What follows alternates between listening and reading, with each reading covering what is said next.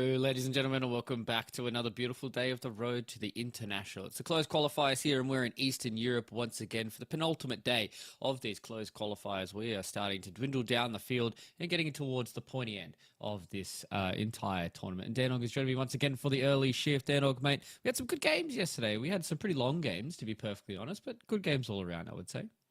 Good games all around, yeah. Like, it really could have gone either way, especially that last game that we saw before the very end for Quantum in particular, right? Like, I really felt like they would have been able to take the chocolates with that last pick Phoenix, but wasn't meant to be. There were just a few too many fights that didn't go their way. It was a little bit more smooth sailing, though, for the Cyber Geese, with double Terrorblade coming out, double Dazzle coming out, and yeah, it seems like a pretty formidable combo that they're looking to run with Tier 2000 and Solo. So I wonder if that will continue into this first series of today. Yeah, it definitely seems like that's something that Cyber Geese have looked towards for these last couple of days, and this is where it kind of becomes crunch time. As you can see here on the bracket, ladies and gentlemen, we've only got 6 teams that are left remaining. Aurora and Na'Vi in that upper bracket final is what we'd expected. They're going to be playing that a little bit later on today after we get this early shift out, and as you can see here in the lower bracket, it's all backs against the wall for these remaining couple of teams. Cyber Geese going up against One Move, and then Liga team taking on Nemega. So, I mean, yesterday, Liga being able to get that one game against Na'Vi, surely that's got to give them a decent amount of confidence going into that second series of today, right? You would assume so, but they also did lose a game to Kamachata, who went out in the first round of the lower bracket in pretty convincing fashion against Cyber Geese. So was it just a case of them feeling pretty confident with their draft? Was it a case of lanes going exceptionally well for them? I guess the thing that they would have confidence with is that they're able to beat comfort that teams are looking to go forward with, right? Like Na'Vi play a lot of the Warlock, for example. They beat them in game 1 with it. Then Liga team were able to come back in game 2 and take a game back off of it. So it's not like they're happy to be consistent with their ideas, which is good in some sort of settings. I was actually watching Seb as he was watching OG trying to qualify for things yesterday, and he's like, all right, we've gone 0-3 with a Naga, we're just tossing the Naga out, right? Like, I think that's at the point where you just need to say, this ain't it, you know, this ain't the way it's going to work. But one game loss, I think you can just say, look, we can still try and beat what they've got to throw it our way. Yeah, and it's going to be an interesting tale in that upper bracket final to see what kind of different things come up, and that's something that you know, when I was standing for Nomad in that game yesterday for Aurora, was it feels like Aurora are relatively slow when it comes to starting a lot of their games, and they really have to kind of ramp up. And when you're playing against some of these heroes that we've seen quite a lot across these qualifiers, I think the Sven for me, if you start slow, that hero just takes over the game for you. And, you know, if a team like Na'Vi gets something like that in their hands, then potentially Aurora could be losing a map. Potentially. I mean, you got to also just be mindful of the Shadow Shaman, right? Most picked overall, and Problems played an exceptional game with it yesterday. 0 deaths. I think he was 2-0 and 20, with also basically buying and placing all of the wards for the Cyber Geese. So he did a fantastic job there. And followed it up with another best on performance with the Wind Ranger. So he's the one that I'm really going to be looking forward to watching this time around, because his counterpart in that position 4 role is Grip, aka Gilgear, and he's been a long-term fun guy to watch, basically. Like, there's always entertaining to watch Gilgear, particularly if he's able to get his Dark Willow or his Rubik. Those are the main 2 that I look to. Yeah, Gilgear's been playing quite a lot of the Dark Willow. We'll have a quick look here at the Cyber Geese. They've been doing really, really well. I feel like that day number 1 was a bit of a blip on the radar for them, and now they've really been able to kind of find their groove as well. And I think a big thing for me is looking across at the Medusa and the Terrorblade. TA 2000, if you seem to be able to draft around him and give him such a hectic start, it feels like he's just been able to take over the games, right? And just really be able to kind of be that rock for them. Chira Jr. on the Monkey King has had his ups and downs, but definitely has been a player that's been able to do quite a lot. And this is exactly what you're talking about with One Move, right? The fact that you've got Gilgear, who's been playing a lot of that Dark Willow. Yeah, for sure. I mean, the times that they've been losing with it, one time, I believe it was, no, both losses, I think, were going up against Aurora. So that's just something that it happens, you know, like you're not always going to win when you're taking on the absolute best team in the region. At least that's how it seems. And you and I were both saying for Cyber Geese, they're just going to call them Geese, not Goose, because there's 5 of them. They were top 3, not necessities, but We felt like that was basically the floor for them. Top 4 was the floor in terms of my expectations for them. So I'd be really surprised if they end up taking the L in this particular one. Looks like it is a cup of coffee coming through for TA2000 as he's just being able to sit back and enjoy and watch Old Man Solo do his thing. Yeah, just being able to kind of sit back and chill during the draft is always very, very fun. I know Arteezy took the back seat for many years, just being able to sit back and relax. So it's always been a good start. Chiro Jr.'s sun's out, guns out. Got the big arms here, seeing if he can carry his team once again to another victory. But we're going to be jumping into the draft here, Mr. Danog. Hope you're awake, hope you're ready, because I'm sure these first phase bans are going to be completely different than what we've seen for the past 3 days. I mean, maybe the Terrorblade coming through a bit more, specifically because you're going up against TA2000. I mean, I know you're not supposed to do it, but I was in Twitch chat the other night, and people were like, oh, with this TB win, it means that TA2000 now has a 5% win rate, but he's 3-0 with it in these qualifiers alone. So it's like, what's going on here? You know, the man clearly knows how to play it. It definitely feels like it has been one of their kind of crux heroes as well, you know, albeit may not have the same kind of win rate across the rest of his career, but all that it matters is that he's winning games here in this tournament. They get rid of the Dazzle as well, so it seems like One Move have really just been like, okay, we're not going to deal with those shenanigans in this game, number one, and if there's anything else that crops up that we are going to have to try and deal with, then yes, okay, we're going to have to sit back and see if we can try and change the way that this is going to go. And Eyesight has been one of those players as well in that game against Aurora. Almost was able to carry out of that game on the Terrorblade as well, but unfortunately there was just a little bit too much grunt coming in from Aurora. We were highlighting the 4s, dude, and look at the first 2 heroes to come out, the signature ones for both of them. You know, Gilgear with his signature Dark Willow and the lossless Shadow Shaman at this point for problems. So he's going to be feeling very happy about that. Probably still going to see the chicken fingers, but you never know. The massive Serpent Ward could, you know, make its reappearance. Potentially. I guess, like, I am kind of coming around to the idea about the massive Serpent Ward if you don't, you know, like, need the chicken fingers, but I mean, my Dota brain ticks over to the, oh, you get a free hex every time you auto attack every 15 seconds? Why would you ever pick away from that, you know? Yeah, no, I totally get it. I mean, it's a second isn't that long though, right? Like it gives you a tiny bit extra control, and later on if someone's got a Sanji Yasha, it's a little bit less, so on and so forth, but it is still useful, particularly for the lane. I think that's really what you're just mostly concerned about, and Massive Serpent Ward isn't obviously going to help you at all in the lane, so you just want to make sure that you're getting off to a good start, because so many of these games that we've seen, has there been like a big net worth comeback victory that at least we've been casting? I can't really remember one. Maybe just one, right? The Cyber Geese against Runa Team was the only one that we saw. Yeah, the only one that we covered. The Aurora game that I had with T-Gov yesterday was a I don't want to say it was a massive net worth comeback, but there was a definite ping pong of the net worth chart in that game number 1 for sure. With the way that Aurora were playing that opening game, I think it was like 0-7 in the first like 10 minutes for One Move against Aurora in that opening stanza. So yeah, the lead was only really like 5,000 or 6,000 in that game, so it actually wasn't that crazy. Just talking out my butt. It happens. I mean, is what it is. So what's the follow-up going to be here? I mean, we're seeing a lot of supports being banned out, a lot more priority being given to them versus a lot of the ones that we've been seeing over this time. So what are we going to see come out here? Like, are we going to see the Tusk, which was being first picked a lot of the time? We're going to see the return of the Clockwork. Could we even see Pos 5 Omni Knight come out now that there's no Ancient Apparition in the pool? All very much a possibility. Wyvern, Disruptor. Eastern Europe loves their Disruptor, so especially solo. So I wonder if that's going to be a sort of avenue that they might be considering. We saw a couple of Warlocks yesterday played by Na'Vi, so are they going to be considering something along those lines? Really anything could happen. It really does feel like that there is a plethora of different heroes to be able to come to. I think Jakiro was probably the one that's been played the most. Out of all of them, 50% win rate for the 6 picks so far in the tournament for the Jakiro.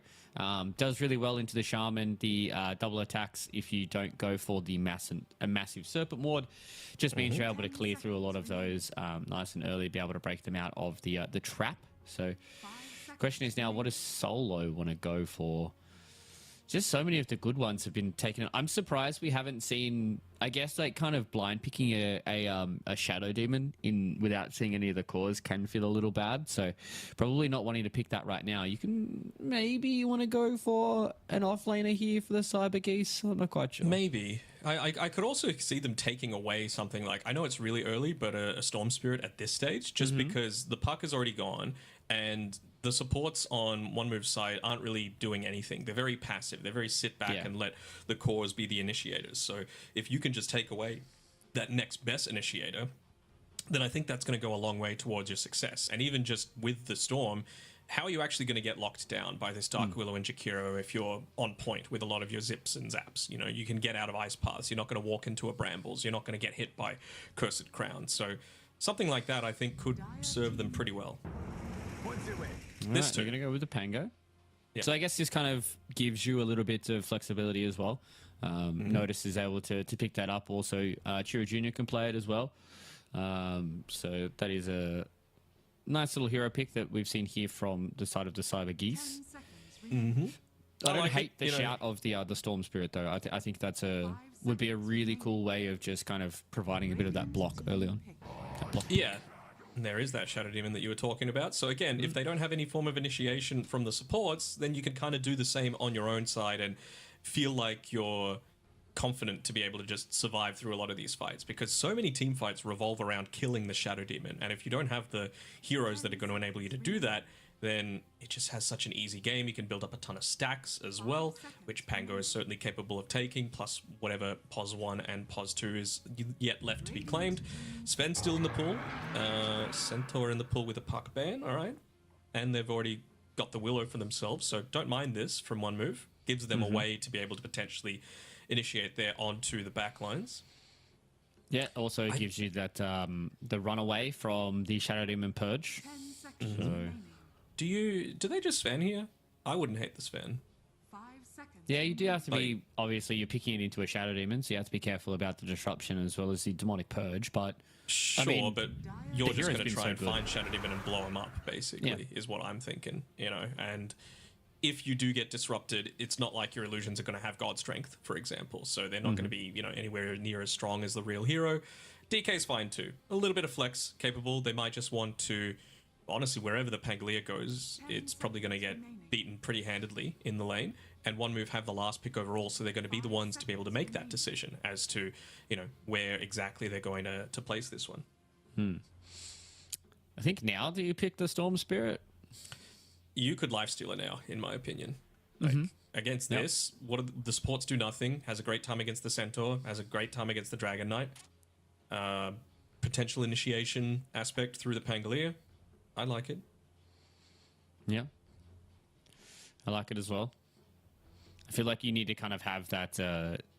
you need to choose which core you want to have to have such a good game. Do you want it to be TA 2000 on potentially that lifesteal, or do you want to have Chiro Jr. on the Storm Spirit to try and be set up for success? I mean, they do have the first pick coming out of the bans as well, right? Ooh, what's that? Okay, something else that's going to be pretty decent against all these... little stuns and brambles and everything else. It does kind of fulfill a similar kind of role as the Lifesteal, right? You're probably going to be sitting back. You're going to be farming up into that Radiance. It's going to be a little bit slower going, but certainly a lot harder to take out once you do hit those timings. Also, again, a lot of flexibility for them as well here for Cyber Goose. So sure. Yeah, you could run the 3 ABBA, I suppose, if you run Pango mid. But again, it's One Move. Like, it's all well and good to go on about flexibility, but One Move have the last pick, so they're the ones that really have the flex available to them in terms of where this DK is going. It's very true. I also do find it funny that in the back of both of the teams, obviously One Move being in the Avila Center and Cybergifts being in their own as well, just seeing the massive stack of waters and or other soft drinks just in the corners for each of the two teams. T was talking about it yesterday from One Move, the massive stack of bananas as well. Team manager really trying to pull their weight for both these two teams, making sure that just reminds me of the original Donkey Kong Country with the banana horde that they've got at the very start of the game. Oh man. Those seem like big waters as well. Am I, or is that just an illusion, you reckon? No, I think you're right. They could definitely be like those, like those liter. 1 liter, 1.25 kind of liter, like big chunky boys. Mm-hmm. You know, I love a chunky boy. So I wonder what they're going to go with at this last overall pick here, because I mean, they could just potentially go tiny on Cyber Goose, right? Like, it gives them more initiation for the backlines, gives them some bursts, gives them some magic damage so that you can kind of not care about the DK. A little bit of pushing potential as well.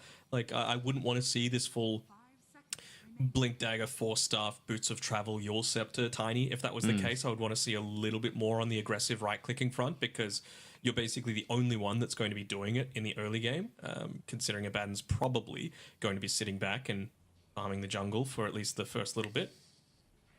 Yeah, I agree with you.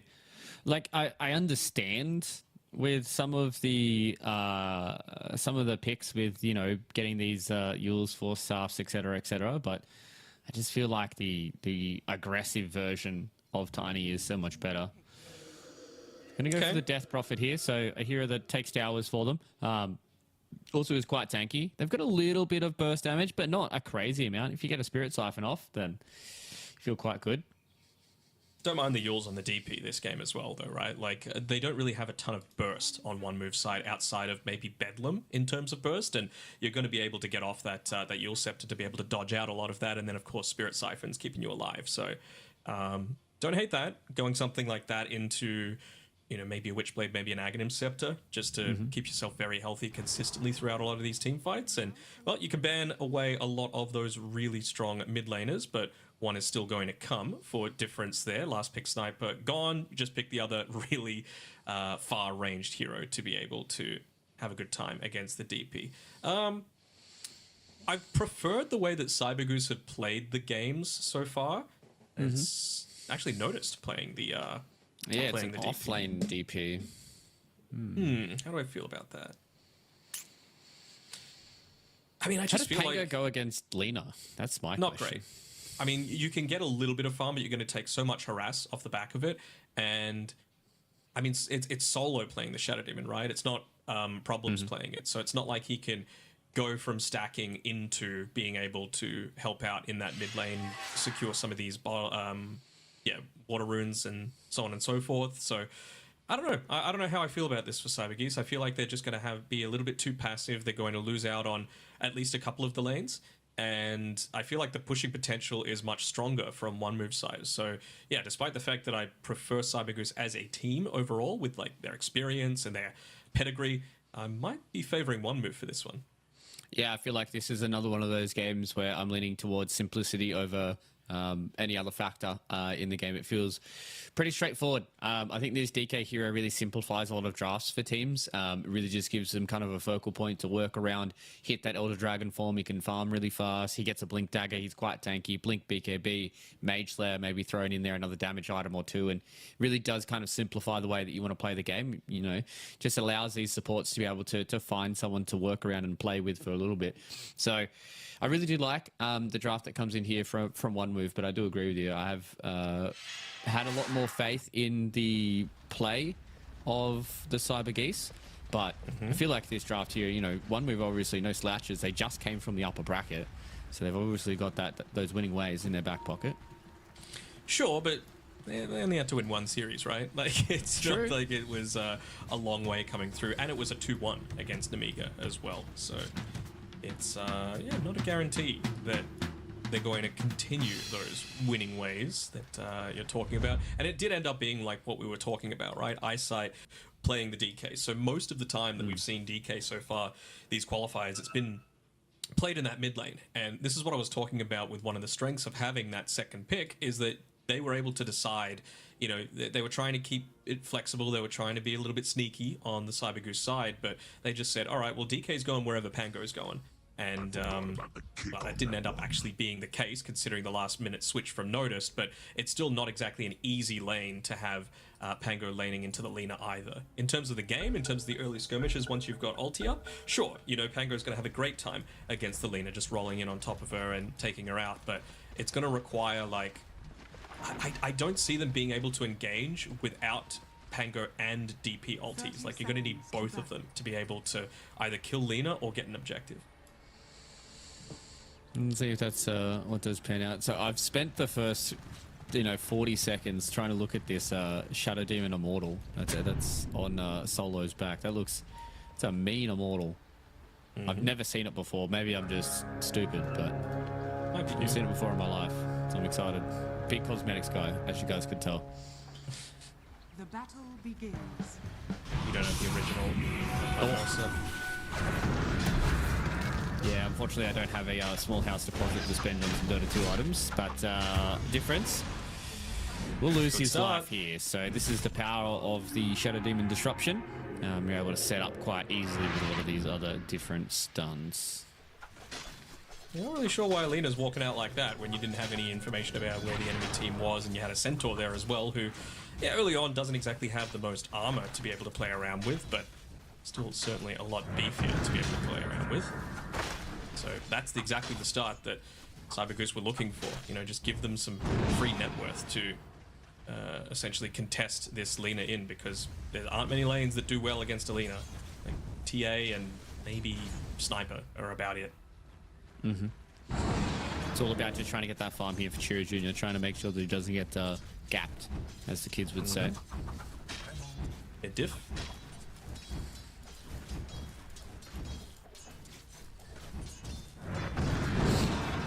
You gotta think about like what other sorts of things need to happen in some of these side lanes as well. Like Solo, his positioning should always be relatively solid, right? As soon as he sees Corrupted moving in, he's just going to disrupt him, and then that'll give him the time to be able to break away from any sort of brambles and be able to get back to safety. Should be playing a fairly passive game.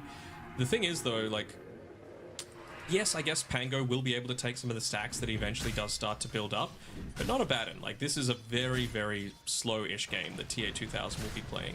And a lot of the time, he does, still wait until, there we go, wound up the stomp there, but ends up getting a range creep denied for his troubles. He can be a little bit passive on, like, his Deucer or his Terrorblade that he's been playing, but at least those push a little bit, at least in the form of the TB. Vaden, not really. Like, you might show up to the very end of a team fight to be able to, capitalize on it. Maybe everyone hits into the tower with that Curse of Avernus, but till that point, you are very much just playing a lone hand. Ooh, are they going to block him in here? They're going to try. Looks like they've been able to get it done, but it's a big boost that comes in there. He's out of Corrupted. Solo, though, has to stand there and try and see if they can get the fight, but TA2000 is able to win that out. So they will trade supports, but for the cause, very happy about that. That's a lot of experience, mate. Wonder if they... Courier. Should still be able to get it, but gets it delivered. Yeah, I wonder if they actually looked at their inventory to see that they didn't have the Quelling Blade or the Tangos at the time, and that's why they went for that play at that point. Would be really cool if they were looking at that small of a detail, but they were rewarded with a kill for TA2000. And again, this is a relatively passive hero to be able to start the game with, so even though he doesn't actually end up getting the kill, it was Solo that did. A couple of assist bonuses is going to be really nice for him. We're trying there with TA2000, but just not having that extra bit to get on top of the Centaur. Anyway, looking towards the middle lane, Chiro Jr. is trying to put the pressure back here onto Difference. He was just taking a decent amount of those right clicks from the melee creep. Did like what Chiro Jr. was doing. Was just kind of standing there underneath the tower, just making sure that Difference couldn't just freely kill that melee creep, and he was copying the auto attacks without Chiro Jr. getting any extra hits from the tower. As long as you're not hitting, still look to get a little bit more aggressive. Nicely done to just keep the pressure up there in his face, get some harass damage in, secure the range creep. We'll miss out on the flag bearer creep though, and Chiro Jr. is one of those people that doesn't actually switch out his items to be able to sip onto the bottle, and not sure if he's just lazy, he doesn't see the value in it, or you definitely have value there. It's an extra, it might only be 50 HP and mana, but when it comes down to a spam fest like you're going to have against this Lina, that might be the difference maker. Like, even there, he was 20 mana short from being able to get that combo of Shield Crash and Swashbuckle without having to use the wand. And of course, you know the potential for burst that comes through from Alina, so you don't really want to just use the wand for no reason. Exactly. Those little min-maxes from those mid laners can be the difference sometimes, but Not today. So relatively straightforward middle lane. I'm looking towards bottom lane. I think the big question mark for me with Cybergoose is how does Notice have a game? Do they shut down this offlaner who I feel like has been playing pretty well for Cybergoose, albeit a lot of the props are going towards TA2000 and problems. I think Notice has been keeping his own. He's definitely been one of those players that seems to come out even in a lot of these lanes, and then is able to transition that into at least a mid game. Having a bit of a rough time though, considering how much BB3 is just hammering into him with that Twin Terror Facet. Just any chance that he gets, just liquid fire, a couple of right clicks into him, and with the slows coming through from, I think he's bought a couple of extra blood grenades now at this stage, plus the dual breath. If he moves forward again unnoticed, he might die. Yeah, he has to be very, very careful. Especially if you get close towards that level 4, you could potentially just throw a cheeky little level into the ice path.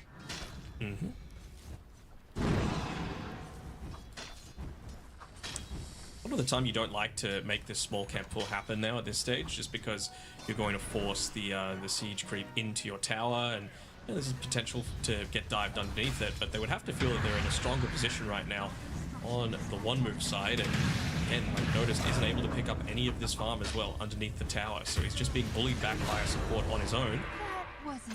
Get Didn't even see that. the damage back. That was a 1v1 that Chiro Jr. was able to come out on top of and win. Both of the supports were heading there to try and at least secure some runes. Solo walks in, doesn't get the block with all the extra illusions, so he's going to throw some hands. That'll be about it.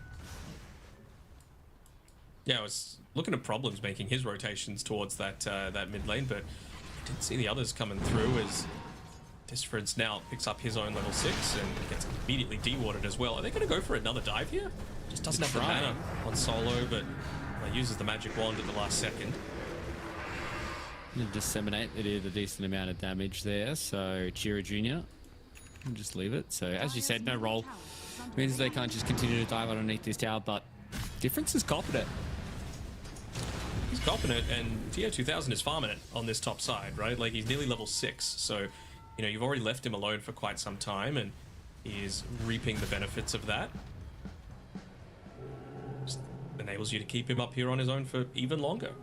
I really do feel like that is just, the hallmark of a lot of these Eastern European teams is very much try and win the first 6 to 7 minutes. Leave your carry and your offlaner in their side lanes, put all the emphasis in towards that mid lane and just try and get them to snowball going forward. So yeah, for sure. I mean, there are some mid laners that kind of already win the mid lane anyway, like, your Monkey Kings and your Snipers, and honestly the Lina. So the fact that Chiro Jr. has been able to do this well, I mean, he's got a 700 net worth lead over the Lina. This is not a winning lane for Pangolier. So Chiro Jr., we've always harped on the fact that he's a great individual talent in that mid lane, and he's showing it this game.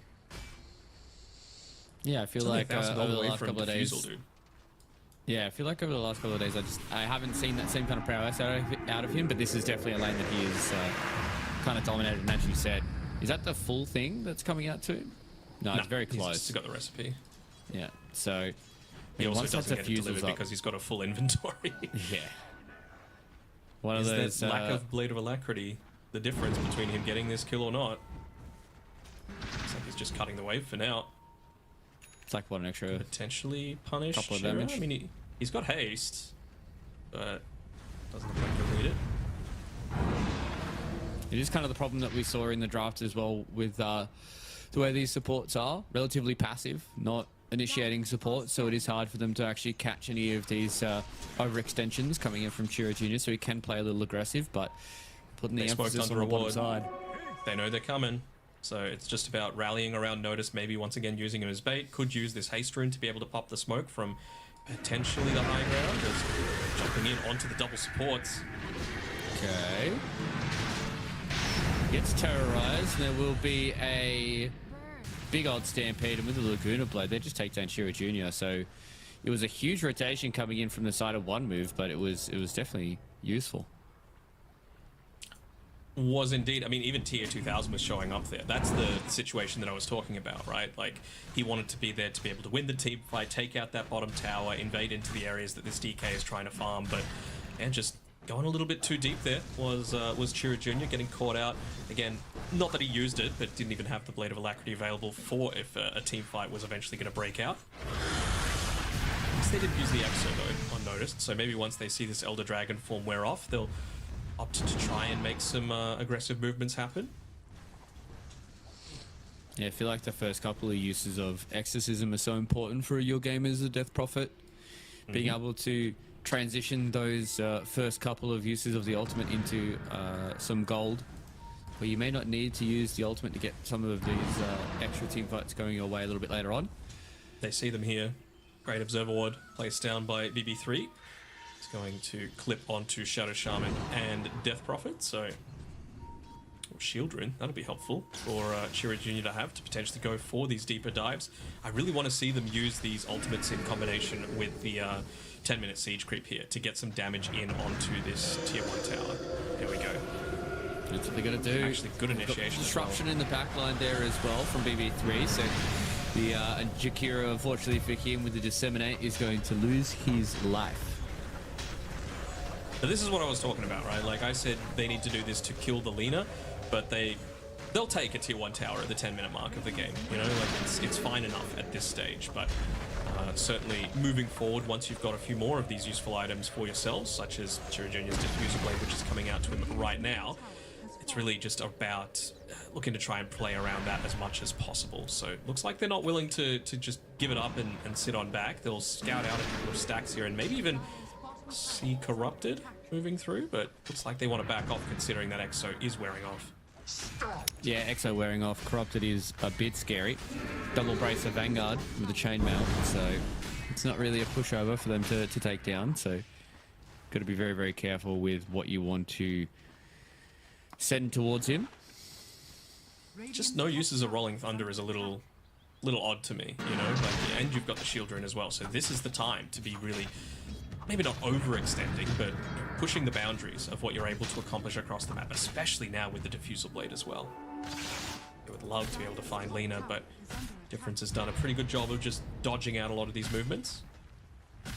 Yeah, they also sent Eyesight towards the top side of the map as well, so this is going to be a big little hint for the side of Cyber Geese. They are sending a lot of people towards this top side of the map. Basically, all 5 of them are here for one move. So what's the response going to be here from Cyber Goose? I don't hate it. I mean, they just wanted to take away that tower, and now look at where Difference can farm. Look at where Corrupted can farm. Like, he can just sit in these towers, he can sit in these creep waves, he can take a lot more neutral camps than he previously had the potential to do. These 2 EA 2000s already picked up the Sacred Relic, so not too far away from the Radiance, and means that if he is ganked, he's not going to lose all of that unreliable gold. So the main hurdle has been covered now. I want to see them keep it up though on the one move side. Oh, okay, they kill the courier. Well, it's okay. You know, he'll have the full Radiance once once the courier's back up in about 2 minutes. Yeah, but that Sacred Relic, with the amount of damage it does, really does speed up your farming. Sure. And it does mean that maybe you feel a little bit less inclined to want to TP into team fights like this. I mean, I bet that's what the comms are like on one move right now. Hey, no Sacred Relic on this Abaddon. Let's just try and take a tower. Why not? I'm not surprised that BB3 is actually backed up this much, but maybe just getting a sense that Chira Jr. in particular was coming in from the sidelines and not wanting to just give up their lives for free, but they felt pretty strong to me. Yeah, he walked over a ward, but yeah, I agree with you. Probably not feeling as strong as they actually are in this game. But still, it is very much no room for error for both of these two teams, right? Obviously, you're in the lower bracket, so if you lose out here, then it is all done and dusted. So you want to make sure that, especially game number 1, I feel like it's very, very important in these lower bracket series, just because it just gives you that little bit of extra buffer. You know, going to game number 2 a little bit more freer. And it validates your drafting decisions as well. Like, not that we're not reinventing the wheel with any of these picks so far. Maybe the Abaddon a little bit, but you know, if they were able to get away with this on Cyber Goose, then they could say, all right, well, at least for this team that we're facing up against, it's going to be effective to go this slightly slower pace strategy because they're not going to respond effectively to it. You know, like they're a bit more passive team, and it suits. We're going to try and take down the Centaur here, but Stampede, good ability. Yep, halfway through him, but just without any of the damage from TA-2000, it just seems like they are lacking enough to take down a Centaur. Wonder where TA is actually going to move to here. Like he's actually walking to grab the Talisman of Evasion so that he doesn't have to send both components across the entire side of the map. Very risky play considering they don't really have much vision. Oh, actually they do. They have it through a 4-man smoke coming through and trying to potentially catch someone out. But now they've Radiance is completed, so much more reliable for him to join a lot of these fights. Potentially disable Blink Daggers as Dark Willow walks into the smoke and ends up popping it. Don't think he actually saw the Shaman, and it's going to result in his death. Overlaying the spells a little bit, but it won't matter. Yeah, they had enough damage there to take down Gilgear, so to finish it off. I mean, you lose a Dark Willow. To be fair, it wasn't that crazy an investment from the side of Saber Goose, but it was a smoke. And even now with TA-2000, like your farming speed is secured now, but you're still not wanting to fight. This is a farming Radiance, so you know I like the fact that they're going for potentially a little bit of a move towards this mid lane.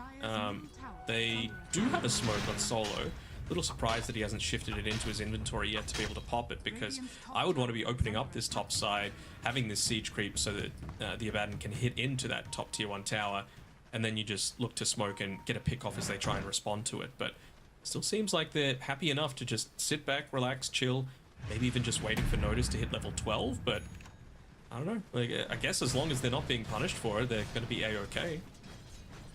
Yeah. Probably more than happy with it, especially with an Abaddon. Sit back and you can just farm. And it's not like you're up against non-scaling cores either. I mean, it's a DK, a Lina, and a Centaur that's already pretty damn tanky. And we were saying how important it was for them to get into that Blink Dagger, right? He's only 25 gold away on Corrupted. Well, this could be the first fight of the while. They're going to go in directly onto Solo. Do they have a way of keeping him alive? No, they don't. They almost did for long enough. Now they're going to get the War Trap going out here onto Eyesight. Good Terrorize comes forward, though. Now Wachira Jr. comes in with the amplified damage. The Rolling Thunder doesn't connect on anybody just yet. They catch out Eyesight, though. They get him stuck one more time. We're going to try and get the second one up onto the stairs. Beautiful light strike away. Not going to be enough, though. Now Chiro Jr. looking to try and see if we can find out Gilgear. They have found out one on the other side. It is BB3. Laguna Blade there onto Notice. Isn't able to clean him up. And there's still the borrowed time to try and play around with here on TA-2000. So at the end of the day, you lose the support, but you gain the kill of the DK. So if you're Cyber Goose, probably feeling pretty happy with that. Pretty happy with that indeed. Nice ward trap there by Problems, just to force a little bit of that extra damage coming out. And I mean, we were talking about the other day. Oh, hold on. Blink Dagger reveal. Close. No cigar just yet. Corrupted, looking for Problems, finds him in the corner. Beautiful disruption save there from Solo, so now it's a fight that you don't really want to take if you are one move. They still haven't been able to take down Problems in the backline. He gets the heal with the shackles as well, and now they turn back around with the Aphotic Shield. TA-2000 is just going to get all that heal coming up because he's got the borrowed time, and unfortunately for Corrupted, there is just nowhere for him to go. And it's Kite City, and that was a beautiful save by Solo. Beautiful save by Solo. Didn't even need to pop the foul play for that one either. And yeah, I mean, you're kind of happy as an Abaddon to be hitting into a lot of these Blade Mail offlaners, right? If you get low enough, it's just like, all right, borrowed time to heal to full. This is where the Abaddon can really start to accelerate, right? You talked about the fact with the Radiance, but now we're getting close to the Manta. They just didn't have the Laguna Blade. They didn't have that extra bit of damage. And it was a beautiful save from the high ground there for Solo. And you can just see the healing from the shackles means that there is just enough time for them to be able to get the Aphotic Shield. They turn back around, and Corrupted just being slowed down by the Curse of Avernus there. Is never fun. We're still in this pre-BKB period as well, and I mean, it was just really good team cohesion coming through from Cyber Goose because Chira Jr. isolated both backline supports, kind of the role that we were saying he's going to continue to try and do. Maybe not. Didn't find him in the trees. Maybe still, maybe not, maybe yes. Nah. Maybe no. We were saying this was the role that we were expecting him to play either on Storm Spirit, and he ended up picking the Pangolier because, pre-BKBs, it's not like the supports are going BKBs. There's nothing you can really do to stop him from just running at you. So his job is to isolate the supports and make sure that that terrorized save isn't coming for when Difference gets caught out like that. Yeah. We can try and go here on Corrupted. They're at least able to dodge the Hoof Stomp. Another smoke coming in behind TA2000 though. Very tanky. Maybe expecting them to be coming through for the Tormentor. Is this worth a smoke? Yeah. Not sure if it is, but maybe just semi-anticipating that something might be coming. You got Blink Dagger on the Centaur, Blink Dagger on the DK, and you got a Blink Dagger on Shira Jr., which meant that he was in position to pop that smoke. TA2000 walking forward, pops the one smoke. Now notice, goes onto the back line, seeing if he can try and find out some more of these heroes. BKB's being popped. Not really much comes out of it with this fight. The Run of Thunder is good. Corrupted goes down. Solo in the background hasn't been able to be taken down here on the Shadow Shaman. Gets the disruption up here onto Eyesight. They just tear through that Dragonite. And the next one on the list, they're looking to see if they can find Fuel Gear. And unfortunately for them, they do. They found out Difference. He gets rid of problems, but they lose 2 cores, and now they're going to lose a Tormentor. Lose a Tormentor indeed. A couple of smokes wasted though. Even there on Solo's retreat, he ended up popping one. I'm assuming next to his wand button, just to try and live for that little bit longer. So not exactly the completely cleanest, because they used the smoke prior, but it ended up winning them the team fight, right? Because of Chira Jr. being able to put himself inside the trees, use the wards to their advantage, and blink back to safety, and then get the re-engage onto them. So won't really have too many smokes to be able to play around now for Cyber Goose if they did want to make the most of this 6k net worth advantage that they've been able to build up into. So yeah, you don't have ultimates, but even despite that, I think now may be the time to just sit back, get into that next item for yourselves, particularly for Chira Jr., because he's 1,500 gold away, I believe, from being able to finish his own Aghanim Scepter just as Notice picks up his own. Yeah. And that's going to be a big boom now for Chira Jr. TA2000 collects another. As they just walk in and be able to clean up the Jakiro there. They just had to get a whole lot more aggressive. Like, this is what we were talking about. They did a great job at 7-8 minutes, I think it was, to be able to take out that tier 1 tower up on the top side to supposedly limit TA2000's farming, but it just hasn't followed up at all. You know, he's just been kind of left solo. He's level 17, he's got Radiance, Manta, 500 gold away from a Blink Dagger. So now he's not going to be that passive sit on the back lines and do nothing kind of hero. He will be searching you out. He will be forcing a BKB to be popped by Difference, because he is priority number 1. You don't have a real saving support for him. And even if you were, it's like, that Stampede just becomes so much more important for Corrupted. So do they have the damage to burst someone down? That's really the big question that I have. We'll see. Because as of so far, these disruptions have been very on point here for Solo. Really just kind of combo breaking out the side of one move, who have not been able to connect onto these kills just yet. Full Blink Dagger now picked up by TA2000. There is a smoke that's coming around for one move, but Cyber Goose are just going to walk in Roche. They saw Chira Jr. though taking out the Watchers, so they've got a rough idea that this is going on. Kind of just waiting around though, maybe just wanting this tower to go down first. I think Eyesight's smoke ended up popping because he walked a little bit too close to the tower, and yeah, just going to give up something else for free here. And we talked about them needing the burst damage. They've got it, but haven't been able to connect with it just yet. And now with an Aegis on Notice, he's going to be next to impossible. TA2000 has the borrowed time basically at all times. There's no way of breaking him so it doesn't just proc for him. Yep. And that's the thing as well. I'm just having a look at Lena's item build. You know, most of the time the mid laners that we see go a little bit more of that magic burst style, but it's very much playing this one like a position 1 core, just sitting back, right clicking as much as possible, which is important. You know, you can't pop everything. Ooh. Hold on. Speaking of popping everything, that's a Centaur Stampede. Oh, how did that not hit? Did he stop that? Not sure. It looked like he potentially like prematurely stopped the Rolling Thunder. Oh well. it is what it is. Love using the Shadow Demon as well, just to be able to create these Radiance illusions to act as a little bit of a ghost push up onto the top side of the map.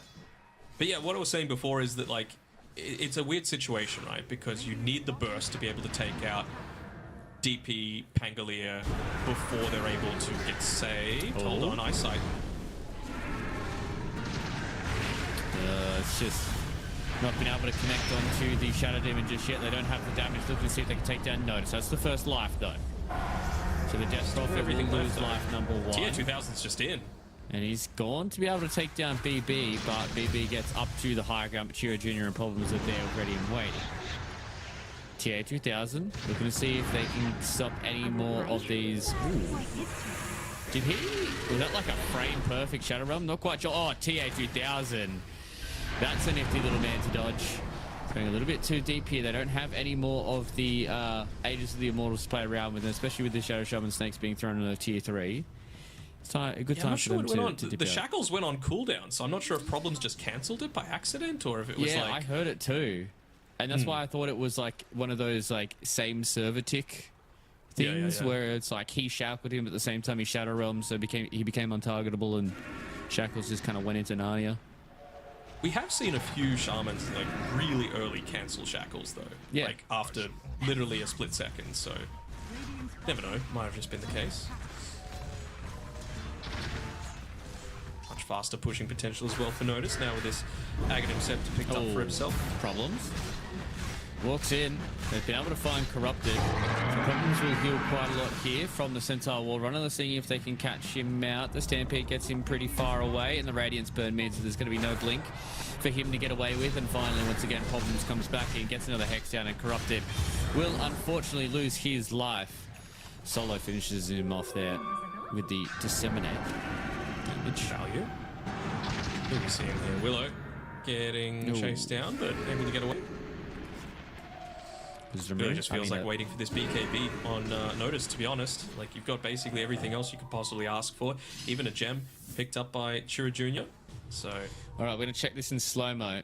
Yeah, it just seemed like it was the same server tick. So I don't know if he cancelled it. Because it didn't start like the channeled thing. I think it was just frame perfect. Hold on. If they kill Chiro Jr., this would be enormous. Ooh, he's a blink, but...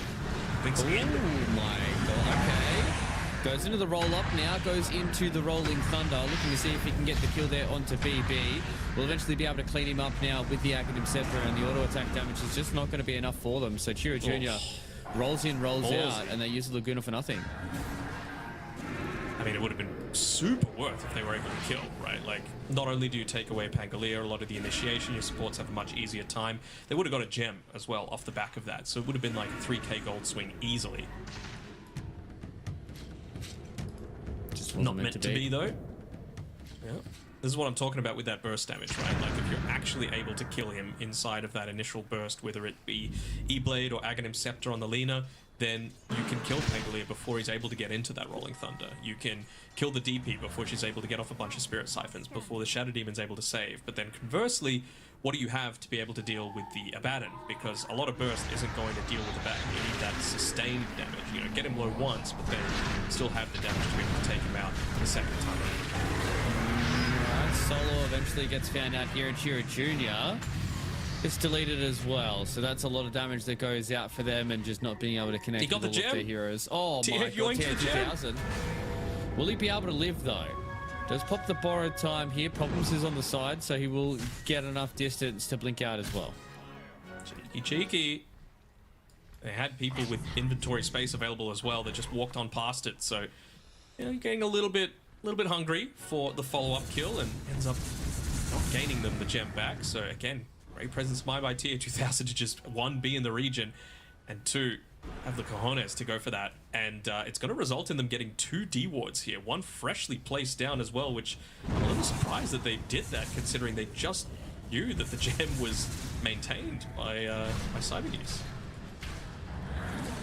Sometimes you're just hoping that they don't go anywhere near your ward and you're able to get a bit of vision for it. Hope all you want, but it's reality. Yeah. Will not be happening. Getting closer towards the Abyssal Blade as well. for TA2000. Another deathless game so far. As I say that, I'm sure he'll be about to die in about a minute. The caster's curse. Taylor's old as time. Alright. Seems like we're going to be grouping up here once again for Cyber Geese. Looking towards... Is there another Tormentor up soon? I feel like it's very soon. I think they took it at like 20 minutes and 40 seconds, so about a minute. I mean, they just need to back up TA2000, right? No reason not to. Play alongside your wards, play along the left-hand side of the map, and take a free tier 2 tower. Why not? Maybe more. Force them to back off. I don't think one would really want to contest TA2000 at this point. He did say that there was Alina around on difference, so just going to leave it be. See if they can walk their way to the other side. Solo's nowhere nearby though, or wasn't at the very start of that, so... I mean, all outer towers are gone. We know Roshan's coming up in within 1 and 4 minutes, and it'll be coming up on the bottom side of the map, so... Seems like they're just going to try and sweep across and force all of one move back to their side of the map and hope for a really early Roche respawn. Even just using TA2000 as bait to say, hey, we're not smoking. You can safely look to pick up a bunch of farm. BB? Close. Surely not. Very long TP. Oh, just 0.1 seconds. Sometimes with those very long TPs, you are just hoping and praying that they give up and they walk away. Tormi's back up. Could look to claim it if they really wanted to, but seems like they don't want to give up their map control, right? Because there's no real objectives to be playing for on the top side of the map. It is a pretty long Roche respawn, I believe. 252. I know it says 3 minutes, but like sometimes it's buggy and just goes a lot sooner than that, so just have to wait and see. I do agree with you though, not wanting to give up the map presence is a big thing here for the Cyber Geese. Because again, remember, these aren't weak other cores that you're playing up against on one move. You know, if it gets to the later stages, they will have the potential to be able to, like, you pop Elder Dragon form and you're level 25 on DK, Pango still dies during Rolling Thunder, just trying to roll through and disrupt the backlines, so... Ooh, corrupted. Okay, in onto an illusion. The illusion. Nice bait. At least not everything was used for that one there, but TA2000 is just running on in with that Abyssal Blade available, by the way. You're looking to see Just if you like can that. find some unsuspecting members. Roche is up, by the way, so one remains. Gonna do a quick check of this on BB. It's not. They do see him though, it's still daytime, so they would have had a glimpse of grip on problems, so they know that they might be going for some sort of wraparound, and the first support to actually check Roshan is the Shadow Shaman, who didn't have the positioning at the time. They're kind of stuck on both sides here on one move, so who's actually... Like, is this a pincer move, or is this just you've divided all of your resources? I think Gilgear is just sitting here waiting and just hoping that nobody sees him. He's going to try and reconnect with the team now, going the long way around, but BB's here as well. They're just going to jump in and do hear an Abyssal Blade in the back line. TA2000 looking to see if he can connect onto anybody just yet. Nice little shots and save there as well onto the back lines. Now the Rolling Thunder comes forward and he just gets bashed to oblivion. And then Difference unfortunately just is not able to play the game again. Another bash goes down here. Corrupted loses his life to all the damage coming in from the Death Prophet. They will just have the buyback coming out from the Shadow Shaman. Looking to try and get another bash, and it is just the Abyssal coming in from TA2000. Falls off onto the high ground, gets the TP away, but no. It's a disruption from Solo, keeps him in place. And they will just clean up 4 heroes from the side of one move. And it looks like right now Cyber Geese are looking to try and claim a whole lane of racks. Yeah, who needs Roshan when you've got a Rax to be able to just run on into? Even again, just the potential for further damage into the tower off the Solo DP. kill. Problems. Very careful here, mate. Heals up there from Grip. Terrorize as well. He's able to run away from Kim. Grip's going to see if he can try and get the solo kill, but it's problems. who's able to clean it up. So buy back into a solo kill on Gilgear is a good start. Take There's those. going to be 2 lanes, it seems. Oh, yeah, The easily. drag up for 30. Still even just pop Manta on tier 2000 if they wanted to do it faster. I don't know, like Lina on her own is not enough. Like you've been saying, difference has just not been the difference in a lot of these different team fights. You know, he's kind of getting off that initial burst, but then the follow-up damage just isn't there because you don't have the defensive supports to be able to save him. There's been some amazing 4-stars coming out as well from Cybergeese, just to keep Solo safe at the start of these team fights. Means that he's able to get off all of his defensive stuff for himself. The Demonic Cleanse, he even used the Demonic Purge onto the Centaur that time around, so they took him out. It's looking real good, and you have to wonder, like, what is the situation where Lina's going to have a comfortable fight? Again, considering you've gone this right-click style, as Chua Junior just gets thrown away. Okay. Might be thrown into his gets death, thrown actually. into Alina. Has to be very, very careful, but they're able to at least keep him alive. TA2000 is going to walk forward there onto Corrupted. Oh, Now nice with no Manta dodge rolling again. thunder, they are could've- just chilling. They could have dragon-tailed the Pango again, but just lets him get away. Guess they didn't pop anything big other than the Elder Dragon form, but it is fairly big. He's chasing. It's a big dragon tail there, goes on to Solo. But in the back line difference, he's the one that's got all these calls from the side of Cybergoose, just trying to chase him down, and they do eventually clean him up. Thanks to the fact that TA2000 is so quick here on the Abaddon. Wants to try and get the kill there onto the Chikiro, or the Ethereal just run out. And he's able to get himself away. Actually, no, he looks like he died in the fountain. He died in the fountain. He got Demonic Purge. That's why Solo was just there to be able to wipe that one out. I don't think there was any additional right clicks that came through anyway. It was just, you know, part of the Radiance burn, part of some of that extra damage that was coming through as well. But yeah, this could have potentially really been a kill. I mean, stun into no Dragon Tail coming through. Just tried to anticipate while still having that Blink Dagger of cooldown on the DK. And, well, they attempted to go for a bit of a snatch there on the Aegis, and you can't put it... you can't fault Grip got for the trying to banner. do it. He got the banner, yeah, okay. But I don't think walking up onto high ground is an issue that they're having at this point on Cybergeese. Yeah, it's like, yeah, you take the banner, but the creeps are not the problem. The problem is TA2000. So, Yeah. Bershane banner or not, I don't think there's really much they could do here for one move. He's got the level 25 Curse of Avernus, 65 attack speed extra as well, so just going to stand behind Notice. Why not? Twice now a DP is going to be one at getting the Aegis, and if you can just stick her on the front lines and be this pusher, why not? You always get the save here with Solo as well. Now they're going to run in with the Rolling Thunder. Looking to see if they can keep this fight rolling here, Notice. Got 2/3 HP They just get the available, and Megas. they will just get the Megas and they'll walk away here. TA2000 goes into the Laguna Blade. We'll soak that up. So Notice will lose his life. BKB's been popped out by Eyesight. They have no Rolling Thunder. They have to be very, very careful. They've got no safety from the disruption on the back line, though. Notice goes in that BKB, wants to get away from these right clicks. There is so many of them. They just fly up to the high ground and take him down. As TA2000, though, wants to turn his attention back onto the rest of one move. And they will take down Gilgear. Everybody else is able to blink out to safety. So one move, they've got Mega Creeps to attend to now. Yeah. And a 14k net worth lead for the side of Cybergoose. That's the big thing for mine. Like, the mission accomplished, being able to get the Mega Creeps back off. They're still going to have trouble getting into Solo. Just walks past an Observer Ward with holding a gem and doesn't deward it. Okay. Got Eyesight on the other team, but this is Timu Eyesight. Not quite seeing it right there. Solo's just too busy trying to get Chiro Jr. to come over to him to get that gem. Mm-hmm. He says, I don't care about your diffuser blade, mate. You're carrying a gem. Get that in the back. Oh, this is the same kind of build that we were seeing yesterday from Kiyotaka.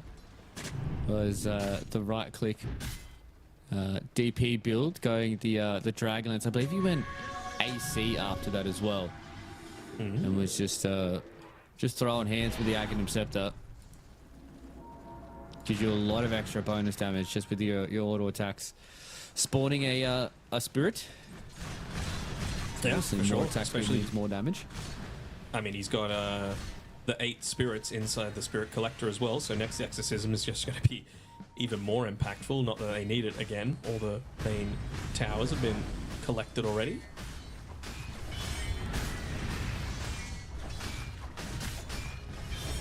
So what do you do now is the real question. I mean, the thing that I was holding on for was this Aghanim Scepter from Corrupted. Like, how are they going to delay the game long enough to be able to get this? Because it's going to be pretty useful if, you know, for whoever's getting focused down. You know, pop your BKB, run in with the workhorse, hopefully grab Lina or DK and just have them right-click away at whichever target you deem necessary. Probably the Pangolier, to be honest. Like, try and take him out so that your supports can actually have a team fight. Okay. Killgear was looking for something.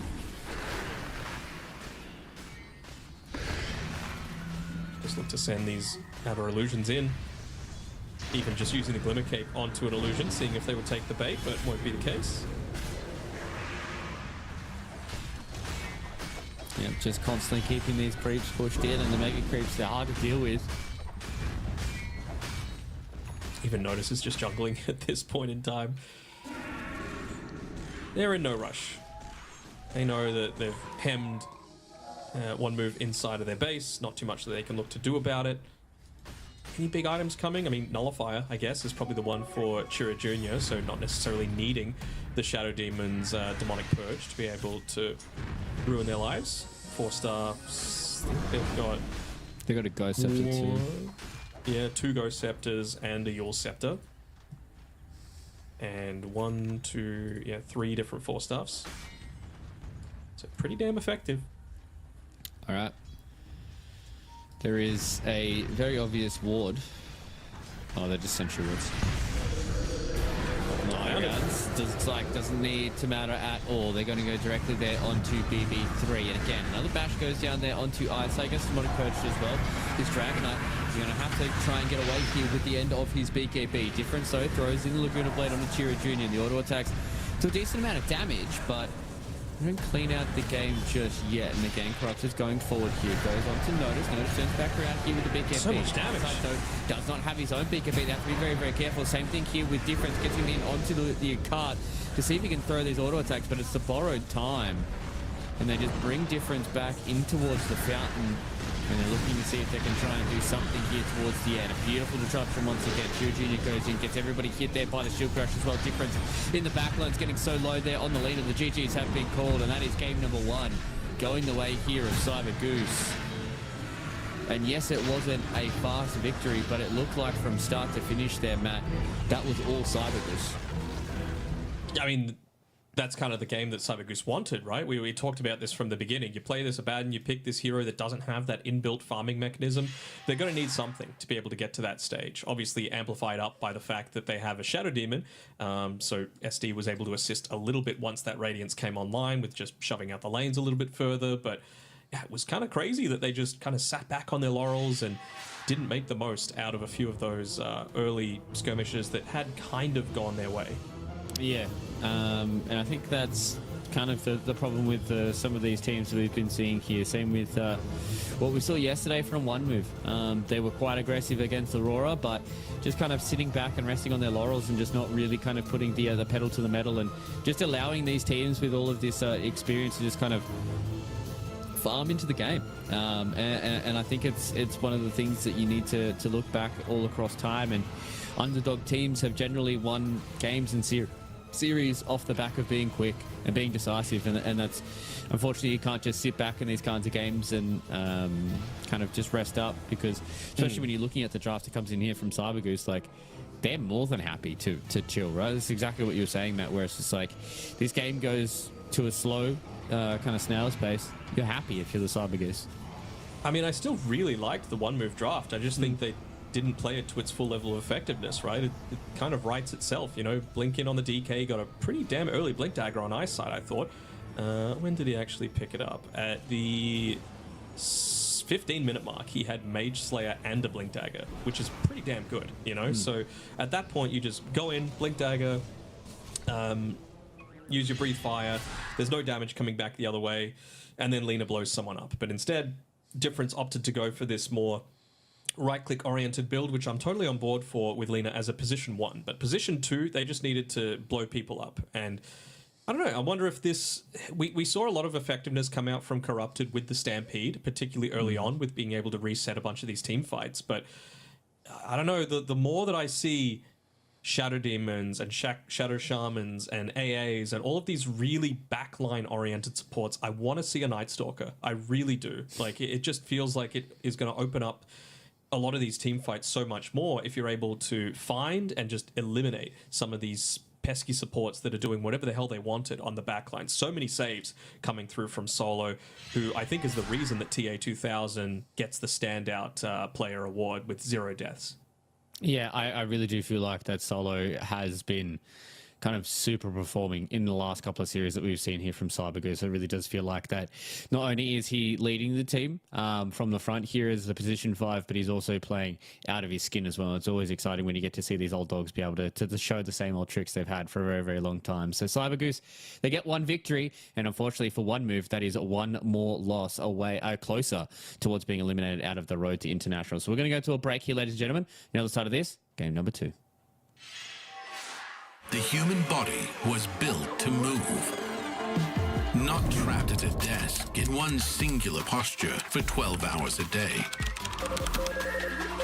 It's time your chair evolved. This is Secret Lab Titan Evo. Ergonomically engineered for you. Gamers, hybrid workers, artists. Backing your every move.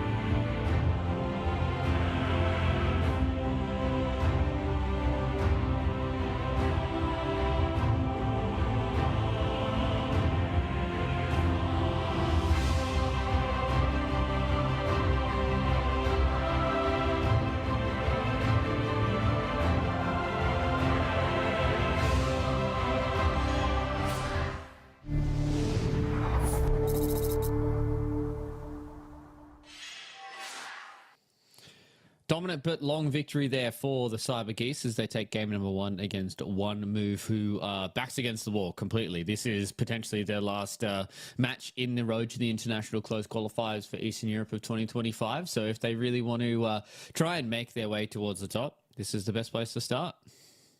It's the best place to start indeed. And I mean, will difference be the difference this time around? Because his Lena 5-7-0, I believe, was the KDA that he had at the very end of it, and I'm sure he would like to have his time again because the games that he's succeeded have been on much more proactive heroes, like I think it was Void Spirit that he played twice against Namiga with great success, being able to, you know, find the Oracle, find the Willow, he was actually against a Willow and a Jakiro in the third game that he played against Namiga, and did a fantastic job of just getting a super fast Aghanim Scepter and neutralizing their impact. So that's the sort of thing that I want to see come through from him again, because when he's playing these other sorts of heroes, like I think he played a Necro, I think, against Aurora, it just didn't work out to that same level of impact. So more frontline presence, whether it be Puck, Ember, Storm, Void Spirit, these sorts of heroes that can seek and destroy, basically. Yeah, that Necro performance was good for the first 15 minutes, and then unfortunately he didn't get any more of the Reaper's sight stacks, and I don't feel like it was mainly on him. I feel like there was a lot of calls that potentially went away, but I do agree with you with the way that One Move need to play for this potential final remaining game if they want to hold on to their spot in the road to the international closed qualifiers. What's slipping through? Okay, so Cybergoose don't want to play Nature's Prophet because they could have picked it up in that particular instance. And why would you when you can just pick Problems his Shadow Shaman? Because now he's 4 and zip on the hero. So these teams just keep letting it through. Don't hate the Death Prophet. Again, you can play it 2, 3, and 5, we've seen, across these qualifiers. And I mean, it is kind of that, like, it's not that level of proactiveness that I'm wanting to see from Difference, right? And you can still get just beaten in the mid lane. I wouldn't hate seeing Chira Jr. play the Lina, for example, because I feel like he would be much more inclined to go that 100-0 burst style that just nullifies the effectiveness of the Death Prophet. Plus, you'd also just have a better time in the lane as well. So I don't think it could be understated how important that First Blood was as well, right? We've seen really obviously losing lanes become even favored towards the, let's say, 30% side off the back of a First Blood. You know, I think we saw it with an Axe where he was just able to sit behind towers and farm. We saw it there with a Pangolier who, for all intents and purposes, should get consistently harassed and bodied by Alina, but it just wasn't the case. They came out of the laning stage with a 700-800 net worth lead over the Lina on a Pangolier, which is pretty rare. Hey. Yeah. And you spoke into existence. I spoke the Shadow Demon into existence in that previous game, and you are now speaking the Disruptor into existence here in game number 2 here for One Move. So 100% win rate so far of 2 picks. I wouldn't be too surprised if they were both from One Move. Let me just have a double look here. No, Aurora picked it yesterday. Where else is it? I think it's just a good hero overall. Like, well, not overall. Like, when you compare it, the one hero that I'm really surprised we haven't seen is you know, a few more of these versatile heroes like Ringmaster. I'm like, why are we not seeing it? True. Is the big thing for mine. Like, it to me, it has no weaknesses in a lot of these engagements. So, yeah. Considering that I'm a it little is perplexed. A pretty consistent hero in a lot of the other regions. Been watching a few of the other close qualifiers that have been going on. And I feel like Ringmaster has definitely been one of the heroes that have been propping up quite a lot. All right, so it's going to be another one of Pangolier these once again. Yeah, it's just like I'm hating my life right now if I'm BB3 because I'm like, great, I need to play against Pangolier. Like, what am I supposed to do in this sort of situation? Because you want to be like Disruptor's one of those aggressive supports, right? You're not great at reacting to what enemy teams are able to do. You know, you want to be on the front foot with a glimpse or with, you know, move in through the fog for a kinetic field static storm.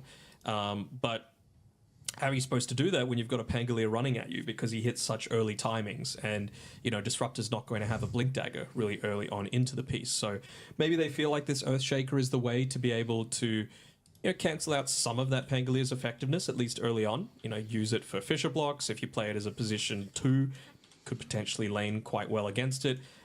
You've now got 3 separate ways to be able to stop the shackles through, 4, I guess, if you count Static Storm, but Glimpse, Fisher, Silence. So you're not going to have that same level of lockdown on Cyber Goose as you did previously. This is better. Yeah, a whole lot more of the initiators, a lot more aggression, a lot more of these kind of heroes that can kind of start fights and get things rolling for you rather than being a little bit more passive from one move.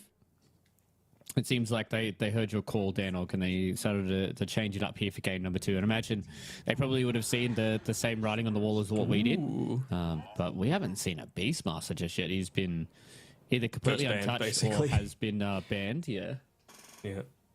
I mean, I like it. Again, this just screams to me that Cyber Goose are going to try and outpace one move, right? Like, Pangolier should have a fine time against the Void Spirit. Diffusal Blade early timing, especially if Void Spirit's trying to rush an Aghanim Scepter, he's going to have a lot more effectiveness for about 5, even 10 minutes if you're able to kill the Void Spirit consistently.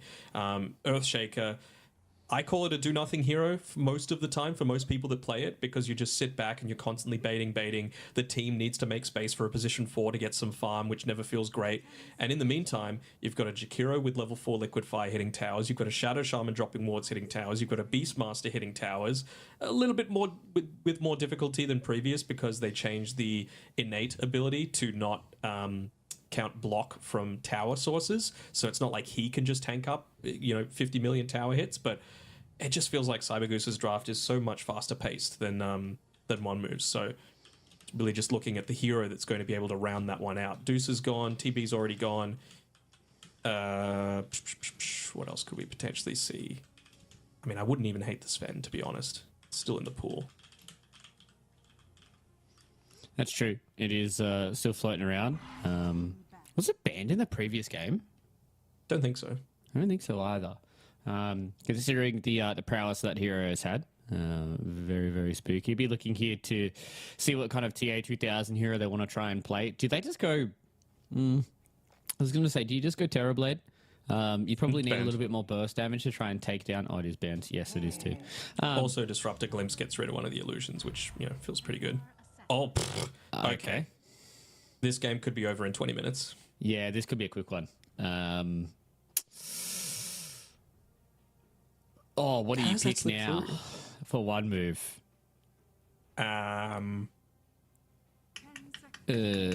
Alchemist. Yeah, I was going to say you need a carry that has 5 seconds remaining. lots of damage to get rid of the refraction charges. And it's going to be decent against... Get bodied by these fast supports. They never really come kind online. of, but also like you need something to stop the Beastmaster from having a good time in lane as well. So Acid Spray with the physical damage is going to be good against... I mean, you could just sit back and say, let's go a PA, but yeah, I don't love it.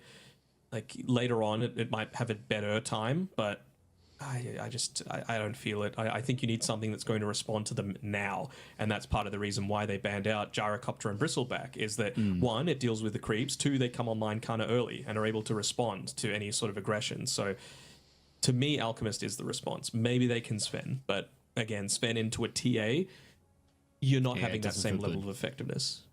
Yeah, that was my thought process was, Sven's not, crazy good into the Beastmaster. The ball slow can be a bit annoying for him, but you're at least able to storm hammer them every so often, and the Disruptor can kind of deal with them in lane. You could get kills with a Disruptor Alchemist, to be honest. Like, Glimpse into Concoction, into Acid Spray, into Kinetic Field, keeping him in there. Also wondering what facet Disruptor's going to go. I forget the name of it, but the one that gives him, like, you can use your innate on others to be able to, like, bounce people away every 25 seconds. Transference is what it's called. Electromagnetic repulsion can be activated, cast on allies, and deals damage equal to a percentage of Disruptor's current health. But against these heroes, it's not going to be that impactful. They do go that PA that I was talking about. Okay. I see why they want to do well in the lane against the Beastmaster, and PA is historically one of the best ways to be able to do that. Chira Jr., by the way, has gone the Thunderbolt facet this time around, so it's really just about find supports, wipe out supports, win the team fight. I believe he played Thunderbolt last game, if I'm not mistaken. Oh, did he? I thought I saw Yeah, some I double think he jumps come through from him. I think he was playing Thunderbolt from what I remember because he had, when I hovered over Rolling Thunder. He did. He did. Yeah, so it had the extra duration. So, like, he's a Thunderbolt enjoyer, but yeah, I mean, the PA does at least give them that that extra lane prowess against the Beastmaster, but yeah, both of us kind of letting the TA slip in our minds, and I'd imagine one move as well, and then that final pick coming in from TA 2000. Like, it's such a fast-paced draft that they've got going on here for Cyber Goose that all it takes is them to come out ahead or even in some of those lanes, and they can just ball together and start taking these towers. And things get very, very, very spooky for one move. And this is something that we've touched on throughout the entirety of these qualifiers is a lot of these teams, when you are favoured, if there is a very fast start, these games can be over very, very quickly. So we'll see if one move can hold on to this and if they can try and make these lanes look even, or whether or not this, unfortunately, could be the way that they bow out. I'm excited to see what they can do. They've proved me wrong in the past, and they've looked very good in some of the other series. So let's see if they're able to make this one a contest, or whether or not it will be a relatively quickly end to their road to the international. I'm just looking at one move's draft along every single hero basically like needs one or two key items to be able to do anything this game, right? Like Void Spirit really wants that Aghanim Scepter. PA needs Battle Fury plus one item, whether it's Deso or BKB. Disruptor needs the Blink Dagger or maybe a 4-staff, considering what you're going up against, but it does sacrifice a lot of your aggressive potential. Shaker obviously needs the Blink Dagger. DP's really the only one that can make stuff happen with a couple of smaller items, right? The Phase Boots, a Null Tally, maybe some Raindrops and a Magic Wand, and then you just try and ball around her and try and take some towers to stop TA from getting whatever farm she wants. But again, it's like you don't really need that same level of effectiveness on the Cyber Goose side, right? You only need Desolator to do stuff on the Pangolier. You only need Helm the Dominator to do stuff on the Beastmaster. Shaman, I guess, needs Blink Dagger, but Jakira doesn't need anything. TA will get a lot, and she'll get it very quickly. And especially with a lot of these stacks that are being built up for a lot of these different fights. Eyesight. Fisher might be He's being needed. caught out now. They've got the Shackles. Beautiful Fisher, though, from Gilgear. And Solo, he's stuck on the wrong side of it. He'll be fine. Quite tanky. He's at least okay, but a lot of damage there goes into Eyesight. What's going on with BB3 here? Is he gonna try and fight into this? Doesn't seem like it. He's just got the Thunderstorm facet as well on Disruptor, so increases the slow from the Thunderstrike to 0.6 seconds, I believe. Will be nice to slow them down maybe a little bit, but I don't know. I'm a little concerned about this this game for them, although noticed a little bit of the business. Yeah, he takes quite a lot here. They're going to have a second blood grenade, and he's going to go down first here. So, All right. nice little first blood coming out from the side of one move. And this is what we talked about, right? Like, you know, we're looking at the draft and we go, oh, you know, it's a bit of a spicy one. Seems like they've at least been able to figure out how they want to play this lane and try and shut down somebody like Notice. So it's a good start here for one move. Yeah, for sure. I mean, that could really... I was expecting them to do relatively well in this lane just because they've gone for this very early game oriented draft anyway, that you just go call the wild on Beastmaster. Like, there's no reason not to. But maybe that wasn't the best option overall. Like, you see the PA... the wild axes are going to be amazingly effective. PA needs to spam out the dagger a lot, so you're going to get a lot of these wand charges and just bully her away, slow down her timings, and then you can get enough tower damage done off the back of Jakiro, off the back of Shadow Shaman, off the back of even TA with like a Blightstone and a Blink Dragonlance to be able to take out a lot of these objectives. So not sure if the Beastmaster was needed to go down this route, because I feel like you could just be feeding a lot of free gold and XP into this PA. Yeah, that's the problem, right? If you start feeding a hero like PA who can notoriously be a little slow with some of these different lanes, and Difference is able to pull one back here and take down Shiro Jr. I don't know if that was a raw 1v1 or whether or not that was... Yeah, it looks like there was a Fisher there coming in from Gilgear, so... Not a straight up 1v1, but still a solo kill nonetheless there for Difference. A couple nice movements from Gilgear now. He's been involved in the first blood and that mid lane, so his team out in a big way. I mean, that's another way to be able to just get a lot of this early gold that you're going to need to build towards the Blink Dagger as well. You know, I mentioned I hate do-nothing heroes, but he ain't doing nothing on this Shaker right now. He's doing a lot. He's doing a good job at just making sure that he has a stake in this game and being able to get a lot of this early gold, especially starting out with the boots here. If Gilgy is able to just kind of constantly keep getting things done on the map while still being a little bit of a greedier support hero, things can start to look up here for one move, and I can't seem to take my eyes off this top lane.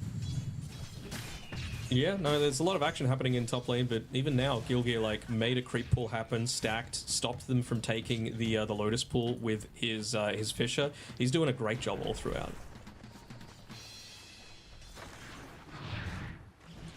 It looks like he's starting to put the team on his back.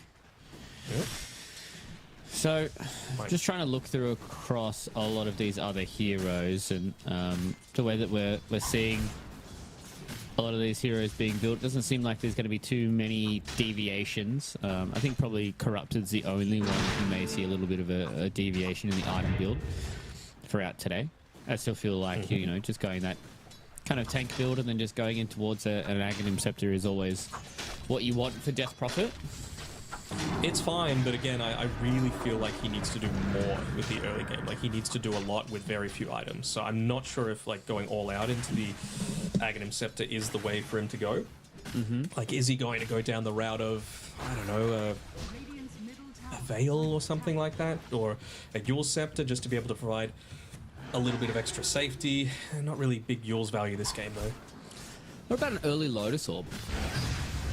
It's not... Like, I get it, but it's not early, you know? I know what you mean. There's a fight I that's just happening need something to towards the top stop them side, from though. running at you. Noticed. He's getting close to the end of his life, but he has 14 one charges. So, be very, very careful about trying to push yourself too far here in this lane between both of them.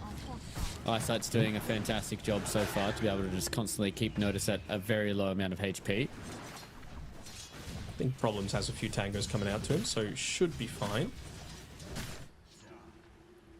was wondering if Problems might have chosen to go back and start building up a few of these stacks for them to eventually look to try and take.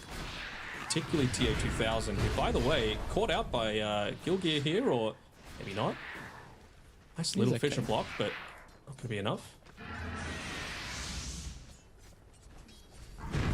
Corrupted was being chased much further than I'd is. expected from that Centaur War Chief, Centaur Conqueror. Pardon me. They're going to need something to be able to keep him healthy. Just a salve coming through on the courier for him right now. Griff doesn't have any money to be able to spend on the DP, so right now he's just soaking up a bunch of this experience. Can't afford to go out into the lane, except for maybe the range creep.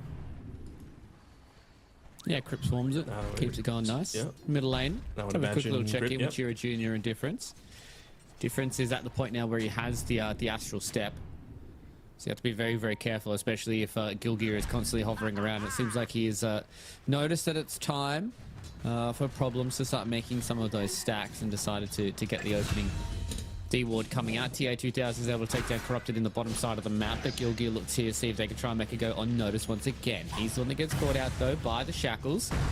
With the double bore, it's going to be a little bit of this extra damage coming in from the Beast Master. But nobody loses their life just yet. I mean, Cybergeese are doing a great job of reacting to whenever, like, someone isn't showing on the map or is showing and noticing that you've got, like, an outnumber situation. They instantly went on to Corrupted there as soon as Grip was there to de-ward the Observer Ward that was placed by the Shadow Shaman, just to be able to protect the power runes. But I still maintain that he's doing so much this game, and it's going to set up Difference to potentially make this move towards the Wisdom rune. On with BB3. They can see him. Potentially get a pick. Yeah, they do, but can they do anything about it? Level 7 versus level 3s. I guess they've got the Rolling Thunder. Got the Shackles, and as you said, the Rolling Thunder potential. Chicken Fingers gets the Hex going out there onto Difference, and now, Slow there. unfortunately for BB3, he walks into 3 members to the side of Cyber Goose. So, But it is Rolling Thunder used just for a support, and they're not going to be able to really get anything else off the back of it. And then Difference, he's the one that makes his move back towards the mid lane, no TP on the Pangolier. So Yeah, you get a little bit of gold off of the Disruptor, but you're still getting a bunch of this free farm here on difference. A very different game for him compared to game number 1. 700 gold difference. Yeah, really starting to crush this mid lane here on the Void Spirit, and you can see with that early start, he's making his way towards bottom. About half It's mana. for bottom. They know though. Difference walked underneath an Observer Ward, and I don't think he walked close enough to the creep wave, but still, Tier 2000 is going to back off completely. Yeah, they brought eyesight Without the towards the rolling bottom side of the thunder. map as well, Matt. So, Yeah. evacuating for TA 2000. Yeah. Without the Rolling Thunder, they can't really fight on Cybergoose. So they're just trying to do their best to try and shove in this lane as much as possible. It was Chira Jr. that ended up getting the Power Rune. Just an illusion, so not amazing for this game, but some of the TPs are actually starting to come now. It's a big Triple ice ice path. BB3 is just going to lose his life underneath that T1 tower. They glimpse back TA 2000, but they don't find anybody else. So, I mean, BB3 losing his life, not all too bad, especially now after going to make this trade here onto Notice on the top side of the map. He has 21 charges, but with how deep he is and with how many members to the side of one move that are going to be here as well, does he want to throw out the Raw? Not really. It's going to do not much for him. And he's just going to lose his life. So Difference able to pick that one up, and a good rotation there from one move. Okay, nice little rotation coming through. Tower nearly down. Bunch of wards placed down as well to be able to give him a bit of information. Is Corrupted? I don't know if I would be confident to do this on TA 2000, especially with still 8 seconds left on the refraction. Yeah. All right, yeah. Seems like Should be that able to was get the tower a off big this too. turnaround from Corrupted. I mean, you've got Spirit Siphon. You talk about ways to be able to break those refraction charges. That is probably the main one that they've got at this stage. That and Static Storm. Definitely requires Solid. a BKB this game here from TA 2000. Being Solo. annoying, although just level 2, so the Glimpse will just be out of range for him. Maybe not though. He's On fast. the edge. It's nighttime though. Doesn't have the vision. Yeah, Solo's able to just get away there from the Disruptor. Just in time for TA 2000 to give him the power back up. Power in situation. Difference gets lucky again. And he is straight up rushing for that Ag. So again, it is exactly what he needs to be doing. He's got a 900 net worth lead over the Pangolier as a result of getting that first blood. And it means that they're not going to be in this like super vulnerable position where, you know, you've got this huge item on Noticed and they're going to take over the map. Yeah, you've lost your tier 1 tower, but you've also gained a tier 1 tower on the other side of the map as well. So there's a little bit more information about where exactly you could be looking to play. True. Very true. Let's see if they can make the go on Solo bottom side though. He was relatively quick because he was going apparently downstream, even though that he was going like sideways. But it's fine. We're still in beta. Just having a look at Shira Jr. I mean, we talk about some of these big item timings. 700 gold away from the Diffusal, so you'd have to imagine that's around the time that they're going to start making a few more of these aggressive moves happen. Although if they can get a freebie onto EV3, they will take it. Ice Path misses this time though. Ooh. A little attack potentially could have done it there from TA 2000, but yeah, just using the Ice Path there, BB3 understood that he can just TP away. Not all too many stuns that come out from the side of Cyber Geese, especially if Problem is on the other side of the map. Problem. Yeah, requires some heavy committal for sure to be able to use those stuns. 2 of them being on cores through ultimates. But yeah, I'm happy that they're also just giving a little bit of farm over to BB3. Like I really, is Chirichiri going to be okay? I wonder if they can force him to use that Rolling Thunder if they glimpse him back underneath the tower. Not number 6 though, so they don't have the Static Storm, and so he's able to at least not be forced to Rolling Thunder. Rune's top, regen, of course. He Classic. needed it, but we'll gladly take it. Yeah, I want to see them give just a little bit of XP over to BB3. I know it's important for him to make sure his cores aren't getting rotated onto, and just have a look at some of the wards that they're placing up as well. I know it's a really obvious one up on the high ground, but it just signals this type of play that Cybergoose are wanting to do. They're wanting to play on the front foot. They're wanting to make the most out of a few of these early timings. You've already got Helm of the Dominator, Helm of the Overlord recipe, 1,700 gold away from... How did he kill him there? That's in the mid lane, okay. 1,700 gold away from Helm of the Overlord, and Diffusal Blade's coming soon, Desolator's coming soon. It's around that 15-minute mark that I think CyberGoose are really going to start trying, at least, to make some big things happen across the map. Yeah, that's where it really feels like they hit this first kind of actual spike for these heroes. But the question is, how close are the side of one move going to be to their first set of items? Difference would definitely have the Aghanim Scepter at that point. The question is going to be, for me, what's Corrupted moving towards? He's going to go for a Spirit Vessel. So wanting to try and shut down any of the potential healing that can come from the Beastmaster a little bit later on. Yeah. But later on, I feel like it's a long way later on. I was totally fine with the Urn of Shadows that he's going. Just because, you know, it's another thing that's going to assist with team fights. It gives you some nice mana regen, a little bit of armor against these particular heroes, another Refraction Breaker.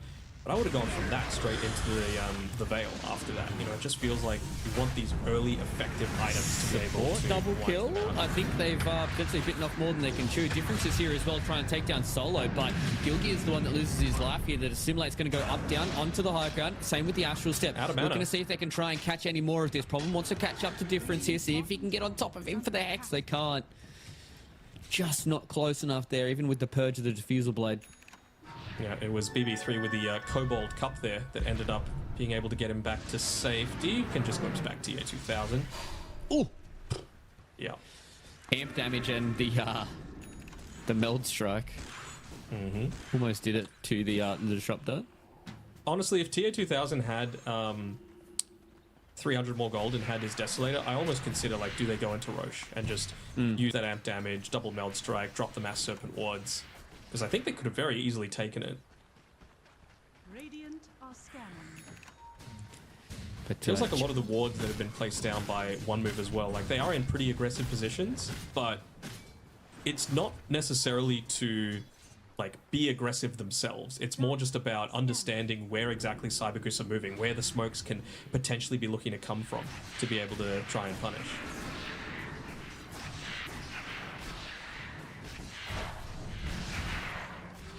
being a bit more proactive rather than reactive, and that kind of stuff. So it's a lot easier to be that way if you know what's going on across the map. Yeah. You've got map hacks essentially. Oh, Close. they just miss out on TA 2000 there. They're still going to walk into him. They get glimpsed up. They do get the Static Storm as well. Corrupted does pop out the Exorcism there. Spirit Vessel as well. They want to try and keep TA 2000 alive, but they don't react in time to the Cyber Goose. And now they're looking to try and see if they can take down Corrupted here as well. Notice wants to walk away from that Spirit Siphon. They do get a little bit further away, and Chiro Jr. loses a little bit to that Spirit Vessel. Now going in onto the Void Spirit. Do they have the damage to take him down before he Astral Steps away? No, goes in towards the Dissimulate as well as the Astral Step and gets the physical barrier thanks to that Void Blast. What's it even called? Resonant Pulse. Resonant Pulse. Yeah, I won't give you a reprieve on that one. It's been the same since the start of his inception. But he does get the downhill movement down the stream. This time around, it wasn't the old sideways. So nice little pick off there onto the TA. Still, despite all that, TA 2000 top of the net worth charge, which is to be expected for a Templar assassin, and that's without her really taking any of these stacks, right? Like, Noticed has been the one building up his own stacks inside of the jungle, taking them themselves.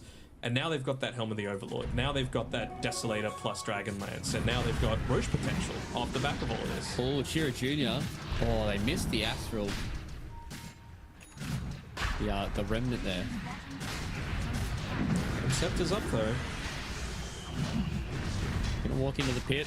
As you said, double Meld Strike Desolator. They've got the Helm of the Overlord coming in from Noticed. So It seems like they'll be able to do it in time. Going to get there in time. Get themselves a juicy little Aegis. Do you remember when I can't remember what blog post it was, but there was a blog post about the official name of Aegis? No. What it is was a couple of years ago, and I remember there was a lot of discourse on Twitter about it. That people being like, "I'm always going to call it an Aegis." What did they And actually everyone just call calls it Aegis. Oh, like Aegis or Aegis. Yeah, Aegis or Aegis. Tower is under attack. I mean, it's There was like GIF an and official GIF, you know? blog post about it. Yeah. I mean, GIF sayers are.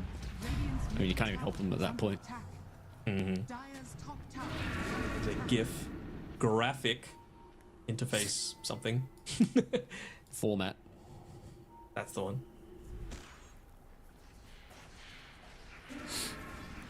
Yeah. Then again, we're Australians and we can't really talk about how we say things. So No. I'd call it a Chazwazza. Good one. Yeah, that's a good one. Again, we're back to the references, ladies and gentlemen. We swear this game is good. I mean, we're just waiting for them to do something with this Aegis. Waiting for Ultimates. There we go. Yeah. BB's got his available. And I mean, if he's not going to have a... He's not going to have a Gossamer Cape. Next best thing is that Ghost Scepter to be able to withstand a lot of this physical damage. Should never really be in a position where Shadow Shaman and Jakiro are catching him out, but this is what I was expecting to happen from the get-go. It's just that the early game of One Move was good enough that it was kind of delayed a little bit. But I mean, you've hit all of your big timings right now. You've got almost enough for the Desolator. I think 50 gold away now for Templar Assassin to be able to pick up that Blink Dagger. And they're just going to move all the way across the map to try and pick up every single objective that they can in the duration of this first Aegis. Might not be a move up onto high ground first Aegis, as PA just gets away. Disruptor just gets away. Yeah, the fact But that again, it's not the worst. The fact that TA was the one that walked up there first is a bit of a blessing. But yeah, just kind of crossing off all the objectives on the map, doing a bit of sightseeing across the Radiant base. Be able to take them down. I wouldn't have hated it if they even tried to knock on the door of a tier 3. I guess it's kind of one of those scenarios where it's like your first Aegis, you're feeling very, very strong, so you'd rather just get a bulk of these objectives rather than try and chip away at a tier 3 tower. It's also the fact that they hadn't seen Grip in a while and they didn't know the status of his Blink Dagger. Spoiler alert, he's got it. So, like, if they made that mistake of overcommitting up to the high ground, especially when you've got this Beastmaster army that they're looking to try and play around with, it could have been disaster for them. It might honestly still be if One Move scout the fact that we're 10 seconds away from Tormentor spawning and look to try and make a move around there, but Radiant's seems bottom like tower is under attack. you can't commit an exorcism to be able to take this tower, can you? I just don't think it's worth it. Maybe Difference will just have to show just so that you're putting some sort of map pressure on. I mean, they're going to do a lot of damage to this tier 2 tower. Yep. And I think the powerful thing as well is the fact that BB is sitting very close to this tier 2 tower, so if anybody does TP into it, that glimpse away Radiant structures are can keep this fight going. There's a lot of Aether Remnants that are hovering around the tower as well. Just trying to scout out any sort of TPs that might be coming in. But I mean, you're losing your own second tier 2 tower. Thing is, you're obviously much weaker at being able to take a lot of these objectives. So I think you're happy enough to be able to make this trade happen on One Move. Not happy, but content, satisfied, okay with. There we go. That's third time lucky. It took so long to take that tier 2 tower that they're able to get the Tormentor tier 2 tower and now start to knock on the tier 3. Yep. And they I mean, still PA don't have to wasn't deal doing with their anything. crit wave on the bottom side. PA's still 400 gold away from being able to get that BKB, so it's really just a matter of trying to keep them pushed away enough before you're able to take it. She might need to TP back and just sell the Windlace to be able to get the gold needed to be able to buy out that BKB. It seems like Eyesight's getting a little greedy and wants to go for the Wisdom Rune first, or not sell TA the Windlace. is looking a little bit far forward. They're going to get the Echo Zone. Doesn't really do much though, and that's a 2-tap comes in from the TA. Do they have the lockdown and take down the Void Spirit? And they do. Difference, unfortunately for him, loses out, and this is the worst case scenario. It was their defense here from One Move, and this is a full lane of racks. Are you going to be looking at losing 2 lanes of racks here with 30 seconds left to go? I think so. Not. I mean, they got nothing. They got nothing left though. Is the thing. You don't have Exorcism. You don't have Echo Slam. You don't have Static Storm. What's going to kill you other than PA with? I guess she's got a BKB, but she could have been a part of that team fight. Going to walk forward here, see if they get another Here's hex in. going forward. Now TA loses a lot of her life as well, and it's exactly what you talked about. Now gets the blink away, so Eyesight's going to see what he can do with the BKB, and he crits through on Achira Jr. Looking to try and take down another with Notice, getting extremely low here on the Spirit Vessel. So this is exactly what you talked about. And I was thinking it was a little bit of a branch too far, just because they didn't have the Serpent Wards, but good little hold there from One Move, but they do lose a full lane of racks for that. And it's a big old lead right now.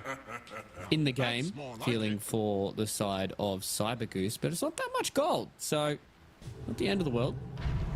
I just think it could have been different, you know, if you just TP back and sold the win lace, maybe you protect that first lane of racks. Now it's just going to be so much more difficult, right? Because you've already got such a good pushing lineup on Cyber Goose, and one of the lanes is going to be doing that pushing for you, you know, so now you can just move elsewhere. You can look to just use the Helm of the Overlord crit to continuously try and push in. You can even see some of the items being purchased up now by Jakiro. Actually going for the mech first, huh? I thought he might rush the Solar Crest, considering he has most of the components finished up already, but doesn't seem like he's content to do that. Wants a little bit more of that AoE presence, and perhaps even just sitting a little further on the back line, and, you know, the range for Mechanism is going to be a little bit longer.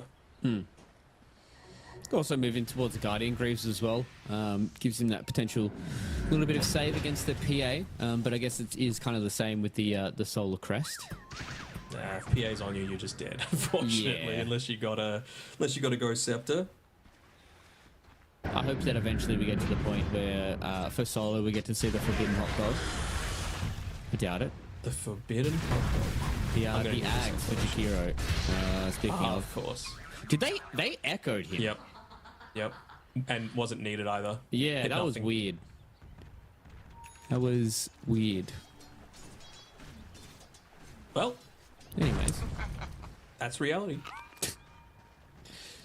but yeah, that's the Jakiro Ags Forbidden Hot Dog, because the two ice things on the side look like a bun, and Macropire in the middle looks like a hot dog. Is it forbidden? Because it's spicy and it hurts. Are scared. It does So hurt, I'll forbidden. give you that. Yeah. I wouldn't want to eat it. His bottom That's for tower sure. is under attack. Anyways, Where's the commitment? That's what I want to know. the commitment is buying Ags on Jakiro, not having a useful item. That's a commitment. Speaking of useful, this PA is really starting to come into her own. Things are Ooh, getting Nullify, I like that. a Next little purchase. dicey. I do like that he hasn't gone for, like, I don't want to say traditional PA items, because these are traditional PA items, but I like the Deso, you fact mean? that he's just making it so it is going to be very hard for them to deal with him in that initial burst of his BKB. And I think that's the biggest thing. As soon as his BKB's gone, he's not really going to do much and needs to do a lot of heavy lifting in those first couple of seconds. And if you're able to take down, like, the Shadow Shaman, or maybe even the Jakiro in those first 1 to 2 hits, that just means that the rest of the fight is going to be a whole lot easier for you and the rest of your team as well. So that Nullify just... Got to be mindful of notice still, though, right? Like, that's the thing that can kind of put a damper on all of these things, is that Primal Roar going through the debuff immunity. So I don't think that it'll be a case of, like, Roar and then turn around and kill the PA, because, you know, during that BKB, a lot of your team's damage is still going to be nullified by that. At least until TA2000 has this Monkey King bar, but it'll just give you enough time to be able to retreat and, you know, reposition, waste that duration of BKB, because Eyesight's going to be a whole lot less effective once that BKB starts getting down to 7, even 6 seconds.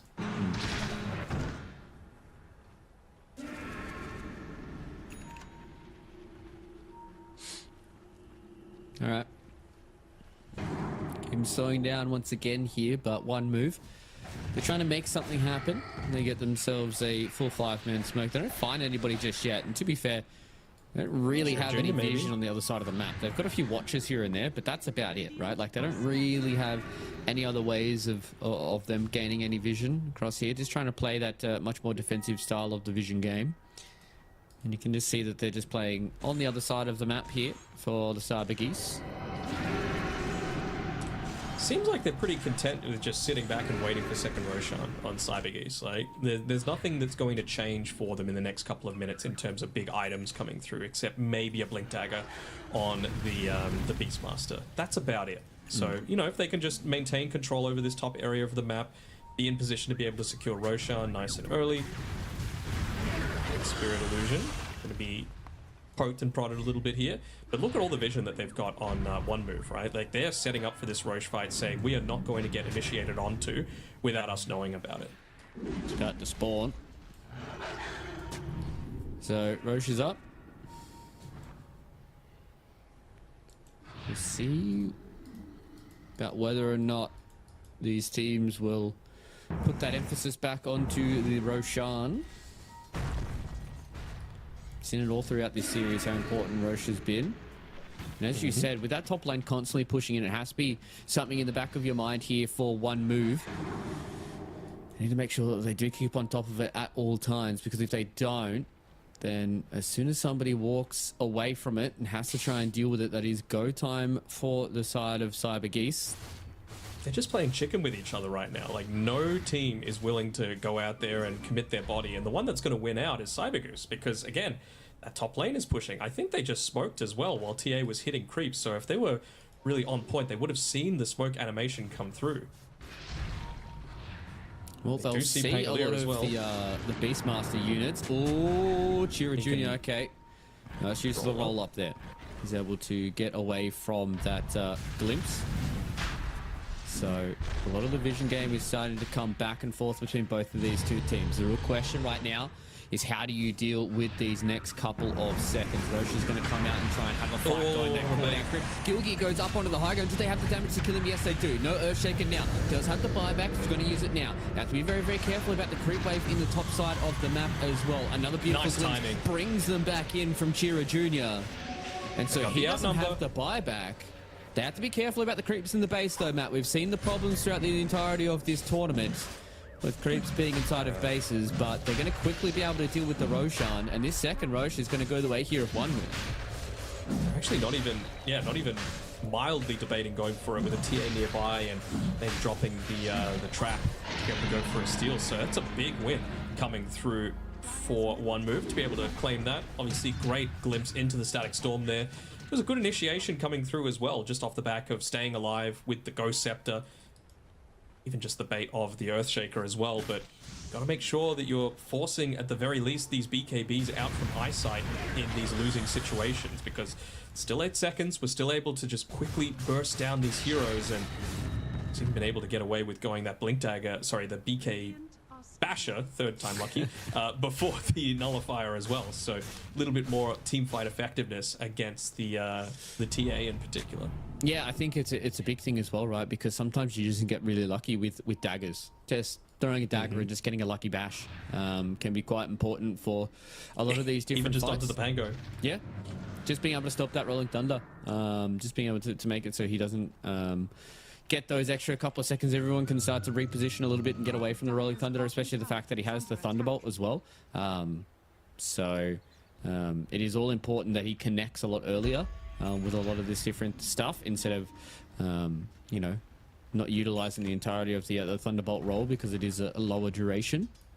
Taking that facet. Love that from BB3, getting his Aghanim Shard. I mean, it just means that you can shove out these lanes a whole lot more effectively. You don't need to reveal yourself on the lane. You can, force waves to start pushing in on their own. You can find people that are trying to hide away in the sidelines. If TA melds and you don't have a sentry for whatever reason, you can still catch her to prevent a blink away. All sorts of things. Really useful there. Has to be careful with where he's moving though. We'll be able to spot out a psionic trap as he walks forward to place that sentry ward. And now it's them moving out onto the map. So it's a pretty big win probability for Cyber Geese about 10 or so minutes ago, 67%, but that one's evened out in a big way. Basically back to 50-50 because it's been PA's been given enough time to be able to get into this game.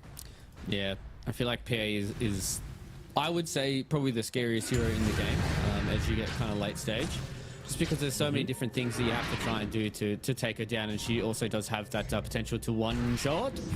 Oh, the salami misses. Missed it. It was close, but thought it was just going to be, fissure into the wild and see if he catches him out. Radiant's middle tower is under attack. Most only matters in horseshoes, unfortunately for them, and they are going to be hitting onto their second tier 2 tower, so we'll actually give enough, assuming he gets the last hit, to be able to secure that nullifier for himself on eyesight. And well, with it being the second Roshan as well, they have the Roshan's banner at the moment being held on grip. They'll be able to even get a pick off onto solo, so does have the buyback, but hold on, problems as well. Yeah, they just Alright, found two both the buybacks. supports. Radiant's bottom tower. Yeah, not having the Macroplier to just kind of clear out this creep wave, this is probably going to... It looks like it's a lane of racks they're willing to give up. They don't want to fight into the Aegis, and seems like Aegis is a no-fight item. They are going to try and put the pressure on this tier 3 tower, though. See if they can try and trade in the middle side of the map. But they're going to try and go for 2 lanes at the same time here for 1 move. Gilgiri is on the side. I don't know if they know that he doesn't have Echo. Notice BKB TP, BKB TP, BKB TP. He's just waiting for it. Right. Okay. He's just gonna lose his life. Wanted to stay a little bit longer here as well. They do lose 1 lane of Rax. Let's see if they can try and get the rotation back here onto the PA. They don't get her because she's inside of the shroud. Now looking towards Corrupted. Maybe, maybe not. You have to be very, very careful because not everybody has decided to come in and try and get this fight. But beautiful ice pump. They catch out the PA and they get her done with that first life. She does have the BKB when she comes back out alive, though. You have to be very, very careful, and they will just disengage. So they lose a lane of Rax. They get a tier 3 tower and a lane of Rax themselves as a response. I do hear an Echo Slam. What did he echo? No, he didn't. He just didn't came back echo up. anything. Okay. I'm just tripping. I'm actually just tripping. I legitimately heard it. Might have been a shield crash. Could have been. They get that range Rax. There's still creeps hitting in on this top side, so, and with the glyph being used as well. Oh, big glimpse Offensively back. and defensively. Let's be careful here if you're the side of 1 move, because there is quite a lot of creeps that are hitting inside of their base. So you don't want to lose this fight, or at least lose a member or 2, and then just have Cyber Goose charge down a lane. They would love to be able to catch, let's say, Disruptor first, especially now that he's just picked up that fresh gem. But the follow-up just isn't there. No Yeah, they boys, already saw the unfortunately. problems blink and hex the illusion. I mean, they kind of have a situation of their own where bottom lane is pushing in. So, you know, you're going to need to defend that. It gives you a lot of information, knowing that Solo's not going to be there with his Guardian Greaves, with his Solar Crest.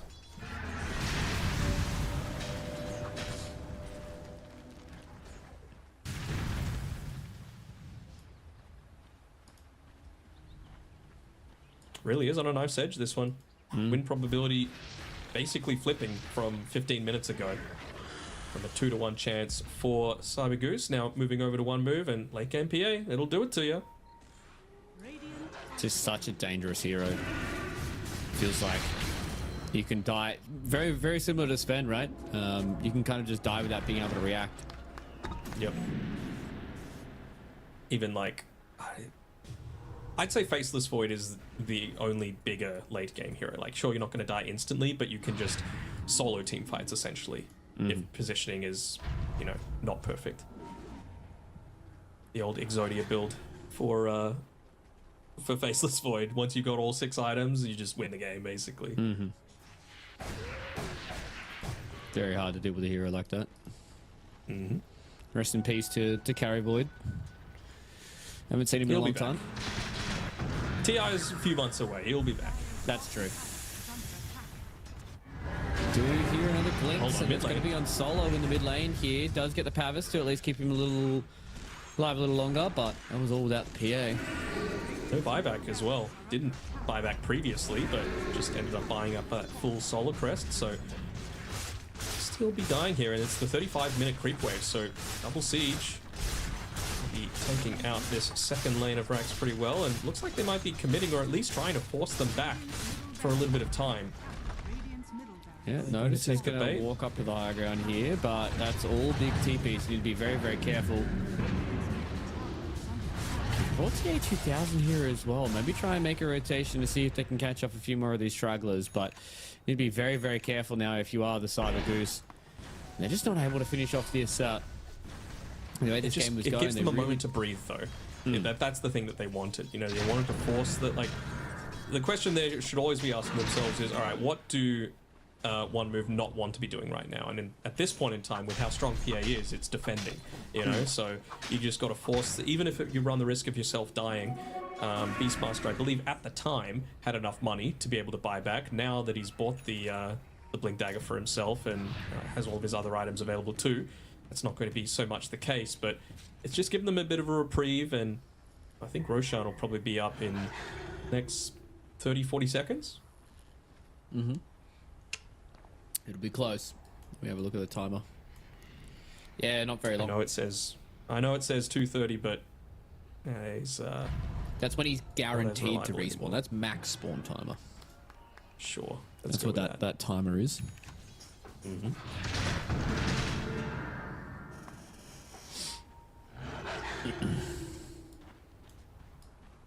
Yeah, won't be long now. A couple of minutes. Minute or two. So tense. So tense. Could really go either way still at this point. I mean, for all the good stuff that TA 2000 was doing, and he's still keeping up in farm, we're just not really seeing his effectiveness in a lot of these team fights, right? Like, everyone just seems to be getting picked off one after the other after the other. So what they really need is just a solid initiation coming through. And now that Chira Jr.'s got that nullifier for himself, that's really, I think, what they're going to have. I mean, he would love to be level 20 as well, off the back of everything, just for an extra couple of seconds inside of that Rolling Thunder, to be able to, again, wipe out the supports, make it so that he's not at the end of the Rolling Thunder just getting glimpsed back into a Static Storm. But, well, we'll see. We'll see what ends up happening. Roshan spawning soonish, maybe? Yeah, very, very close to Roche now. I think in a couple of seconds, about 30 seconds. It's usually the way that it goes with a lot of these late game fights. It's all about execution. Sometimes it can be a little bit of luck as well, especially when you have these bashers that are rolling around. Hero like Templar, PA, just having a lot of the different crit mechanics. And luck. Even if they're really quick on the fingers as well, the outward staffs to be able to stop you from getting, you know, a big meld hit onto you, like DP's got at this point in time. Can feel pretty nice. Also holding on to 37 armor, I believe, on DP, so plenty tanky. And we've even got the Lotus Orb that you were asking for, but it's Grip that's got it. Such a fantastic Lotus Orb game, this game. Definitely would have been a bit egregious to not have one. Walking up here onto the higher ground. They did walk just around a Watcher for Cyber Geese. Their creep waves are just not in good positions. They had to be careful though, because Roche is just about to spawn. And the PA... Let's see Solo walk in. They're just going to see if they can instantly get it done. The PA illusion doesn't see it, but they're just going to walk directly towards the pit. They know exactly what's going on here, and they've been able to clear it. They've been able to get the kill so fast that you can't even react on the here ground. for one move. Gotta just TP problems. He doesn't have it. Uh-oh. He's praying. Standing in He's front praying of they the don't pit. walk in. They do have a nice little radiant ward though, so they've been able to see a few. Oh, Nice what Fisher. Fisher!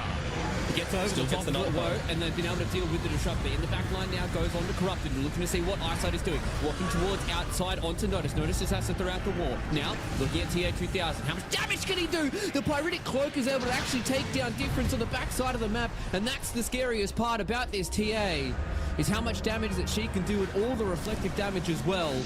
They've been able to take down one TA's core, in, but though. it's Eyesight though, who does the damage, does not have that BKB to try and play around with. Now it's TA 2000, seeing if he can take down this PA. They haven't been able to get on top of him just yet. Corrupted is standing in the face of TA, and not enough damage now for TA 2000, and he just has to run because Chira Jr. is also low as well. BB is trying to see if he can get the glimpse, but they don't have the vision, and this is all off the back of Corrupted and Eyesight just being complete menaces in this team fight, and not much that you can do against them. Yep. Buyback's starting to come out. Beastmaster's got his as well. They lost Love to to be tier 4 able though. to just maintain it. Yeah, they lost to tier 4 and creeps still hitting onto the base, needing to make sure that they do TP back off the back of these super siege creeps coming through as well, which would have laid waste to their base. But Aegis claimed the one remnant, I think, of that team fight is the Roshan's banner. Everything else ended up being used up, I believe. Yeah. And I think they're starting to look at it here. Corrupted is just unkillable, man. Like, there's just not enough damage here so far. Only 10 charges on the Deso as well for TA2000. He got a fast Desolator, man. And he has just not been able to crank up the charges just yet. And that's a big problem for him, considering he needs all of this extra bonus damage. He's had to go into... The only other damage item has been the MKB. And that's purely just to try and take down the PA. And even just looking at the side of, you know, Notice, he just got kind of separated in that fight as well. They weren't able to really kind of link together. You know, if they have the Raw on top of the TA just being able to do whatever she wants in those fights, then yes, you can definitely take down a PA or Corrupted. But without having that combination together, things are a little rough. Yeah, so I'm really wondering, like, what other sorts of damage boosts can they really get, you know? Like, Beastmaster's not really functioning in a damage role. He's just there to roar people.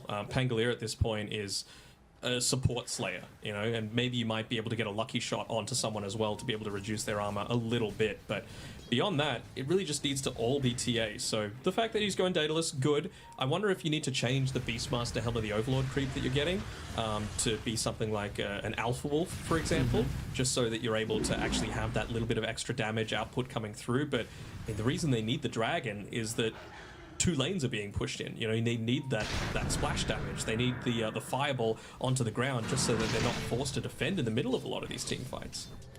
Yeah, and I mean, I guess, you know, with the Dragonhide armor as well, like 3 armor, I mean, it's like, oh my god, 3 armor is taking literally no damage. But every tick of armor is actually very important in a lot of these fights. So we'll see. We'll see if he does change it up or whether or not it's all about the big black dragon. All right. One The move. old Red Eyes Black Dragon. I do actually have my collection of 3 blue eyes to my left, ladies and gentlemen. Huge. I'll pull them out later. No, I won't. Your grandfather's deck has no pathetic cards. Corrupted has been one of the shining No, lights for you. for one move. What's on this courier? Nothing, because it's dead. He was been moving out the, to buy a Daedalus, though. at least be in the position to. He's still got the buyback. Didn't end up spending all of the gold, and he's actually a little out of position when they're going for this push onto the tier 4s. Yeah, they're going to pop the Exorcism as well. He's still going to commit to try and gonna buy buying it. this Daedalus. So TA 2000 is up at the secret shop, buys the Daedalus, doesn't have buyback on the TA though. Nope. Have to keep that in mind for the next couple of minutes. No buyback for the TA. They're just going to stand forward here with Corrupted. And so they buy a bit of time, they lose a bit of life, but you can already see in the off screen, the big black dragon is making its way into the base and has done a lot of damage to that tier 4 tower. Shout out one time to my boy Noticed and the big black dragon. Did a little bit to it, but it's all about just forcing them back. Yep. It does feel like we're just going to wait around for the next ages, doesn't it? Like, that's going to be the next big team fight that ends up happening. We are starting to get some of these tier 4 items, though, and I mean, Grip's just got the Dazoon Blood Right, so larger area of effect. Even the Timeless Enchantment for the debuff amp and the spell amp, so we haven't really seen that huge Echo Slam. You know, quite the opposite, actually, so far this game, but he does have the potential to really blow this game open if he lands the perfect one. It's really been Echo Slams rather than Echo Slams, you know. Sometimes you have those Earthshaker games, you Echo know. Scam. You're really feeling for those big echoes, and they're just not working out. Hearing Chiro the needs to be a little rumbling of the careful here. echoes.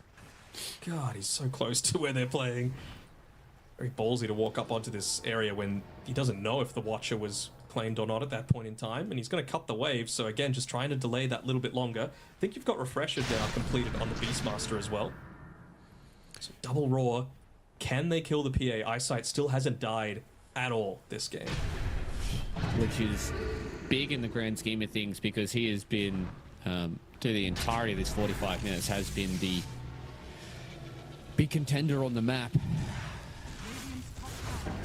Still getting back before being able to cut that next wave is Chiro Jr. Shadow Blade coming through, alright.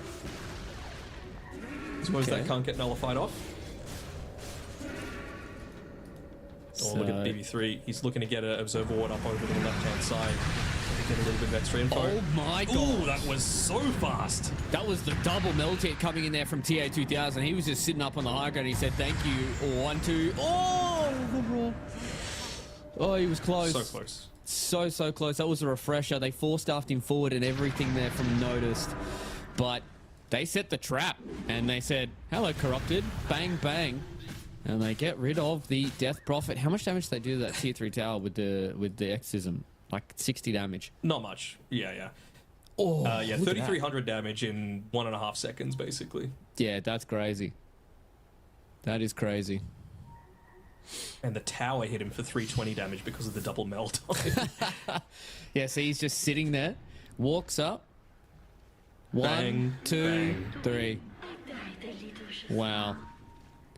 That was just walked into it. You could see that they were just perfectly set up for that, and they were all on the same page. And this is something that we talked about believe over the last couple of days is decisiveness, right? That was the decision they made. They're like, whoever walks up here, we're blowing them up. And they just blew him up. And it just meant that even if they, you know, for whatever reason they didn't get the kill there on the Death Prophet, that would have at least caused them to fall back. And I feel like a lot of times, even if it's a bad idea, as long as everybody's on board, it's much better than having no idea. All right, it's gotten to the point of the game where buyback status is the big thing that we're looking at. Yep. And Network there's doesn't 5 mean seconds anything left anymore. until Roshan. Yeah, it doesn't mean much. I mean, you're 500 gold away from Aghanim Scepter on Disruptor, in addition to the Blink Dagger, and you know now as well a Shadow Blade. So just another form of initiation for Grip too. It's really scary, these next few team fights, how they could potentially turn out. It's a pretty longish Roche respawn as well, right? Yeah. I think it's going to be pretty similar to the last one. Maybe Yeah, 2 minutes away. it's pretty similar. It's probably about 20 seconds off max. It's about 2 minutes. Just over half. Shiro Jr. again, hanging around. He's got the sure. Just ends up blinking away in time. Not through luck, I don't think, but would have seen the Shadow Blade come through from Grip. Just trying to bait at this point, but Dire are scattered. whew. Everyone's basically just not even showing on the map. Just go in for half a second, or when you do, have it be someone like Corrupted, who, yes, he just died in 1.5 seconds, but you're probably not going to be melded here on the map, you know? Yeah, I think a lot of that was the double meld hit. But it's just such a massive amount of burst damage. And then all it takes is a lucky shot as well. It's coming from Shiro Jr. and it's like you've got negative like 30-something armor. Probably more. So he's gone for the refraction charges here to level 25 for the TA. Just trying to have that extra bit of 27. safety. Holy. Wait, no more with the Deso. Negative 33 armor off the back of that. Yeah. That's not including the AC aura, AC. the lucky shot. Yeah. It's a lot. Pretty deadly. Yeah. It is quite This a lot. Observer Ward is still... Actually, it doesn't actually see the inside of the base. Although it is slightly out of range of the Sentry Ward that's just on the high ground next to Problems. So... Yeah, I know. It's hard for me to click it as well, Observer. I tried. All right. Smoke up now from one move. Roche will be up relatively soon. Do you have anything in the area? We have a TA trap that's kind of close towards the pit. That's about it. But it being daytime, you have to be very, very careful. The PA illusions probably will see Roche be respawned. Be mindful of these creep waves, though. The Big Black Dragon is doing his scout mission towards the top side of the map. BB. Oh, BKB that's an into the early. backline. Corrupted goes in. BKB get popped here by Notice. Have to be very, very careful. He He does may have as two well full ward. no. Has the refresher of Chiro Jr. Oh, he's stuck on the high no. ground. Chiro Jr. He's doing doughies. He wants to try and He's work stuck around. again. Gets into the crystals. He's very, very low. He's able to go there with the roll-up, though. Eighth of Remnant comes in. Blown up no. goes the Pangolier. He's going to have to buy back here in this fight as well. Looking towards the top They side found of the TA. map. The That's forbidden an axe. hot dog comes down. It doesn't do much, but it's all about this next fight here for TA. Big roll comes down here from Notice. Looking to try and go in on the found band. PA. Blown up. See you later. Goes eyesight. buyback. Corrupted as well. No buyback for these heroes on the side of one move. And the creeps are up inside of the base as well. We are looking to see that it has finally taken 51 minutes for this game to look like it could be over, and they are looking to try and take down the next one. The DP away is not there in time.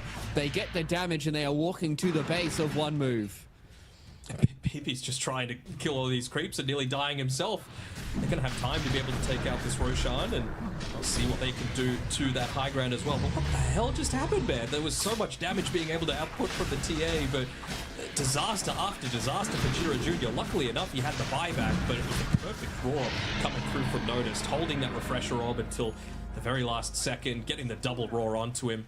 I actually think it was a bit of a misplay coming through from BB3 there. He ended up glimpsing the TA back outside of his kinetic field ag static storm, and meant that he was actually able to get involved in the fight. Yeah, I mean, just looking back at the fight recap, TA did almost 10,000 damage. PA did not even 600. So She just got enough for buyback on PA, by the way. So 30 seconds. And the PA will have to buy back. You probably let this next lane of racks go. If you can hold on to this buyback for PA, this is huge. It's about whether or not you can lose these next couple of lanes of racks, or about whether or not they're going to try and go for the tier 4s. This is what they're going to do. Problems drops in the double snakes. So now there's so many of these serpent wards as well. 8 seconds, you don't want to buy back right now. They're going to be able to hold it off now with the glyph, but it's all about the damage they can get done. Walk forward here with the Ag Static Storm, going in onto Notice though. Now with the PA coming back in. The Forbidden Hot Dog goes down towards the fountain, and it's just the Ancient that dies. There's nothing that you're able to do there, and if you are the PA right now, it is head in hands kind of stuff. They were not able to hold on for those final couple of moments. You probably should have gotten that buyback and used it earlier, but hindsight is 20/20, mate. And unfortunately now, for one move, they are out of the road to the international, and they had one more fight left in them, and they didn't even get to have a crack. Didn't get to have a crack. I mean, it's frustrating for sure, because it was great to see how they were able to come back from a not so great start to the game. You know, we saw Cybergoose were just on point from like that 16-minute mark onwards, you know, taking multiple objectives, taking Roshard, taking pretty much every single outer tower. As we have a look back at some of the highlights as their first crack up into the high ground, it was looking pretty decent off the back of, you know, some good early timings, but you just see them start to melt at this early stage. This was that point that PA just didn't quite have the BKB just yet, was, you know, staying out, being a little bit greedy, and that did tend to be the story of this game, wasn't it? You know, just not wanting to buy back, understandable, but, you know, not even joining that first fight that meant that they always had to... Sorry, I just keep looking at these poor Pangoliers stuck in position. But yeah, have a quick look at what's happening to TA. I'm pretty sure the glimpse comes through when he's caught inside of the Ag Static Storm on the bottom side of this fight. He's like right on the edge there, and yeah, he gets glimpsed back outside of it, so he's actually able to start to pop everything, and you just see the damage that starts to come out with those roars being popped. Yeah, it just really meant that they were just slightly disconnected there, and you know, it's a game of millimeters when it comes to Dota, and sometimes all it takes is you to just kind of mess up just one play, and that's kind of the end of the game. And again, I do agree with you, you know, holding on to that buyback for Eyesight, like, you understand why, but it just got to the point where he was, what, like 6 seconds away, and that's when they dropped everything on the Ancient, and it's like, I mean, potentially you should have bought back, but it's just one of those things where you're really just trying to hold on and hope that if you're able to hold on for those extra couple of seconds and you're able to come in and get this fight going in your favor, and yes, you have that second buyback, but all they had to do was focus on the Ancient because they just had so much damage. TA, as well as the Beastmaster, as well as the double Shadow Shaman wards and a Jakiro. It's just too hard. I'm just looking at these standout players. I couldn't pick a standout player on Cybergoose. It felt like they snatched this one, you know, like maybe problems, but it's pretty rare to be able to give it to, you know, someone that did less than 5k damage and tower damage as well. But, you know, the Shadow Shaman did his job. He won them the game with that last play, you know, forcing the PA to have to make that tough decision.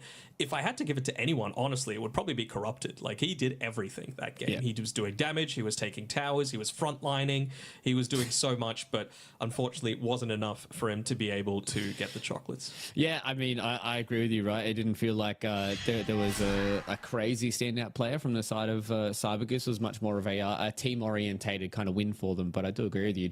Kind of snatching victory from the jaws of defeat is a big positive way for them to be able to move forward here in the road to international. And again, commiserations to one move. I felt like they could have potentially made this go all the distance, but they do lose out 2-0. So ladies and gentlemen, we're going to go to a break here. On the other side of this, we're going to have our final elimination series here for today, and then we're going to start moving towards the upper bracket. So make sure you join us on the other side of this for more Dota 2.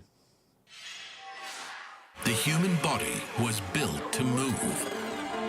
Not trapped at a desk in one singular posture for 12 hours a day. It's time your chair evolved. This is Secret Lab Titan Evo. Ergonomically engineered for you. Gamers, hybrid workers, artists. Backing your every move.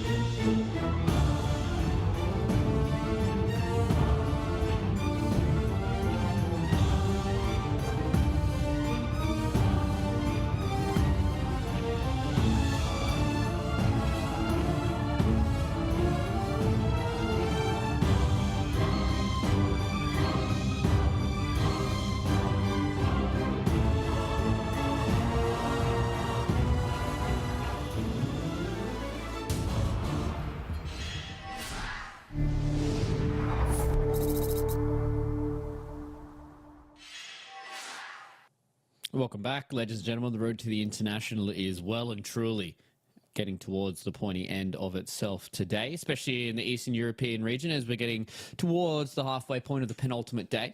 We've still got a few more of these lower bracket matches to get through here, Danok, and this is one that I'm very, very excited for because Liga team going up against Nemega.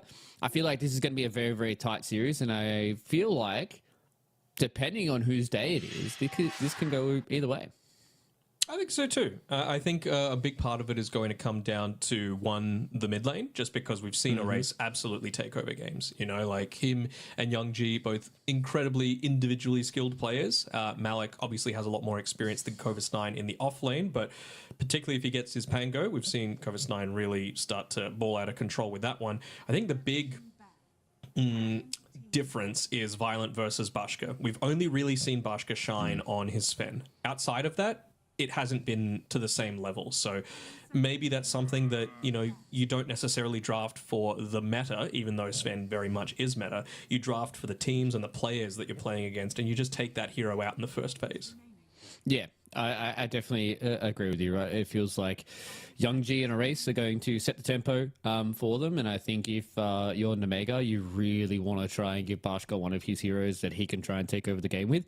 I feel like he hasn't really played too many of those crazy heroes either. It mainly has just been Sven, TB, plus, I mean, he played an Ursa game, if I'm not mistaken. Yes. Whereas the other side of it, for Violent, I feel like he's been playing quite a lot of the Terror Blades and all that kind of stuff. So for Liga team, it's going to be an interesting tale for them to see whose hero they put a lot more emphasis on, whether or not it's going to be Erase who can take over those games, or whether or not it's going to be Violent who has done quite a lot of good work for them in the past.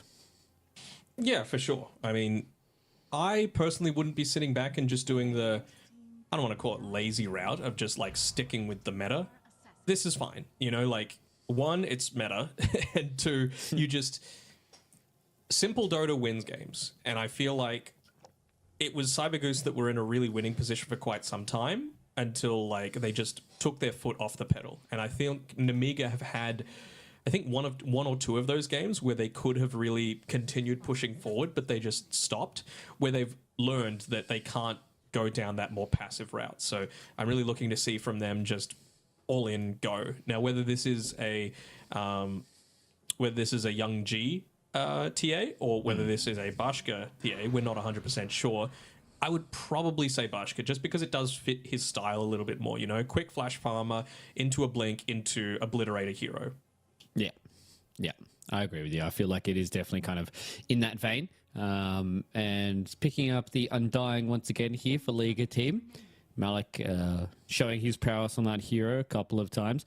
How does that lane matchup go against the TA? Does this kind of force Nemega to make this a mid laner if it's that bad of a lane? I feel like it's probably pretty kind of even depending on the support duos that you have, right, for TA versus Undying?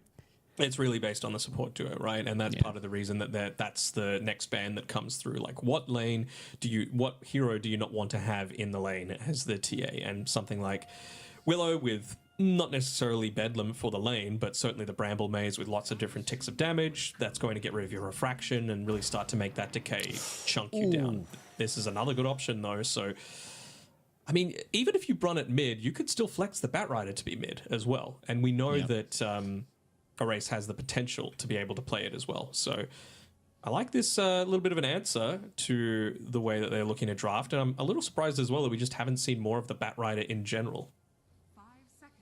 Yeah, it definitely has been one of those heroes that I feel like hasn't really made it out of the second phase a lot of the time. So that's probably why we haven't seen it all too much. I believe, we only had that one game from it? Was it Erase that was playing it, that one game that we had? Ike played it as a position 5, I remember that. And then I think it was played as a core one time. Yeah. Yeah. So we know the power of this hero and how strong it can be. So it's going to be a very, very good start for Liga. We've seen a couple people in pubs playing POS 4 TA. I don't think that'll be the case, just because I don't think you're going to have a very good time as well on this. But it just comes down to, like, how you're going to be able to get out of this lane in a good enough spot, whether it be POS 1 or POS 2. So Shadow Demon is a good way, I suppose. You can start to build up a bunch of stacks really early on. You can use the disruption to be able to just even wait a couple of seconds for more refraction charges to be up. Demonic Cleanse eventually is going to be really nice against the flame break and everything else that goes along with it. It's good. I think they're just banking on the fact that TA is not going to get much out of the lane in particular. Yeah, and much more trying to set her up for the mid to late game where she can actually try and shine against this Batrider. So the question is now for Namiga, I was going to say, is do they want to try and secure themselves another one of these strong support heroes?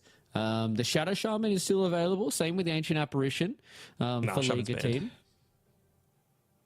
I'm totally fine with the Jakiro. Oh, yes, I'm too. 100% on board with the Jakiro, just because it's one of the best heroes when they're trying to consistently run at you, of just stopping them in their tracks, basically. You've also got a Tombstone answer, and it locks in this Shadow Demon to be position 4, which is where I wanted it to be, you know, just building up more stacks around that Ancient camp. So I'm really expecting to see some people starting to make a 0-minute rotation towards the Radiant Ancient camps. So I wonder if when they do go for their smoke, that's where they're all going to be clumped around to try and, you know, find that quick pick off. Maybe you can try and like next level mind game it, or smoke into the top Roche pit, put an observer ward up outside, and then catch them as they walk on past.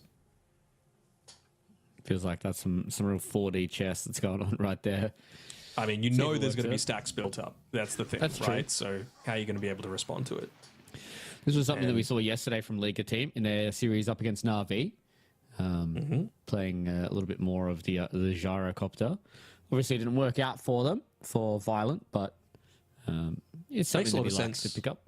Makes a lot of sense this game as well, right? Like whenever you're going up against a Shadow Demon, you want that disruption to be as useless as possible if it's used against you. And with Gyrocopter, where the majority of his damage is coming out from the flak cannon, that's going to be the case. Same sort of thing with like Demonic Purge being used on him. He doesn't really care that much. As long as the rest of the team is giving him vision, that flak cannon's going to hit everyone. So I'm totally on board with this pick. I mean, we've also still got the potential. Yes, Malik played the Undying previously. It could just be a 5 Undying as well. Yeah, exactly. And I feel like that's why I really like the first 2 picks coming in from Liga. It just has a whole lot of flexibility for them. And now you There we can go. see with the Axis definitely is going to be much more of a support Undying. And this final pick will kind of lock in for Liga team about where this Batrider is going to go. So now the question is for Namiga, what hero do you want to have against the Gyrocopter? Is it just Centaur? Centaur's okay, yeah. I mean, it's not like you can't just Mars? not lane against the Gyro as well. Mars is all right. Okay. I mean, this does kind of protect you against a Batrider mid as well, right? Like Storm and Batrider are just going to spam each other out with spells. So no one really has that super early kill potential unless someone's really out of position. So I don't hate this, and it gives them a way to, again, get a lot of information away. Also a tiny bit of a block pick, I suppose, just because you know how important the Shadow Demon is going to be to a lot of these fights. Also, obviously knowing that it's going to be Axe, you know, either Axe Batrider or Axe plus another support, you can lock in that TA as your carry if you'd like, which is what they've done. So Axe Batrider is Damn. still really scary though, like level 2 and level 3. Yeah. They can just start running you down underneath towers, aggressively glyph the wave. Jakiro will need to be on point with the spell usage as well. I don't think this is the game for maxing out Liquid Fire. I think you're going to need Ice Path this game, and you're just not going to be in a position to trade favorably. So the Ice Path facet's probably the additional one that they're wanting. So a few more offlane bans going to come in here against Covus 9. So a lot of his strong offlane heroes have been banned out. His Pangolier as well as his Tide Hunter. Gone for now. And what are you banning if you're an Omega here? You ban Dragon Knight? Dragon Knight's okay, especially with the everyone picking the corrupted dragon lately. Lane mid lane. Is this the Invoker game? I hope so. I love watching that hero. I really think it would Against be really, Storm, really it good. feels really nice. Yeah. Quadswest Invoker can do quite a lot of work. You've got a lot of this damage over time to really start to trigger the cold snap as well. You do kind of need little bit more damage, though, if I'm being perfectly honest. You need tower damage as well. So, Yeah. like, Death Prophet is another option. There is a Spirit bit of Siphon that good burst against damage. TA. Yeah, I was going to say there's a bit of that burst damage for Namiga. You have to be careful of, though. Yep. You just need to open up the map somehow. Axe is only going to do it through creeps and cutting waves if the lane goes well for him. So I feel like that might be the case. That he just... Do you just go for the Mars here for Namiga? That's what I was thinking. It's Try and it's all mitigate right. a bit of that gyro damage. Yeah, but like, what are you actually going to get out of the lane as Mars is the thing. Again, Shadow Demon's not going to be in the lane for the majority of the time. He wants to build stacks. He wants to start enabling his other cores. And I just want them to have something that's going to be able to be left alone. That's why I think this Axe is a bit of a block pick as well. Like, I could have seen Axe for Namiga. I could have seen Tidehunter for Namiga. You can't go Enigma because you're against a Gyrocopter. So what offlaners are left is the real question on my mind.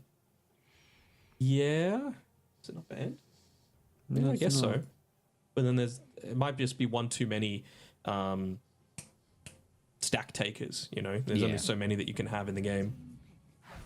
Is it like Dawn? Okay. Yeah. Can somewhat be left solo. Like it. Good follow-up for the Storm Spirit as well. Gives you that protection against the lasso. Yeah. I was also debating, like, could they Visage or something like that? You know, just something really kind of out of left field that doesn't really care about getting decayed. See what the response is now from Liga. Do they want to have a core Batrider? Or do they still need another mid laner that they want to try and play around here? This is the question that they've got now with the Dawnbreaker being picked up. All right. Yeah, sure.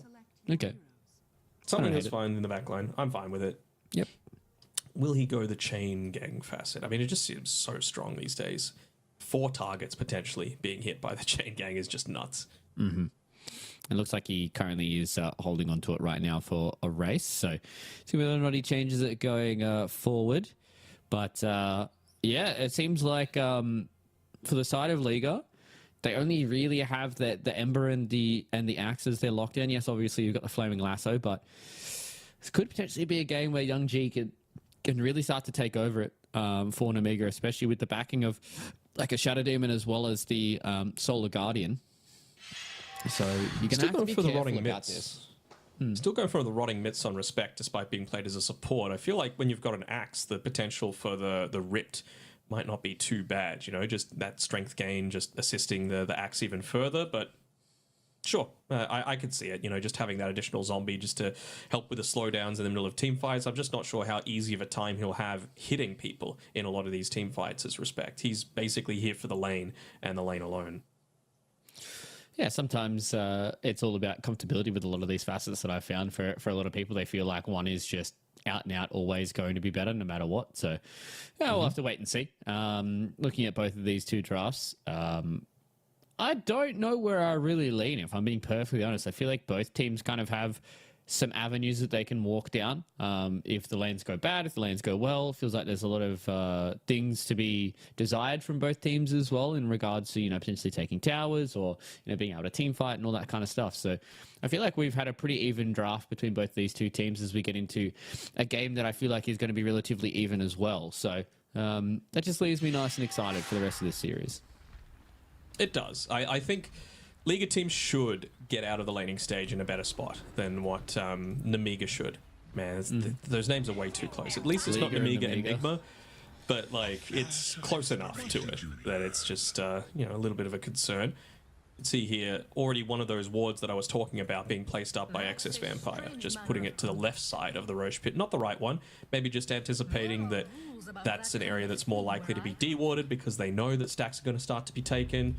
Who knows? But it's incredibly rare for someone to want to deward this area, so I suppose it does give them a lot of good information, and they'll see if Undying does eventually move to place a sentry ward in that sort of area. 30 seconds to battle. Very true. So it was 21, 2, and 18, I think, Bashka was in his latest pub as TA, so that's encouraging signs for Namiga. Yeah, especially a hero like this. So see if he can get off to a red hot start. It has been kind of the hero of the patch so far. alongside the Sven. The battle begins. So it's all about the Looks lane like for he's me. taken I the- think Yep. if you know this potential early try lane gets a kill or two onto the TA, she's going to have a lot of troubles, and they've got great heroes to be able to invade her jungle as well, create the space for Violent in the top lane on the gyrocopter. So you have to be very, very learning as mindful well. about how he's playing this lane. He made sure to walk down on the stream level as well, not just walk through the lane. There were 3 League of Team heroes there ready to be able to punish him. So nicely done there. Still able to get the body blocks off to get the lane pushing out again. And this is all really just League of Team wanting to have that kill potential when they're stuck away from the tier 1 tower. So again, it's level Monodrama 2, still level didn't- 3 that I'm looking for. Yeah, Monodrama still didn't go for the Ice Path facet. Still wanted to go for the Twin Terror. Okay. Sure. Personal preference. Gets a nice D-ward off as well, and the courier will not die. But yeah, let's just keep an eye on this bottom lane for in about 1-2 minutes time. Elsewhere, really does feel like, again, what you try and do going up against an Undying. Do not lane against it. You know, Excess Vampire went Boots of Speed first item. Pretty rare for a Shattered Demon, to be perfectly honest, but they anticipated that this move was coming.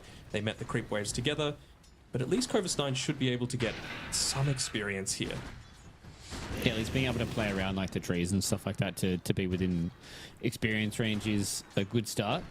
Was looking towards the middle lane at a very early stage here, and Young G just absolutely hammered in this first wave. And I was like, oh, he's absolutely demolishing him in this lane. 3 denies up early onto the Ember Spirit. I believe, I don't remember how long ago, it was a very long time ago that Blitz was talking about this lane specifically between Storm and Ember. Very much a skill matchup. So we'll see if Young G can continue the prowess that he had yesterday. Definitely put the team on his back in a couple of those games. So starting to heat up towards the end of this tournament. Absolutely. Already had, speaking of stacks, one start to be built up by Amaralis as he was walking towards securing that water rune. Getting a little low and get a double. Is that a double decay? It looked like it, but end up not hitting onto Corvus 9. But he's doing his job on Excess Vampire, just making sure that his Dawnbreaker has something to be able to farm and get some of that XP so that he can be left a little bit more solo, so that those stacks can start to be built up. Yeah, I think it's all about just kind of mitigating your losses against Undying as a strength here, especially in the offlane. You're just sitting there just trying to get whatever you can, and then all it takes is you just being able to survive until the Undying has to go somewhere else, and then you can start to catch up, and the rest of the team understands that he's going to have a hard lane, whereas, you know, you've got somebody like Young G who has been such a actually going for a kill. and they're going to see if they can go here on to Respect, but a big one there to be able to get a little bit of that extra HP back, and don't go too far underneath the tower. XX Vampire is getting caught out here by the Rockets. Going to continue to go underneath the tower once again here. Another kill threat decay on isn't Dawn. close enough. And Morales is the one that is able to take down a Sentry Ward on the other side of the map. I thought Respect that could was a die kill. here. They're getting close. He has another Starbreaker, but they're just going to leave him be. Doesn't have a TP to get out of here. He's completely out of mana. I think he kind of wants to die. He really does. He wants to see It'll if he be a can little get a deny difficult with this first. Shadow Poison. It's First Blood going the way of Excess Vampire. For He's Eevee. getting close. Might be able to even... He'll get an Ancient stack off as well, I think. That's huge. It's actually the best start that you could hope for as a Shadow Demon. Getting that first blood, getting that first stack coming in at 4 minutes as well. Be able to walk back to base. He already started with the boots too for Excess Vampire, so Yeah. he's close to the Just not arcades. wanting... He just didn't want to lane with the Undying, right? So that's the best option to do it. Amaralis, we're talking about Pos 4s, he's been doing a good job as well. Like, he's made a couple of stacks of the hard camp as well. He's denied 2 water runes now away from Young G and really forced him back into the jungle. But despite that, he's still got a 400 net worth lead over the Ember Spirit. So Young G's doing a great job, and that's really what this tip is saying. It's like, well, you can deny all my water runes, but skill beats that at the end of the day. Yeah, Young G is kind of putting the smack down on a race here. There was a couple of cute moments that I saw with a few side of fist dodges on some of the static remnants, but bottom side, Amaralis just copped a clip. It's okay. But yeah, Young G is putting a smackdown onto a race in this middle lane. Not really crushing him when it comes to deniers, which is the big one, especially in these spirit matchups, being able to get to that level 6 first. Young G is probably, about half a level above him right now, so he will get that level 6 first. It's just the net worth right now is the biggest problem for him. Extra 500 gold. Boots ahead. I think he just wants to wipe out this this siege creep or this wave as quickly as possible on a race so that he can go back and potentially try and take the I think it's quad stack or maybe just a triple stack that Amorales has built up for him. It is triple. Stick around, yeah. It's very juicy though, but Young G knows that it's here. Yep. Oh, you Just love able to see to it. walk in, remnant kill. It actually is a quad stack. It was double Sadia that's in there. Amorales is He's here built as it well, ever though. since 2 minutes. Who's going to be lucky? Not Young G. It was actually XX Vampire that's able to get it. So not only does he lose out on the rune, he does cop a bit of damage for it as well there for a race. They're looking to try and go towards top here on Covus 9, who's, I feel like, had a relatively safe kind of lane. He's only 100 gold behind his counterpart and the axe on the other side of the map. So it's not like Malik is, scorching ahead. I think the biggest thing for me is that Violent is off to a very, very good start. Oh, for sure. Like, it's the main thing that you're worried about. I'm a little surprised that they didn't actually make an attempt on Covus 9 when XS Vampire was showing there on the lane, making sure to steal away that shield rune from Erase. Still though, it's a little bit punished, and I mean, he was able to build up another stack. I did have a quick look at the Fog of War as well when he was making his retreat. Young G. Can't stick around for this, surely. They want to try and fight this. Bashka is here as well. Ooh, that was close. If that flame break knocked back Bashka, potentially could have tried to go, but they're going towards Team fight. the underside of this tier 1 tower here. They've brought Young G across as well, so they lose the life there onto XX Vampire. I want to see if they can try and fight here with the call down. Look at all the damage that comes in onto Covus 9 as well. Trying to fight underneath this Undying's tombstone, and they will eventually take down Respect. And Young G didn't have the mana to continue to try and get the chase there onto Violent. And you can just see with the secondary strikes, it just does so much damage, man. It does a lot of damage, but I feel like that was a little bit of a blunder coming through from Young G. Like, he makes a good rotation to be able to contest that, but they don't actually stand on top of the Wisdom Rune, and so they get the kill onto XS Vampire, and then Undying actually gets the Wisdom Rune, which brings him to level 4, which means he gets the Soul Rip onto the Dawnbreaker, and they get the Dawn kill as well. So not only do you end up losing valuable XP for your supports, but also it gets your offlaner killed, who, like you've been mentioning, been having a pretty decent time up until that point. Unlucky again with the power runes. Yeah, sometimes it's your day, sometimes it's your not, when it comes to the power runes. Big old stack being taken here by Young G, though. Off to such a rip-roar of a start, and now he gets to reap the rewards. Now to help out and take a few more of those extra creeps here for XX Vampire, who is just so desperately wanting to try and get some more levels.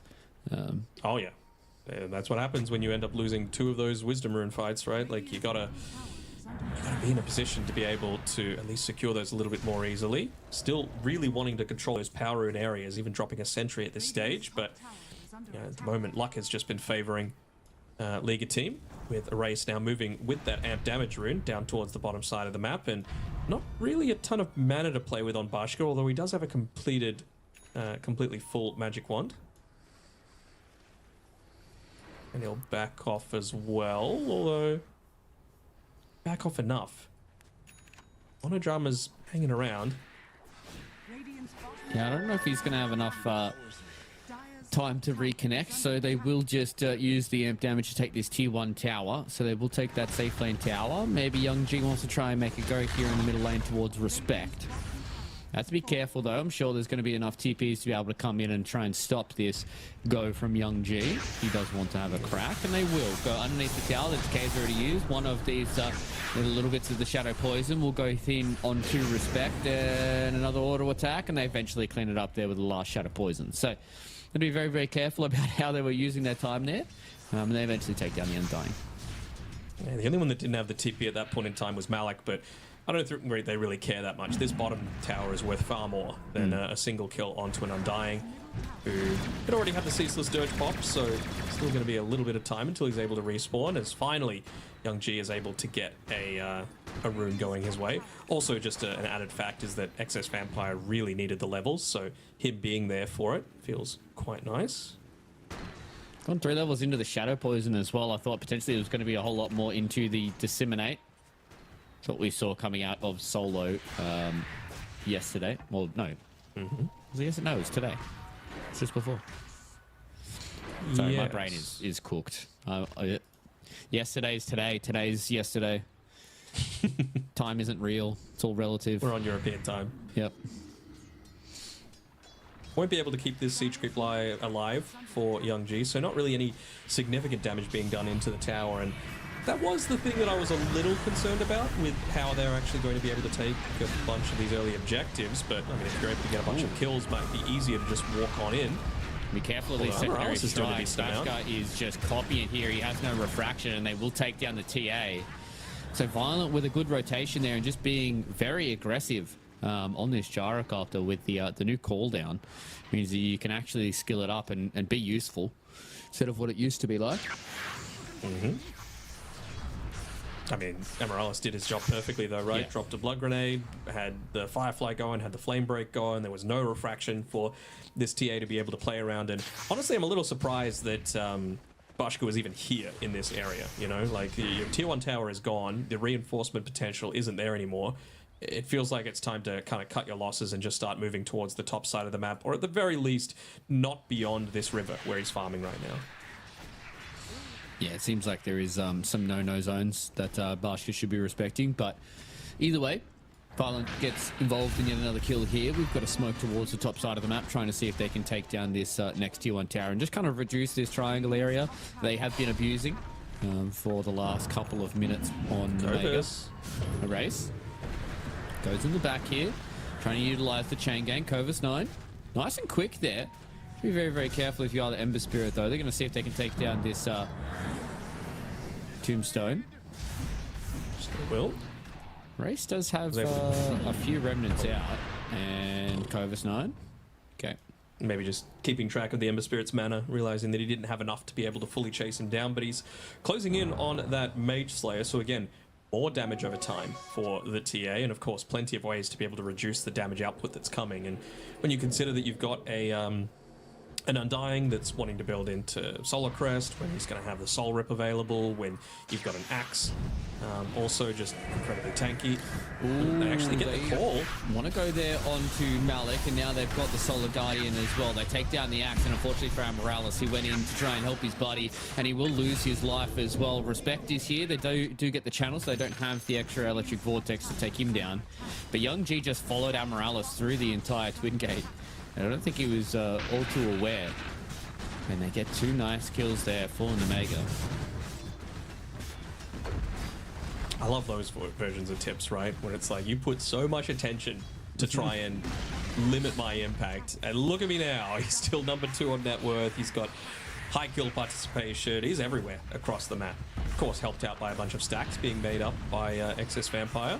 Speaking of which, has his level 6. So now you've also got to contend with that Demonic Purge, and that's kind of a big deal considering you're going up against this Ember Spirit that's got the Flame Guard maxed out. So a big portion of the damage that he's going to be dealing is going to be reduced as well. Radiant's middle tower is under Yeah, that can be a big problem for a race. They're going onto Young G. They do have the lasso, but they turn it back around with the Ice Path. Amaryllis getting nice and low here. They want to see if they can go in. Young G uses a lot of that mana to get in there, but now he's able to get away. Going forward here is a race. We're going to try and see if he can catch out onto the Storm Spirit. He has a regen rune available in the back pocket for a race, but doesn't have enough to commit the kill there onto Young G, who feels like a personal vendetta against Amaryllis after those last couple of water runes.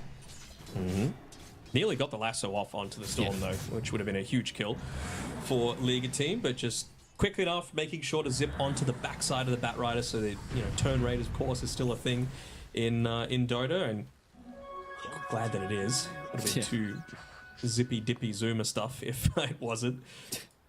Cranking 90s is a whole new meeting.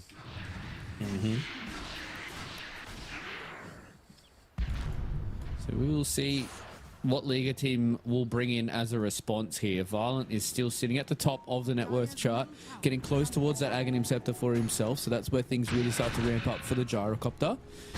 He's about 900 gold away. He's got a few stacks to try and get through here as well in his own jungle. So once he starts to build in towards that, you can go towards the Chrysalis, you can start getting the Maelstrom and really start to build up this big lead and try and take over the rest of the map. I think the question mark for me now is kind of when do you expect Malik to try and be a part of these teams? He's gone for the Blade Mail, does have the phase boost, and he's just really far behind when it comes to trying to get that Blink Dagger up online. Oops, sorry, I'm just keeping an eye on Young G and also Bashko, who once again has gone very, very deep, but this time around he at least had a couple of teammates nearby that would have been able to potentially help him. But yeah, like you've been saying, it's really that Blink Dagger timing that it feels like Liga team are waiting for, right? Like, I think just the Aghanim Scepter, not enough for Violent to be looking to play around with. He needs that additional item afterwards. Something relatively cheap like the Chrysalis, like you've been saying. Looks like you'll be okay on a race, especially with that Mage Slayer, reducing all of the damage coming out. Yeah, it really does feel like it's probably going to be these like 3v3 skirmishes for quite a while. They at least have one big positive from the Mega, the fact that they have the Solar Guardian. For them to be able to try and make these a 4 versus 3, but it's really all about, you know, a race plus the 2 supports trying to make a little bit more space for Malik to try and get towards that Blink Dagger. Relatively close now, 700 gold. So probably about another couple of minutes. 1.5, 2 for Malik to be able to get towards that that Blink Dagger. And once that's... And Morales as well. He's not too far away either. Oh, really? Needs about 700. Okay. So they could potentially wait for double Blink Dagger, but I feel like as soon as they get them, they need to go. I think you can't just sit back and keep farming. You have to go as soon as you get them. Yeah, I mean, you know that, again, Amiga are going to be looking to play around their triangle a fair amount. You've already taken away their tier 1 tower in that top lane.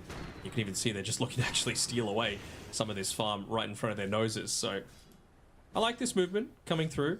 Again, just putting a lot of this pressure on continuously. Maybe even getting some really deep vision up, but it doesn't look like Amorales has an Observer Ward to be able to place in this area. But any chance that you can get to be able to just steal away farm that Dawnbreaker in particular is trying to be picking up for herself, it's going to be very successful. Amorales is doing a fantastic job of just being a pain in her backside. And now still trying to build up towards that Blink Dagger of their own. That's what the best Dawnbreakers do. Sorry, Backbiters do. See, there's a fight towards the bottom side here onto Malik. Has just picked up the Blink Dagger. It is sitting in his backpack. So he at least doesn't lose out on that unreliable gold. Covers 9 unfortunately try to TP out in front of the Batrider, so they will be able to clean up that one. But taking down Malik as soon as he gets that Blink Dagger, 30 seconds until that fight goes out. They want to see if they can try and go here onto a race. Not all too much mana left here for Young G, and they will be able to get the Sleight of Fist dodge for a race, but he doesn't have a Remnant. Yes, he does. The last auto attack goes up and misses uphill, so they will not be able to take down the Ember. Just able to get away, and Violent even gets a solo kill onto the Shadow Demon as well. So nicely done, opening up the map a little bit too, with being able to take that mid lane. And again, it's just more of the map being more siegeable, and especially, like you've been saying, when you consider a lot of these Blink Dagger timings, that's exactly what you want. You know, you want to be able to move into the enemy side without too much fear of reprisal. And if you've got double Blink Dagger on your main initiators, that's exactly the situation that you're frothing for. When did they add the little actual visual side gunner? Pretty recently, I believe. Was it? Okay, because I just noticed it and I was like, what the hell is going on there?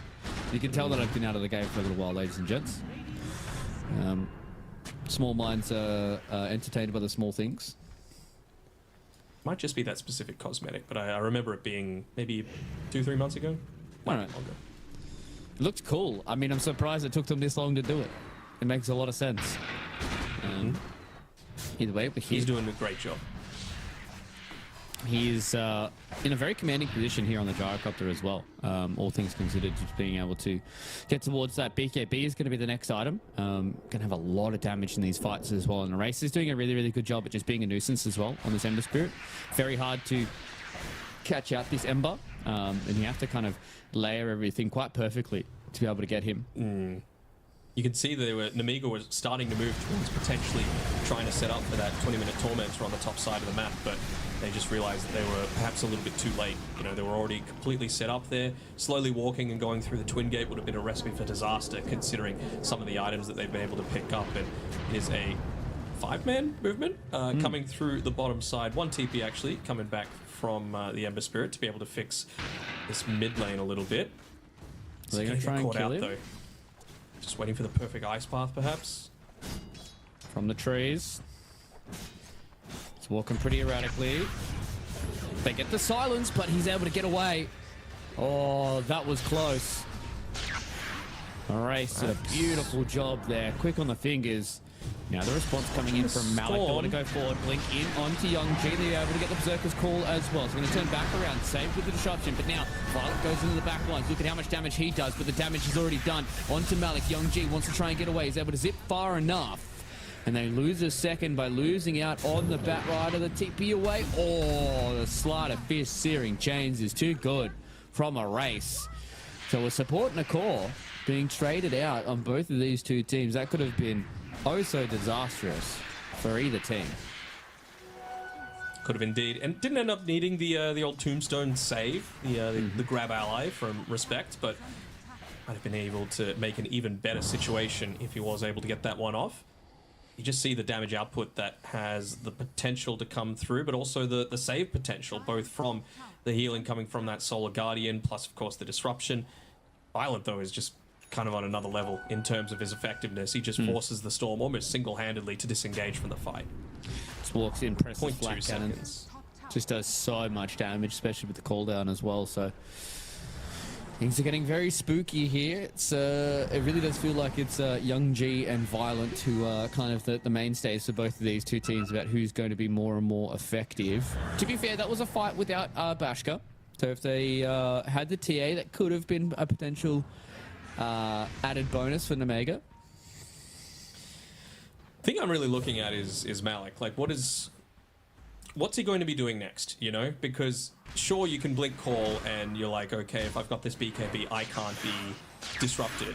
But if you're just going for these solo pick-offs, as Amarallis gets picked off, you're just going to disrupt the other person. You know, your teammate that's getting gone on to. So it really does kind of limit it to being this more team fighty spell. And do you need to just rely entirely on the Bat Rider to be the one that's making the initiations happen? Because you're still going to have the Dawnbreaker ulti to be able to save people. Maybe that's what Axe needs to wait for. He needs to wait for the Dawn to come in and then immediately blink call after that.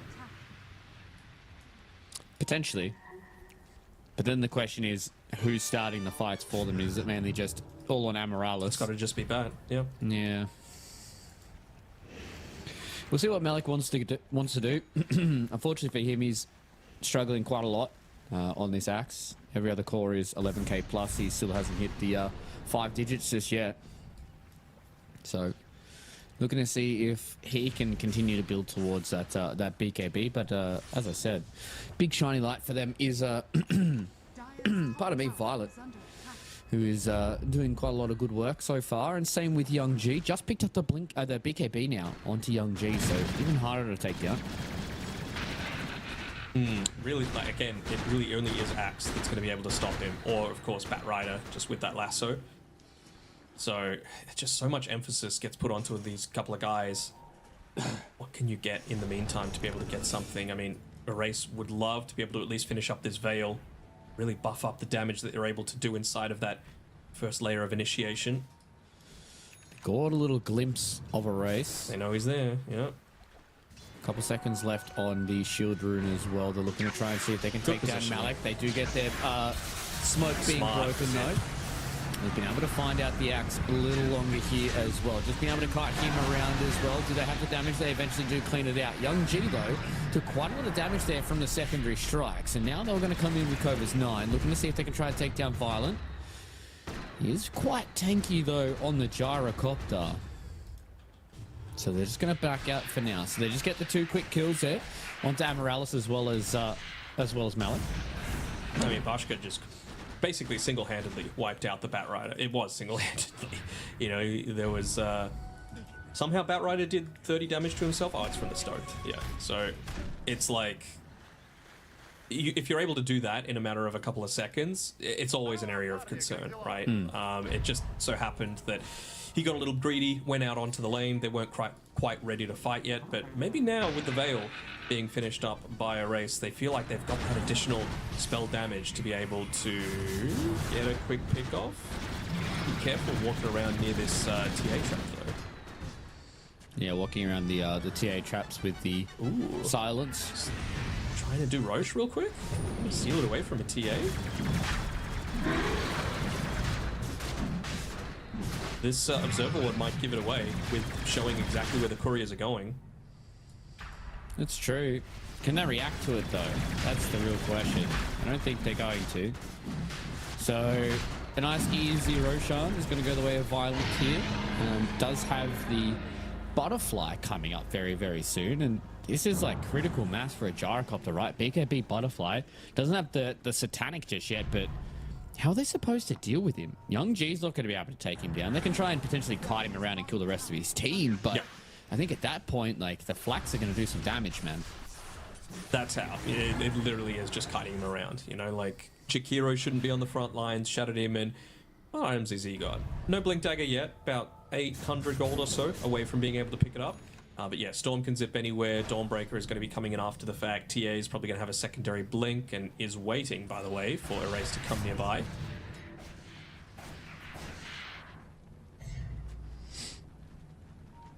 Isn't close enough. Having a decent enough game of his own, though. I mean, in terms of, like, net worth spread, I would say you're probably much happier. Not a drama. Bad luck, mate. You're probably happier to be on the Namiga side, though, in terms of, like, where all of your cores are at, because it is a big difference between what you've got on Malik versus what you've got on Kovestein, for example. But that could change. I mean, he's 500, 600, 700 gold away from the BKB for himself. So not needing to be as worried about, you know, Chikiro's spells coming in once he does make that initial jump.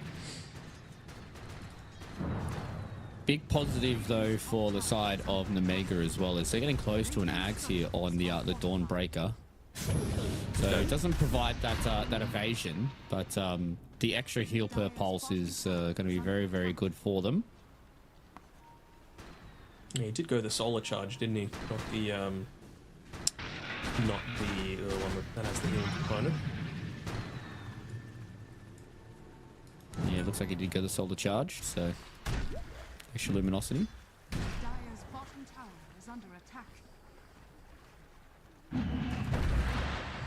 Okay, there is very much a clear process now for Namega.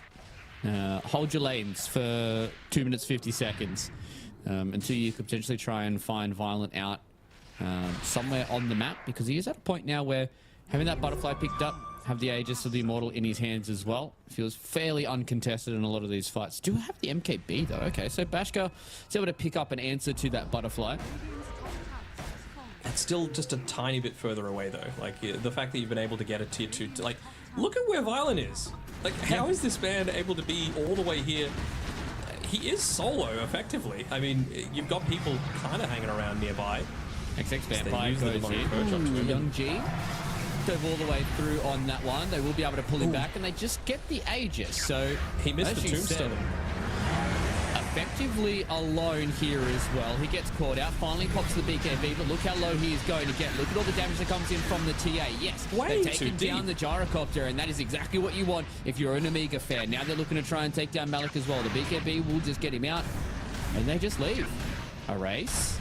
He's on the left-hand side. He's low when it comes to the mana, but so is Young G, but he had enough for the Electric Vortex, and that's a double kill for them. I mean... Looking for me? Yes? For being... Yeah. Yeah? I mean, yeah, but it was like... why are you there, buddy? You know, like maybe if all the boys are there behind you, but they just weren't. And you just see the effect of that demonic purge, right? It's not like he can just instantly get out of there. Even with the Solar Crest put in onto him, it was a miss with the grab ally Tombstone as well. So ends up dying his first life pretty damn easily. Just a bunch of errors that have brought Nemiga right back into a commanding spot into this game. And it was before you were about to hit a few big timings as well. Ooh, Young G found Amaryllis as well, and that's exactly what I was about to talk about, right? Like, you just said it, like, a few key timings were about to come in. There was still 2 minutes left on that Aegis, too. And it looked like that Nemega did not want to have a bar of it at all until they went, he seems pretty by himself, so... Yeah. So they had a crack, and I mean, I'd imagine they would have been happy with just taking the Aegis, right? But the fact that they got more of that, and then they got the erase kill at the end as well, yeah. Big time. Hold on, where's the team? Yeah. They're going to be able to get a Tormentor probably off the back of this as well. Bashka just waiting here, solo. He'll be able to claim it for the boys. So Monodrama gets a nice freebie. He was able to have the Liquid Fire and the Liquid Frost. He just showed on the lane and walked under a couple of TA traps. He's alone. Yeah. He does have a BKB to try and play around with, though. How much damage can they do? Look at how low he's going. Doesn't even get to pop the BKB. Some Why are you there? gigantic fumbles. Gigantic fumbles. Yeah, like showing on the lane, walking to an area where there's no TP possible for the rest of your team. Team's not ready. They just took the Tormentor, so there's potential for the Twin Gate play. It's not ideal for Violent after an amazing start to the game. And sometimes that's the way the cookie crumbles for these carry players, right? Have a fantastic 20, 30 minutes of the game, and you make one critical error, leads into 2 critical errors, and then the game starts to get away from you, right? He's playing so well. I think he has really started to level up over these last couple of games that we've watched him play, and really just started to carry the team, and specifically on his Storm. I think his Storm is something you have to be very, very mindful of for the remainder of the series. Have we seen a bad Storm through these calls? I don't think we have. I don't think we have. I think they've all kind of owned. And I would bet that collectively the Storm Spirits would have, like, maybe not even double-digit deaths. 6 deaths? Yeah. Yeah. I feel like they've all just owned in every single game. And I mean, that's why, like, at the start of the tournament, we were seeing it being basically the second phase bandit, right? Like, basically towards the end of the second phase bans, it was being banned out. And now teams are letting it slip because there's a lot more heroes they're starting to think about, and it's just taking over games. 10-0-4 on Young G. 24 galvanized stacks. Like, he's having a game. I'm hearing a lasso. Bashka. He's in trouble, but at least able to save from that. Now they get the Solar Guardian, comes in as well. Look at the damage he burns through. But Bashka loses his life there. They have lost 2 members for the side of Liga team. But Omega looking to see if they can try and fight. Young G gets chained up by the chain gang. He's going in by himself. There is nobody even in the vicinity here. Monodrama is sniping couriers and on 10 HP. So he just wants to start killing this creep wave, and he doesn't have a TP either, so he's most likely more than happy to just lose his life. The TA trap actually keeps him alive and gets him to walk away. Young G's waiting up here on the high ground as well. They want to try and see if a race wants to come into it. As he's walked into a silence, he's walked into a stun, and he's walked into the damage from Young G. It was the bait and switch. Look at me, I've got 10 HP. And they just take down a race. 70 seconds on the sideline for the Ember Spirit with Gets no the courier buyback. as well. That had a plate mail on it for Malik. Oh no, from bad to worse. From bad to worse, Malik was the reason that TA died, though. You know, just the second death for Bashka so far this game, and it was basically almost entirely off the back of plate mail. Young G. 4 jumps in. They do a lot of damage, though. They're actually able to eventually take down that Bat Rider. So now with Young G getting away from that cooldown. Kovis 9, though, up with the BKB, looking to see if he can try and stand in front of the gyrocopter. They get him stuck inside of this grab ally, but look at all the damage they do with the basher as well. They take down the gyrocopter, 80 seconds on the sideline without that. And now Young G looking to try and find more. He's a bit low when it comes to the mana. He hits the soul ring, tries to get the auto attacks, and eventually with the star breaker, they take down Respect. and Namiga are just starting to crunch on top of Liga. And it's only going to get worse and worse. He's getting closer towards that Aghanim Scepter. He's going to be level 25 as well, so the AoE damage is going to be completely off the chain. It's going to be very hard to deal with. Aghanim Scepter into Ice Path, into Solar Guardian, into Starbreaker. Especially because Kovasine has gone basically a carry build as well. Ags, Chrysalis, Basher, just being a menace. Yep.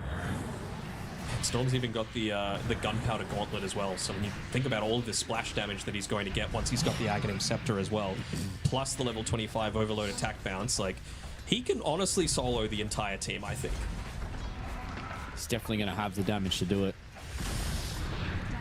And now, with Bashka up on the front lines, another 10 seconds until we have the Gyrocopter back. Yes, the chain gang is going to keep him in place, but I don't think Bashka was going to move anyways.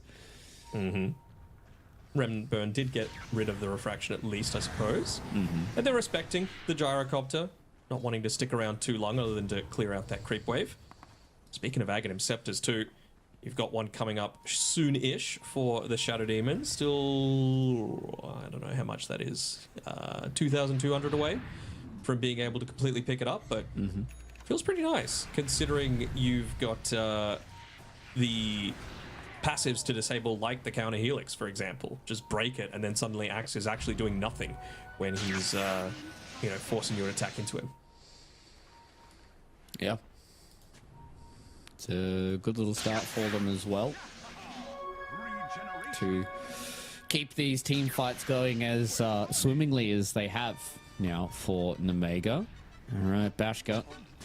They got a regen running as well. Okay. There is a few smokes coming up here between both of these two teams, but the person I want to look at here is Young G. He's the one that's leading the charge. I feel like as soon as he gets vision, he's going to just go in. As long as he doesn't get 100 to 0 in a Berserker's call, I think it's going to be more than okay. They've just down the vision as well. Amaryllis wants to go forward. Now they've already used they got a good one. Tombstone, but as I said, as long as he doesn't get 100 to 0 here, he's going to pop that BKB. Amaryllis goes down as well, looking to try and go on the sidelines. The race trying to do what he can here with the chain gang. Beautiful blink call there from Malik. Catches out too, but how much damage do they have here to take down Young G? No BKB now for the Storms. He's out of remnants. Be very, very careful. They have no more remnants here for the Ember Spirit. He will just have to back out of this fight as well. Kovasine, he's going to get left on an island, and unfortunately for him, XX Vampire is able to get the disrupt going. Relatively low on the HP as well as the mana now for the Axe, and they will lose out on their Dawnbreaker. Double buyback from the supports, and a lot used, but they didn't lose any of their cores here for Liga team. They didn't lose the cause for Liga team, and it's off the back of a couple of great reactions coming through from Amaryllis as well as Malik. The big thing that they gained is no Dawnbreaker when this Aegis is up and ready to be claimed. So they would love to be able to just walk on in here, get that double life, and feel much more confident with Violet looking to contest up into this. Got good vision though, and he's going to be the one that first jumps in. Still 5 seconds left on the lasso for Batrider. Should at least have 20 seconds left as well on the BKB. You see that? He's side-blading off of his own TA traps while Violet's trying to solo Roche. A little sneaky bugger. So they've at least forced them out now. They're going to smoke. And they want to try and catch out a few more of these heroes. Bashka. Maybe use the illusion rune as bait. Gotta be careful. Beautiful. Oh! He blinked into the edge of the ice path. Malik, oh no, now it's 10 seconds without that Berserker's Call. They're going to come in with a blue hole as well. Look at all the damage that comes out here from Young G. Lasso goes down once again. Look at the damage that they're trying to get out here for Violent, and isn't able to turn it back around and convert it into kills just yet. Malik getting oh so low as well. The Macropie goes inside of the grab ally, and they will walk away. Everybody is so low for the side of Liga team, but they live. Now we've got 4 seconds left until the Dawnbreaker's up here and available. They go back in onto a race. He gets silenced up. Look at the damage they have. He does not have a remnant. He does not have the life. So he goes down. And they eventually are able to deal with the Tombstone. And now Namega just gets a free Aegis. But no one else hanging around. Unless Malik really wants to go for it. XX Vampire, beautiful. Jumps in, gets the disruption there onto Malik. They know he doesn't have the BKB. That secures them the Aegis as well. And now they're trying to go in onto Violent. The Gyrocopter's going to stand there and try and fight. As you said, Young G, no mana left. And now the Aegis is already gone. Beautiful buybacks here from the side of Liga team. They walk back into the pit for XX Vampire to try and get this Roshan's banner. And now Bashgar very, very low. They send him inside of the disruption. He does not have any more of these refraction charges. And Liga team, the perfect kite back. And yes, they lose the Roche fight, but they get rid of the Aegis without losing anything. I don't know about that. Double buyback on the Ember Spirit and the Axe. So the only one that's got it remaining is this Gyrocopter, if he even had the money for it, which, spoiler alert, he does not. So this is a fight where if Nemiga team win one more team fight, they are going to be punching their ticket to a game number 2 with a 1-0 advantage. Are they going to put themselves in a position to be able to go for that, though? Who did you say was holding on to the banner? XX Vampire walked in and got it. So, now Gyrocopter's dead.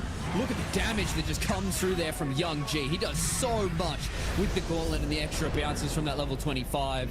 They try and get the TP out here from Respect, and he's going to go Ethereal, and unfortunately for him, it just delays the inevitable. Just the amount of damage that Gyrocopter copped in the smallest amount of time. Very excited to see his death recap. Come on. Just look at the bounces, man. Yeah, the bounces are what's kind of nuts to me. Like, in the matter of 2 seconds, dealing 3,700 damage. Most of it coming from the Storm Spirit. Yeah, there was some coming from the Dawnbreaker for sure, because it's gotten to the stage now where Cobus 9 is such a big threat on the back of that Daedalus. But yeah, crazy stuff. And this should be, honestly, 2 lanes of racks. Should be. A lot of the damage actually came from the Starbreaker, coming in from Cobus 9 on the Gyrocopter. It's just, as soon as he gets stunned and Cobus 9 and the Storm are there, Young G, he just gets evaporated. And knowing now that there is a little bit of time that they can play here with the middle barracks, the Mega are in such a commanding position, 30k ahead right now, and almost no avenues back for Liga in this game number 1. Side lane's kind of pushing in on the other areas, but like I said, trying to go in and do it all solo. Has the BKB available. Right, he gets the blue hole, and Young G, he thought that maybe he could play around with it, but it's AoE. Look at the damage that goes in there on the Violent, and he just loses his life. There's no buyback for him. Young G and Bashka just send Liga into the bin, and they will be able to take this game number 1 off the back of a Young G performance of the ages. This guy is here to party, and the tips are well deserved from his teammate, and that was a beautiful game from the Mega. Beautiful from Nemiga. Once again, the death there on the Gyrocopter. It's all on the back of Cobus 9. You know, getting that perfect ulti in, goes through the BKB, and by the time he's even able to react beyond that, the Starbreaker ends up killing him. Did the most damage out of any hero despite everything that just happened, but it all comes off the back of Young G just going in fearlessly onto the backlines every single time. And this is the thing that I feel like has been what's led these Storm Spirits to be in such a strong position throughout all of these. I mean, this is really where it really started to fall apart, you know? You go up solo onto the high ground with just an Undying behind you, you miss the Tombstone, there's the perfect follow-up where you're not able to pop that BKB, chain stuns coming through, and yeah, you die for nothing. Yeah, they didn't really get much out of it, and there was still plenty of the map for them to try and take as well. Still some tier 2 towers. They could have converted that into something else. There was the Tormentor that was coming up in just a minute's time as well. So a little bit of a misstep there from Liga, but I mean, you got to give the props to Omega for being able to punish that kind of misstep as well. You know, you can always talk about the mistakes that teams make, but it's all about trying to make sure you get the correct punish at the right time for these teams as well. So Young G, that's a performance to remember. I think Cobus 9 as well. The 2 heroes that have been super impressive from him have been the Dawnbreaker as well as the Pangolier, right? I really feel like that he has a intimate knowledge about those 2 heroes, and they're very much his style of being able to play those heroes, and it's just been a good combination from those cores to really be able to pull these games out on top. And Liga for them, I mean, Malik just really did not have a good time in this game at all. He was far behind pretty much from the get. And he was constantly just trying to play catch up against a player like Young G, who was having such a fantastic game, was able to play kind of carefree throughout the entirety of it, and he had to play almost perfectly on Malik to catch him out. It's just that global presence that you have, not just off the back of the Dawnbreaker, but you've got global vision coming through from the TA, especially once you pick up that Aghanim Shard. You've got a Storm able to zip every which way, and you had Blink Daggers on both of your supports, so they never really had to be in a vulnerable position. So again, I just feel like these heroes, the Storm Spirit, and I'm going to say it again, the Night Stalker could potentially unlock so much more for a lot of these engagements, because a lot of the ones that worked out well for them, at least before, you know, we saw the level 25 plus moments for Young G, Kovis 9 and Bashka, were the ones where they were able to quickly take out Respect, quickly take out Amoralis before the fight had truly even begun. And that just puts you in such an advantageous position to not have to worry about the PKB piercing disables, without the heals, without the secondary life coming through, 4-staffs, all this sort of thing just means nothing when you know, you're wiped out from the very beginning. And you know, a Storm zipping in with Shiva's Guard, that's exactly what it's going to provide you. Yeah, and you know, just looking across the stats that Young G was able to progress for us this time around, almost at 90% kill participation from a mid laner. Like that's kind of nuts stuff, and being able to do almost 40k hero damage as well. Like just the stats from Young G were just really bonkers for this game, and he had really just one of those big standout performances. And I think now, if you're the side of Liga, maybe you have to start focusing on dealing with him for these next couple of games, because fortunately for Liga, backs are against the wall here. They lose this next game, they're out of the road to the international. So ladies and gentlemen, we're going to go to a quick break. Hopefully Liga can get their thoughts back, and we'll see whether or not this train will stop for Namiga. So join us on the other side of this break. The human body was built to move, not trapped at a desk in one singular posture for 12 hours a day. It's time your chair evolved. This is Secret Lab Titan Evo. Ergonomically engineered for you, gamers, hybrid workers, artists, backing your every move.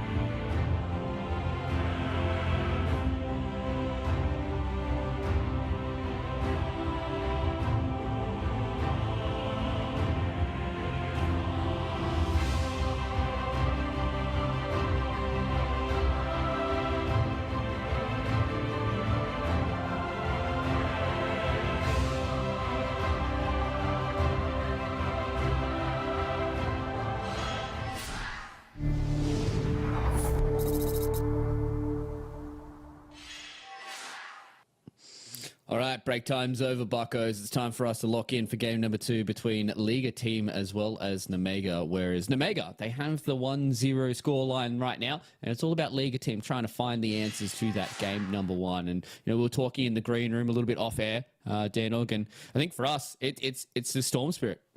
Can't let it go through in that second phase and not have a very straightforward, very clear cut kind of counter for it. I mean, you just start to see, like, as soon as they ban the puck, it's like, all right, they're picking Storm, it just comes down to that. And I feel like, have we seen a single puck game? Maybe one, I think, throughout these entire qualifiers, at least the ones that you and I have been casting. But if you are going to let the Storm through, you damn well better have an answer to it in the lane. That's why I was highlighting the Invoker. Quaswex, you're going to have a decent time of at least burning his mana, stopping him from scaling off the back of just farming crazy good.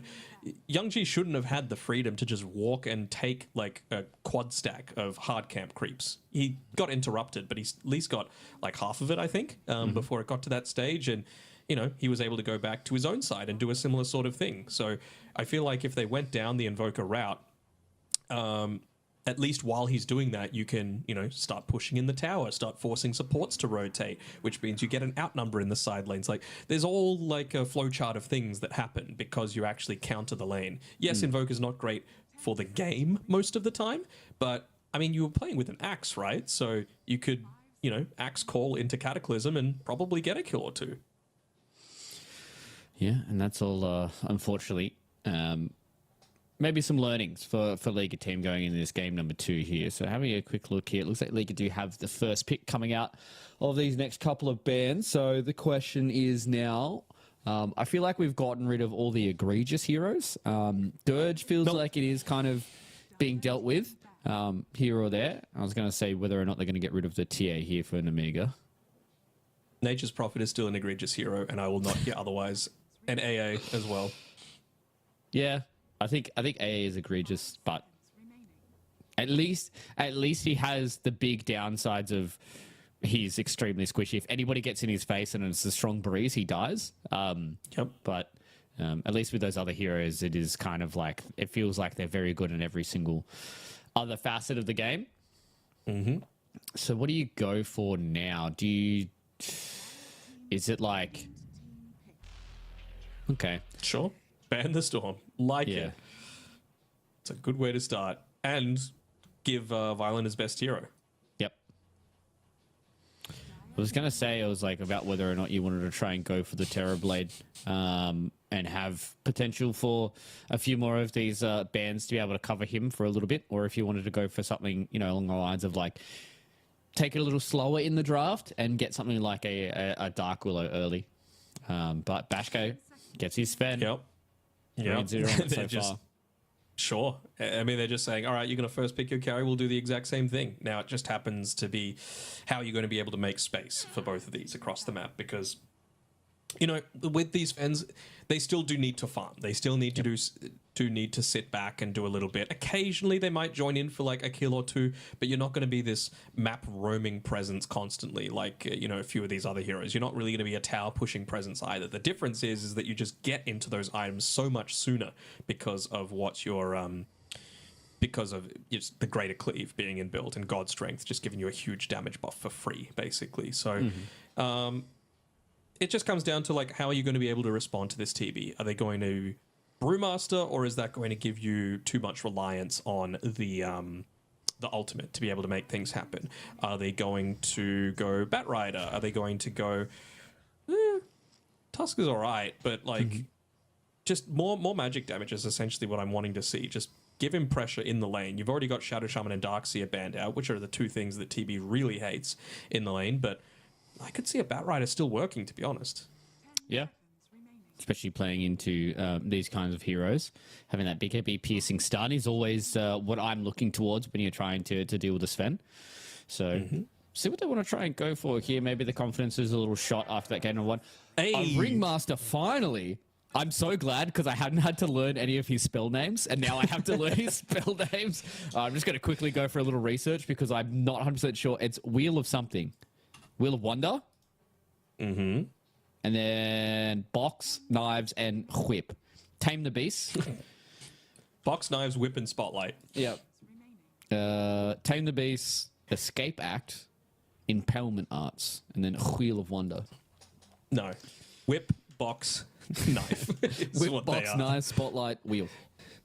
Very good. And now you've got to do the whoopee cushions and all the other stuff as well, depending on what facet he chooses to take. So I wonder what they're going to be pairing together with this, because Ringmaster is one of those great counter-initiation heroes. So I feel like something that was going to be a little bit more offensively oriented is always going to be good. Of course, just having that range, damage over time, harass through the impalement arts always feels good. Once it gets to the later stages, you can shove out lanes and do things of that sort of nature. We really do still need the initiation, though, coming from Liga Team. We know that it's not going to be the Storm Spirit. Puck's still in the pool, which, not the worst. I mean, you can combine together the Tame the Beast's Fear alongside the Dream Coil to force a snap as well, which does feel kind of nice. Same sort of thing with a Dead Shot. And if it gets later on, even, TB can have that sort of impact too. Terror Wave, yeah. Something we haven't seen in a while. I will say that the Ringmaster's like tweaking out is like really starting to irk me. So I don't like seeing that on the draft He's like screen. Rubik hopped up on caffeine, Yeah, and he's Rubik's already kind of... It's like you're going down to the bus stop and like this guy's like tweaking out on the other side. You just put your AirPods in and you just hope to Christ he doesn't say hello to you. I saw this comedian talking about something that all people in Melbourne have an amazing skill at. It's ignoring those people. Ignoring the junkies public on the trams. And they were Everyone, like, nobody told me that you just had to ignore them. Don't Yeah. make eye contact. No, they're harmless. Again, another Anyway. niche Australian reference for our Eastern European viewing audience right now. Go look If it you up, ever guys, want to it's visit funny. Melbourne, they'll know. That and hook turns. Look up those two in case you end up borrowing a car. As we do get the AA at the very end of things. I mean, it's good, right? You're going to be able to outrange the Muerta, something that very few people do in the lane. Makes things challenging for you, gives a good follow-up to the initiation. Like, you've got 3 different types of initiation that you could look to follow up on with the AA Ice Blast, right? So it's kind of devastating to have to play around that, and we still have yet to see the... This really feels like a Puck to me, to be honest. Like, why not Puck now? Into a Centaur, you've got great supports to be able to follow up with the damage aspect with it. They have no real instant catch, like Tusk eventually, sure, might be able to do it, but you've even got the escape arts to be able to act as a saving potential for that.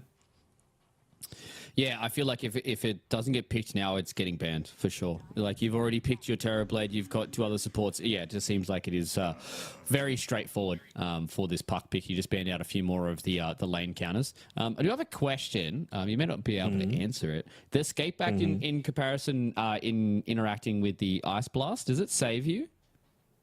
Oh, good question. Wouldn't be able to tell you, unfortunately. Okay, all right. Maybe we'll see that interaction today, and I'll be able to get my answer because that could be a big interaction to be able to save with the escape act. So we'll have to wait and see.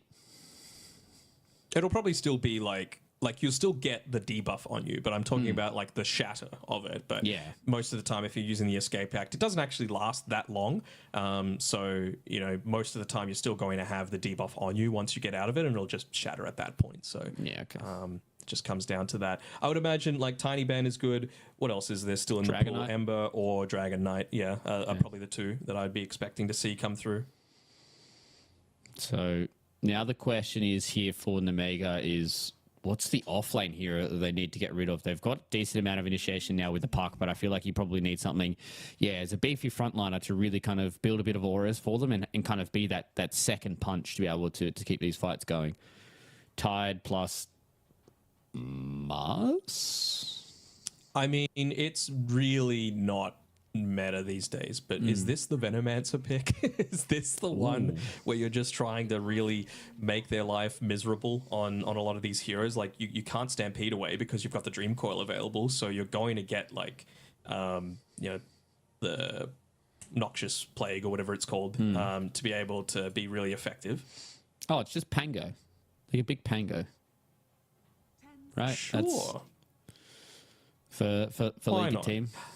I'm just thinking Seem about too how bad. you're going to limit the Sven's early game so Yeah. that he doesn't scale faster than your Terrorblade, essentially.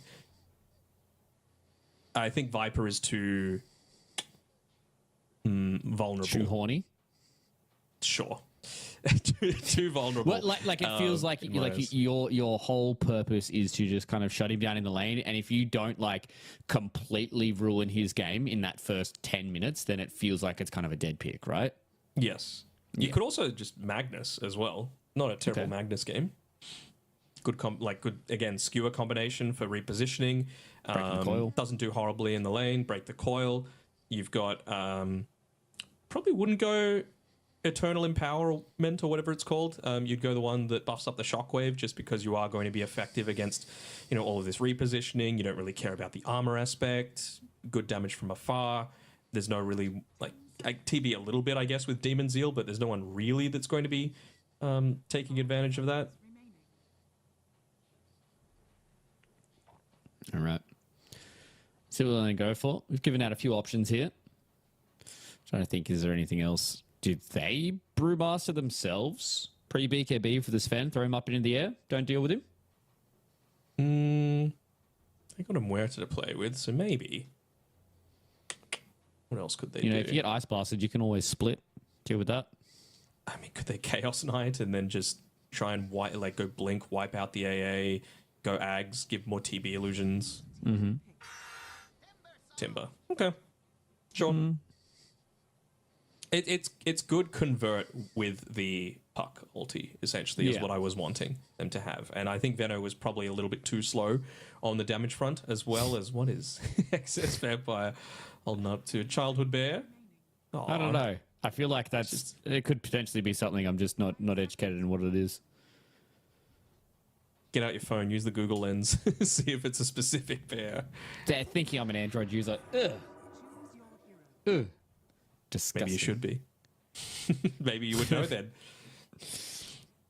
Maybe you should. Ends up being the Void Spirit. So again, it kind of fulfills a similar sort of role to what he was being able to do on the Storm Spirit as well. You're also able to, if you're really quick on the fingers, dodge out the Dream Coil. Your Scepter is a viable option for them, actually, just to be able to set up for the Ice Blast, to be able to set up for your Remnants, to be able to potentially snap the coil yourselves, dodge out a lot of the silences that might be coming through as well. But I'm still expecting just a straight Aghanim Scepter rush, just to be able to go in onto Erase and Malik. And I mean, Respect is the one that they're looking to be targeting, right? If you're looking to commit with a Blink stun onto people, the Ringmaster has to be dead. Otherwise, you're just going to have that escape act, as well as a lot of aggressive potential still coming through. Yeah, it's very similar vein to what the Shadow Demon has been, right? So you really need to try and catch out that hero, and I feel like that's going to be the tale between both of these two teams, is who catches the backline first and who kind of causes that chaos and gets that first kill on those supports. Ancient Apparition as well as the Ringmaster, they're going to be the two key targets for both these two teams to try and figure out how they can get those kills on them and make them clean and concise as well. So nice little pump up as the Liga team coach does leave the room in those final couple of moments, because I mean, if they lose this game, they're out of the road to the international. So this is really going to kind of be do or die for them, and that's why they opened up with the TV here from Violent. And I'm very excited to see how they're able to come back in this series, potentially push it to a third, and see how deep they can go in the rest of this tournament. It was looking even, up until a bunch of throws essentially happened from a Liga team. So it really could go either way. You've taken away the Storm Spirit away from Young G. Big plus, like you said, you've got the TB for Violent, Grandmaster himself.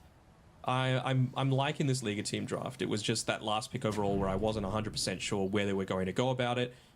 So we'll see. We'll see if Malik is able to redeem himself after that game one. Ooh, big fight. Anytime you got a task. Big start. They have such a strong level 1 as well. Excess Vampire's going to walk forward. Oh, no, Violent. He walked down to the low ground. There's absolutely nobody there. That's a massive tag to piece. They got everybody feared away from this, and look at the damage that they can do. Covis 9 is the one that's going to go down. Tusk is the one that's very, very low as well. They're trying to see if they can get the kill there on a Violet, but it's not going to be enough. A double kill to start out the game here for Liga team, and that was the whip of all whips from Respect. I mean, he's got them whipped, essentially, at this stage. Just missing out as well on the Sentry Ward from being able to take out the obs that was placed down to potentially go for that kill. Even just placing down their own obs at the very start of that team fight was Amarellis, just to give them that little bit of extra information. But yeah, all the damage coming through from the calling as well. It was actually him on the Muerta doing the majority of it. So great start for them. Who ended up getting the first blood? It was actually Terrorblade off the back of the reflection. Big start for Violent then. Getting that first blood. Does have to walk back to base, but starts out with a fluffy hat and a full wand. Oof. It's a good start now for Liga team. Just a quick little pause. In and out. They also get themselves Also nice 3 of the just bounty runes too. Nice to just have Excess Vampire as well, starting the lane half HP, already a Tango used. So it means that, you know, a little bit of this harassment is going to be easier. It's the first of his little, they're called souvenirs. Carney Classics it was the facet that he got. But yeah, souvenir with the Funhouse mirror. Just being able to try and win this fight here against Excess Vampire. And he will. I mean, he's already used up all of the regen that Excess Vampire has at this stage. Just trying to make a pull happen, not have to use the well, he doesn't have a sentry ward to be able to block up that camp. So should at least be able to get, you know, a little bit of farm into this Centaur at the very beginning. Anytime that you're forced to go that Ice Shards instead of the tag team, they would have loved to be able to just lock in onto a target, but obviously weren't able to.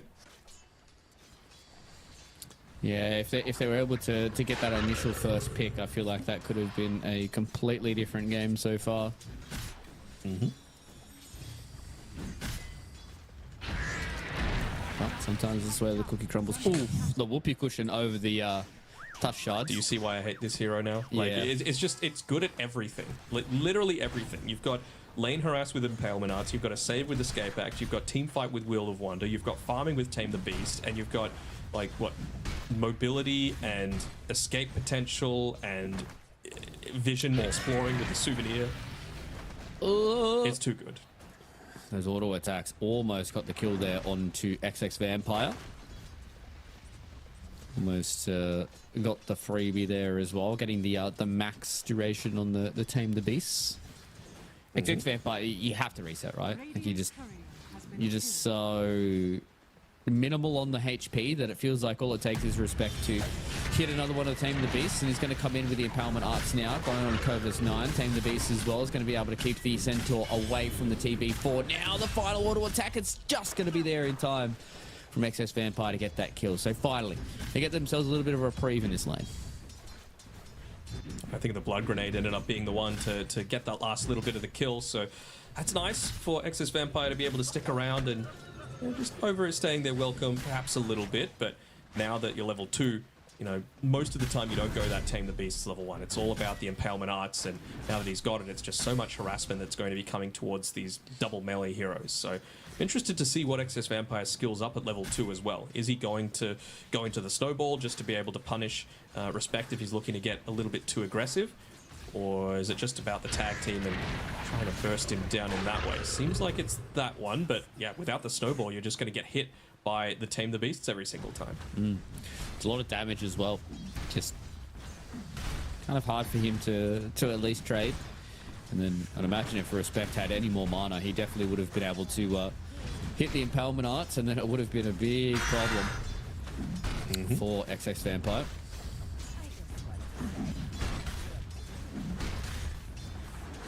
So we're now looking at a bit more of this middle lane. Bottom side, though, that seems to be where the aggression is happening, and just a few more of those whirling deaths are very, very hard to deal with. But Youngji, as well as the race, they're going toe-to-toe here on the puck, but, you know, obviously having that innate of puck, being able to constantly get a whole lot more of this HP and mana every single time you get the phase shift dodge. Just being able to walk into the tower, phase shift dodge the first one, and come out of it. But bottom side, though, Morales is able to get the kill there onto Sven on Bashka. Again, there's just one of those instances where you got a lot of this magic damage, you got a lot of this pure damage. There's nothing really that Sven can do to be able to stop you. Is he? Okay. He hasn't put his third point in. I was wondering, is he going to put a point in the war cry? Is he going to be forced back and use the Great Cleave? Maybe he just doesn't want to shove the wave out, so he's going to opt to save the Great Cleave until he actually needs to go back into the jungle. Yeah, it's usually what you see from a lot of these Svens, holding on to the Cleave.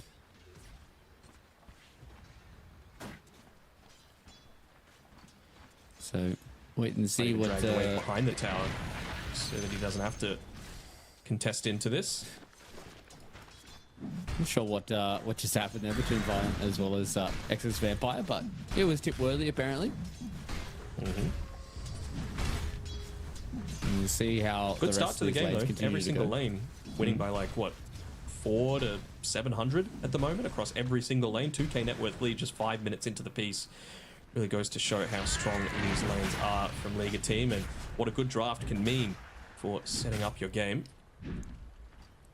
Especially having that opening first blood into the second kill just kind of sets up everybody else just because they're ahead on the experience, right?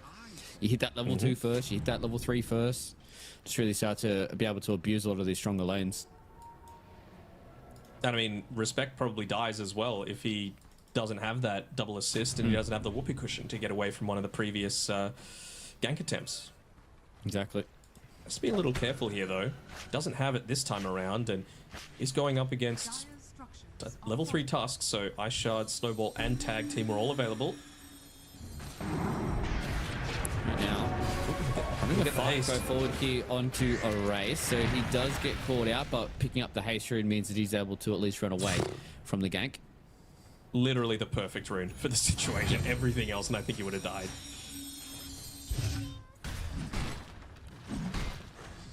Just was able to pick it up, get it activated in time for the puck.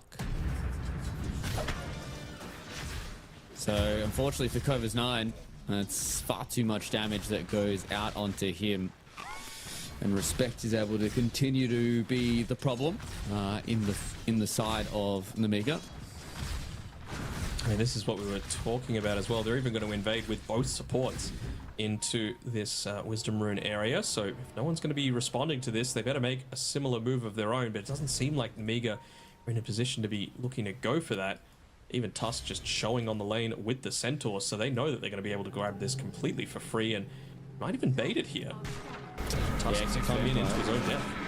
He's walking in, and they do the damage. To be fair, Respect actually didn't need to do anything there. There was just so much damage that came in from Amorales, and it was just a little bit of an assist. You could see he just wanted to throw out the Tame the Beast. They help out. He just wanted a souvenir, bro. Yeah. He's got the strongman tonic now. A nice little bit of extra HP. He's like, where's the sentry ward that's blocking up my camp? Because that's the one area that you can still place it. But bot side looks like they're putting a little bit of attention onto Malik. Should be able to get away though. One point in the timber chain, so nothing really that he needs to be overly concerned about as he continues to put the beating in onto Bashka, especially now that he's level 6. So the movement coming in from Respect. Probably get himself up to level 5 as well, just from hanging around the Timbersaw, who's pretty content to just go in and to try and pick up something else. Monodrama. He's been caught out here as well. The Empowerment Arts as well as the Whirling Death is more than enough to take down the Ice Cream Cone. And a very hot start here from Liga team. I think for me, the only kind of shining light is the Young G's doing pretty well, but it just seems like everyone is off to such a hot start here for Liga. It's going to be very hard for them to try and come back into this game. But to be fair, so was last game. It was pretty even for both these two teams, but now it's very much more in the favor of Liga team. Yeah, I mean, it just comes down to how well are they going to be able to manage this early mid-game, let's call it, where they're able to, dodge out a lot of the aggression that's going to be coming through from Liga teams. So if you're able to make enough space to be able to get into the Aghanim Scepter for Young G, that's going to go a long way towards their safety. So he's trying to get as aggressive as possible around the Astral Step against Erase as he can, but there's only so much that you can do when you're going up against a bit of a net worth deficit. Yep. So about trying to mitigate your losses now for the next couple of minutes, trying to rein in that net worth lead for Liga, and then try and hit your own timings and try and come back into this game. See, one tower has already gone down in the bottom side of the map, so unfortunately for Bashka, he's going to start to lose a bit more of the space to play around with here. The real person that I'm looking at is Excess Vampire, because it's nearly 10 minutes and he's level 3.5. So he really needs to start picking up some levels somewhere. It's just a matter of where are they actually going to be able to do it. Are they going to need to do something aggressive with Covis 9, or are they still just saving the Stampede for a defensive tool in case they get gone on? But you got to, again, remember, you're playing against a puck. Like, the Dream Coil makes that Stampede basically useless. It really does put a lot of pressure onto them to try and figure out how to best utilize that ultimate. Now we're going to have a bit of contention for the power room, but it's the bottom side that it's going to end up being, and Morales will be able to secure that now for a race, who is getting close towards that Witchblade for himself. Mask Command is finally done now for nice. Bashka as well. Yeah. Just being able to spam out that illusory orb as well with the curveball, just for that additional damage. Quickly start to scale at a much faster rate than what Void Spirit's able to do. I mean, the supports have basically been dragged around the entire map, so there's essentially, I think, only one stack that I can see that's been built up of the Ancient camps on the Namiga side. And they're just continuing to get kills without any sort of fear. Yeah, it's just, this is the problem with Ancient Apparition, is he is very, very fragile, and especially because this Timbersaw has had such a good start.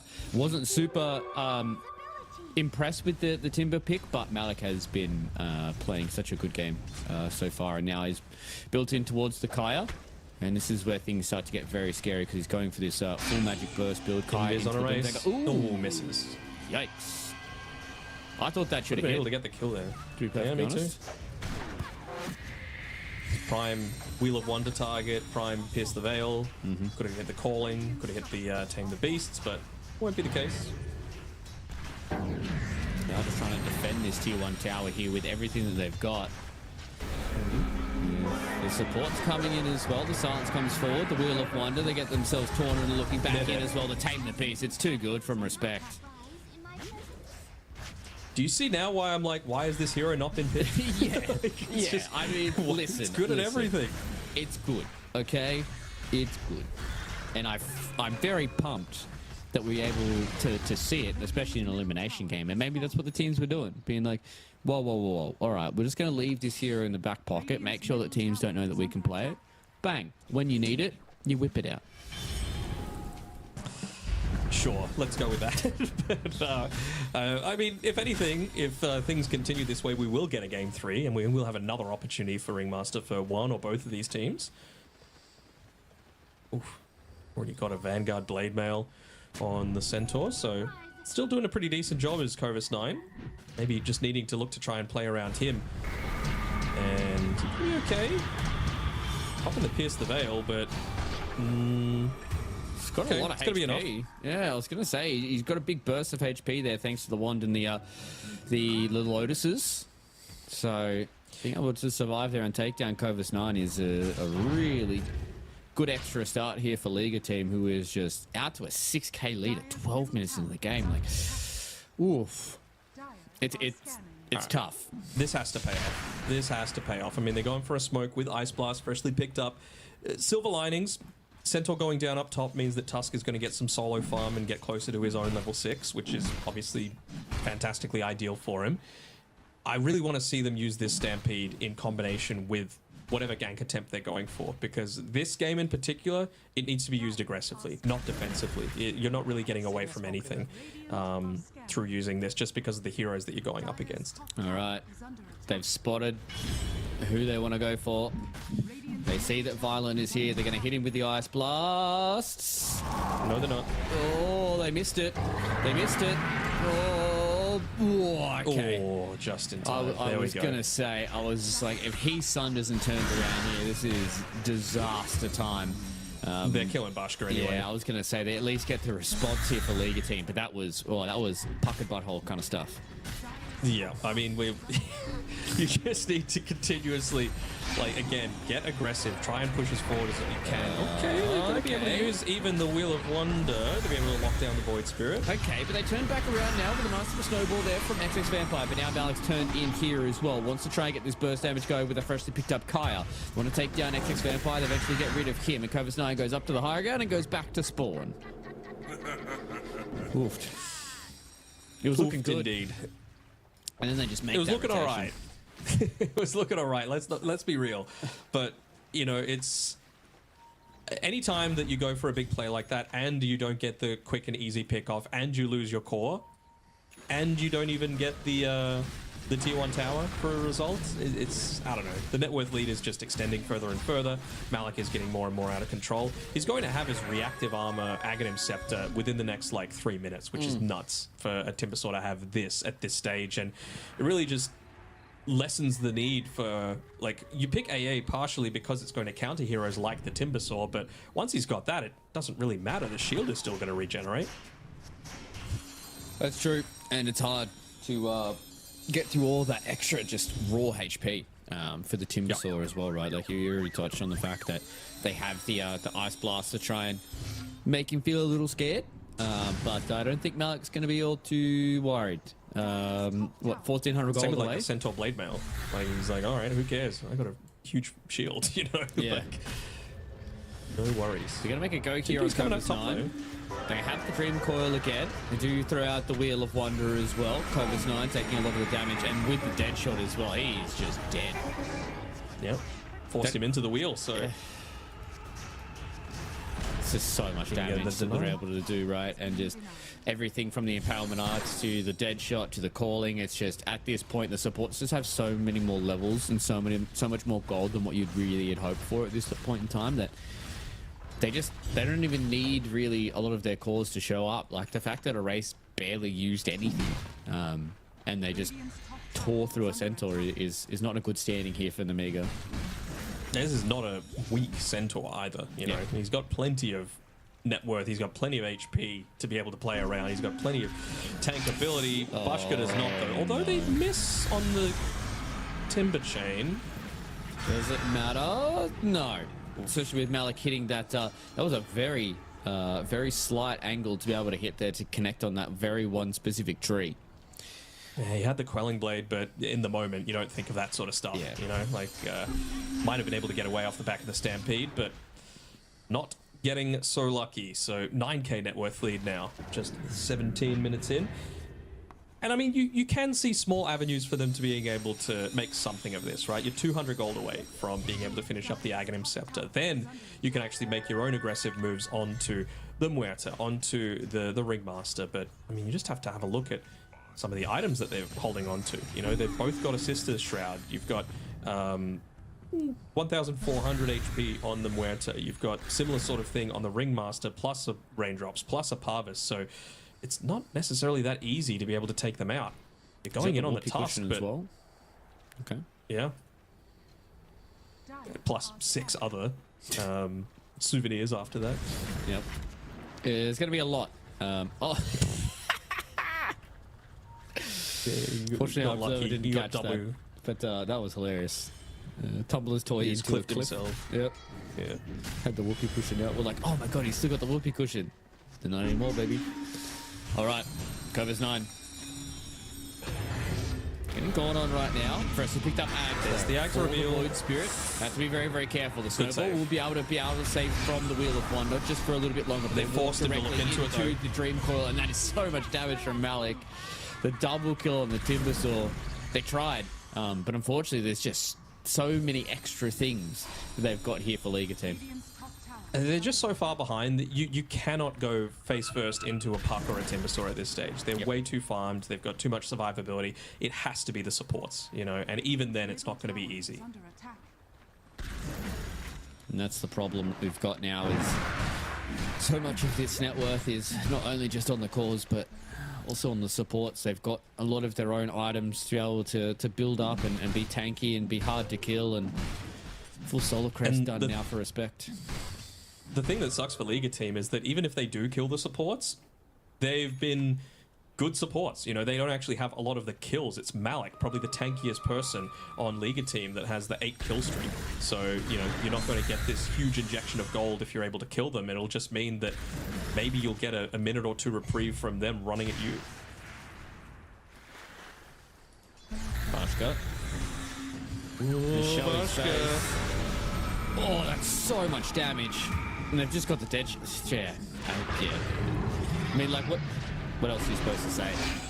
It's just so much of this extra damage. They're going to go in now with the Ice Blast, going in onto the Ringmaster. Unfortunately for them, he goes into the escape back. We'll turn back around with the Tame the Beast. Nexus Vampire goes down as well. Doesn't even get the shatter there onto Respect. Looking to try and see if they can take down Young G. Going to come back in, gets the silence out on everyone, but the dead shot from Narnia takes him down as well. And it's just, they're getting run at. And there's just 5 heroes now for Liga team, because it seems like that Violent's gotten bored of hitting creeps. Because look at the items that he has. Manta and a Dragon Lance at 19 minutes into the game, and they're just starting to knock on the doors of these tier 2 towers. Sure, force them to have to defend against all these TB illusions. It just makes a lot more information feel so much more obvious. And it's, yeah, now time to just shove. And, well, maybe they might just go up towards the Tormentor to try and claim that one. That's what I was going to say. Not? I think like the next objective is taking the Torment to try and get themselves a little Aghanim Shard, and then start to knock on the door of these tier 2 towers once again. I'd love to have one from Muerta. For this game in particular, Ringmasters isn't amazing. But that's what'll get it. So, yeah, spotlight fine. It would have been nice if they hit onto Respect or even on the puck. They will not.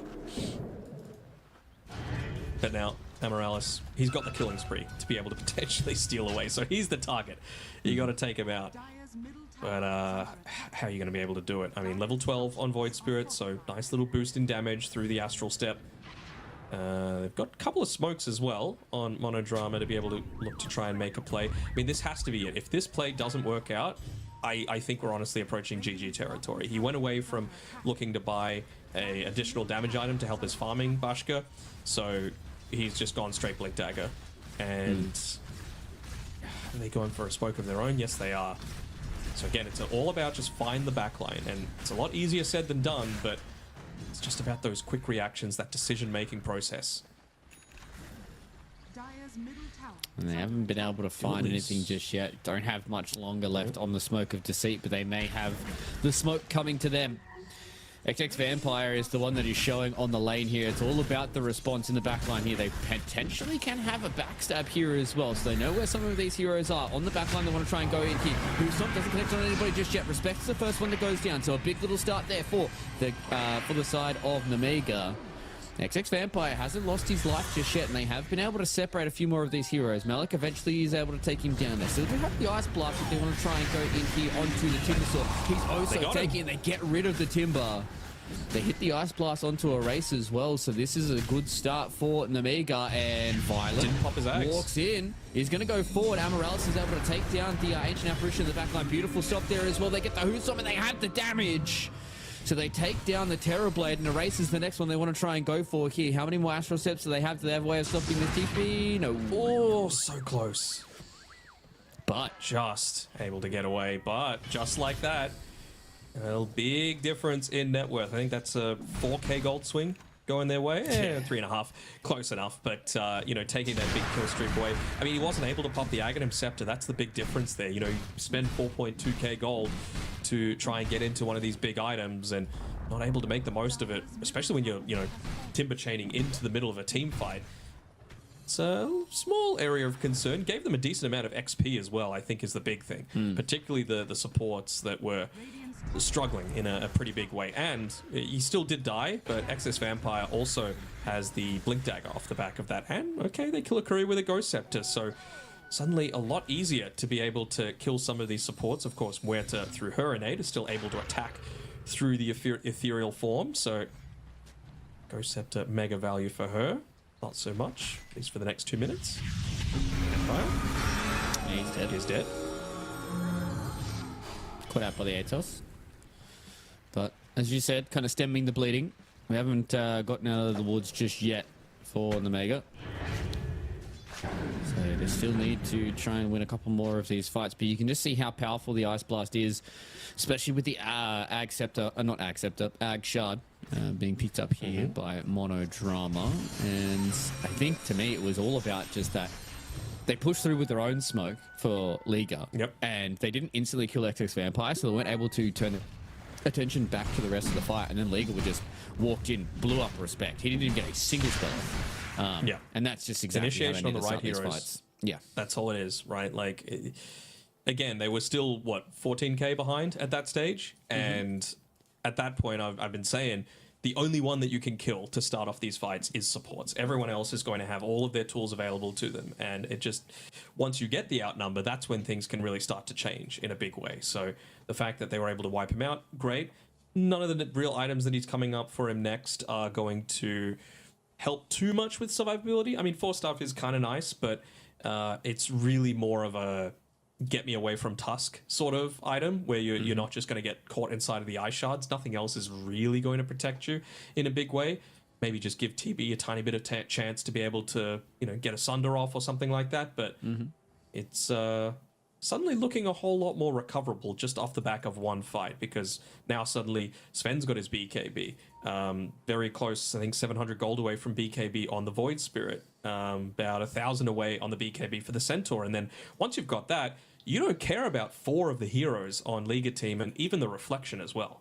Yep, exactly. That's what we're looking at. We're going through all of the cores, and then Tusk is even building one as well. So obviously a very, very good game at getting towards these BKBs. Obviously XX Vampire is a long ways away, being at the bottom of the net worth charts, but if he's able to get towards it, in the next 20 or so minutes, could help them out. Do it, Monodrama. Go for the BKB. The AA BKB. Yeah, he's got Glimmer. Should be enough to give him that little bit of extra You'd love to see it. So they're smoking up now as well here for the side of Nemega and seeing if they can find anybody. Now, this is an area where you don't want to find Respect. Like, he's pretty well positioned to be able to pop this smoke. And by the time they walk in, he's going to walk under that Watcher. Nicely done by him. Whoopee cushions away. Yeah, well, I mean, it was a 50-50, right, for Young G, about which side he wanted to go towards. Either he caught him or he didn't. Yeah, I agree. Yeah.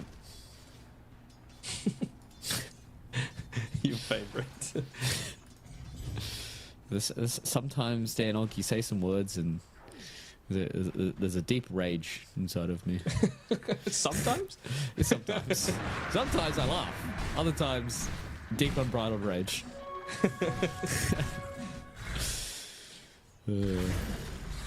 So both teams are looking to try and make sure they don't misstep in the next couple of minutes. There is going to be a shard up and available in about 5 to 6 minutes. And then obviously Roche is going to be the next port of call, I think. Some of these other team members. We're getting very close to a BKB here on center. And I think Nemega, as soon as they hit this triple BKB timing, it's kind of just go time, right? Like, you're going to smoke up again and see if you can catch somebody out. Do they have another smoke? Yeah. Oh, soon. In 20 seconds, I'll have another one. Yeah, it's fine. So they'll use that. They'll push up towards the top side. They'll shove the wave out. They'll try and force a team fight there. They'll try and win the team fight. They'll try and take Roshan.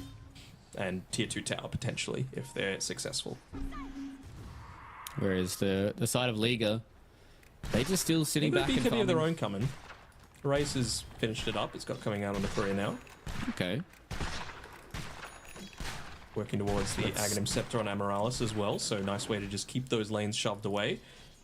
Deadshotting multiple heroes, getting multiple into that Wheel of Wonder, multiple affected by the Dream Coil as well. Of course, that is going to have a lesser impact now that you've got the BKBs coming through. But once those BKBs start to wear down, not terrible. Or do they smoke underneath this? Oh no, it's a Radiant Ward. Don't worry. No panic. The panic. Now that could be a nice target. Yeah. Oh, beautiful. And they just cleave through them. Oh my god, you love to see it when just a Sven hits God Strength and you just see those cleaves. I don't think there's anything more satisfying than just hearing the God Strength and then bang, bang, and somebody's dead. Race. He's having a look, but still going to be a little bit of time. God, that was weird to look at.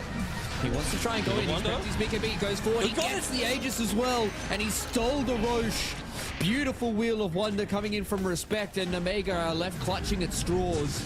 They wanted to try and make this a decisive comeback. So they at least get the kill there onto a race. I mean, not onto a race, onto Respect. Violent. Just gets away. Looking to see if he can connect into this fight. But a race. The early BKB walks in, gets the kill onto the Roshan, as well as getting himself the Aegis. And that is DD down bot as well. So he can really keep this ball rolling. Even has the psychic headband to get the snap himself without even needing to rely on Ringmaster, where to... still not at the point for Terrorblade to get anywhere close to the Aghanim Scepter, but same sort of deal. It's probably a late game kind of item pickup. Yep. But I mean, with that as well, I mean, you get the Roshan XP, you get the Aegis, you're able to get away. All this stuff is just going to get you... Hold on. Bottom side. Sven trying to they force don't have him to... BKB here on the Sven. They will punch Malik up into the air. So at least XX Vampire is trying to keep his buddy alive. And they have to use the Stampede as well. So, I mean, just a lot of emphasis on the rest of the bottom side of this map now for Liga team. But yeah, what I'm really trying to highlight is any chance that you can get, especially with... I mean, I guess they've got decent catch now. You've got Blink Daggers on Sven, Centaur, Aghanim Scepter on Void Spirit, Blink Dagger on the Tusk. Any chance that Puck can get to get this solo XP from just shoving out lanes, that level 25 is just going to have so much value just because of the... still really going to try and hunt. Because of the BKBs, right? Like, you just want that to hold people in place. You want to reduce the impact of the Stampede as much as possible. Exactly. And it would be a big pickup for the Puck when he's able to reach level 25. So, Wisdom Shrine goes the way of the Timber Saw. Honestly, getting to the point where I think you should be giving this to Puck. Like, 35-minute one, give it to Puck. She should be getting pretty close to getting to that stage at that point in time. Almost, 1,100 gold away from the Parasma as well. So in terms of damage output, Erase is at the tippy top. And he really has had another standout performance on this Puck as well. I feel like Puck and Storm are just those two mid lane heroes that are just like so scary in these games. They're just so elusive. You have to play so much. As long as the Puck and the Storm don't make mistakes, I feel like it's very hard to outplay them, just because of how elusive the heroes are. Yeah, it's kind of like, you know, we talk about Huskars and AAs and Arc Wardens and this sort of thing. Like, it changes the way that you need to play the game is the big thing, right? Like, you need to itemize differently just specifically for these two heroes. You need to pick differently, just a little bit more instant point-click stun. You need to try and anticipate people shoving lanes because you know that's what they're going to do. Like, Erase is obviously doing it a bit more now than previous because he's got this Aegis to be able to lean back on, but it's just so obnoxious. It's so hard to have to lane against. Exactly. All they can do right now in Amiga, it seems, is just try and shove the lanes out themselves, try and wait out this Aegis for as long as possible. Don't think they're willing to commit for a tier 1 tower on the bottom side, but if they could claim some more real estate on the map, that would feel great for them. Seems like they want to go for one last big smoke while they've still got this Aegis available. Yeah, they've still got a minute left on it, so they would love to be able to utilize it here on a race. So does have money for the Parasma in a very, very short amount of time. So just not having that line up with the tail end of the Aegis as well as picking up the Parasma. They saw 3 people mid, so they're probably assuming that along this bottom side is where Bashka is farming. It's a smart decision to be going for this big sweep across the map, but won't land onto anyone this time. Sometimes you can make the right play, but still not be successful. The Sentry Ward hasn't actually caught out the Observer that they placed down recently. And they did briefly get a glimpse of AA, I believe, on the left-hand side of that tower. Some people would kill 30 FPS excess. Yeah, I was going to say. Count your blessings, mate. 30 FPS. Could be 30 more than some random guy who's trying to play on a 960 from 2010.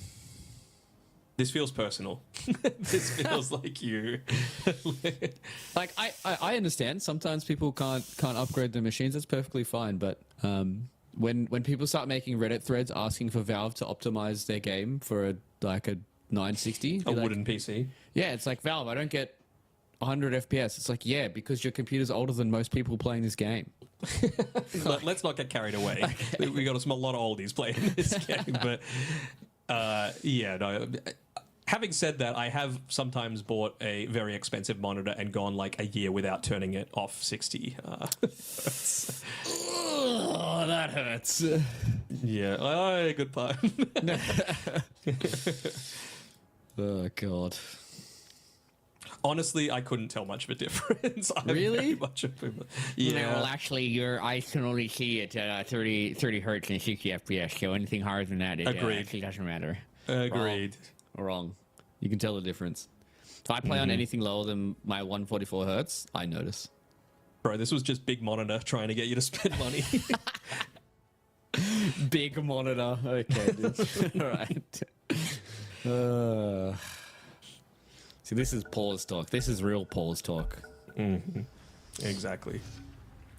Now, what I Okay. would spend money on is some of those colorblind glasses. I need to see what Surely normies that's see, just big colorblind basically. glasses trying to get you to buy Honestly, something probably. with a small filter on it. Yeah. All right. We got 5 seconds left on the Aegis, so probably going to sit back a little bit more, pick up that next little bit of farm for themselves. What have they got coming out soonish? I mean, Huerta's getting close to Aghanim's herself, so that's going to be a really useful tool for a lot of these team fights. Perhaps force out some earlier BKBs than they might have liked.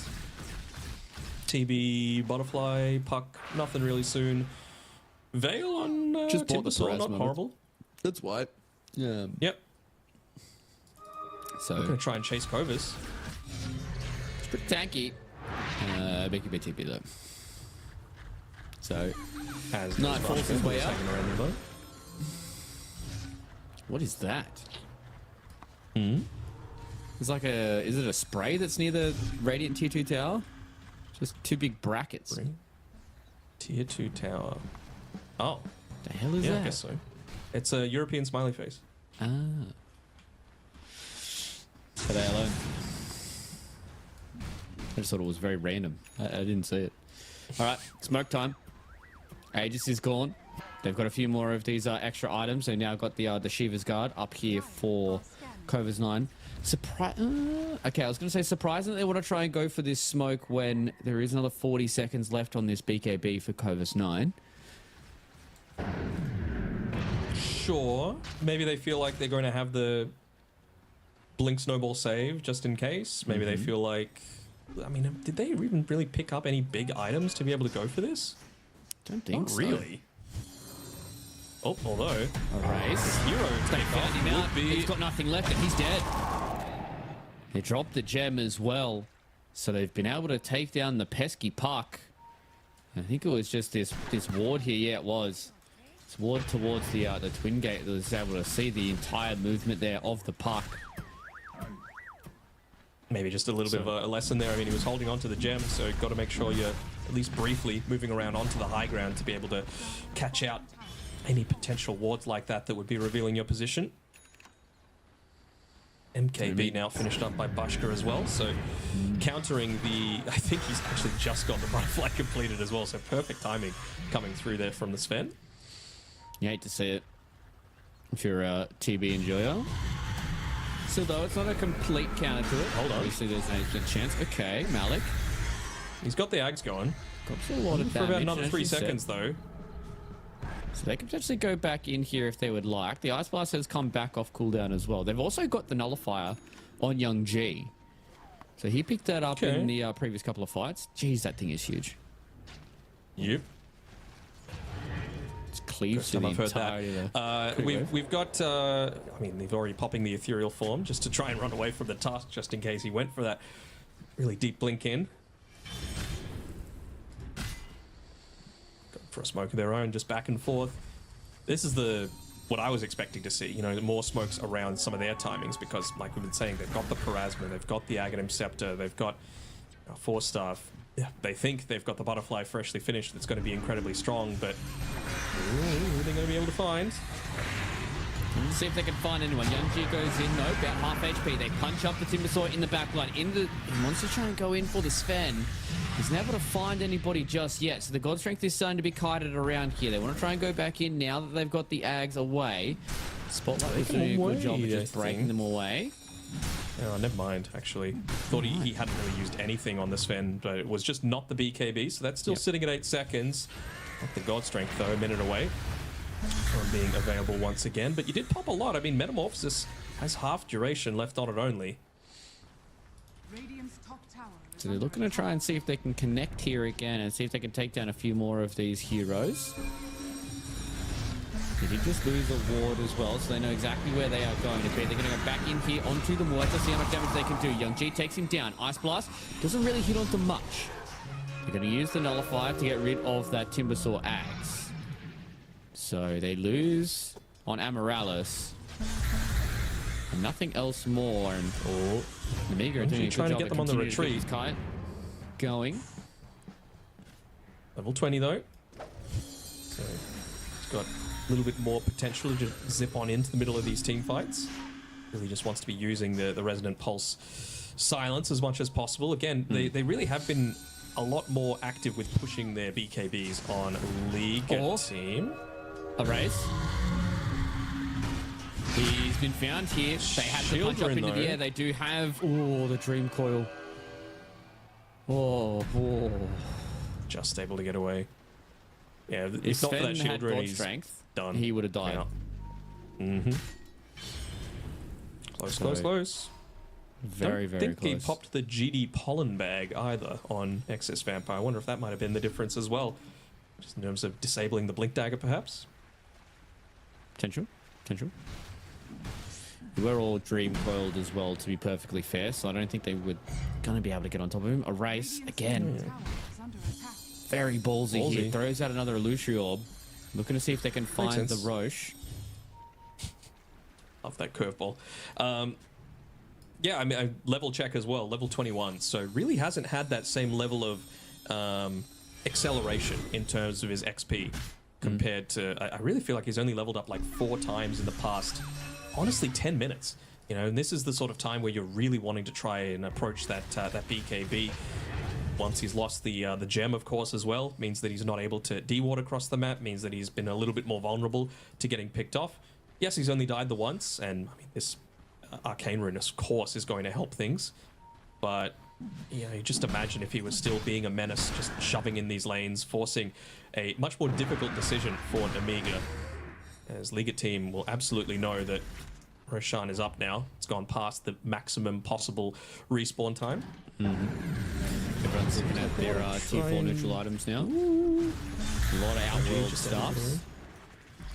They got a Scythe of Ice and they just weren't able to use it onto the Void Spirit there. That could have been a huge pick-off, considering he didn't have buyback at the time, I don't believe. So would have been able to make a 5v4 with the Roshan sort of situation. Not going to be the case, though.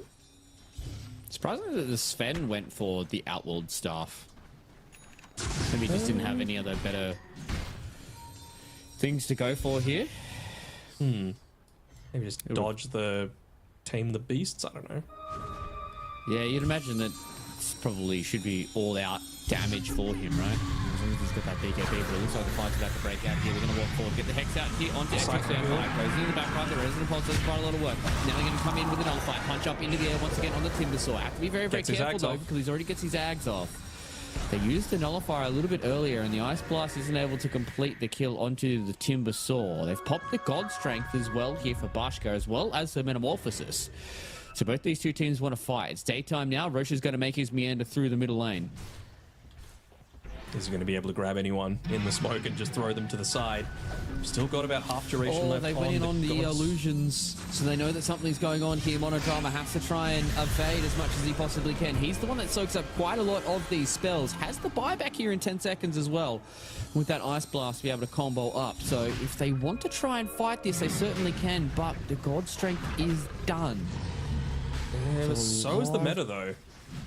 Got the true. Demon Zeal, I suppose. It still deals plenty of damage. Are they going to try? Hex comes forward here onto the Void Spirit. They pop the BKB from XX Vampire. Punch comes up into the air. They still haven't gotten the buyback coming out here from the Ancient Apparition. They have not killed out the Roshan just yet. They're getting very, very low. They will eventually clear it out. And that was a stampede to try and get everybody out of dodge. So they at least survive for now. They lose out on another Aegis. So another back and forth game here, Danog. This looked like it was going to be all Liga team for the first 20 minutes. And now Namigo have been able to push this to late game Dota, where one slip up can mean the end. And the pressure is completely on the side here of Liga team, because if they lose this game, they are out of the qualifiers. That is a massive dead shot. Sends Bashka running back in. Wants to try and come and see if he can get this fight going. That's a huge ice blast. Hits on the two very important targets as well. Bashka wants to try and walk out of this Wall of Wonder, seeing if they can try and find respect. He gets the whoopee cushion as well as the little hop away. They're kiting Bashka so well. They're about halfway through his God Strength here. He doesn't have his BKB either. And as you said, kiting him beautifully. Now they're walking forward. The Hex comes in on here.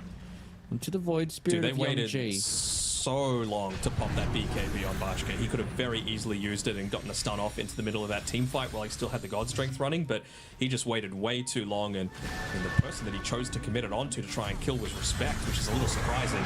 And speaking of, they're trying to commit now onto the puck, and they do get it done. The spotlight's not going to be enough. They're looking forward to try and take down this Timbersaw. It does not get off the Ags, and the punch in the air goes on to Respect as well. It is only TB versus the world here. He wants to try and glide out onto the Sven. The snowball comes forward, goes in towards that outward start. The BKB now is big and strong from the Terror Blade, and he is standing his ground against the members of Namiga, who are waiting to see if this BKB will fall down, and it will. Still has this aid to try and play around with as well. They get the buyback out of the puck. Now they're going to try and turn back in, see if the Terror Blade can lose his life. They do. They're just going to TP away, but the auto attacks are too strong from a race. And so the buyback from the puck, they got it out, but they don't lose too much else out of that deadlock. And now we're on a knife's edge for both of these two teams.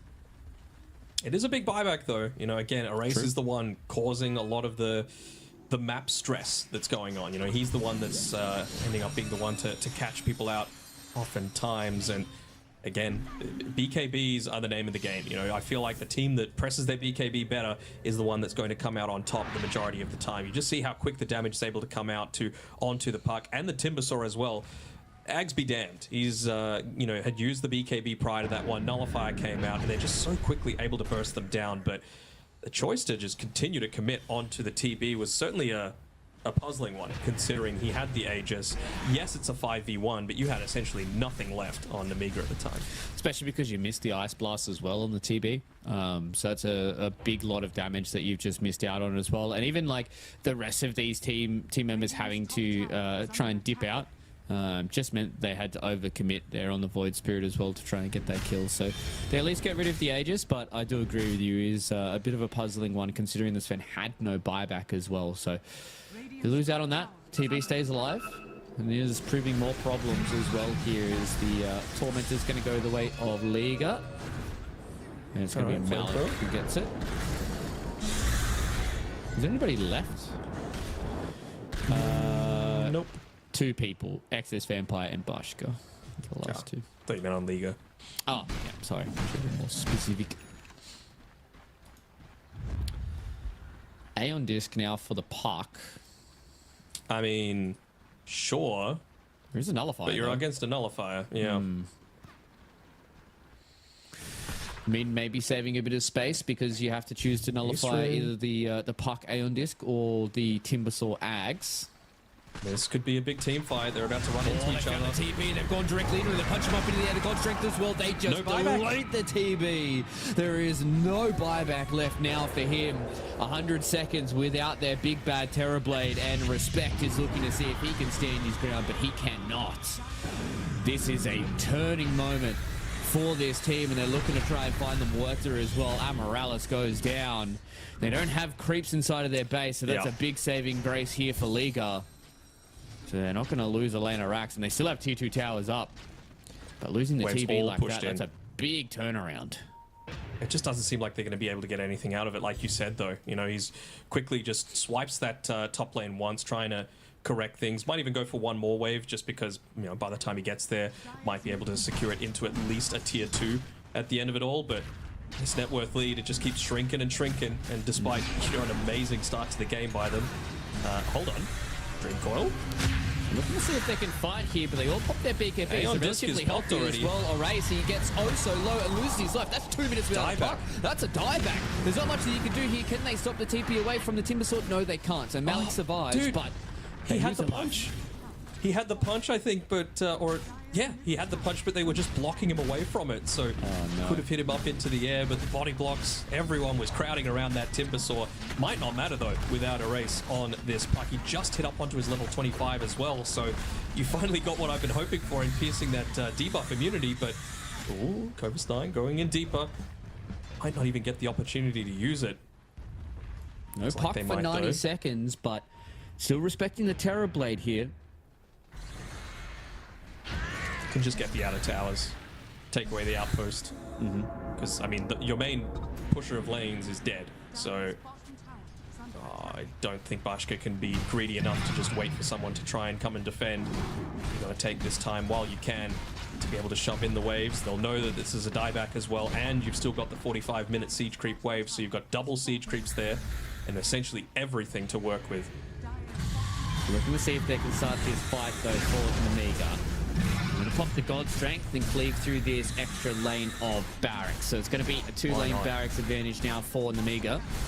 They can't look for a third with this extra 40 seconds on the puck, but they've taken so much real estate now after these last couple of team fight wins. And this is what I was talking about a few minutes ago, Matt. You know, we are able to hold on for Namiga to get in towards this mid to late game where it is all about making those small micro decisions. And one tiny mistake from a core, the puck's died, what, 3 times in this game. All 3 of those deaths have been massive impacts on the game. And this is kind of what happens as you get later into the game, is it's all about these small little mistakes. And it's just amplified when you don't have the buyback, when it is a dieback, when you're not able to get a big objective off the back of even, you know, the buyback that he used, he got a kill. But then what happened? Nothing, really. You know, like they weren't able to follow that up with anything too significant. So it's just one of those things where, is it worth it, comes the question. We're all hanging around this top Roche pit. Still at least a minute or so until he's able to respawn, though. He's got a little bit. Yeah, hoping and praying for a Roshan snipe. Full Liga team. Now we see the smokes, though. We're going to try and see if they get this fight going. They've gone directly in onto Malik. They get the hex, they get the punch up into the air, but it's a nice save there from the escape back. Haven't been able to kill the Timber Saw just yet. He's able to get himself just a little bit far away, but you can see the Ag saves his life. He won't get the shatter. So now they're at the point now where they can try and reset. If you are the side of Liga, trying to go in here onto Cobus 9. He gets veered away there by the dead shot. Come in, punch up into the air. The puck goes in the air, and he's dead again. Beautiful coordination there from the Mega. And seeing if they can stand and fight against the Terrorblade. He's so strong. The Satanic comes on. They've got Vasunder as well. They take down this Fen. Bashka's in the bin, and he does have a buyback to try and fight out here. He will lose it, but they have already used it onto Constantine. Now they're trying to go onto the Terrorblade. He's also low. Doesn't have another Sunder. Turns back around. Gets the Sunder again. It was only a few seconds back off cooldown, and they've been able to hold off the back of Violent, who just stands his ground and deletes the members of the Mega. The man chose violence, that's for sure. He's just going in time after time after time, standing his ground. The ultimate man fight, 13k damage done by that Terror Blade. Even just little bits of assistance being given through the escape act as well, just to give him that extra time for the Sunder to come back off cooldown, to stand his ground, and to just fully commit to the team fight. He doesn't need a Satanic. That's for Svens. That's for the Svens of the world. He'd rather just have his boys behind him. And now the question is for the Terrorblade, what do you buy? And just as we have a quick look here at how this fight was going, it looked so good to be able to take down Malik, but as soon as this fight started to kick off, there was so many different opportunities for the side of the Mega to come in and try and take out a few more of these heroes. They set their sights on the TB of all heroes and just completely leaving respect to his own devices, so he was able to just get a whole plethora of these different spells out. Yes, they kill all these other cores, but the fact that Violent was able to turn around, get another Sunder off here in the bottom side, just meant he was able to continue this fight. And it was just so hard for them. As soon as they lose this Fen with the God Strength, so much of their burst damage is just done. Gone. You know? Yep.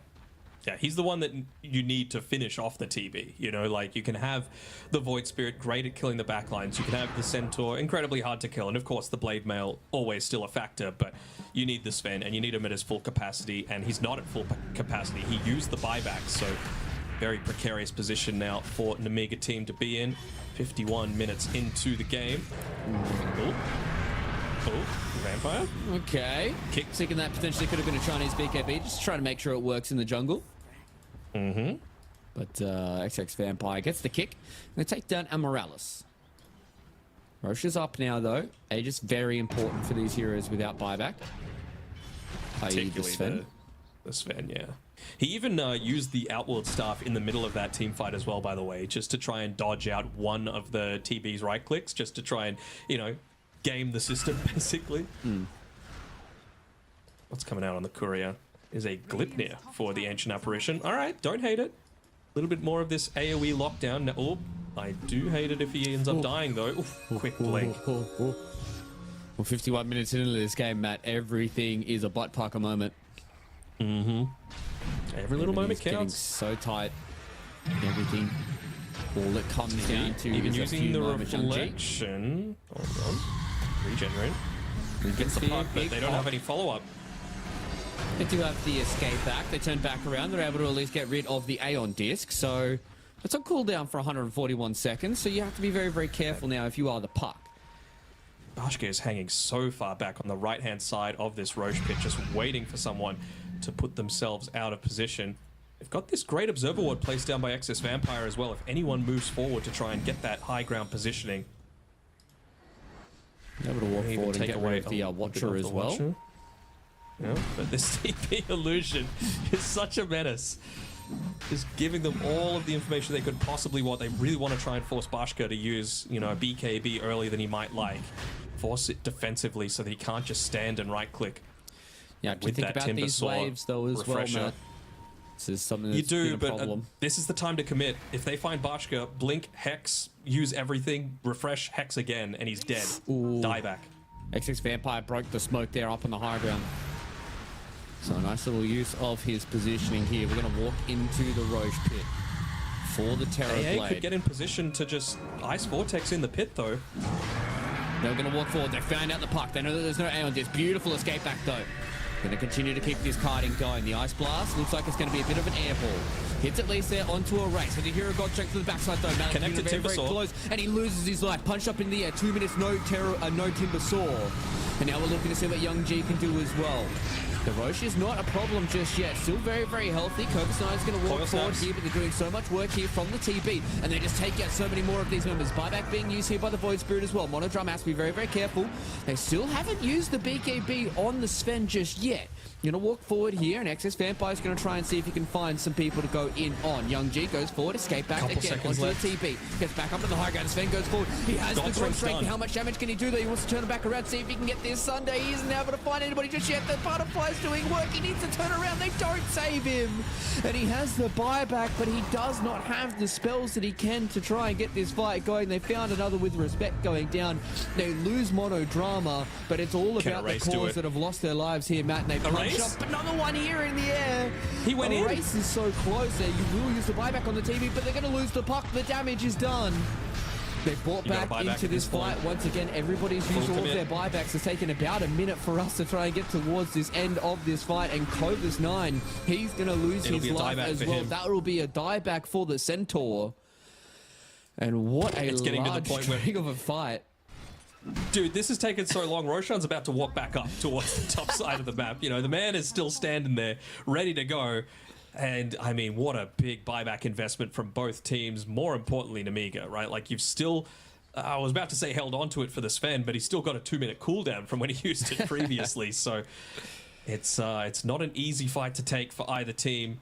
Yes, you did use the pucks and the TBs, so it's still a risky prospect for Liga team. But man, they were so close for TB getting away from that encounter once again.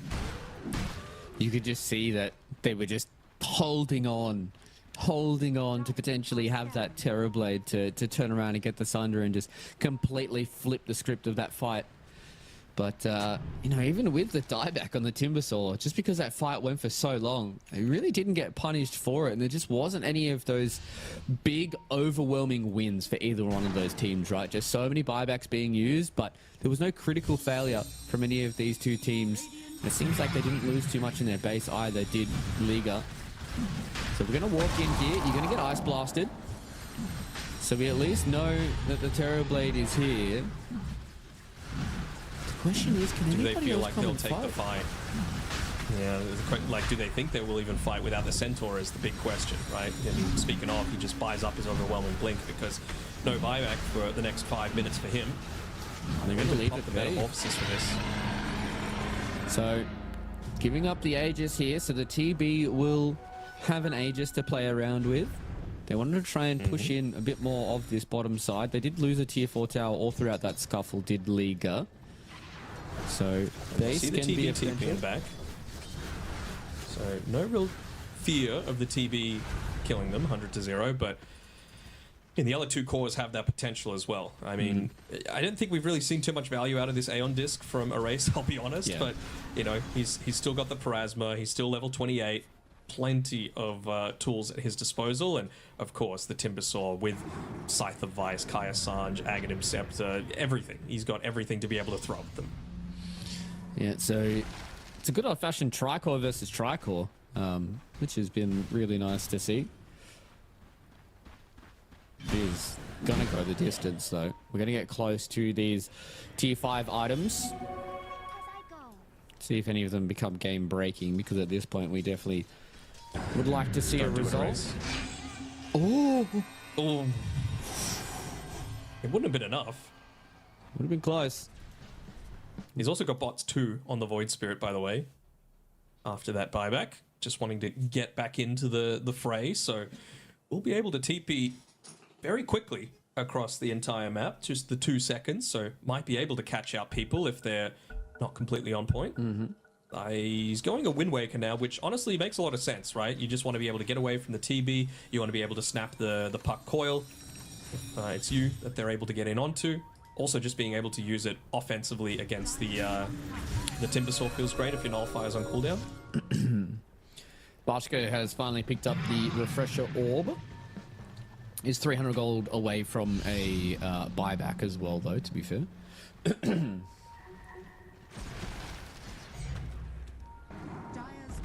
So he should be able to farm that up nice and quickly, but having a double God Strength, double BKB, as we've been seeing in a lot of these fights, the God Strength gets popped and doesn't use the BKB. So not having that that double combination. So right now, Namiga, they're going to start knocking on the door of the tier 3 towers. They definitely need to respond to Against the an middle Aegis lane. with no buybacks on anyone. Someone's going to respond to it. Looks like it's Erase for now. And eventually they all back off, maybe just trying to bait someone out. Won't take the bait though. See if Again, it's just someone responded on their own. it's just that stage of the game, right, where it's like, how much work can we let the super creeps do? Because they are getting real big. You know, they're just continuously looking to try and scale. Again, we're 1 minute away from those next neutral items. So are we finally going to see the Outworld staffs go away? I don't think I've actually seen or played a single game with tier 5 items yet so far. So I'm interested. Are we going to see the Minotaur Horn coming back? Are we going to see Book of the Dead, full Rat Dota? Who knows? We're gonna have to check out the tier 5s. Definitely feel like a Stygian Desolator is going to be nice and hot. Spider legs as well for a lot of these heroes who don't have boots. Can be quite nice. What if they just went, everyone got the Helm of the Undying and just ran at the Ancient and just whacked at it for the extra 5 seconds after they kill you? That's true. I feel like Divine Regalia also for the Sven can be spicy.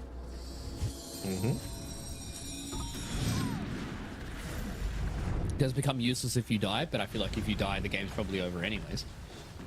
Yep. Outside of the buyback. No glyph? Yeah, no glyph. I feel like someone should have a Race. He's been found. We'll pop the Aeon disc as well as refresher, the though. BKB. As you said, refresher They get a shard. tower. Okay. And there we go. 60 minutes. What are we getting? All right, let's farm those I bundles. want predictions. I think we're gonna get a lot of spider legs, and someone will get Divine Regalia, whether it's TB or Sven. I think one of the two will pick that, and then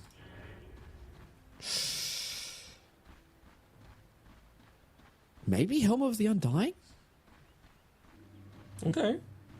I'm just having a look as well at some of the enchantments as well that they might choose to go for. Like, is Sven going to go Audacious, 100% plus 100 attack speed? Possible. Plus 40 primary attribute? Would you not? Possible. Would you not want Titanic? Base attack damage. Possibly. Yeah, maybe. Oh, the status resistance on its own is probably enough to put it, or even just fleet-footed. Don't get kited around so easily. Yeah. All right, there we go. Titanic Divine Regalia, very good, Luke. Yeah, I was just looking at it. I was Book like, of the Dead. you need as much damage as you possibly can on the Sven. All right, so we did get a Helm of the Undying. We had an Audacious one. Got a Book of the Fleet-footed Dead. spider legs. Oh, I like that. Yeah. 115 movement speed with spider legs. Oh, I'm loving the Boundless Divine Regalia. 350 cast range, Okay. 150 attack range on the puck. And just don't die forehead. Yes, very true. This TB is quick, man. Look at his move speed. He's fleet-footed. Look at him. And he gets even faster once you pop the spider legs. He is so fast. And you got Fallen Sky on the Void Spirit as well. I don't hate that. Did get the timeless as well, so the debuff duration of the spell amplification was pretty nice. Like it. Centaur Book of the Keep Dead. them support silenced. Ooh, Wentz is going a Moonshard. For her? For TB? TB's already got it, actually. Okay. Got the Audacious as well. So it can start transitioning into a core. You know, it has the Hurricane Pike. Sure, I'd be down. Maybe instead of Moonshard, is it like Dragonlance time? Like Hurricane Pike? Oh, wait, you're going She's to really good at- Glypnir time? Yeah. I mean, I think she has a lot of attack speed already. Because she got the Audacious version as well. 100 attack speed. Plus the Hyperstone. It's no Atos, that's for sure. She just sold it. Look at her attack speed. She's got a lot Saving of the attack boots of speed just to go into boots of travel? Or is it even worth just going power treads at this stage of the Yeah. game? I mean, I think her attack speed is kind of sorted. Probably just needs more damage. At this point. The Ringmaster got a tier 5 version of the Magnifying Monocle. By the way. Huge. I mean, wait, hold on. What is that cast range? Jesus, Escape Act's cast range is pretty huge in that. Look at that. You need to scroll out that much for Wheel of wow. Wonder. Are we at max? That's huge. That is across the map kind of stuff. And he has a Yeah. blink as well. Like, look at his blink range. Oof, that's nutty, actually. Like, huge. Look at how much A distance screen he can away. cover. Wait, hold on. Let me go to actual vision. Yeah, that's a full screen away if you're, like, bad, basically. Yeah. That's nuts. Swift blink for the TB coming And up. he's going for an eggs. Okay. I don't know if he needs it, really, considering he's got the spider legs, but I mean, what else are you really going to get? He's already got the Terror Wave available now, so maybe that's the combo, you know? Pop it with the BKB. What's he getting rid of, though? There's the... Hold on, Book of the Dead. Butterfly? Switched it. Honestly, maybe.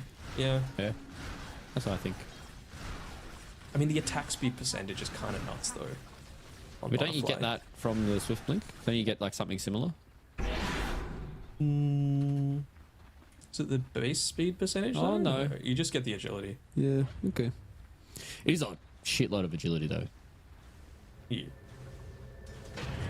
But I mean, I don't think you want to give up your attack range, though. I mean, he was holding on to a monocle for all of the previous phase, and you know, if you're giving up your Dragon Lance as well, that does kind of hinder your team fight potential a little bit.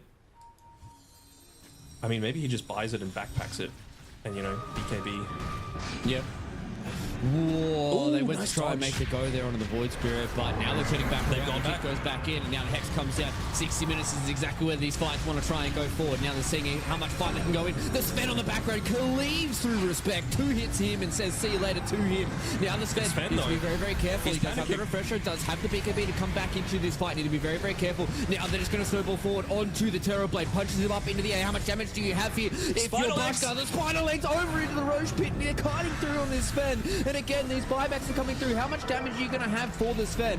They will have the Wheel of Wonder. Now everybody seems like they've just taken the handshake and everyone wants to fall back to their base. Oh, exception being the 2 supports having to use the buyback, but you got something out of it. That was the refresher being used, though, on the Sven. 86 Vampire So goes he's down, and going as you to said, be- refresher being used on the Sven. Does have God Strength back up. No second BKB, though. Just waiting for someone to get out of position. Puck still has that Aeon disc available. Did Puck sell refresher? Did Puck ever have refresher? No, He had a have refresher shard. Yeah.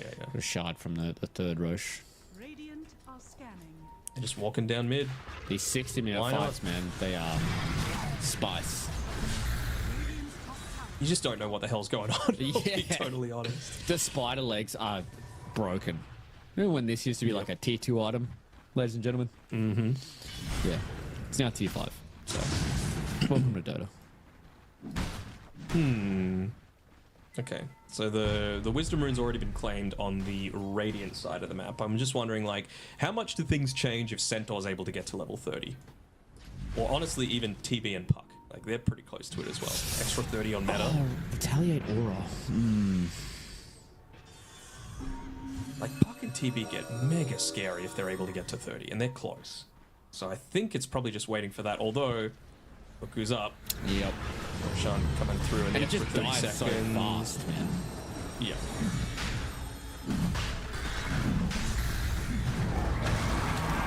They're looking to fight. They're going to use it. In comes the Sven, and see you later, the Terror Blade. Oh, that was the quickest kill I've seen in a long time. He has to use the buyback and stands back in here again. The Divine Regalia, they're going to go back in towards the Roche Pit. Buybacks galore from both these two Don't commit teams. for Roche. Again, It's so low. they're very, very mindful of walking into the pit here. They want to try and go forward. Who's going to get us? The Aegis Race taken spotted by a again. race. And now the Terror Wave as well. They snap the coil, and it's the Sven and the Void Spirit that lose their life. The Divine Regalia goes into neutral mode. You're not going to have that extra 20% damage, and they're going to walk forward again on the Terror Blade to see if they can find someone, but they get no one. Oh, no. You've died. And thus get nothing, says the disgraced Regalia flavor text. And they got nothing out of that Roche attempt. Sure, you got a buyback or 2, but it cost them so much more. They're going to need to use their own, and well, at least they have 10 seconds until the refresher orb is available once again. They're going to be able to do it, though. Get through 2 lives of this puck. We're going to see what they can do. They kick the TB back underneath the T4 towers. The escape back from across the map. Seeing how much damage they can do. They take down the TB. They got 2 him. minutes without him. And they're looking to see if this fight goes forward. Divine Regalia or Disgrace Regalia. It seems to not matter here for Bashka. He's looking forward to see what they can do against the puck. The Wheel of Wonder once again. Clovis 9 getting very low. Does have the buyback though. Very, very careful to use it. Comes back into this fight. Now they're seeing what they can do here on the Sven. Respect goes down as well. That is 3 members on the side of Dieback, Liga without potentially. buybacks here. And now the Sven has to be very, very careful. They're snowball. using his life now onto Malik. Can they get rid of the Terror Blade? Yes, they can. It's Puck against the world with 2 lives. Can he 1v5 and win this game for Liga? Or is this going to be at the final moments at the 69th minute? They lose the puck and potentially lose Nullifier more. in 2. They have the creeps inside of the base. The puck is trying his best to buy the time for Liga. They're looking to see if they can find this amplified damage rune. An escape will go back. A race will go back to the Ancient. Oh, amp damage as well. Like, they could possibly ask for anything more. They got over a minute where it's only the puck having to defend against this. They could just straight up run at the base. Level Just 30 trying to for all protect of this these bottom heroes lane. as well. They're walking forward and seeing what they can do with the Void Spirit, seeing if they can He cuts find the that wave. on a race. He has cut the wave, but as we Surely said, you can just backdoor. You've It's got a- a Sven with double damage. And- Just hit the Ancient. 10 seconds until God Strength comes back up as well. You've still got 60 seconds without any more of these members from Liga being able to come in. You can just go and take this base. The Sven's going to walk in, pop the God Strength. They're going to try and go through the backdoor Can they protection not? here. Okay. There is a few more of these creeps that are coming forward. Can they protect it, though? The puck's been able to deal with it. They're going to use the glyph as well. 30 seconds to try and hold on for Liga. I don't think it's going to matter. They're going to call the GG here from Respect as well. And respect is to be given here for both of these two teams, forcing it to 70 minutes, and the Amiga have to fight tooth and nail to finish off this game. What a crazy ending to this series, and unfortunately for Liga team, they go out of the road to international, losing 2-0 here to Amiga in this lower bracket, and boy, what a series that was. They were made to earn it, that's for sure. I mean, they were coming back from a 75% win probability deficit, I believe. They were down and out. They were completely in no man's land in terms of the kill score. They lost the first 2 Roshans as well, I believe, and yet still they're able to make it happen. Bashka on this Sven, he just levels up to a different level. And, I think we got to just give respect all across the team. Even in that very last team fight, Bashka dies, if not for Young G using the Wind Waker, if not for S Vampire, just using that snowball to be able to delay his or potential death by that little bit further. So we have a look at a few of these highlights. Look how quickly the TB has just exploded in all these team fights. You can have all the HP, all the armor in the world. A Sven will burst through it. And that was just, you can tell that it's been a crazy game when the first highlight that we get is 67 minutes into the game, where the TV was just deleted off the map. And unfortunately for them as well, it just meant that this fight was such an awkward one. They did have to clutch it up by being able to get that Aegis, but the fact that it was the puck that had the Aegis meant that it was just so hard for them to try and get this fight going. The kick underneath the tier 4 towers and the AA Ice Blast, we've talked about it ad nauseum throughout the entirety of this tournament. Just having that percent shatter to get the execute is so hard to play against because you have no way of getting rid of the debuff. So even through your BKB, you are going to shatter with all of this damage in the late game. And I thought it was kind of going to be all over Red Rover when Bashka loses out that Divine Regalia. But as you said, Wind Waker here to be able to keep the Sven alive. They get the snowball forward as well, and just buys all of those extra seconds till he gets the Satanic and is able to turn around and get these kills onto the puck. And it was such a roller coaster. It was so back and forth between both of these two teams. And unfortunately for Liga, it just got to the point where, they just made, half a mistake more than what Namiga did. And you got to feel so bad for a race as well. Like 2 separate Roche seals. Like he was pretty bonkers throughout this game, and I think it's pretty fitting. I wonder if we're going to be able to have a look at Bashka's items at the very end of it, and if it includes the backpack as well, because at the very end of the game he buys 3 Masks of Madness, because I think he was going mad with how long, how deep that game was going, how crazy all of the team fights were. Who do you even give MVP to? Young G, maybe? Just because he was really the one catching out a race a lot of the time. His Wind Waker ended up keeping Bashka alive at the very end. The Nullifier, of course, great against the Timbersaw, great against the Aeon Disc, great against the Ethereal Form that they were trying to play around with on the supports. It was just a crazy good performance all across the board from both teams. It's one of those series where in this second game, backs against the wall, it was definitely times, even in that first 20 minutes where, we were even talking about it. There was potential for them to GG out at 20 minutes into that game. They were able to hold on, fight tooth and nail, pull it all the way to 70 minutes to try and finish this off. And the thing is for them, they have to play another series at the end of today.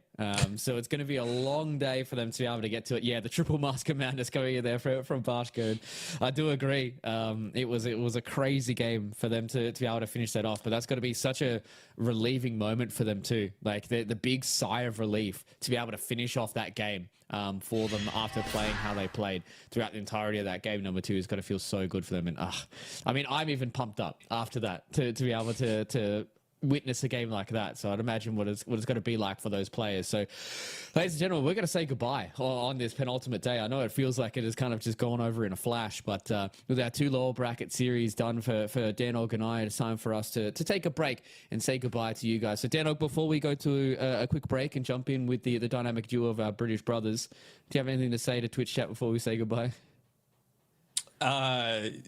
I hope you enjoyed that game as much as we did. Now we got some upper bracket action going on. Aurora taking on Na'Vi. Should be an absolute banger. And then hopefully Namiga are going to be able to recover for the last series of the day, because we do have one last lower bracket game going on in the 4th series. But for now, we'll send you to a break. We'll let you take a breath, because I know we need one.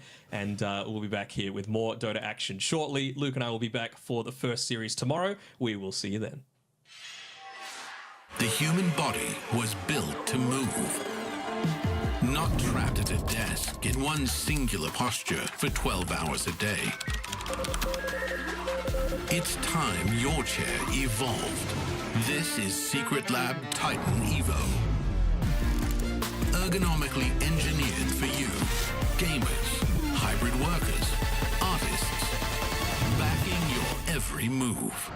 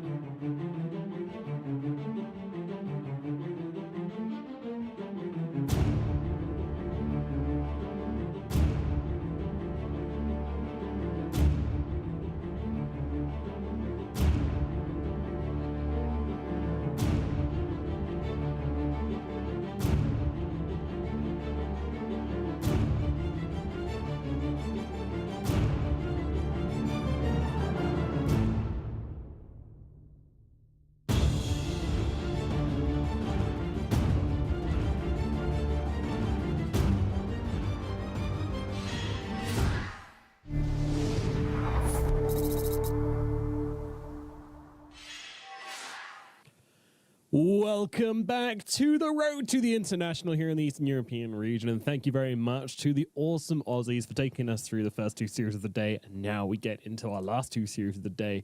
And finally, T Governor, we get to find out the answer to the biggest question we've had for this region so far. Who is going to be the better team, Aurora or Na'Vi?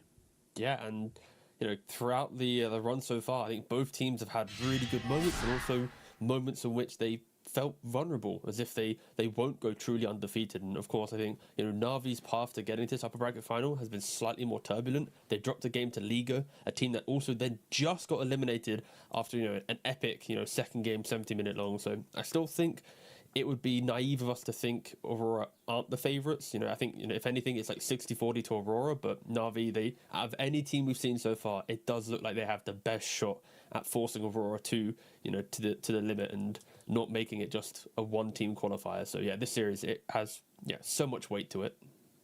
It does indeed, and of course, in all likelihood, this will be the first of two series between these two teams. Because as you can see here, we've only got one slot here in Eastern Europe, so whoever goes down to that lower bracket, they're going to have to play against the winners of Namiga versus Cybergoose, and then they'll have to come back for the grand finals if they are to win that one. So there's a pretty strong chance that we'll have a rematch of this series, unless Cybergoose and Namiga have something to say about it, which of course they could.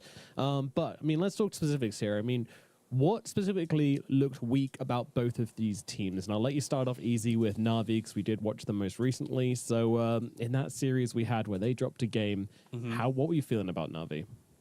I think for Na'Vi, to try and simplify it for the pre-show, it's like when Copy's in form, Na'Vi hit their stride. When Copy hits a little bit of just when he makes a couple mistakes and isn't kind of leading the team, then some pieces can fall apart. But the game that they did lose to Liga, there was so many little factors, right? It was like Boom wasn't doing well on his axe. You had Uragi not on a scaling carry, but on a tempo carry. You had Copy making some mistakes. So I think it's also wrong of me to generalize it just to Copy, but he at least was like the first domino to fall, and then everyone else very quickly kind of fell in line and went, yeah, we're not winning this game. So I think it was just an off game from them, and they did bounce back really nicely in game 3. So I think this inconsistency for a new team is present, and they're going to have to try and make sure they're as consistent as possible to try and beat Aurora. They absolutely will. And talking about Aurora, they've struggled as well. Sure, they haven't actually dropped a game yet, but they've had two series which have gone on quite a long time, and series which it actually didn't look like they were going to win for the most part. So, as you can see here, 4 games, 4 wins, looking pretty good, but 45-minute average match duration. Yep. That's not what you expect to see from a team which is theoretically stomping through these qualifiers, but that is just not the case here. For me, the issues they've had, especially in that 64-minute game versus Quantum, came majoritively from their inability to sort of face up against big team fight. That seems like a really reductive thing to say, but I mean, that's kind of what was happening, is that they couldn't seem to piece together just how to skirmish properly on the map. And that's a very unusual thing for Aurora, because that's something they've been traditionally very good against. And some of the best teams in the world, they've been very good at skirmishing and playing the map and being aggressive, but that aggression just has not been working out in this qualifiers for whatever reason. The games where they've looked good on are the games where they've started out ahead and stayed ahead. And that's when, it'd be just like, okay, Aurora, that's fine. But in games where they've been behind, their ways back into the game have been very, very unsuccessful for the most part, until the very last moment of the game where they're able to swing that massive comeback. And that's how both of those games went. Yeah, it feels like, if anything, Aurora, they've struggled a bit in laning, and then they still play the game as if they've won their lanes. And then that creates these awkward moments where Nightfall's going for a pick-off, but he doesn't really have the damage, and then he's not ready, and then Kiyotaka's jumping in for a kill after Mira dies. They're playing with the mentality of, this is still our game to play, we can still be aggressive, and yeah, again, it has its ups and downs, right? But I think the main thing is they haven't dropped a game, even though we're critiquing them, saying that they've had tough times in game 1 against One Move, when the TB, the Necrophos, and the Tidehunter were just destroying the map. They still found the correct way to enter the game and eventually punish One Move. So sure, we expected One Move to win, but Aurora, they stayed disciplined. Sure, mistakes still happen, but the logic of how to win the game stayed true, and then they win the game, right? So again, we hold the team for high standards. They've had these up and down moments, but at the end of the day, they've made sure that they've always been the ones to close out each game, right? And still being undefeated in a qualifier where we're praising a lot of teams at being having good showings. Unlike other regions, I think Eastern Europe does have a lot of depth to it in regards to, of course, the tier 2 scene. So yeah, again, Aurora, as much as we critique them, we cannot disregard the fact that they are undefeated. Nope, I'm still expecting them to win here against Na'Vi. I'm just excited to see what Na'Vi can do. This is their big challenge. This is what they should have been looking forward to this whole time. And I'm hoping that's been their attitude as well. They can't wait to try to face up against Aurora here and try to get themselves a victory and get themselves into that grand final before get them for a spot in the grand final. So let's see how they try to do it. We're going to start things off from the Dark Willow for Aurora. Na'Vi, they're going to grab themselves a Kunkka to open up with. Yep. And second pick, Kunkka. That I don't mind. Yesterday I was pretty critical on the first pick, Kunkka. I wasn't a fan of it at all, but with second pick, it has a little bit more life in the draft. You get to see everything, and then you get to place the Kunkka in the best place possible, and you get to deal with the problems that come into play. And yeah, for Aurora, I feel like Willow is climbing the ranks in regards to being like your generic 4 that does its job. It secures the lane, it secures the team fight with Terrorize, you have a bit of damage with Bedlam, you got pick off potential, sweeping map play with Bramble Maze. Like, it kind of does a bit of everything on a just above average level. There will be other heroes that do certain aspects of what Willow does much better, but the fact that Willow does 3-4 things relatively well means that sure, you can start picking it very early on. Yeah. The hero is just excelling in a lot of different areas right now. And it doesn't really matter if you reveal a pos 4. It's like, oh, well, not exactly going to be flexing it, but it doesn't really matter. Your pos 4 is your pos 4. And Aurora, they've done a little bit of their homework, right? You'd hope so, right? Coming into the penultimate series before you get to the grand finals. But yeah, banning out the SD and the Batrider. Batrider has been a really good hero for Kaori in the 5 position. Of course, Ari did play it, but maybe not to the same success as Kaori. And then also Ari's SD. Both these heroes are doing a really good kind of opening to the next phase due to the flexibility of both supports wanting to play the hero, and it's syncing quite nicely with Kunkka. Just additional, catch and shenanigans for the fight. So yeah, nice bans there from Aurora. Yeah, and absolutely. Ursa ban does feel like they're protecting the potential offlane Kunkka. Even the carry Kunkka, actually, all versions of Kunkka don't really like playing into the Ursa. So once you get on top of him, you will just disappear, and it is a Nightfall specialty. But in regards to Nightfall specialties, there's the Omni carry that's still available that can ignore all of the X and the combinations of Kunkka. There's the Abaddon carry that can just soak it up. So yeah, decent option still for Nightfall if he wants to pick his hero earlier to give him Kiyotaka more information. Yeah, all of those tempo carries are still definitely in the pool here for Aurora. So if that's their read against Na'Vi, then that's what we'll probably see them doing, probably in these next 2 picks, to be honest with you. So we'll see which direction they decide to head in. But Na'Vi are going to be the ones to pick up the Warlock. So their team fight is looking really, really strong right now. I did mention that Aurora, when they were behind, their team fight wasn't looking too great. Their map play, excellent. Getting pickoffs was fine. But when it came to the big team fights, they were really struggling earlier on in this tournament. They were still able to win the games out in the end and find that crucial moment. But ultimately, I feel like this is a read from Na'Vi. They go for the Kunkka. They go for the Warlock. They get themselves a very solid site to fight to start this one off. Yep. And now, well, we'll see how Aurora answer. Do you think Kaori has his Golem on autocast today? Because the last couple of games of the qualifier, it feels like every time that spell's off cooldown, he is just throwing it down. Single hero, a tower, anything. That spell barely is chilling, waiting to be used. It is just instantly used every single time. And of course, it is pretty cool for the early map play. He does get to use the Golem to farm up really nicely. And as much as Na'Vi want to have their team fight, Aurora, they want to see through it. They want to survive the initiation of an X-Boat. They want to survive the initiation of a Golem, where you have DP with the Siphons, Oracle behind that, Dark Willow, like I already mentioned with the Terrorize. All of the heroes on Aurora are pretty good at soaking an initiation and then enabling their front line to then go further. Of course, Oracle and Willow will be on the back line, protecting a DP or protecting the next 2 picks of Aurora. But yeah, Na'Vi, it is critical that they can find the Oracle and Willow at the start of these fights, because they will keep anyone alive. And You still have copies here available. Of course, there's the storms and the pucks and whatnot. But with that death prophet in the mid lane, it's quite a decent counter to these mobile playmaking heroes, because you just lose your tower so early on that there's no real space on the map to farm up. So yeah, the DP does prevent some of the better mids that delete the support duo of Aurora. Yeah, I think the conversation right now for Na'Vi maybe shouldn't be how does copy address this, but maybe it should be actually how does... interesting. We'll go back to that in a minute, but how does Yuragi address this? Is there anything in Yuragi's pool which can let us dive this back lines and get the damage off onto the Oracle and Dark Willow and break apart this fight? And I honestly think that might be what's happening here, because they picked up the sniper. That was their mid lane pick before. Worked very well for them. It's probably Sven is like the easiest answer to give to that, right? Because you buff up every other hero in your team with the Warcry to kind of disengage from the fight. You explode or delete heroes so quickly that you might even kill a hero before Oracle can press a spell, right?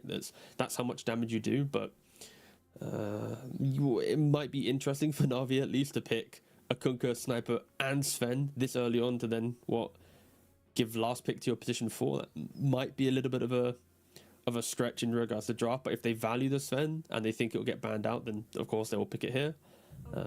Again, going back to the sniper, I think the main logic is pushing the mid wave and keeping your tower alive. I already mentioned that the storms, the pucks, the heroes that you often would pick when you see Oracle Willow aren't really possible. You will lose your tower, you'll lose your map state, and Kunkka Warlock, they don't want to rotate into the mid lane, right? Sure, when they get level 6, they'll happily rotate in and throw an ult down to kill, but pre-level 6, when they're kind of starved by playing the side lane and DP has it, a couple minutes earlier, that is a really good window to always lose that tower, and I think Na'Vi are respecting that immensely by picking up the sniper. Just prevent DP from having her game. Like, the last 2 DP games we've seen from Aurora, all 3 tier 1 towers have fallen in like the first 16 minutes, sorry, not the first.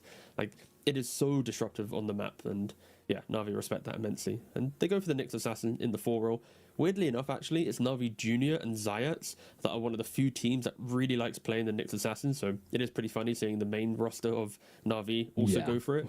But yeah, they do have Ari though, who's been like he's a long-term Nyx Assassin player, so it kind of makes sense, I guess. Yeah, Carapace into Death Prophet, scouting out the back line.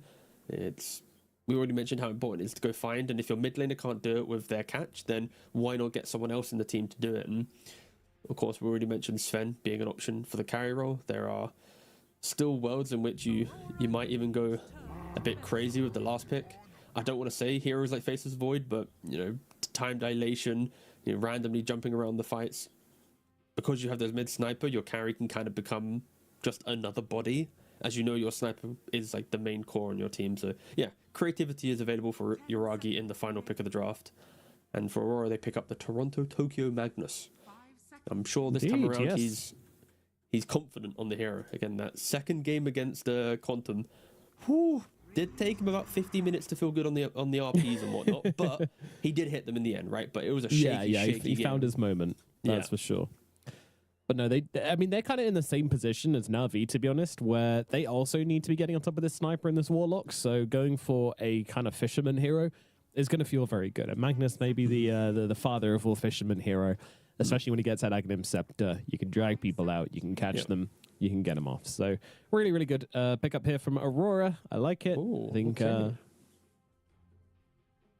Sorry, I was reacting to the fact that they're banning out the Enigma. Sorry. I got giddy. That's all right, mate. So they're thinking it's going to be a Kunkka carry, and that they're going to grab themselves an offlaner next on Na'Vi. And they might be right. We'll see. Yeah. I'm not opposed to it, just because Na'Vi, they have the flex, and Aurora, the fact that Na'Vi, of course, banning the Sven themselves because Aurora pick out a phase, so Aurora can easily take it themselves. And at this stage of the game, I feel like Sven is good on any team. I think Sven is kind of criminally underpicked. I think in a lot of drafts, Sven should be picked up a lot more. So yeah, and of course the Abaddon is taken away. So leaving the Omni Knight as an option for Aurora, that does sound like a really annoying draft. Oracle and Omni running around the map, keeping like a DP alive, whilst the Magnus grabs people to bring them towards the DP, plus the Omni pure damage. Yeah. Now, with the Enigma ban, it does feel like Aurora may be leaning that way. It could be that. It could be that, honestly. It does feel like that might be a little bit like putting all your eggs into the Toronto Tokyo basket. And Magnus isn't a hero which likes to be your only initiation. He really likes it if there's somebody else. But, you know, Omni Knight, he can get on the front lines. He can start. Yeah. You can even get a Blink Dagger if he wants. So can still work out. Can get Magnus the information. It's just a little risky. I don't know. Everything's screaming, boss man, pick me the Omni, right? But maybe there's a different hero I'm just forgetting. It could just be the Lifestealer as well with the Enigma Morphling ban. Like there's Lifestealer which hates these heroes, Omni Knight hates these heroes. To be fair, a lot of carries kind of don't like playing into Morphling. The tempo mid game carries don't like playing into Morphling because if you don't close out the map, eventually they get to Manta Butterfly and Morphling just beats you. And sure, they go for the Omni Knight. Again, it's one of those moments in the draft, no matter where I keep saying a hero enough times that like if they don't pick it. It's like, oh god, what am I doing? What am I getting paid for? Oh no, it really puts me a spot of fear actually when I commit so heavily to a hero. Fun though. Yeah, fun. No, got to feel the rush. Yeah, no, I'm feeling like alive gambling in game one. Yeah. Oh yeah. Yep. All right, final pickup here for Na'Vi. What are they gonna go for? I'm not confident enough to really say any hero here over and over again. They've got like 20 heroes to choose from pretty much. Like their draft's pretty complete. They need a bit of catch, but like it can be off lane, it could be carry. Is there anything which does really well against Omni Knight?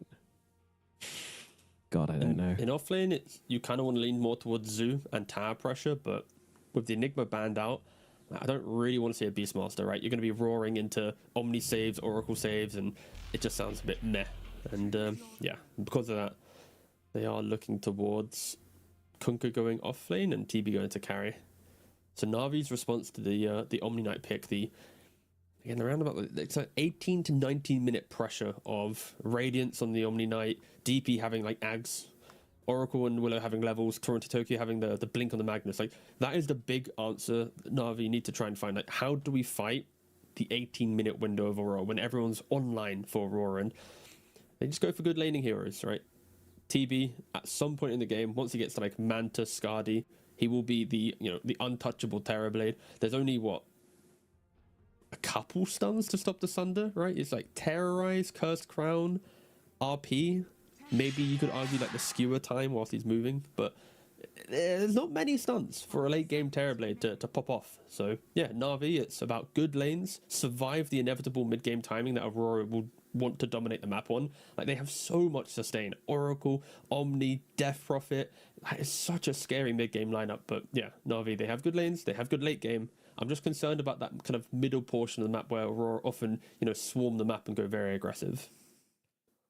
If they don't have farm on Na'Vi, they're not going to have damage. That is one of the biggest fears about this draft. Kunkka, Sniper, TB, like, yeah, if you get them into the right position, they are going to be able to do some good work. But if you don't, then they're going to have issues. And these heroes are not easy to kill on the side of Aurora. Omni Knight, Death Prophet, Magnus?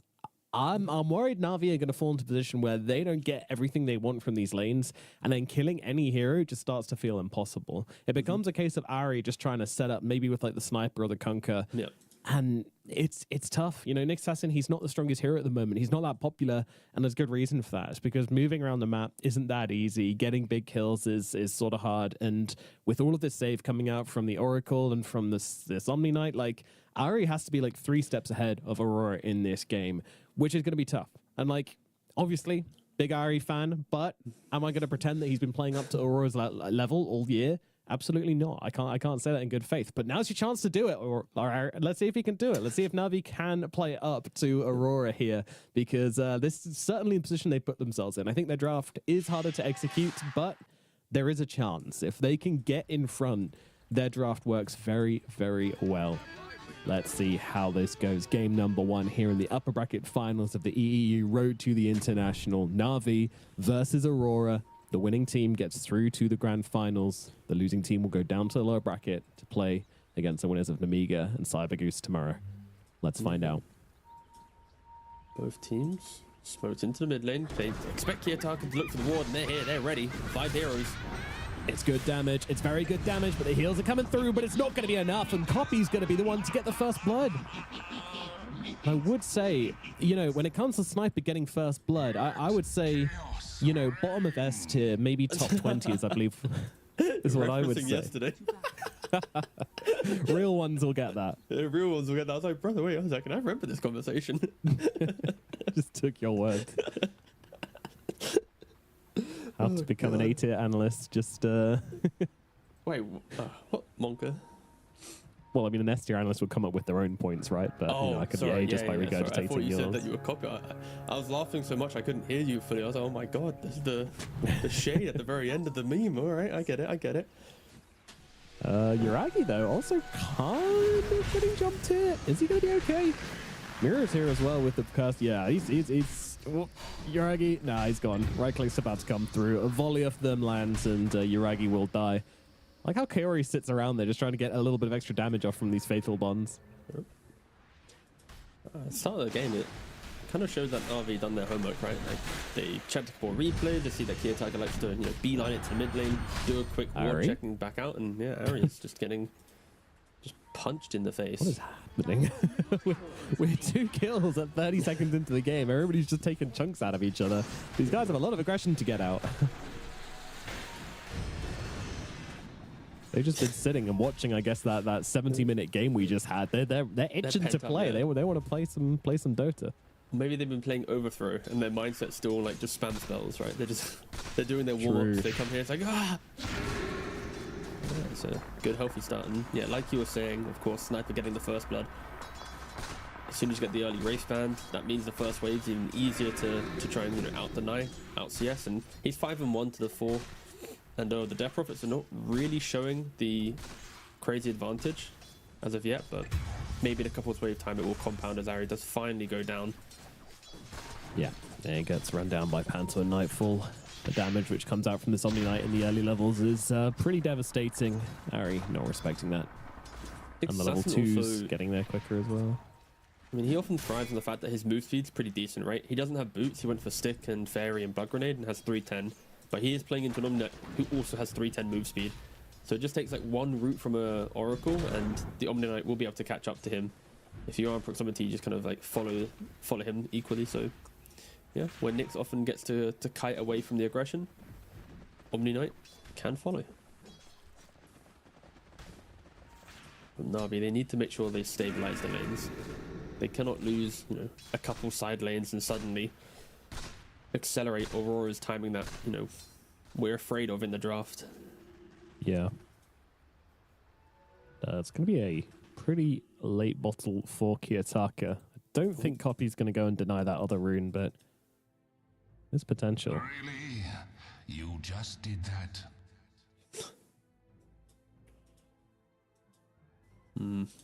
So, quick recap on the side lanes. The not huge advantage coming out for anyone in particular. Nightfall's obviously doing well for himself, especially with that kill onto Ari. He didn't get the credit for it, though. That was Panto's, but still, that's the only significant lead in any of these lanes. Sniper doing decently at mid, but nothing significant as of yet. He is ahead in net worth, though, right? The CS is quite deceptive, but you can already see that he's spent 100 gold more on consumables from the Death Prophet, and there is a 500 gold lead to the Sniper. Is significant. I just realised that we quietly had an observer change. We had Patrick yesterday. Now we got Scriff. I could tell. I feel the cursor movement was slightly different, and I had to check Discord. I was like, who do we have observing today? I was like, oh yeah, that cursor. That's like a Scriff observer. Oh, he's blinking at us. Interesting. Hi, buddy. Missing talk. All right. Well, we'll see who does a better job, Scriff or Patrick. Patrick set a very high bar. But so far, so good. Again, at least I can say with great confidence that we won't miss Tormentors with Scriff. That's all I can say.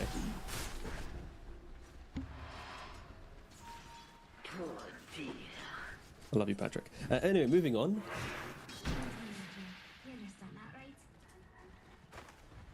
Didn't really speak about the combination of Mag Willow, but it's always so much fun. I feel like I'll say it every time when the combination's in play.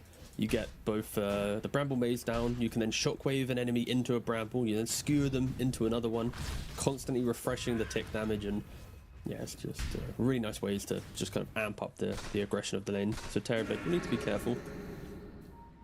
One of the more kind of fragile carries when you pop that meta. you don't really want to get, jumped, and Willow and Magnus will happily get a little bit closer to try and do extra damage to you. Yeah, the kill threat will be online, and a lot of magic damage for the TB to deal with as well, which he doesn't particularly like. Very much going to be an opportunity to bring down Yuragi here if he's not careful. Kaori got to make sure he's keeping him nice and healthy as well. But Mirror has let him get off this pull, so it's going to be a little bit annoying. Yeah, boom, on the run, and they will get the kill. Boom, also going to die. This top lane is starting to fall apart a little bit here for Na'Vi. Yeah, I'm surprised they're playing it as much as they are. I kind of feel like this is one of the lanes that potentially Ari needed to start with the boots and actually play for the pools. Right, you're playing into a really aggressive high damage hero like Omni Knight, and we mentioned that Oracle, he needs levels to feel good in the lane, but because of how aggressive they've been, he's already level 3. This is like the big power spike for Oracle. If the carry can kill and he gets early level 3, then you can keep reminding the enemy that's like, hey, this is a lane for us to win. And okay, Ari grabs the wave, doesn't aggro it the entire time, and Panther also gets the pull, so Aurora just dominating their safe lane right now. And 2,100 gold, 2,200 sorry, on the Omni Knight. He is complete free farm, not really getting pressured by the Kunkka. No, absolutely not. He's he's going to be free farming this game, which means that we're going to have 2 heroes looking like they're pulling ahead of the rest, as Mira taking pretty heavy damage down at bottom, but won't be falling. Copy and Nightfall both getting a lot from this game, so who's going to have more impact when those fights start to break out? It'll be difficult to see Copy being able to match the Omni Knight's damage and kind of pressure inside of the fights. Well, critically, Kiyotaka is jungling at minute 5. He just went farm the hard camp. He's now also walking back the base. I think he already walk underneath the tower in the bot lane. Goes for a... Ooh, tries to clip him. Doesn't quite work out, though. This is going to be more damage coming out. Kaori and Yuragi getting very, very aggressive down here in the bottom side. Mira just coming in for the occasional click, trying to get off a bit of damage where possible, but under the meta, Yuragi will not be contested in this lane. If he gets clipped there, that would have been awful. Yeah, that wouldn't have been ideal. Always got to be careful when you're playing against Mag. Ari shows up in mid, doesn't really get a whole lot done, but they're trying to see if they can secure this 5-minute rune with Kaori coming through. He's about to have 3 heroes on his head, though, but it's going to be Mira who grabs a haste rune, and that'll allow him to kill off Kaori with ease. Kaori was right on top of it, but Mira just gets in there and snipes it away. Slightly quicker on the pickup, and that's going to cost him his life on Kaori. And this is Mira who wasn't really getting a whole lot from this lane, so that's a really, really big kill.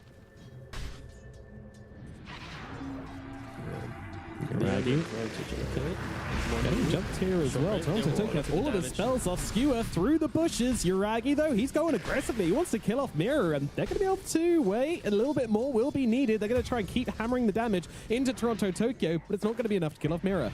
Mirror gets away again as Boom dies again up in the top side. Panto and Nightfall just killing anybody that turns up to this top lane.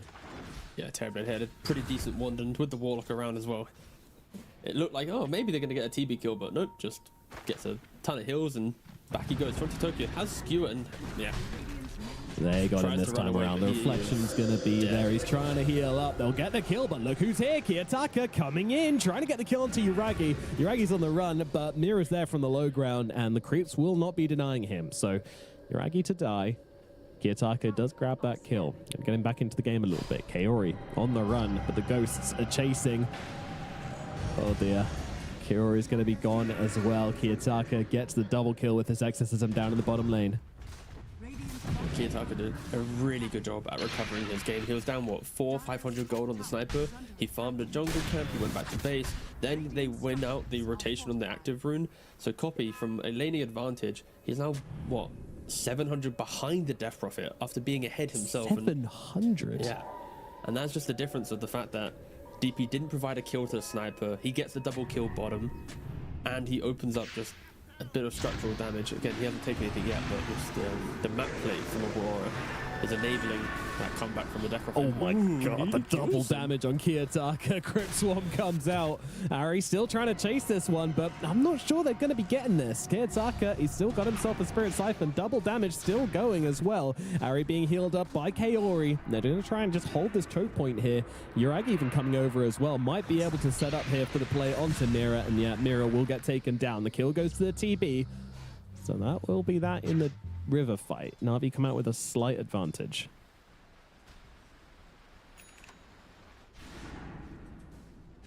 Nice spike Carapace. Gonna give Ari a little bit of XP in this middle lane to try to catch up here, 'cause he's a little bit behind where he wants to be. Not too bad at the moment. Yeah, the problem is when you're playing from behind on Nyx Assassin, you want to have very simple ways back into the game, right? Like play with another hero, go for a combination kill with a smoke, get a kill, feel good, right? But there's no hero on his team that wants to, cross the river, find a hero, get a kill, right? Like Terrorblade plays lane to push out, Sniper plays lane to push out, Kunkka, same thing, and then a Warlock. You're not smoking to go kill heroes, you're reacting at your towers. So yeah, Ari, he is going to have to play a very defensive Nyx Assassin, which just hinders his ability to come back into the game. And not only that, if he is to go aggressive, he's running into a Death Prophet or an Omni Knight and an Oracle, so the turnaround potential, he needs to make sure he has a perfect initiation. It is not a simple kill anything game for him. That's why he's kind of parking himself middle, just trying to be a body for the sniper. They are bodying Mira. Yeah. There it is, the Kaori level 6 Chaotic Offering autocast. Yeah. If this is your first time seeing Kaori Warlock Golem, then you should not be surprised by that. Panto, he's going to get jumped as well, but a little bit hard to get this kill. The Assassinate's going to come through. Won't be enough, though, to kill him off. Kaori's Golem still throwing hands with Kiyotaka here, and Boom coming in around the side as well. They're committing to this one pretty hard, but under the tower doesn't feel like it's likely to really happen. So backing themselves away. Nightfall going to TP in on this one as well. The thing is, though, it is a sniper, so it doesn't really matter if you bring these heroes to mid on the side of Aurora. You're never really going to be pushing the lane very hard. Yeah, critically, whilst that's happening, Toronto Tokyo, he saw Uragi pop meta. He then instantly RP'd him and just skewered away. So there's going to be no, no TP from a Magnus anywhere near the tower. It was, quite a trade of spells. Uragi, though, getting busy on the tier 1 tower. Toronto Tokyo won't be able to do much to save this one, as Boom will die elsewhere on the map. Top lane, the 2 supports come in, secure Nightfall, yet another kill onto Boom. Okay. Boom's looking for a vessel. Right. I think that's a little optimistic, because as much as I love the idea of, punishing the hills, there are a couple too many dispels on Aurora to make me feel like Vessel's value. I was thinking the same thing, T-Gov, I'm not going to lie to you. Yeah. Like if it was Death Prophet with no Oracle or Omni, I'm like, damn, my offlaner going Vessel, that's pretty cool, but I'd like to think Aurora will be able to press repel all the Fortune's End in a way that does God, keep they're the team jumping alive. Boom again. He is just getting absolutely turned inside out this game. He's going on the run, trying to drag them off the tower, but it doesn't work. Panto brings him down yet again. Death number 4 for Boom, with nothing but an urn in his pocket. Ooh. This is a brave TP from Kiyotaka here, but, I mean, she's still got the Exo running, so absolutely going to go for this. Of course, no Golem still for 25 seconds. Kiyotaka can defend his tower.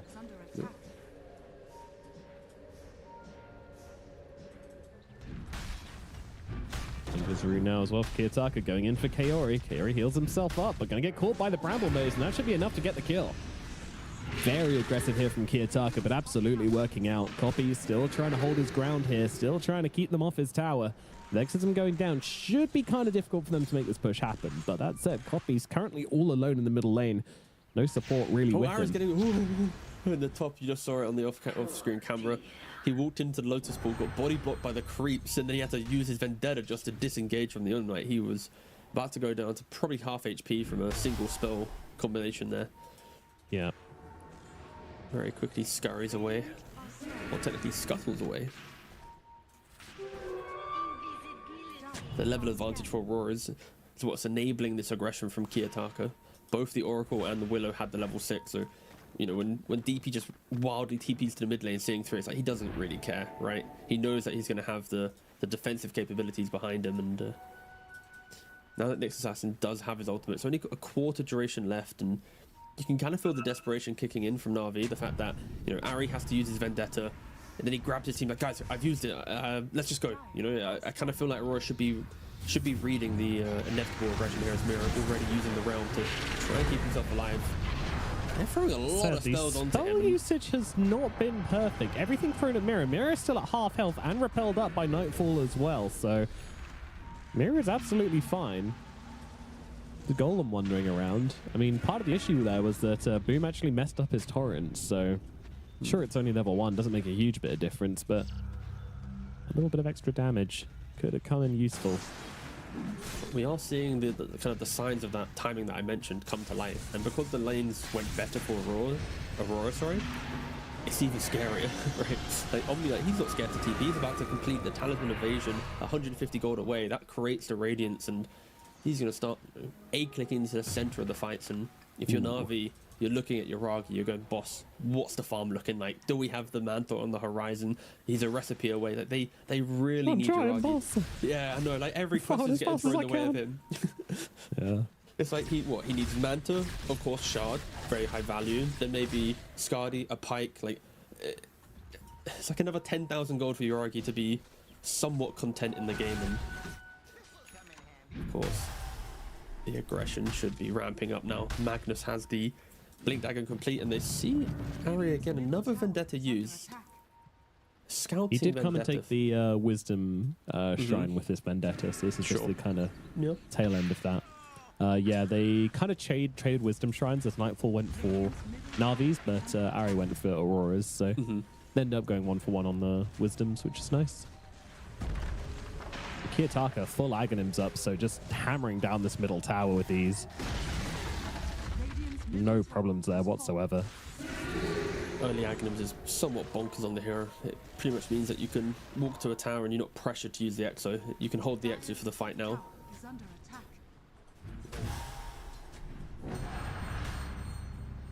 It does have the vessel complete.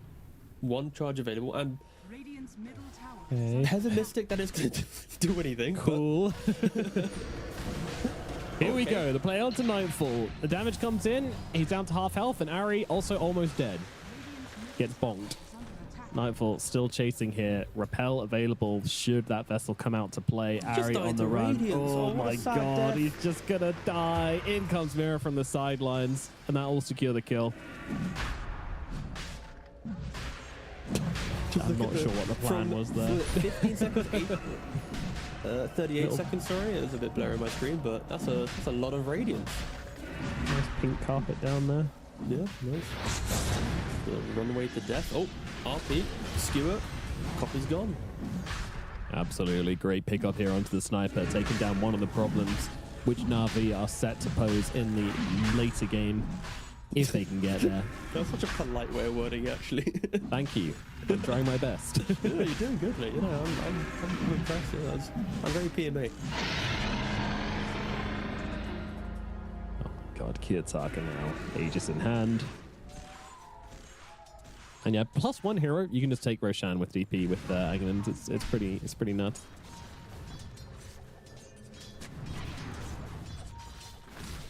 Let me refresh myself on the patch of Death Buffer.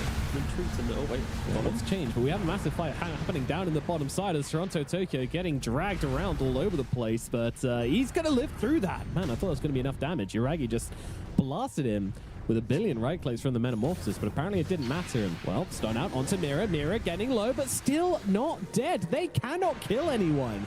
Ulti comes out from Nightfall. There is your Guardian Angel, and Toronto Tokyo still looking, finding the big boy, grabbing onto the Terrorblade TP. He needs to find a standard target, and he's just not going to get one. Nightfall brings him down, just mans up, gets in his face, and kills him off. Nightfall, though, is getting low to Copy here. Copy trying to get off the damage. He's got an Assassinate here, but he just wants to get the last click, and they will kill him. Copy gets him. Mira gets onto Copy, though, but I don't think Copy really cares anymore. There's not a huge Copy's amount of threat kickable. onto him. No Exorcism. Copy, it's his fight, or is it Toronto Tokyo isolates him, brings him into into Kiyotaka. Kiyotaka's got so much damage, but they'll kill off Toronto Tokyo. Panto dead as well, but Kiyotaka turns around, kills off Copy, and there's that Spirit Vessel going to work. It is just the second life here from Kiyotaka as well, actually, so if they bring him down, then that's a full team wipe, and they get it. Navi, where did that come from? Okay. Yeah, go on. Yep. Everybody who's been mean to, because I know what you guys are like. I'm not checking the chat, but I know what you guys are like. Everybody that's been mean to Boom in the chat recently, type sorry right now. Okay. Yep. Type sorry. Yep. Thank you. When the Oracle and the Analysis. Omni are dead, we already said it. The vessels look pretty good, right? Death Prophet by herself, isolated with her teammates dead. Sure, pop off, King. Do your job, right? But, you know, Copy in that engagement, just able to just stand his ground, click away, of course, multiple flurries of spells, and Toronto Tokyo, let's not talk about it. Let's focus on the previous fight. Listen, it's pre 30 minutes Toronto Tokyo. Okay, we know what to expect. Yeah. It's the. I think he plays on quick cast in the first 30, and then he turns it around. for the Blink Dagger, I mean, obviously the RP is the RP, but yeah, it's. But no, for Aurora, right? They were fighting with straight away without the Exo, right? Because they used it for Roshan, so there was this window of, you know, DP not being at full strength, and Na'Vi, they kind of kite that fight. They do have this hyper range between TB and Sniper, and with the control of the Nyx and the Kunkka, then yeah, they were able to do just enough in that fight to give themselves some sign of life. And if they weren't to win that fight, then you're expecting Aurora to turn that, what, it was like 6,000 gold lead and turn it into 10, 11, 12,000 potentially, but they bring it back now very slightly. And for Na'Vi at least, they know in their minds it's like, okay, can we replicate that fight again? Can we, you know, kite out and, you know, bait the false promise, bait the repel, survive through the RP, and then look to take the secondary fight? Because Aurora, they want to overwhelm you with tankiness in the moment.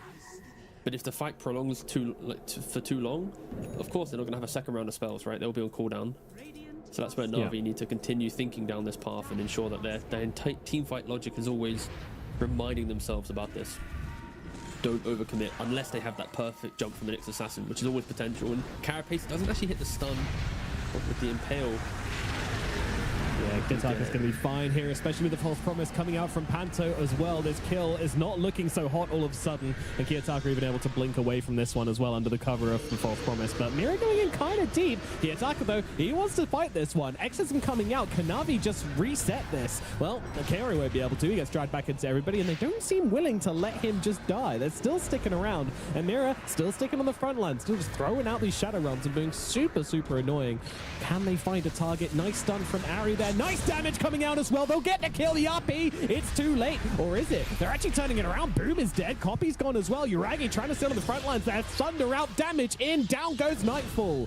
You don't have your sniper, but you do have your Terrorblade. And they'll keep this fight going. Panto trying to juke around the trees, but there's a horrifying demon in his face. Ari gets another one. The tips come out as once again, Na'Vi, they clutch up in the heat of the moment, and they take down Aurora for a second time. Yeah, the initiation looked a little bit sus from Na'Vi, right? They're jumping onto a Death Prophet. The Oracle's positioned behind, but like I was just saying, if Na'Vi can bait out the first wave of defensive spells from Aurora, keep the fight alive, baiting them deeper, not die to the RP, then that range of Sniper and Terrorblade will truly shine. Like, again, the initiation, it wasn't the cleanest from Na'Vi. They missed a Carapace stun, then they had to use the Impale, they threw out a Golem. The Sniper's not even here. He's deep at the Ancient Camp by his triangle, so you don't have that instant, you know, headshot damage, the shrapnels coming in. But because Na'Vi, they identify, you know what, let's chill for a second, let's walk to the left-hand side, we're not leaving the fight, we're just baiting them a little bit deeper. And yeah, sure, you're hitting a Skewer onto a Warlock, but I think, was it, yeah, RP was on cooldown as well at the start of that fight, so he's having to go for just the Skewer to start. And yeah, Na'Vi doing a really, really good job just playing around the spells of Aurora, and yeah, just not enough life available for Aurora to kill them off. I think, yes, Sunder, haha, good spell. There you go. Great analysis. Back to you, Nomad.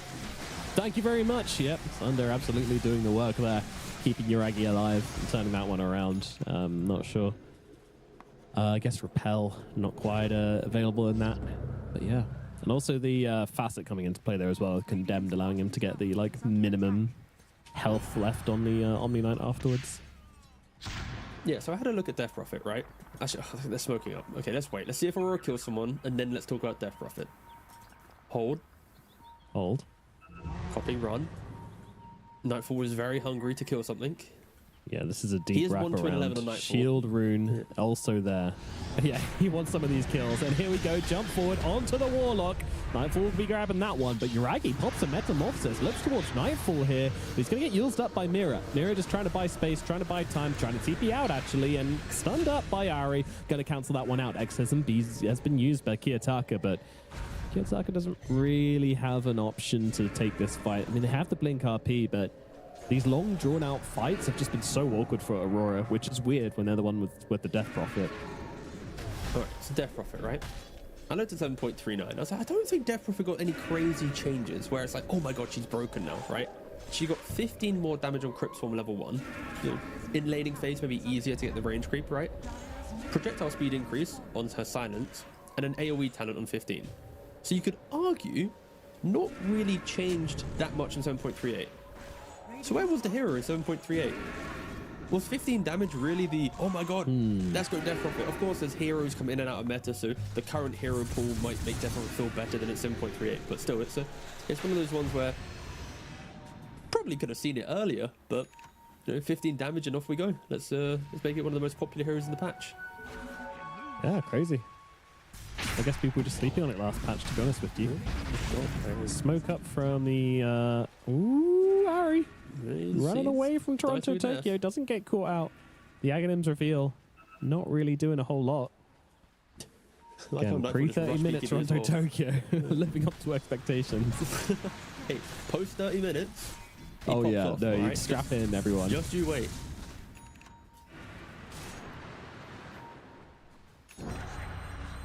Oh, he has been doing good in these fights, but yeah, outside of the engagements, the catches have been a little bit tricky, but they're difficult heroes to catch.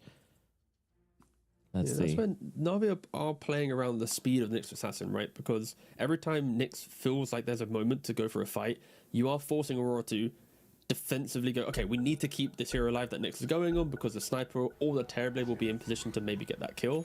And because of that, like the Magnus, he's not always playing every fight with RP. Hence why a couple of the engagements have looked a little bit sus from Aurora because just the timings are getting punished. They're reading the RPs, they're reading the Exos. Like the bot fight where they get the wipe onto Aurora is because Exos on cooldown. The top fight where Na'Vi drag out the engagement is because the initial jump from Magnus, RP was on cooldown, right? And if there was to be a fight where Aurora had all spells available, I think the narrative should be different, especially now that Omni Knight did rush the BKB. Like often on Omni Knight, you go Radiance and Harpoon, then maybe you go for BKB later down the line. But Nightfall has identified the fact that they need a front line, and they need someone outside of the Death Prophet to enable Toronto Tokyo to make that initiation. And with Kiyotaka's build, the Blink BKB Ags, he kind of wants to sit on the back line, see the fight develop, and then just blink on top of the sniper, you know, or even the Terrorblade. You get double BKB jump on Terrorblade, he's not sundering anything. He is just going to be dying to the spirits. This is a really, really good timing for Aurora if they find the jump, which, again, they haven't really found it yet. Ari goes looking, but gets caught himself here. Spike Carapace comes out. Two-man stun. Bye-bye Panto. Copy's dealing the damage from the sidelines here, so it is going to be a trade. Ari finds something with his life, or more accurately, Copy finds something with Ari's life. They do make the trade happen here. Oh, my death summary doesn't load. I want to see what the damage was on Oracle. Roshan literally just respawns as Death Kairi summary is doesn't going to work for check anyone, it. it seems. Unlucky. Okay, there it is. Script's got the skills. I felt like it was a lot of Nyx damage. Okay, you know what? A Yeah. little sprinkle of sniper. 153. Sniper, just typical sniper teamfight contribution. Here we go. Sniper's going in the pit right now. He wants to see what Roshan's got to say for himself. More importantly, what Aurora's going to say about them and Roshan. Aurora, they are aware of this. They've got a smoke up on Panto. Not being particularly quick about it. Roshan down to below half health now.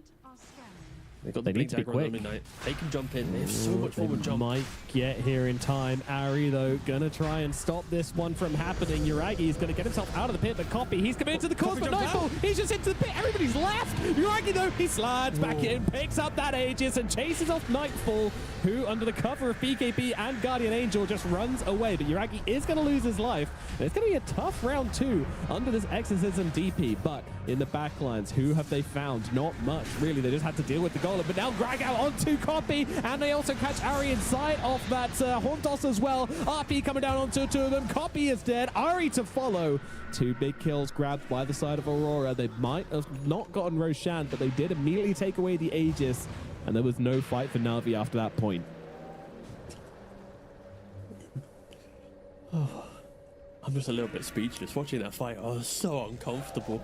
Right, you got the sniper hitting the Roshan, Terrorblade is outside the pit, and then the Terrorblade is forced in because Sniper jumped out, and Nightfall, he jumps into the pit, kills off an illusion, kind of stutters for a millisecond, and the Roshan, it's kind of low. Like Na'Vi, they commit to the pit, but against the Mag and the Omni and the Death Prophet and all of this, they don't really want to be in the pit, and we're going to see the replay here. Like, again, it's just so uncomfortable. Uragi, he's not in. They didn't kill off the Roshan instantly. You could argue maybe in a different timeline, both the TV and the Sniper hit the Roshan at the same time, get the kill. We're going to go back to the game quickly to watch Warlock die, but I honestly didn't really pay attention to where Terrorblade was at the start of the Roshan because I saw Sniper hitting it by himself, but yeah, it was so low. Like, imagine if they killed the Aegis, both Force Staff and Concussive Grenade to the northern side, just disengage.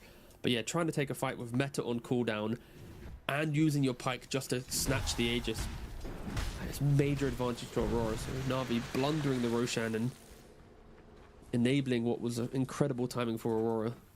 Na'Vi did such a good job kind of stabilizing the game, but one Roshan call and they're back in the driving seat for Aurora. Yeah, it was always going to be a risky Roshan call. Like, the Oracle's already respawned. All they had to do was just run over. And it's tricky. Like, Aurora, they've got very good jump. They've got very good catch. Blink Dagger on the Omni Knight. Blink Dagger on the Death Prophet. A Magnus. I mean, they have 5 Blink Daggers, right? They're the team mobile. It's very close to a brand, actually, in the UK. Other providers are available. Does mean about 10,000 of this gold on Aurora is on Blink Daggers, which means in theory there's a pretty big disparity between stats and damage coming out from both teams. But that's position equals damage, and TV does look like people on top of him, so that is 10,000 gold of fuck you Terrorblade pretty much. And Sniper. Kind of it's a 1-2 punch actually. Cool.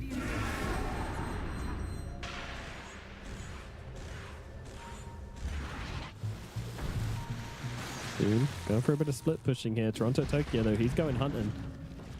Can he find anything, though? Boom. Getting way deep into the river and TPing away. He's going to be okay.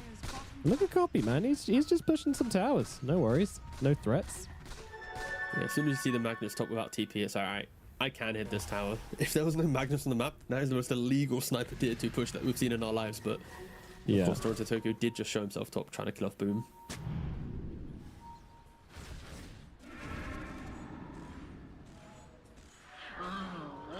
Uragi feeling confident as well. Amplified damage rune up on him. Still no BKB. Doesn't seem to be going for one either. Is this just not really a good BKB game for Na'Vi scores? Sorry, just mirror a bit. They're smoked up bottom. Oh, Copy has actually been caught here.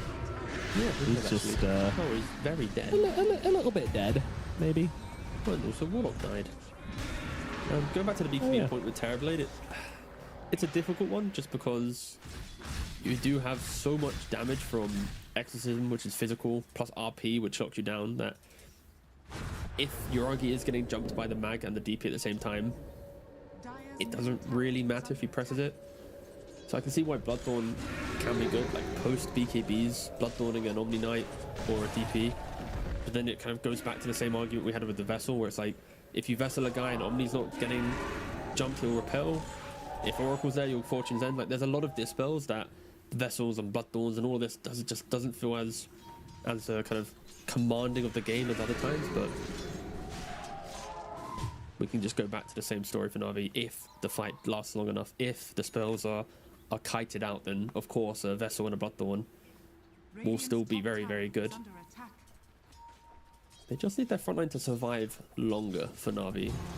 At the moment it just isn't really doing its job. Problem for them is Kunkka going for like Ag's Nullifier isn't the tankiest front line, and like Nyx Assassin killing a hero kind of was the way Na'Vi was playing the fight, and that is falling off slowly due to the fact he's got Blink and Force Staff.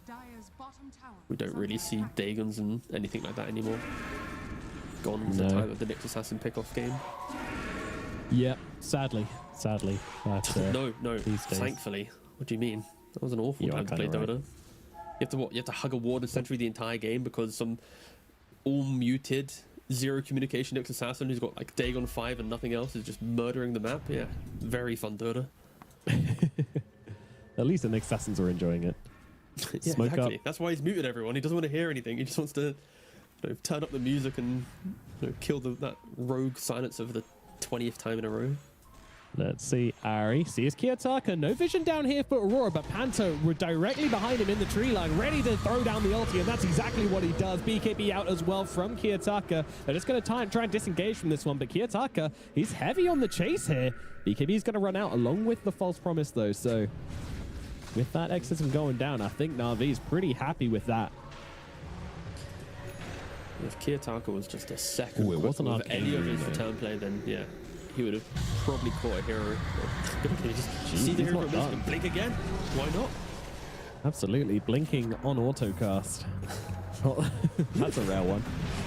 Toronto Tokyo grabbing Boom and dragging him into the middle of this exorcism. Ari trying to help him out here, but there's nothing to be done. I mean, it's a nice golem, it's nice damage, but unfortunately, the follow-up is just not good enough. Copy and Yuragi still can't show with his Magnus hanging around. Blink RP, not going to let them go through for this. So, you know, this was an exorcism, but Boom kind of giving them something from that. Radiant's courier has been killed. Yes, when you're playing against Kiyotaka, you have to respect the fact that he is just going to keep going. He just doesn't care. Because what if you do kill off the Death Prophet? It is a 29 armor Death Prophet with Shiva's Gale Guard, BKB, multiple siphons. It's going to take you, what, 15 seconds, maybe 10 seconds to kill off the Death Prophet? Then after all of that, there's an RP, there's an Omni-Knight, there's plenty of other damage to follow. So it's kind of like Kiyotaka's going, you know what, call my bluff. Am I really by myself? Obviously not. You can see them running down the lane, but the way that he plays, it really brings so much aggression, so much life to Aurora with that chase down. Therefore, Damage making them all items aren't really tankier here as yet. well. Like terribly, what he just completed the Bloodthorn. He's looking towards the Skadi. Sniper about to complete the Revenant's Brooch. So it's cheap damage on the Sniper.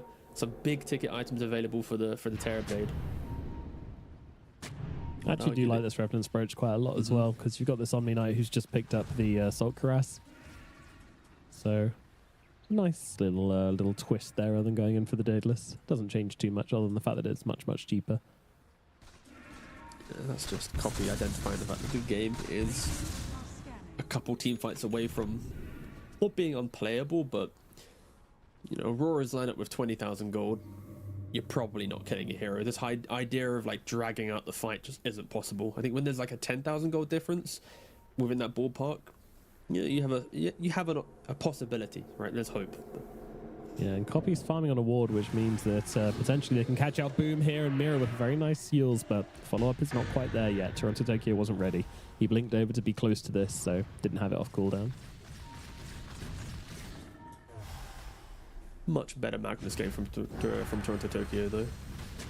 As much as we memed him at the start of the game. I think as soon as we hit like 24, 25 minutes in the game, he hit his stride on the hero. Radiant's middle tower is under attack. Builds up onto Ari. Ari getting beaten a little bit here. There's a repel from the Onion. I mean that he's not struggling to bring down this Nyx assassin. That's going to be another death for Na'Vi, and right outside the Roche pit as well. Buyback is available here for Ari, and I feel like if they want to contest this Roshan, they should probably use it, but I'm not convinced they're going to. Roar comes out from Roche, letting them know exactly what's up here, but yeah, there's not going to be a response from Na'Vi. Dear Nomad, have permission to go on a tangent for a second about warding? Yeah, no, there's not much going on here. You're good. Alright, so the high ground ward steps that Striff just showed us, just south of the Roshan pit. I saw it earlier today as well with BB3PX or whatever his name was in another series, but we're kind of seeing the return of the meta of the double Ob Sentry directly placed inside each other. I kind of feel like this faded a bit, where other supports just kind of throw it down anywhere, but once you place them inside each other, to de-ward it, you obviously kind of need to just A-click it, right? And then you might hit the Sentry, you might hit the Observer.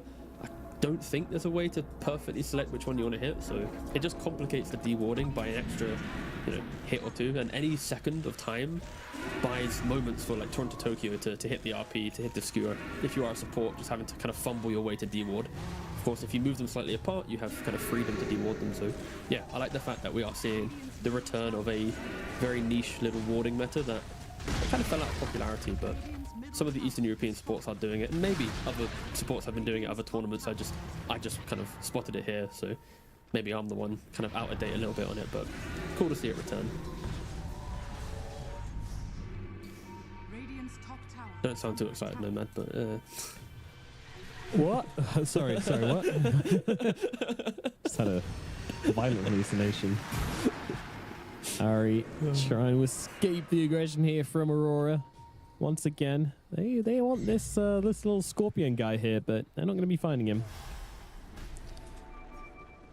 Gonna go push out this bottom wave, along with this TB illusion. So Na'Vi, they're now playing into Aegis. Once again, going to be picked up on the Death Prophet. So Kiyotaka going to be a big threat. Going to be able to get off this Exorcism in the fights no matter what. Refresher shard as well on Toronto Tokyo. Ooh, that's pretty scary. I mean, he also just gave Nightfall his axe for a second, so that was fun. I was like, why does Nightfall have a backpack axe? Oh no, it's just Toronto Tokyo's. Well, they found the Warlock in the bot side of the map. Yeah, they did. They waste no time in just dropping everything onto Kaori's head. Give him a taste of his own medicine. An ulti pop for a support, and then straight up to the high ground. Boom, trying to do what he can. I'll grab this illusion from the Terrorblade. Hit that illusion though. And Bloodthorn weirdly used onto Kiyotaka there. I don't know why. Immediately purged off, of course. On the 24. Keep on just throwing spells here, but Ari, oh, he manages to dodge the skewer there with the Outworld Staff. Very nicely done, and now taking some heavy damage. That'll be Aegis just disappearing in a blink of an eye. Panto did not want to use the False Promise for that one, which is unusual when we still have the Exorcism going, and now they're just going to go for life number 2. Kiyotaka, though, still got plenty of heroes behind him to heal him up if he needs.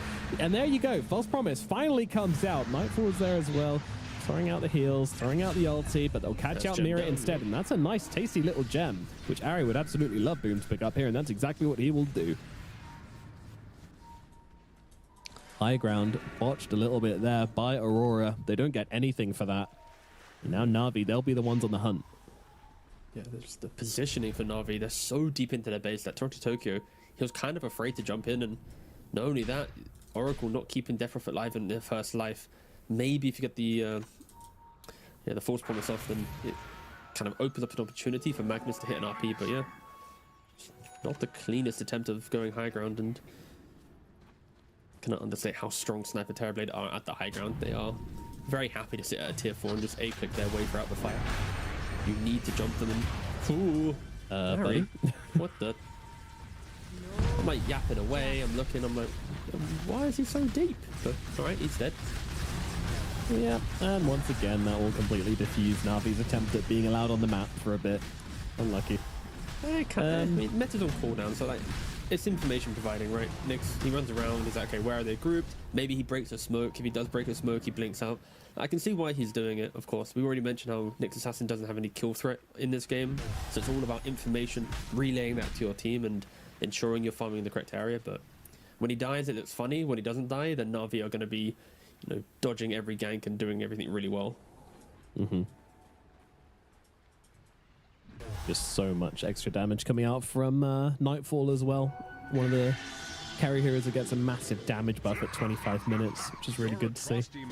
Plus 75% Hammer of Purity bonus base damage is just ridiculous.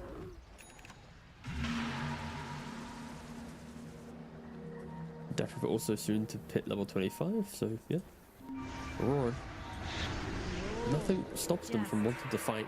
It's about the jump. It's about that clean entry to the engagement. It's about information, isn't it? To be fair, Toronto they're Tokyo. We could just go back to him again. I don't mind. No, we could. It's but about we the won't. RP and the skewer. Yep, but you know, to get those off again, it's info, and it's info. And they just don't really have many heroes which can get them that on the side of Aurora, which is why you sort of see Mira just kind of sprinting onto the front lines under the cover of the Shadow Realm, using herself, trying to just find out what's going on. Shivas, Here we go. information. Ari caught out once again. Ari. That is not how this is meant to be played. Boom also getting found here. That's going to be a lovely +1 picked up here for Aurora. very, very quick, clean, decisive plays here from Aurora, and that might just be getting them some barracks and maybe even more. You're like, how do they get information? We're just wildly blinking onto the high ground with no cares. It's a pretty cool way to do it. Especially Yeah, if I mean, Na'Vi when you're aren't in like position to 19k up. counterplay. Yeah, Exactly. But you're right, he has Skadi and BKB. Sniper has BKB. Like, they do have the items on the position 1 and 2. With the Nyx and the Kunkka dead, probably gonna have to buy back on the Kunkka, wait for the Nyx assassin to respawn. It's a shame for Na'Vi that it did die in that position. So it did feel like they had a really good item timing to play on.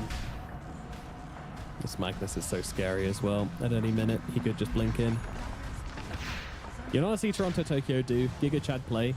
Copy nothing. No. Blink, refresher, blink, RP to get the sniper and TB.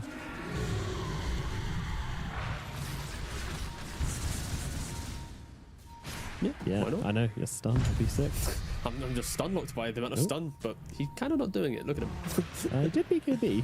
So, Yeah. you know. Don't know why, but he did. I feel like, you know how everyone gives like memes to Kiyotaka, like his aggression, his play style, you know, the volatility of him. Yeah. I feel like Toronto Tokyo Magnus is kind of the equivalent of Kiyotaka just playing Dota. Yeah, it's Like very when he plays Kiyotaka Magnus, build. he kind of embodies Kiyotaka. Yeah, You never know what you're gonna get, but it's always a treat to watch. it is indeed. Nightfall just continuing to be one of the most consistent carry players in Dota. Radiant are scanning. Na'Vi moving around under the cover of the night, somehow managing to miss everybody on Aurora. Aurora kind of knowing that there's something up here. Na'Vi, they have a very short period of time before these super creeps start hitting their base, where they can try and get something done. Take the Tormentor. Of course, this will ring the dinner bell for Aurora. Something's going on here. He's still hanging around, but they know there is one more barrack left. They have to defend this. Or they just want to use all of their abilities. Oh my god, they've got everything to use here, man. Yep. Amplify damage on the Death Prophet, Refresher Shard on the Death Prophet, Refresher Orb on Toronto Tokyo, Nightfall's got a Refresher Orb as well. Like, oh Na'Vi, my they got god. good positioning potentially. They're leaving their base and maybe going for the background snipe. They're seeing them. There's a massive impact. They can get it. Oh, in they go. Okay, it's going to be a kill on Tamira, you would imagine. I mean, yours comes out, but they'll just drop a golem down to make sure that she dies. But Ari's dead as well. Nightfall chased off, though. You can't fight into the Skadi. It's too scary. And the copy chasing back. Kiyotaka forced out. Refresher coming out from Nightfall here, giving him a second BKB and another Guardian Angel if they need it. And let me tell you, that Guardian Angel was required. The damage coming out from Yuragi there in a split second was ridiculous. And now meta, half duration. They want to find more, but it's unlikely they're going to get it. Yep, and this could be the difference maker. And Toronto Tokyo sees the sniper and cannot resist going in, but copy dragged back in. But is it going to make a difference? I mean, he's setting up Yuragi to get off a decent amount of damage, but once again, there it is. Guardian Angel coming out from Nightfall and letting them just survive through Yuragi's damage. He really cannot threaten anybody. Another Refresher Orb coming out from Kiyotaka, but Yuragi, this is bad because his ulti is now over. No more Metamorphosis, I mean, for him. Kiyotaka battling it off with Yuragi's illusions. Yuragi himself got to come in. They don't seem to realize immediately this isn't an illusion. And now they will. RP comes down. Ari's coming in, trying to help out as well. Spike Carapace's going to come out, locking down Kiyotaka, but there's just no damage. They don't have it in the tank. Hex out onto Yuragi. They see Ari on the backline. He's got the blink away, though. Actually, maybe getting himself to a modicum of safety as Mira's dropped again, but they'll catch Ari again. So two supports dying, backing in this fight. And both teams looking like they will back away from each other here. So somehow Na'Vi hold on to that. I mean, if it's possible to get a replay just at the start of the fight, I mean, Na'Vi, it felt like they were, you know, seconds away from potentially breaking open the game with such a beautiful smoke out of their own base, playing just by the tier 2, allowing Aurora to kind of step up near the tier 3s to then take the fight. But yeah, Aurora, they keep kiting it out and sustain, like we already mentioned. There's refreshers and BKBs and repels and dispels and everything you want to not die across a couple minutes of engagement. But yeah, for Na'Vi, it really felt like they actually had so closely constructed the slim chance of winning a fight. And yeah, you can see the replay here, right? Look at Ari. He has the scuttle, and he goes around the corner, and if it's like you're literally talking about a half-second difference. Well, imagine if he goes just a little bit earlier. Imagine Kaori. See where he's placed on the right-hand side, where he places the ward. What happens if he places the ward a second earlier? You're going to see 3, 4 heroes clumped up for a multi-hero impale. They were just seconds away from that smoke being the best smoke of the game to give themselves the perfect fight entry. But that tree line, the fact Nyx couldn't get it over quick enough, it then enables Aurora to disengage really nicely. But just to start that fight, you got to give props to Na'Vi. Not many teams would smoke in that style to kind of leave their base to then fight from behind. It was a cool attempt, but yeah, Aurora, they're so far ahead. If you don't hit that jump, then they can just still win the engagement. Absolutely. And now things starting to get tense. Kiyotaka in the mid lane. Yeah, looking like, I mean, it's a little slow. It's a little slow, and that's going to give Nightfall a chance to come over and give that repel. And it's a problem. Going out on the map, finding kills is just so difficult. Panto and Nightfall both on savior duty here. Nightfall wanting to do it all for his team in this game, be the support and be the carry. And he's doing it. Will of course, an Aegis even on Kiyotaka as well. Yeah, that's what I'm wondering. You're kind of hyping up the fact that Aurora, they're walking down the lane to hit a building, and Copy's like, boys, can I get to 2,000 more gold? Or is it possible? Radiant's bottom tower is under attack. Look at Toronto, Tokyo, though, just always waiting. I mean, and of course they know where he's going to be. They're just checking the tree line here. Oh my god, yeah, but Ari, no. Blinked into the skewer there, trying to interrupt things, and that's going to cost him his dieback, but a lot of damage coming out onto Kiyotaka, but of course, there it is, the Guardian Angel coming out once again, protecting Kiyotaka's life. And with a false promise down, surely is that going to be enough? Cheese? No, okay. He's really alive. Okay. Yeah, cheese comes out. And now, okay, round 2. They'll finally get him down. Finally get him down. Refresh shot is going to be available. Ari gets his buyback back, so he can jump into another skewer if he wants. Mira going to use him up, try to stop him getting in this fight. Terrorize onto 3. It's really nice as Boom's in deep here. The ships are coming on down, but it doesn't make a difference. Boom is dead, and nice jump out from Yuragi there. Toronto Tokyo is looking, but Yuragi a step ahead. The mastermind at work as Toronto Tokyo chased off again from this fight. The double golems also doing work. They'll take down the standards. As Aurora sent back once again, they cannot break Na'Vi. They keep on cracking them. They keep on taking chunks out of them. But Na'Vi, they don't hear no bell. Oh, they're whittling down the fight. But I feel like every time I watch the fight, it's like, what if? That's always the same question. What if the initiation was slightly better from Na'Vi? But yeah, the high ground Terrorblade Sniper. Clicking away Toronto Tokyo. He wanted to find a bigger pick-off, but only grabbing, due to Ari's choice, the Nyx, and then the Kunker after. He wants a Here we go.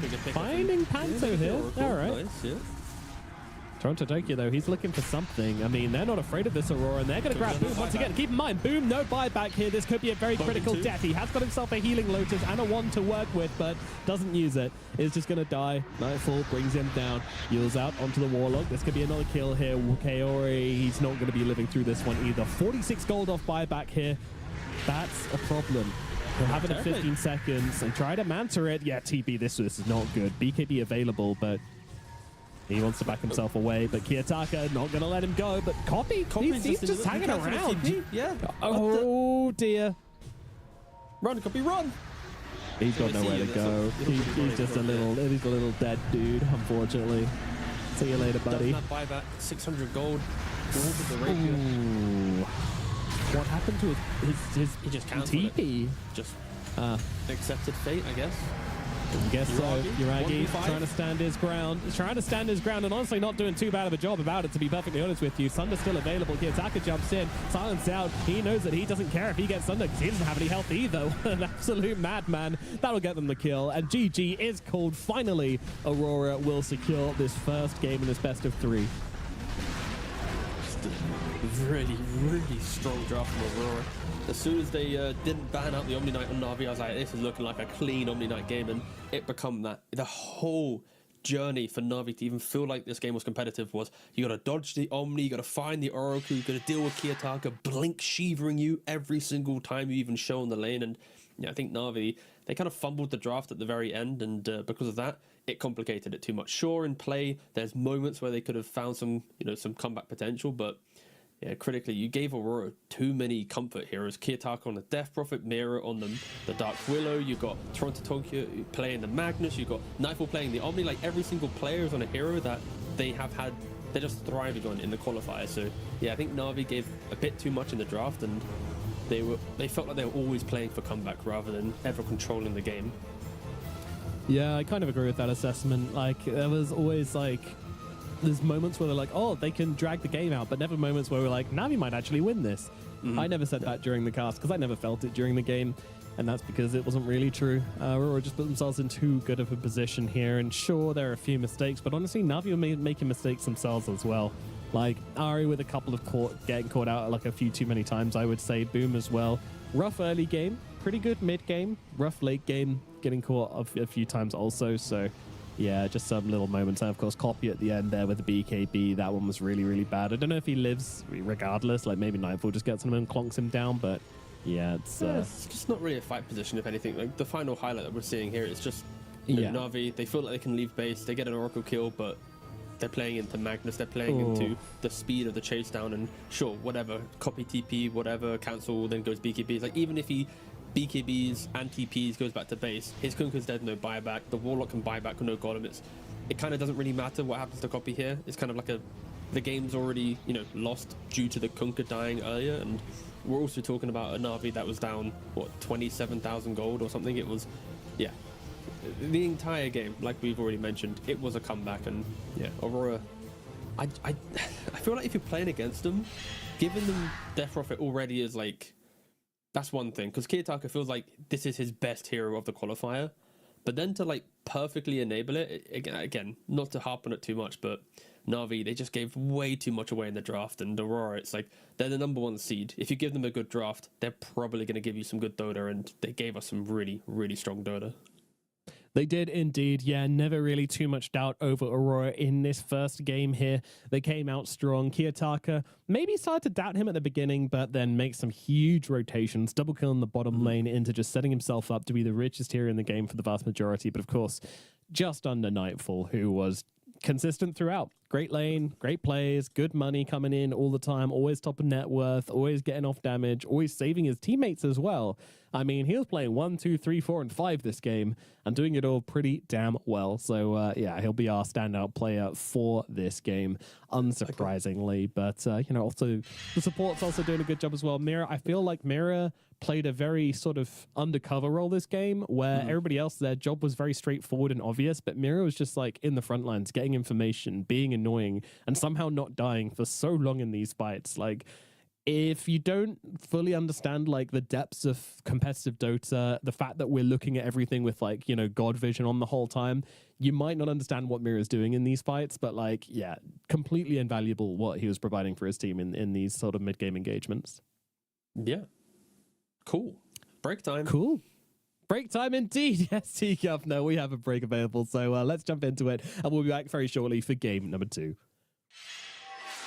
The human body was built to move. Not trapped at a desk in one singular posture for 12 hours a day. It's time your chair evolved. This is Secret Lab Titan Evo. Ergonomically engineered for you. Gamers, hybrid workers, artists. Backing your every move.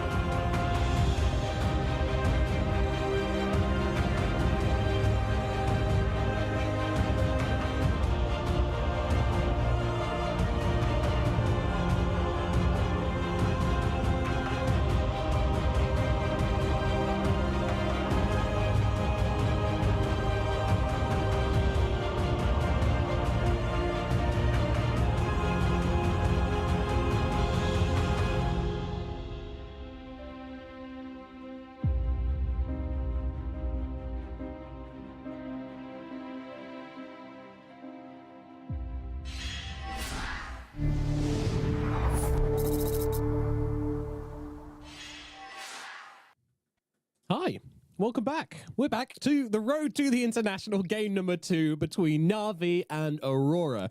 In game number 1, it kind of gave us what we wanted, you know? Like, sure, Aurora looked like the better team, but Na'Vi, they were showing a little bit of life. Maybe game number 2, we see a bit more life from them, but, you know, there were some big plays, there were some big moments. Sure, they didn't take the win, but still 50-minute game, you know, I'm not going to complain about that, T. Yeah, I think the pressure of the series got to Na'Vi a bit, right? Because if we were to try and like think about the big moments, it was the Roshan play from Na'Vi where they forced it upon themselves, and then, you know, Sniper leaves the pit, Uragi jumps in the pit, they instantly lose their Aegis, it gets a little bit chaotic, and then you have like these clutch moments where they maybe nearly got some like epic 3-4 man impale, didn't work out. A lot of the series was so close for Na'Vi, but then they didn't execute in the moment, and Aurora just ran over them. So I think this time around, it will be easier if Na'Vi simplified their draft by just one pick. I know it's very easy to say, but I think they were like one hero away from the draft feeling better. But that aside, yeah, Aurora just so dominant. Don't give Kiyotaka Death Profit. I think that is the key thing I think I've taken away from that series. It's we'll see if they want to ban it out, but at the moment, totally Na'Vi banned fine. Magnus. Yeah, I'm totally fine with a Magnus Death Profit 1-2 ban here from Na'Vi, unless of course all they in on want the to take one previous of them game. themselves. Yeah. I mean, it just felt like they didn't understand the Death Prophet. Like, I don't want to be too disparaging, but like, it just felt like this hero just rocked up to the bottom lane, got a double kill, and from that point onwards, they never really had an answer. Like, sometimes they'd run at the DP, try to kill her off, but yeah, just something which they need to sort of practice, plan against. You know, coach needs to get into that a bit more, and you can't do that mid-series. So ban it out, go next. But it's less about understanding the Death Prophet and more like the identity of Na'Vi to get to the upper bracket finals, to get to the top 3, you know, into the road to the international, to get, you know, ever closer.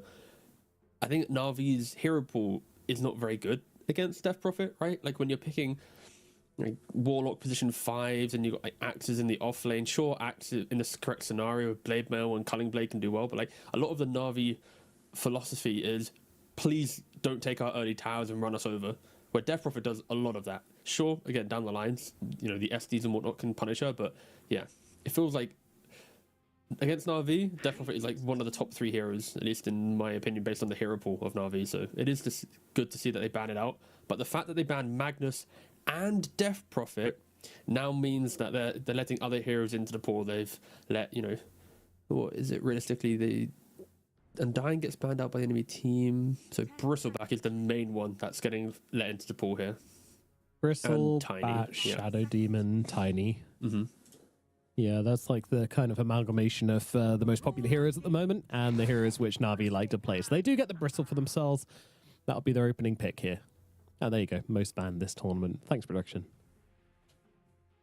Oh, weird that Puck's got one of the highest ban rates of the tournament. Yeah, we never see it first phase, but it's just a really popular mid-game ban. 10 seconds remaining. Or mid-draft ban, I guess I should say. 5 seconds Yeah, remaining. I actually hate this graphic that they showed. Not the fact that they're showing it, but the fact that Jesus. Shaman is the top. Because it took them. I'll say every single time. We saw this, you know? Like a couple Valahias ago, we saw Zayats play the Shadow Shaman. And I know you could argue 7.38, 7.39, whatever, but it's like. It took so long for people to learn, like, understand this hero. And yeah, now of course it is highly contested. And Aurora instantly going for the Omni Knight.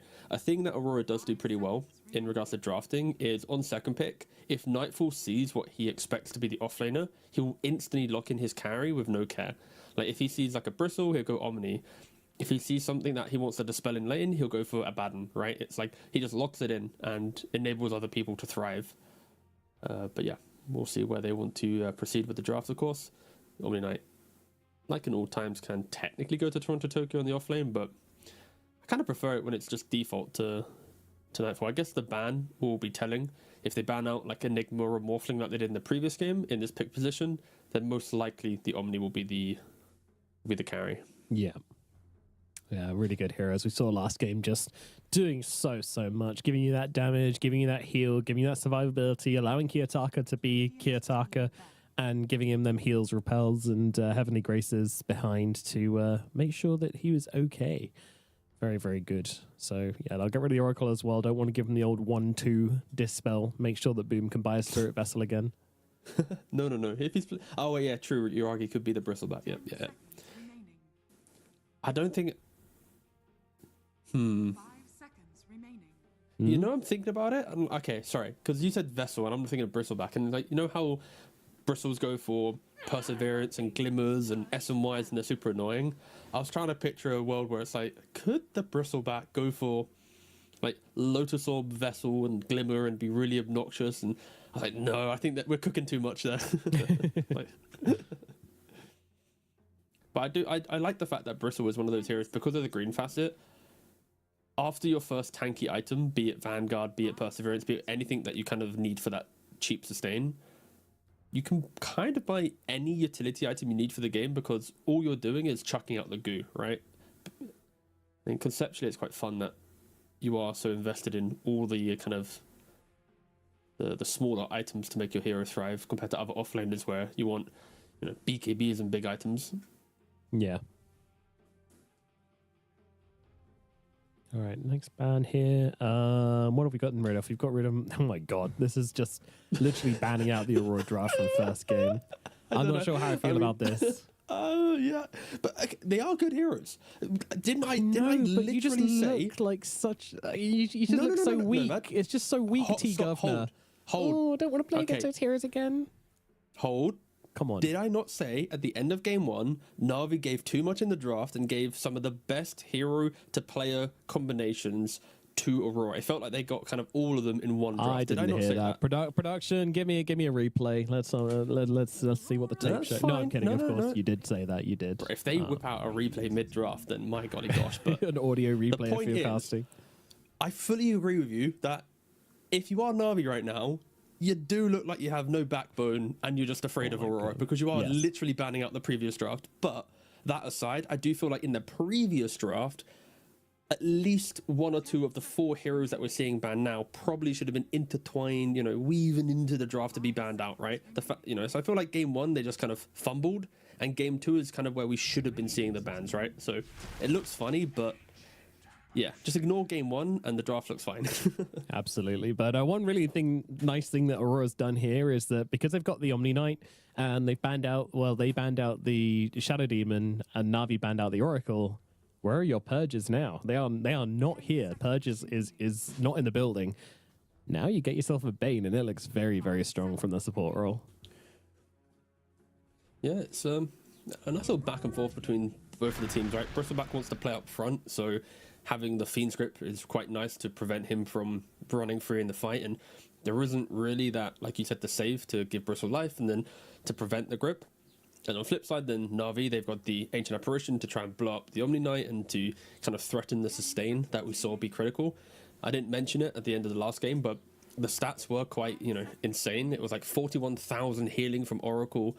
You then had, of course, the Death Prophet's healing doesn't show, and it was only 3,000 from Omni Knight, but again, it was technically a lot more.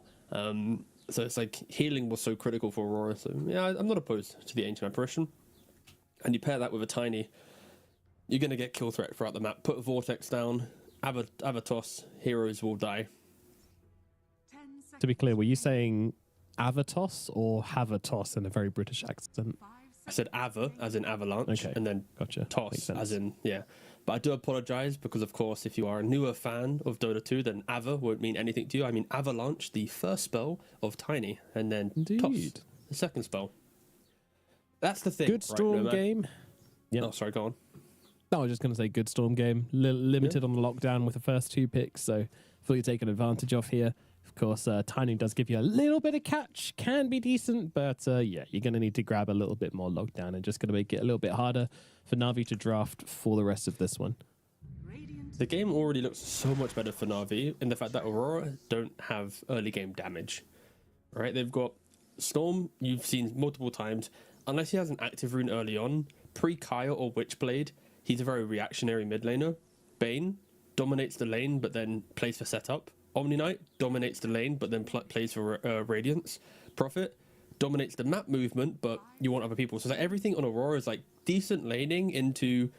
We don't just explode into the game after the 7-minute mark. They all just kind of want to hit creeps. And for Na'Vi, the levels that you get on a AA, a Tiny, now you actually switch it up. The Tiny's not going to be your mid lane. It's going to be probably your carry or 4, and now Puck's your mid lane. Like Na'Vi look to be explosive. Get some levels I like from the this. laning phase and Yeah. go run at Aurora. Yeah, I think it's absolutely fine to run this Tiny as a support. Carry, I don't think I like quite so much, just because... Actually, maybe I do, but I think it gives you everything you need on the support role as well, so... Yep. I don't really mind. I think they have their options open. Aurora Gaming's turn to ban. So let's see. Beastmaster going to be taking out a pull, of course. Needing an offlaner here by the looks of it on Aurora. Got to get rid of those strong ones. What else do you not want Toronto Tokyo to play this game? 10 seconds remaining. Oh, wake up, Toronto Tokyo, mate. Come on. It's game 2. 5 seconds. You win this, you're in the grand finals. You're a best of 5 away from, well, technically continuing your road to the international. We have made a great fumble, by the way. We've said the international several times, boss, but technically this is the footpath to the road to the international. Yeah, It's, yeah. They're road still to on the they're still kind of making their way there. So we keep hyping up this international thingy, but that's the final 4 days. So, whoopsie. Yeah, This is the it's road to the international we're on yeah, right it's like now. an A road connecting to a motorway, right? And then the motorway eventually gets you to the city of TI or whatnot. But And I don't think they have A roads in other countries, but that's okay. you want to know a really dumb statistic I did for last TI? Yes. So obviously it's called the road of to the international. So I got all of the distance walked by every pro player in the Dota game because it's tracked from Knoxville. And then I aggregated it to say who actually had the longest road to the international to qualify. Cool. It was awful. I who did- who not had put it? it on stream, but I had the stats. It was great. Yeah. Who did it? Who walked the most? I'm guessing it was a POS 4 player. I mean, it was a team that played the most games. That's why I didn't put it on the stream. Yeah. It was a pretty obvious stat in the end of the day. So what can you do? Interestingly, Aurora with the exact same bans as last game. Just we don't know what you're going to do. We're just going to ban Morphling and Enigma because we don't like them. Fine, fair enough. 5 seconds remaining. Let's see. Navi to pick next. They need to decide where this Tiny is going. They need to decide where this Bristleback is going. They need to decide where this Puck is going. Just kidding. The Puck is mid and the A is 5. Everything in the middle, though, that's just a salad. Navi need to decide what to do, how to sort it. So, but the thing with Aurora in their last pick, depending on how Navi wants to play it with this pick, that there's so much too many different styles to Toronto Tokyo's hero, right? Like he can go for a Brewmaster to play on the fact that you just cyclone up the Bristleback and you go super chaotic in the fight. Then there's even any of the aura buying heroes to provide more life. I feel there's actually quite a lot. It's not as if you could ban them all, and I think Navi, in fairness, did do a pretty good job taking out Tide and Beastmaster. The way that Navi has presented their lineup, it feels like if they don't win the early skirmishes, they are inevitably going to have the same problems of how do we truly catch a storm? It's only a puck. We can't rely on Tiny. How do we kill an Omni Knight? Because it repel with levels will be really annoying. The map player Prophet will just keep wave shoved in.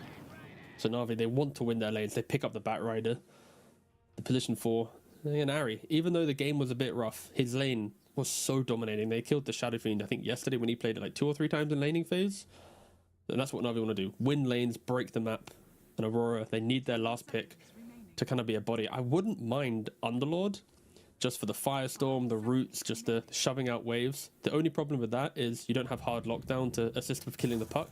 And instead they go for a Medusa, which I guess we spoke about the flexibility of Omni Knight. I kind of forgot about it, to be honest. Like, I always just blindly assume that Nightfall is going to play it, but yeah, this time they do flex the Omni to offlane and they get the Medusa.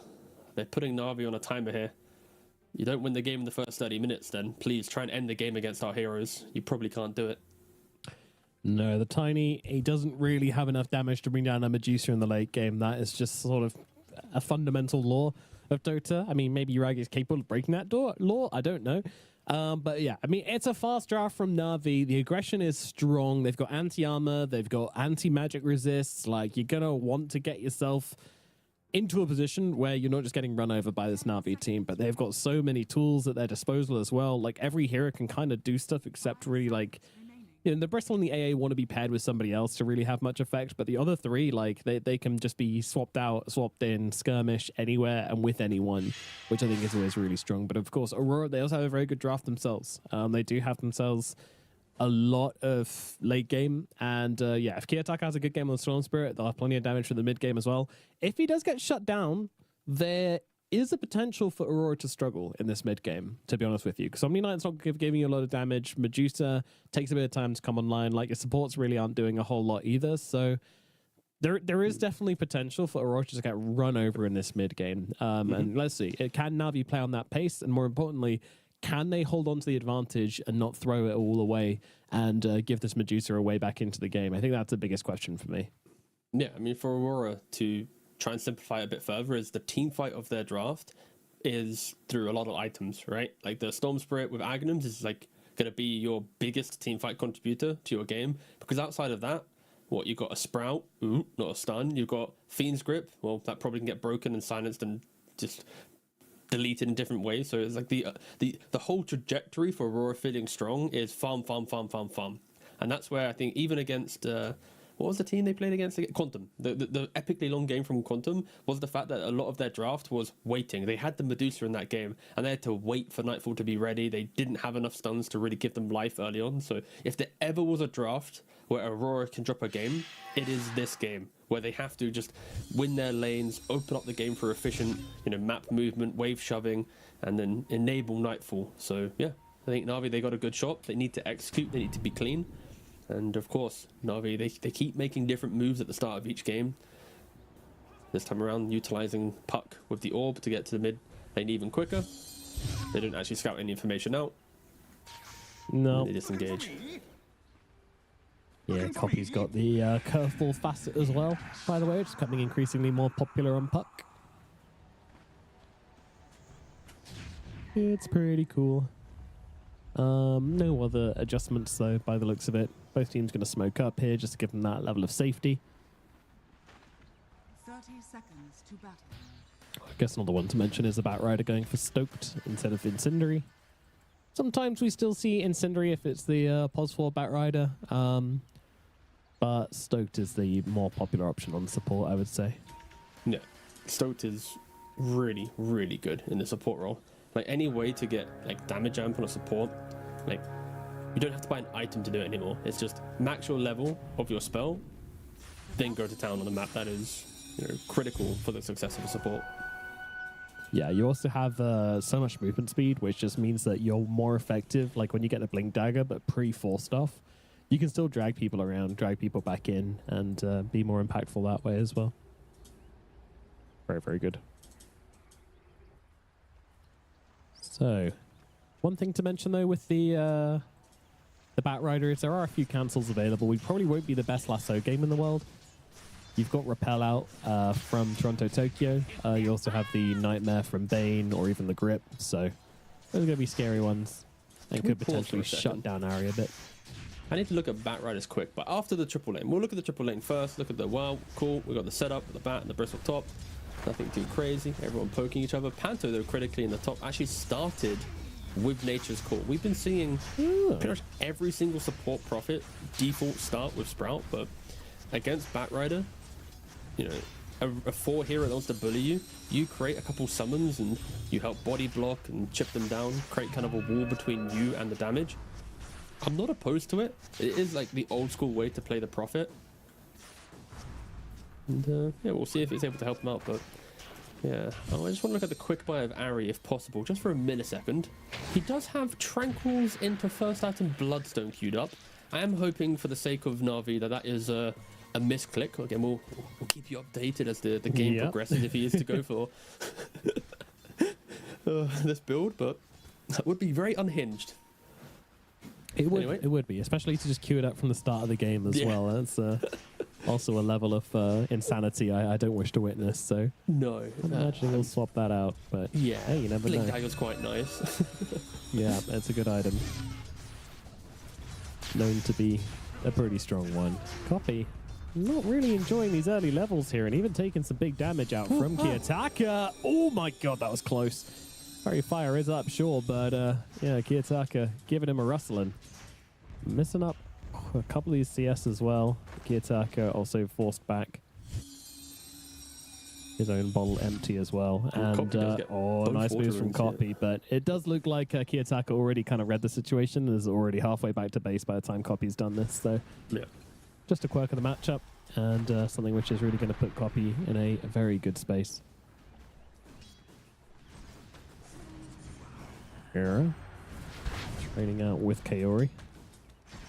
He's got the Brain Sap and the Fairy Fire in his inventory. So ooh.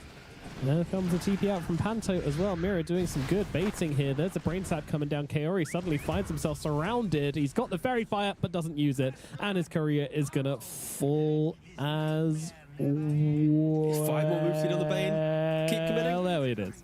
Has been killed. Mira wants to go for the Knight as well. Runs to the tower. But still within the same threshold of time. So gives the kill to Kaori. Yeah. Nice little bait there from Mira. Good communication to kind of bring in the profit. And main thing though for Na'Vi, all of their cores are farming really nicely. All 3 of their cores leading the CS. Toronto Tokyo having to play a bit of catch up on lane, down by what, 7 CS and 4 denies. He's not really revealing what type of game plan he wants to make, and yeah, mid lane is just an absolute battle between the two mids. Every time they show themselves, it's an orbit to the face, it's a static remnant to the face. They are really trying to just bully each other, and even in top, as I say that, mid's getting battled, top's also getting pressured. Yeah, Panto might be going down here. They'll need a little bit more in the tank, but Boom is not giving this up. Tower now attacking him, though. Will Boom fall? Right click coming in. Nope, doesn't connect from Nightfall, so Boom is going to be able to survive that one, but it does hurt. Yeah, what a great lane for Medusa, right? Like, you just get a wand, and sticky napalms, there's Quill, there's Goo. Like, you're always just going to have 20 charges available whenever they're going to dive you. Yeah, that is true. This Medusa's kind of unstoppable because by the time you've stacked up enough goo and napalms to actually bring her down, she's probably got already used a 21 and has another one available. Quite a scuffle in bot lane, yeah. Yeah, dead again. Very, very aggressive here from the Prophet, as you would expect, just moving around the map, utilizing the teleport. But Nightfall, there comes that one, but not going to have a second one. But that said, Boom low as well. Ari going to finish the job onto the carry, and now Panto might be looking at Ari here. Ari, does he have the damage? I don't think so. Panto brings him down with the 12 wand as well, never in any danger there. And there's just going to be 2 kills going the way of Aurora. Yeah, critically, right? The fact that Nightfall gets the kill on Boom, then sure he dies, but Panther then cleans it up. I think that is just net win, getting XP both on the Medusa and the Nature's Prophet, stalling out the aggression from the offlane duo. A Bristle and a Backrider. Like, when you think about these 2 heroes, it's about trying to get as many kills as lane as possible, trying to really force out the carry. And yeah, as we said, the Medusa is tanky enough to just eat through all of that damage. Sure, again you die, but you get 2 kills in response due to your tankiness. Kiyotaka once again in the jungle, 2 games in a row, relegated to jungling instead of laning at mid. When last game it was into a bit of a counter matchup, this time around Panto? it is certainly not. Ari looking over towards Panto, but the TP available, so Panto just leaves. Yeah, just to update you guys, that Bloodstone is still in the quick buy. It's still hanging around, isn't it? Yeah, still chilling. Concerningly. Most players would have removed it by now, but yeah, again, we'll keep you updated on that one, guys. Copy does get the haste room. Kaori probably going to take his 3rd death of the game. Yeah. Is it going to set up for anything? Let's see. Ari trying to break the coil. Does do so onto Kiyotaka, but doesn't manage onto Mira, who was his target. So Mira still going to get killed off by Copy here, who is going to be able to orb back to that high ground. But the D-Ward duo of Panto and Kiyotaka going to mean that Copy gets his ward taken away, but will be able to use his phase shift to get a bit of health and mana back. This is the treat of not having Pro Tracker, right? Because I'm really clicking on Ari constantly, going like, "Boss, are you doing this?" I've not seen it in a single pub. I've not seen it I'm yet to see it at all, right? Maybe there's like another region of Dota that they've done it. But yeah, I'm keen. It's just not good though. Whoa! Hey, It's not good. hey, let's not fall in line with what other talent have done in the past, where they slander something and then weeks later it becomes critical meta and they have to No, there apologize is no because they way. were wrong. I will go on record and say this is bad, because it's I not know, just I the fact know. that he's playing against Medusa as well, who you don't even life steal from. So. Yep, I know, Nomad. I know. I was just setting up Okay, all the right. narrative. Phew. What if? I didn't Sweat have any wiped. proof of it being good or bad. I was just saying, what if? You know, I hadn't chose a side. You Okay, just jumped no on the worries. negative side. He has swapped out now, so the Yeah, he has. Bloodstone is gone. Thank God. Everybody relax. I still No have flashbacks griefing to- this oh, game, but they tried to go another for coil attempt break. at the flame break. I mean, Kiyotaka knows what's coming and is able to sidestep it. The silence, it's not going to be long enough. Kiyotaka gets away again. Will not be What a taken out juke. to the resin either. Oh my God.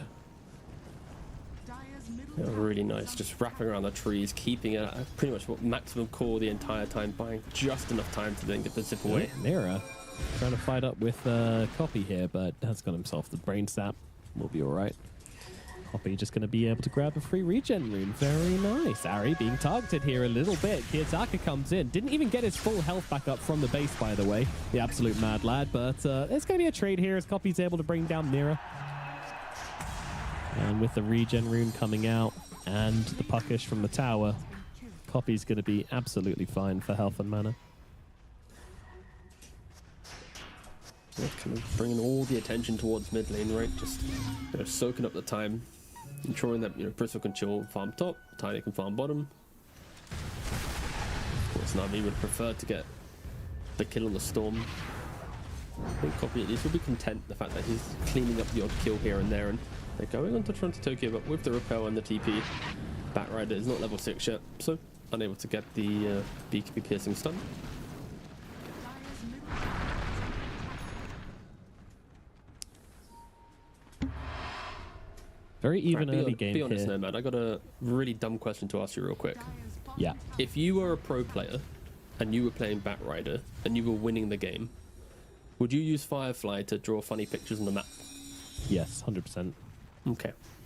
Would you? Because I think, yeah, I would, yeah. Because I feel like we don't really get pros, expressing themselves throughout the art form, right? You could do like a smiley face. You could do like an arrow pointing to the direction. You could do. True, obviously I'm there's not more gonna than one list, option.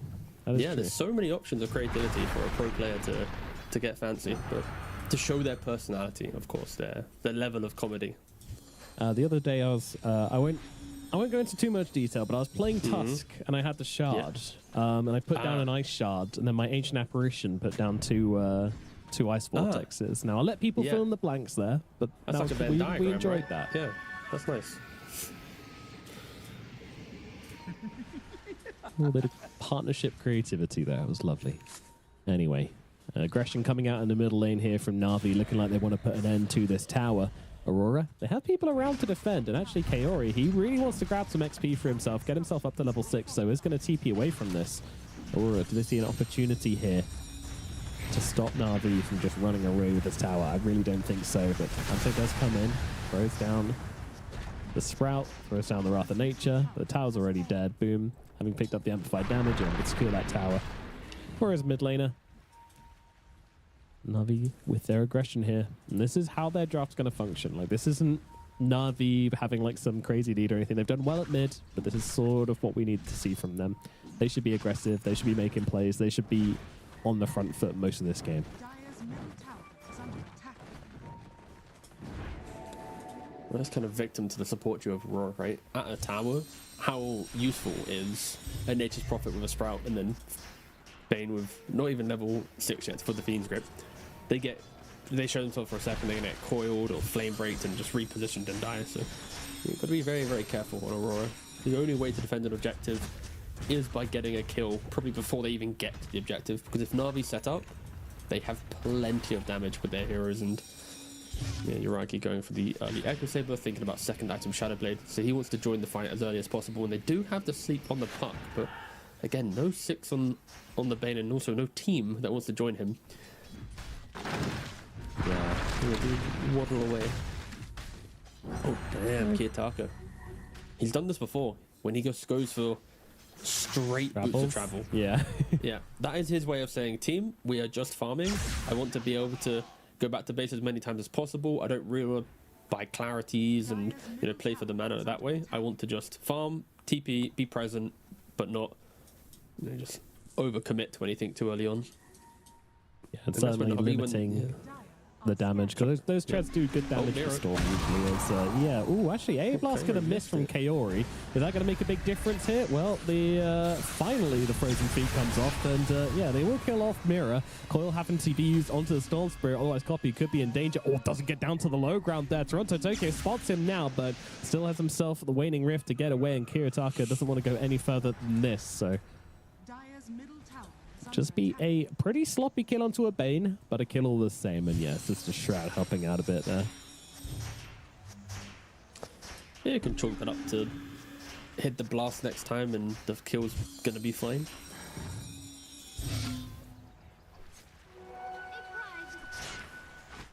In regards to shutting heroes down though, Nightfall, not at all really contested. Sure, he had that one death in the top lane, right? But didn't matter at all. He's now about to hit 7,000 gold. He's only 300 gold away from the Manta, and a lot of the narrative of this game for Aurora is, buy time for the Medusa, let her get to probably Manta butterfly +1 territory, right? Like the +1 is going to be the item that breaks the back of the fight from Na'Vi, especially when you see the Tiny looking at Shadowblade's like an item. He's fully subscribing to wanting to play pickoff, and Kiritaka actually TPing to the top lane as well.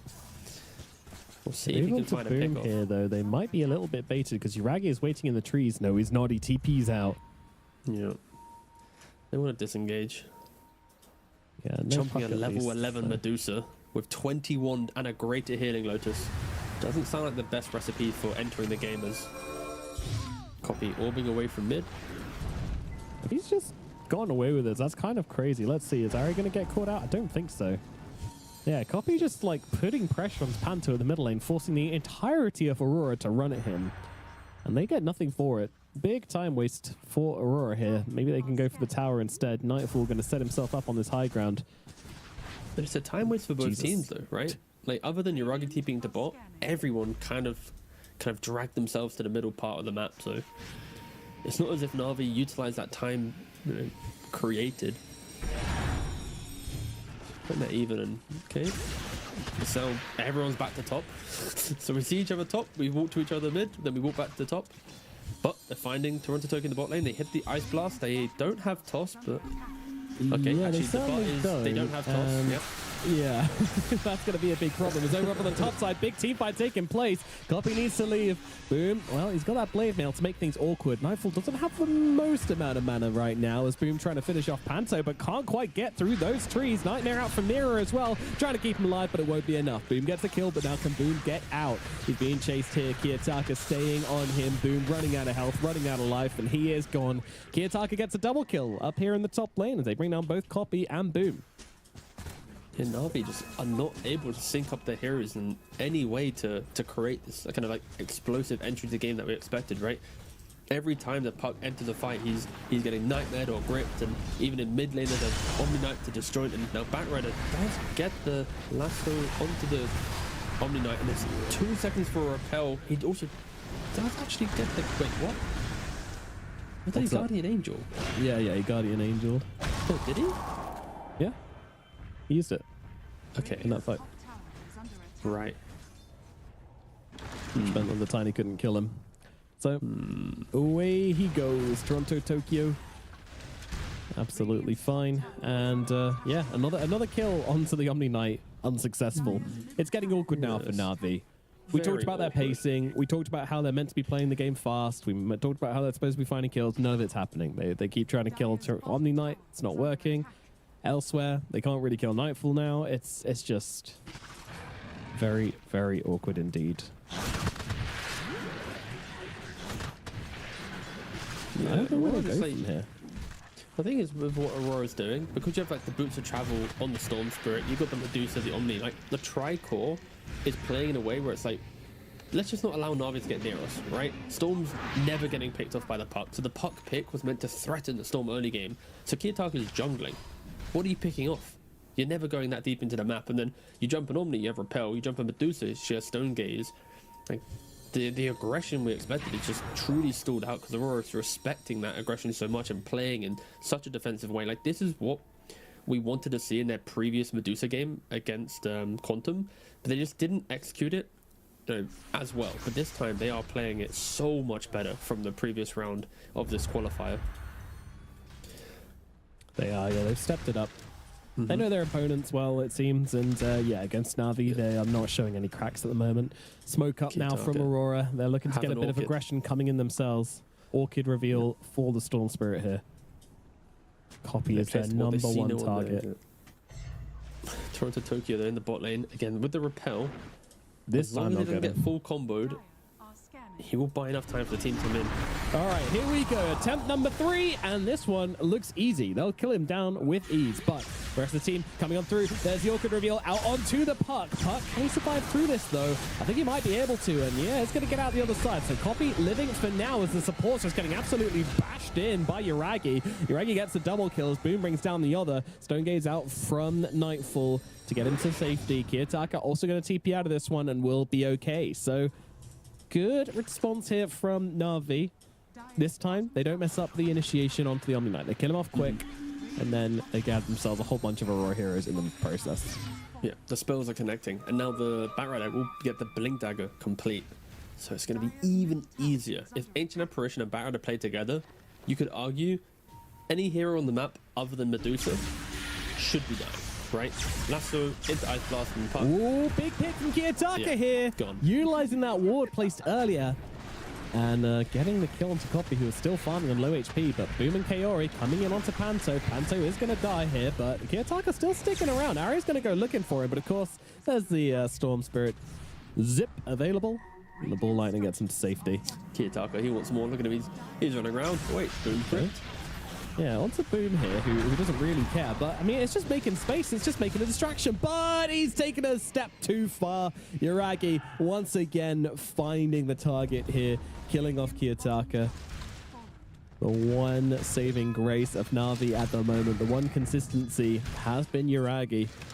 And he is stepping up in this game so far. I mean, if they can continue getting kills like this, where Aurora kind of overstep that aggression, right? You've got the bot lane where Omni Knight dies to the Ice Blast and Storm tries to continue the fight.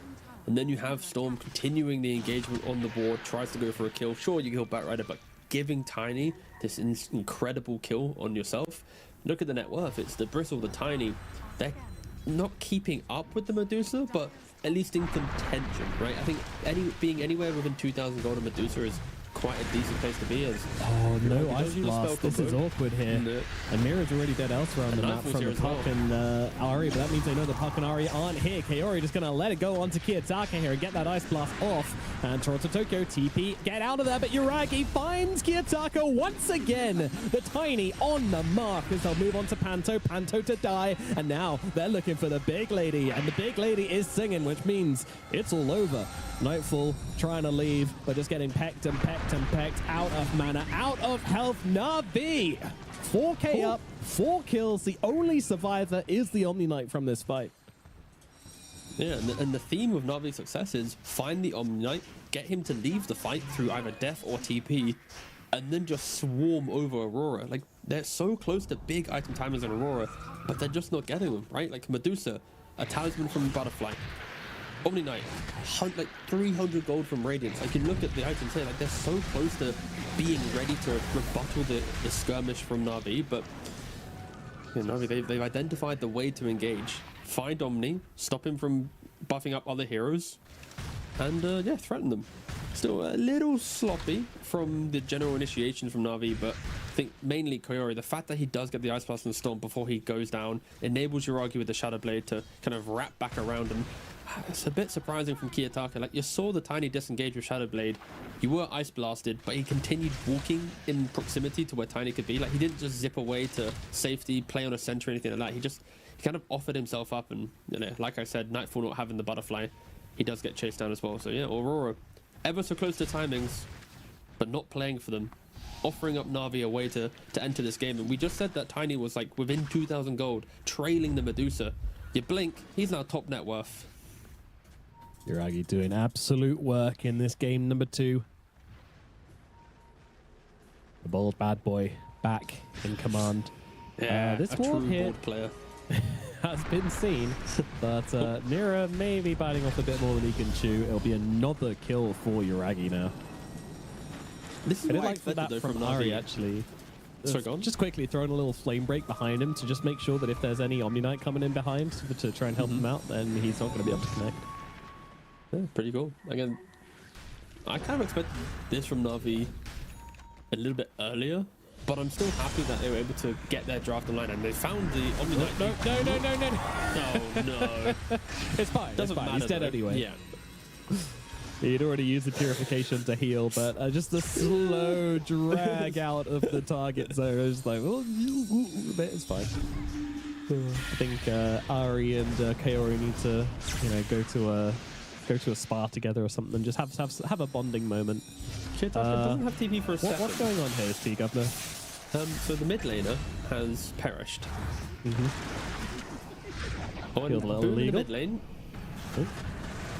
well, Boom's Fighting also everywhere. doing- Big silence Oh over my Copy. god, that's a lot of goo. That's a lot of goo coming out. Copy trying to help out, but Boom, well, his days are over, but he's trying to set up for Yuragi, and Yuragi says, oh, yes, please, I absolutely want to take a bite out of this. Panto, oh, he tries to get the trees out onto Yuragi, but he's got the range to be able to just hit him through regardless. Well, they'll lose the rest of the back, take down 2 supports, but considering both the kills go towards this Tiny, who's just flying into this game, you'll be absolutely fine with that. Yeah, and they are punishing Aurora left, right, and center. You find hero, kill hero, you're forcing Storms to run around, you're pressuring Omni Knight shit. Yeah, it's everything you could ask for with Navi sign up. And again, I was doubting if they were going to get it online. It felt like they were stumbling their way into the early game, especially with the heroes they had. It was just a little bit worrying, I'd say. But yeah, they found their entry and they're continuing to apply that pressure. Look at Yuragi. He's not hitting creeps. He's shadow bladed running around and he's going to find Kiyotaka. And there's the Ice Blast coming in. yeah. So nicely timed on that one as well. Kaori going to be able to secure the kill. That's exactly what you want to see from your AA player. Like, even going before, casting it before Yuragi's even closed the gap. Just, yeah, very good. All right, I have a hot take. You ready? Hit me. The Orchid is actually killing Kiyotaka. Intriguing. Because But he bought it to kill other people. That sounds Yes. ironic to me, T. Yes, but he purchased it to kill other people, in which he now put himself in positions in which he now dies. He bought Boots of Travel to play for the jungle, to be efficient, to hide on the map. He buys Orchid, smokes up, instantly runs into the enemy, dies. Goes again, dies. Again, dies. Again, dies. Right? Like, he's playing so aggressive on the map because he thinks the Orchid is like this both aggressive and defensive tool to ensure that he can, be a pesky little storm spirit. But in turn, post Orchid, I'm just seeing just a sea of death. It sounds to me like he's too focused on killing and not focused enough on saving. And in very famous words from one of the best films ever made, you don't win by killing those you hate, you win by saving those you love. Who do you think Kiyotaka loves most on Aurora? Nobody. Himself. No, I reckon he's a Toronto Tokyo fan. Probably watched him win I TI see, and was yes. like, I want to play with him one day, and now he is. And he's like, wow. But it's powerful, it's smart. Go for the guy who probably has more influence in the organization. Befriend the guy and keep yourself on the roster for as long as possible. Well, Gotta do Navi. what you gotta do. Yep. And talking about what you gotta do, Yuragi's gonna take his top tower, but fortification comes out, but I don't think that's gonna stop him. He's got a big old tree, and we'll be able to take down the tier 2 tower with ease. Dire's top tower. No Medusa here to defend that one, but Nightfall still very much having a game here, to be clear. Nightfall has got the butterfly, has got the manta. Skadi not far away, and that is going to be a pretty scary timing. That's going to really change the way that Tiny can play the game. You can't really do the jumping in, jumping out, playing around the fight so much. Once you're in against Skadi, you're in.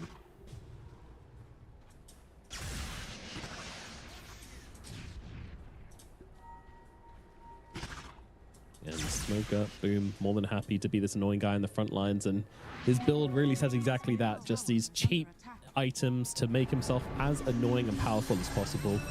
Blade Nail, Glemicate, Lotus Orb. Is it slot efficient? Well, in 10 minutes time, probably no. But at the moment, it's going to make him very strong indeed. As Yes, pretty nice kill from Copy Found here, Storm. just finding a solo player. Now they move over towards Kiyotaka as well and bring him down. Kiyotaka dead again. BKB was available that time around, but didn't want to throw it down like that. Wanted to use it in a more impactful manner, but he's dead all the same. He went for this like massive zip. Seeing the puck use core, like, okay, I can maybe go for the kill, but it's a puck with Yules as well. Like, there's so many ways that the puck's gonna survive. Very ambitious from Kiyotaka. And Arian then kills Bane. Aurora just falling apart across the map. Godlike on Yuragi. He is absolutely in control of this game. Again, Nightfall just trying to slither around, trying to farm up. All right, Ultimate Orb will be online before the high ground push, but man, There's the Nightfall silver do it all lining, by right? himself. I mean, that's what they're gonna have to hope for. They're hoping for the high ground hold in which a butterfly Skadi Medusa can just A-click her way through the fight and just pretty much pray that Na'Vi overextends. Because in the open map, the tier 2, the tier 1, all this area, I'm just gonna keep on dying as Kiyotaka now respawns, instantly goes for a 1v3 Define. and dies. Yep. Killed Kaori. He did get Kaori. Mission I don't know if you want accomplished. to chalk it up as a win though. Mission accomplished. It's a win. Okay, sure. Mission accomplished. Kiyotaka, It was a win, he's done it quickly again. followed by a loss. He's dead. It was a win immediately followed by a loss. But I feel like the cast for the last 5 minutes has just been us chain saying someone on Aurora is dead. And fair play to Na'Vi. They are Mostly doing a Kiyotaka, very to good be job fair. at... yeah, I mean, there's been a sprinkling of mirror deaths and... To be fair, it's just been death and destruction on side. Critically, though, like we've already mentioned, Nightfall was ignoring the chaos of this game and just doing his job. But we all have to ask the question, has there been too much feeding on Aurora? well, we will lose look that at last that time. when the game is over, whichever Oh, way the it grip goes. got But noticed. right now, Panto's just getting blown up. But to be fair, Ari's going to die in response to that as well. Niragi now going in, looking for the Medusa, but she's going to just pop that Stone Gaze. But the Yules is there as a response from Copy, locking down the Medusa, stopping her from getting away. And Niragi just trying to slam the Kids damage up to the down into Nightfall. But invincibility is there with the invisibility. And now Niragi things looking a little bit awkward for him. Although Kiyotaka comes flying in and, well, flying out. This time he gets away. They still want Niragi here, and they may well just find him. They're running out of tools to keep him alive. Niragi, he's gonna die for the Kiyotaka. first time. That's his age is gone, but Kiyotaka's down the side to Copy. Now Nightfall, can he do it again? Niragi looking on the sidelines, looking for some easier targets than this Medusa. You need to kill off everybody else, but they've gotten Niragi low again. Invisibility is there, but he's under the sentry, and he just will not let him get away. Toronto Tokyo chasing Niragi to the ends of the earth. He doesn't have anything left. Niragi here, but can he just TP out with the Gale Guard here? No, he cannot. Oh, Toronto Tokyo will not let him go. Toronto Tokyo chasing him to the ends of the earth. And he is just going to die in the end to the Enfeeble from Nero, who gets his godlike streak. Did he just kill himself? Nice. Like adding Yeah, more he repelled strength. himself, didn't he? Yeah, that's Yeah. not what Can you we want get to do a in replay that on that one real situation. quick, just for the Yeah, we want wanna to know. real quick. We just want to. We know what happened, but just for the fans, just to. It's a cool mechanic, to be fair. Yeah, no. If you want to, if you want to get back to base quicker, pumping some strength to yourself and cheerio. You'll give yourself percentagely more HP, which means it takes a lot less to. Yeah. Anyway, we'll take a look back on that one in a minute, but they killed Yuragi. Let's not get distracted here. They No, killed the sorry, raid yeah. boss. They brought him down. Medusa didn't die. All good things for Aurora. Like they should be very happy with this last They're fight. going on to puck. Yeah, this is it should be actually the Orchids run out from Yeah, it's Kiyotaka, but he's got another one available in 4 seconds, and Copy's not keeps leaving. running in. The Copy. madman. Oh, hold on. There's a lasso out. Barry was waiting for the catch, and they catch him. Now look over towards Moore. Mira's going to be the next target. Mira, TP available, but he feels like he can't use it in this situation, and he's kind of right. We'll just get eaten down. Kaori going to grab that kill. Oh, Kiyotaka's had such a stable qualifier so far. I've yet to say, classic Kiyotaka, the over. I feel like he's had such form and the Death Prophet games, everything. It felt so good to watch, but we're back. This is the Kiyotaka that everyone We're so loves to back. see.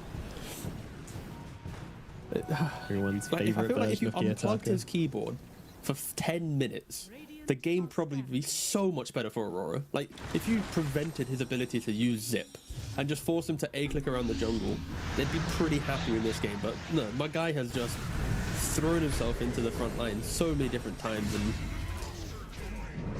20,000 gold lead for Na'Vi. Like, Nightfall, at some point he's going to ask his team, like, lads, I respect you making space for me, but you've made a bit too much space. Like, Yeah, like I am top of net worth, yes. However, wait, so what are the deaths looking like? Actually, it's 11 8 deaths deaths. Mirror, 10 deaths Panto, 8 deaths Storm Spirit. Somehow the 4 deaths on Toronto Tokyo feels like 40, because every time he's died, it's really blown up the entire game. And he's dead again. I mean, I don't know what to say at this point. This is just it's space, guys. It's space. Space for Nightfall.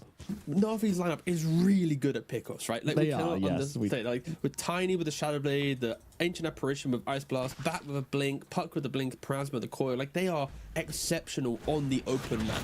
Like, just to keep reminding you, like, we expect kills to happen, but at this stage of the game, this is normally when Aurora should, like, clean up their positioning, be ready, because when an RV come for the pickoff, that's when you turn it around, utilize the repel, get a good grip, Nature's Prophet getting the vision, right? Like, you have the heroes to turn around the fight, and often from 25 minutes plus, a pickoff dominant team will have to hit a brick wall at some point, and that brick wall, like we've been saying with Medusa, Daedalus is now ready. Like, they have the bricks to build the wall.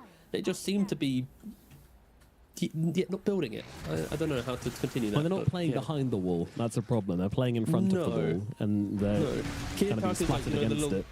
Humpty Dumpty that sat on top of it, he's now just cracked on the bottom. It's had right? many, It's like- many falls. Yeah, he has many, The many. king's falls. horses have no idea what to do at this point. It does put a smile on my face, though. I have missed this side of Kiyotaka. It is. We all have. Yeah. He's so bad. He's had too good of a qualifier. But let's lock in, because here we go. We have Yeah. Roshan respawning down in the bottom side. Both teams angled to try and contest this one. This is going to be the first time we see Aurora really going as 5. They have their Medusa, Skadi, Manta, Butterfly, Daedalus. Throwing everything onto this hero is going to lose you the game very, very quickly. They need to kill off everybody else. And then maybe you can deal with Nightfall if he sticks around. They do It's have no the easy MKB on task. Tiny. Well, look at this. They smoke up into them, but immediately a smoke up from Aurora. They are Harry moving across might the other find side of the Kyoto. map because they know they need to reset. Roshan's not going to be going down. They need to move. Coil out, trying to get the BKB from Kiyotaka here, and they will get it. Kiyotaka's still standing his ground 25 on regardless Puck. and still dead because there's an Aghanims. The No, 25 on Puck, yeah. It's 35 minutes of the game and copy's just 25. It's Yeah, I was going to say that doesn't seem right, but okay. no. Yeah, I was clicking around the heroes. I was like, okay, MKB on Tiny, maybe they can eat through the Butterfly. Uragi's level 23, but I just hadn't clicked on Puck, and yeah. It's going to make it even easier to kill Kiyotaka. That's his 10th death of the game. Well, a little bit of a breath for the Aurora supports at least, as they're both able to pick up the Shrine of Wisdoms. There's only so many ways we can word it. Oh, and Kaori's going to die, so yeah, the supports are feeling it right now. We just got a bunch of XP from these kills, from this Wisdom. Now we go and kill Kaori. Hell yeah. And now we're both dead. They dared to dream, like Kid Icarus, flying too close to the sun. Their wings have burnt up, and they've been crashing back down to the earth. And whilst they're doing Roshan, I know we already showed it, but the graph, from 20 minutes till now, it just looks exceptional from Na'Vi. Like, look at the bottom, right? At 20 minutes, you just lost a tower in AA. Sure, throughout the game, you lose like one Tiny and a Bristle, but just look at the destruction that Na'Vi have brought to this map. Multiple Storm kills, Bane kills, Yes, Proper sir. kills, Omni kills, towers, and they've done everything. Absolutely everything you could ask for Na'Vi, they have done it. Except kill the Ancient. But they're getting there. Hey, let's not get carried away now. One step at a time. Yeah, okay. And here we go, Sure, I won't looking in say again. everything. They've Toronto, done Tokyo. nearly everything that you could ask for. There we go. Oh, they found it. Yeah, they had the vision down, they had the ward, and they will be able to get this kill. Ari and Yuragi. And this is what I was talking about in the draft, you know? Na'Vi, they just always have the ability to group up as, like, as long as their cores have farm, 2 heroes, they'll kill anybody they want. Very, very nice. Not to be the bearer of bad news, but Kiyotaka potentially could fall below the Ancient Apparition.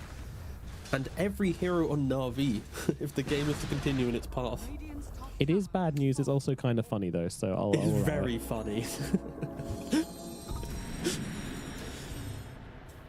And the fact is, like, I'm still not convinced that Navi are going to win this just because Nightfall's such a good Yeah, carry yeah. player. Like, it's I mean, just the if Nightfall Kiyotaka- effect. You pick up an Aghanims on the Storm Spirit, right? The way that Na'Vi kills heroes is kind of through clumping, right? The Bristleback wants to get in the goo range, Tiny wants to right click, Bat wants to lasso. Like, there will be a moment that if Kiyotaka finds that one vortex with the Aghanims, Oh, yeah. everything's possible, right? If So- Medusa's there to follow up, yeah, it doesn't matter what Exactly, happened yeah. for the previous 40 minutes. yeah. Navi's starting to poke on this high ground. Aegis on the Tiny, don't forget. Boom has a heart. I guess that's one way to get around your slot problems, right? You go for these like cheap but strong early items which kind of ruin your slots. Just get a heart. Just get a 6,000 gold item off how much it is. In the early Lotus has prevented Mira from ever really hitting a grip, right? Nightfall blinks into all of them, says hello, kills off the banner. Absolutely. Kiyotaka, what are we doing? Yeah. Living? Living? Oh, Kiyotaka gets out with it and Boom. no, he doesn't. Oh.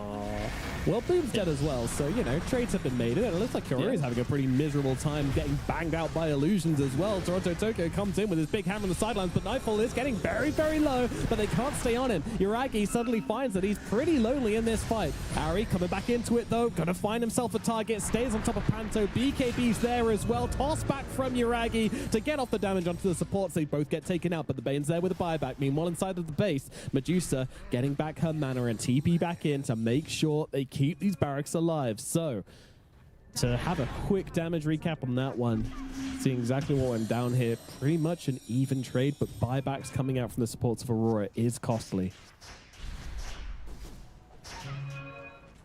Look at the Bristleback. 0 damage across the board. Nothing gained from that. That's really going to put him down in this game. Sure, but at the end of the day, it doesn't really matter as of yet. I think critically for Aurora, this again, say silver lining once again, so they don't lose racks, right? That is like the hope that Aurora have installed into them. The main problem is this puck. Like, can they even kill? I think there's a clear line in which Yuragi can die, right? Post Aegis, he's kind of walking a fine line of like, you know, one misstep and he can go down, but the fact that Puck is blinking into the backline, killing Storm, where he nearly survived the coil, and you know, Copy just running completely free within this game. Almost no got rule caught of out thumb live as Aurora. well, by the way, but he did escape. Yeah, he continues the push. They've still got a tier 2 to take down in the bottom side. bottom tower has fallen. Radiant are scanning.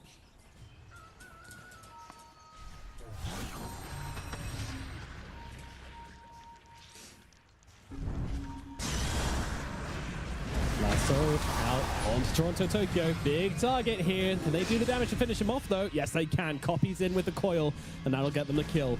Spoon just running up to the high ground. Toss back onto the Medusa. Oh, no. Nightfall very far out of base right now. Running out of mana, but does get off the Stone Gaze just at the last second here. But Yuragi keeps pounding away at this Medusa. He wants that snake stunned up, dead. And with the toss coming through, they'll take him down. Nightfall is gone without buyback. Panto getting taken down as well. And it is over. GG is called. Nightfall, all it took was a singular death and the game falls apart. He could not do it all. Great toss back from Yuragi. Puts an end to Aurora, drawing this series to a 1-1. As I think we'd hoped for, T. Yeah, I mean, this series, especially after the second game, it feels like, of course, you want to see a third game, right? But we are now seeing the clear weakness of Aurora, right? 2 games down in this qualifier. They have limited pickoff potential, limited stuns, and then they just slowly fall apart, right? When Nightfall's playing the Medusa, if Kiyotaka and Toronto Tokyo cannot sync up with the supports to play into the map to find kills, they do just look like a very lost team. And a good team like Na'Vi will find those pickoffs. Like the early game, Aurora kind of was dominating, and then it just has one Shadowblade pickup from Tiny, and you're going to find plenty of kills. But yeah, if you are Aurora, I think the discussion after this game will be very confusing because Toronto Tokyo did nothing. He kind of just died across the map. Kiyotaka did something, but then bought Orchid and then died across the map. And then the supports had no course to play on because 2 of them were dying. Nightfall was farming. And that's the recipe for Na'Vi with Batrider, Puck, Tiny, Ancient Apparition, even the Bristleback just to run around, like, to kill everything. So, yeah, I think Aurora have now shown the biggest weakness as a team are these types of drafts. And if teams can replicate this drafting pattern to force them into this style, then they are very beatable. And, yeah, Na'Vi, game 2, draft looking good, mid to late game play looking good, and, yeah, game 3. Absolutely, it's going to be a spicy one. Both teams looking to secure their spot in those grand finals now. Has to be said, though, this was a crazy, crazy game from both teams. I mean, Aurora just could not seem to accept the fact that they were behind and kept trying to force everything out, and it never really ended up looking too good for them. But yeah, I think if you want to really like wind back the clock and look at where it all went wrong for Aurora, first pick of the draft, Omni Knight comes out. We go, you know what? Fine, just pick it carry. We don't care. Like, it looked great. They don't though. They flex it. And Toronto Tokyo, he doesn't want to be on this guy. He wants to be playing his Magnuses. He wants to playing his big team fight heroes. He doesn't want to play an Omni Knight. I think that was fairly obvious from what we saw from him. This doesn't feel like Toronto Tokyo Dota. This feels like other offlaners. So maybe this isn't a hero which you're allowed to flex on the side of Aurora. That's kind of my main takeaway from this draft. Would you agree? Yeah, potentially. I think it's not only that, it's the fact that, let's say they do want to flex it because they're trying to enable a different aspect of their lineup. The only hero Omni's enabling in this game, or technically there's two. There's one, you repel your Storm Spirit in the early game so you can run in with Orchid and go crazy, or you repel your Bane to try and protect him during the grip so that you can actually lock down a hero. The fact that we never really saw Omni play with the Storm or play with the Bane kind of meant that everyone was on their own like island. And that's where, like, these moments where everyone's doing nothing, Copy is going to go, what a free game. You know, finishing in what? Was it 16-2, 17? Like, he was absolutely dominating this game. And he had level 25 at, like, the mid 30-minute mark. It's like, I wasn't even expecting him to be 25. I was like, why is Kiyotaka leaving? Why is he simply zip away? But he was just stuck, level 25. Yeah, no, fantastic stuff across the board from Na'Vi. An outstanding game 2 here. And if they can repeat that in game number 3, Aurora may find themselves going down to that lower bracket, which is not something I thought I'd be saying when I found out I'd be casting these EEU qualifiers. So stick around, guys. We'll be back with more Road to the International action after this short break. The human body was built to move. Not trapped at a desk in one singular posture for 12 hours a day. It's time your chair evolved. This is Secret Lab Titan Evo. Ergonomically engineered for you. Gamers, hybrid workers, artists. Backing your every move.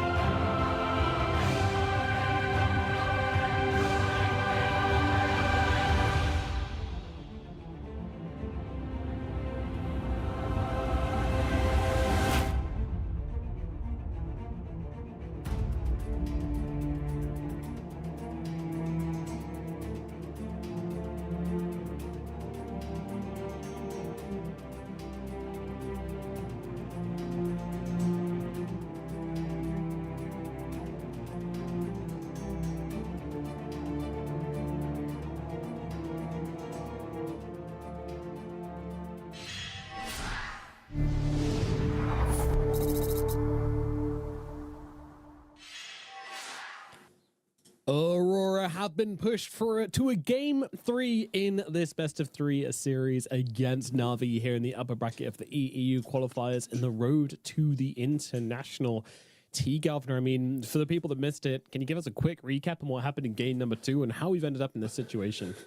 How to politely navigate this question? Well, Kiyotaka fed relentlessly, Aurora farmed relentlessly, and Na'Vi picked them off relentlessly. Therefore, we're now in a game 3, which honestly is exactly what you want to see, because the game style from Aurora, when they don't get punished, then the feeding becomes, rampages and the map getting destroyed. So Na'Vi, of course, identifying the playstyle of Aurora, punishing it really nicely, and I just don't want to have hyper defensive lineups on Aurora. It just doesn't feel like their way to winning. So, a slight adjustment in the draft required from Aurora, but Na'Vi showing signs of life, especially after game 1 where they were struggling immensely. This pick-off, this sweeping map play was a treat to watch. It certainly was, yeah. We saw some real life coming out from these guys, which I feel like we haven't really seen in the tournament so far. They've been winning, for sure, and they've been having that killer instinct, but that last game was just like something different, and it was really good to watch, especially from Yuragi as well. Like, we've seen Copy pop off like that, but I don't think we've seen Yuragi play at that pace, that actively, and with that much style before, honestly. So full shout out to Yuragi. Copy was our standout player. He played amazingly, but Yuragi definitely stepping up big in that one, delivering a big win for Na'Vi here and putting them through to a third game. But of course, everything's going to change now. And let's not forget, in that second draft, Na'Vi did ban out a lot of the Aurora's heroes that they played in that first game. Now, obviously that worked out for them, but it's going to be interesting to see how they adjust for this third game. Do you keep doing the same thing, T? So Aurora will be, by choice, will be first pick, which means, based on this previous draft, Na'Vi were first pick, and so I think Aurora's gonna be happy again because they get to have the better draft priority based on their logic, and I think the main thing is Na'Vi just ban Death Prophet and then maybe the Magnus if you want to, but it's like I think Death Prophet simplifies so much because Kiyotaka on Death Prophet in this qualifier has been dominating. He, even if his lane's bad, he then makes this random gank at, when he's level 6 to a side lane, gets a couple kills, does so much pressure. So I think as long as Death Prophet's banned, it doesn't really matter about pick order. Just don't allow Kiyotaka access to one of his best heroes so far at the moment. Sorry. Definitely. And, the difference between his Death Prophet game and his Storm Spirit game was like night and day. So I think absolutely you keep this Death Prophet ban. Don't get ahead of yourselves here. Don't try and beat it. Although there is always that temptation, especially when you have to play against him in a best of 5 tomorrow. I think there's a big temptation to let it through and try and beat it now rather than trying to beat it tomorrow and then have the draft shift. So we'll see what the decision is going to be as we get started here into game number 3 and find out exactly what they're going to do. All right. So no matter, I was going to do a quick deep dive right into Kiyotaka. I was going to go, you know what? How many days, how many months has it been since we've seen Kiyotaka die, more than 11 times, like we just saw in the previous game, right? And, after the first page, I was like, okay, might have to dig a little deep, right? No, sorry, 12 days ago. They beat Flips Titan and he had 16 deaths on a mid Ricky. And I was like, oh, okay, sure. Okay. We can never count them out. Even though he dies a lot. Yeah. He keeps on coming back. It's just a different style of Dota than what we're used to be honest. It's very entertaining. So Na'Vi, at least starting off this draft, slightly worryingly, banning out the Undying and the Doom. Let's see what the next 2 bans are going to be, whilst Aurora do take away that Yuragi Tiny. And going back to the game 1 draft, it was a first pick Willow. Na'Vi responded with a Kunkka. Death Prophet was then picked up in the second phase. So it wasn't as if Aurora first picked the Death Prophet and it was like, this is so OP, we're doing it. It is something that Na'Vi will have to consider. Will Death Prophet be promoted in priority? Will Na'Vi pick up a Kunkka to then force themselves to ban Ursa and then pretty much giving the Death Prophet away? I think that's kind of where the draft may change. But saying that, the draft has changed because they banned the Magnus and the Ursa, so they promote the Ursa from a second phase ban to the first phase. They then throw in Magnus, which gives Bristle and Naga Siren into the pool. And also Aurora are yet to ban out the Shadow Shaman themselves. So Bristle available, Naga available, Shadow Shaman available, and of course the Willow that Aurora first picked in the game 1. So 4 very decent options are in play, unless of course you just want to go crazy and ban into Death Prophet could be an option, but instead, Ancient Apparition into Shadow Shaman. Nothing too crazy. Keeping it stable. Sometimes in game threes, you see the drafters go a little bit kind of wild with it, and I guess one thing to note with Aurora, I haven't honestly paid attention to their cameras throughout any of the qualifier yet, but I'm assuming G is present, but he's not kind of talking with the team, because I believe on the cameras it was just 5 players. He is there? Okay, I just haven't seen him. Maybe I'm blind, but is he there? And it's not. Okay, he's Maybe just he's got hiding his the own camera. PC. Wow. Ooh, true, of course. Yeah. Maybe he's across the room. Yeah, good shout. All right, fair enough. Or maybe he's just 'Cause on normally like you an always see them intercom huddling, right? system, just talking overhead. Yeah. That'd be a fun Just way got to a do it. really obnoxious speaker, you know, the handheld ones where he's like, pick Omni Knight and play it carry, and just bellowing Yeah. that out the entire draft. Yeah. Okay. Good to know that he is participating. Sometimes I worry when I see, coaches that have quite an integral part of draft. Of course, some coaches aren't too influencing in the draft, but I feel like G does have quite good contributions to have. And yeah, that aside, Na'Vi, they do go for the bristleback. 10 seconds remaining. Yeah, so this has been a favorite of theirs. They do seem to enjoy it quite a lot. Not too much to say about the hero, really. We've already seen what it does, but it allows Boom to play a hero where he can just run at the enemy team, turn his back, and then have them all smack him, and he does good stuff for his team by doing that. I do wonder if they have any flex in it, if they're ever going to see a Uragi bristleback. I don't think they need We to, saw though. it yesterday, right? But Oh, yeah, we did, yeah. we did. The problem with that was it was on first pick where they didn't flex it to 24, they flexed it to 23, and which basically means that the enemy had all the information on where the bristleback was going to then pick like the final hero. That was kind of a major problem with it. Of course, we always need to note that Shadow Shaman has a break. So that would be something to at least consider going into the middle to later portion of the game. You won't always have to be able to step up and be this kind of like OP unkillable hero, but yeah, already Aurora, at least I see kill threat, right? When I see a Shadow Shaman, it's like Kiyotaka is going to have someone to play with in the game. Therefore, very different game to the previous one. Yeah, definitely. Already, just from these opening picks, we see how things have sort of shifted here.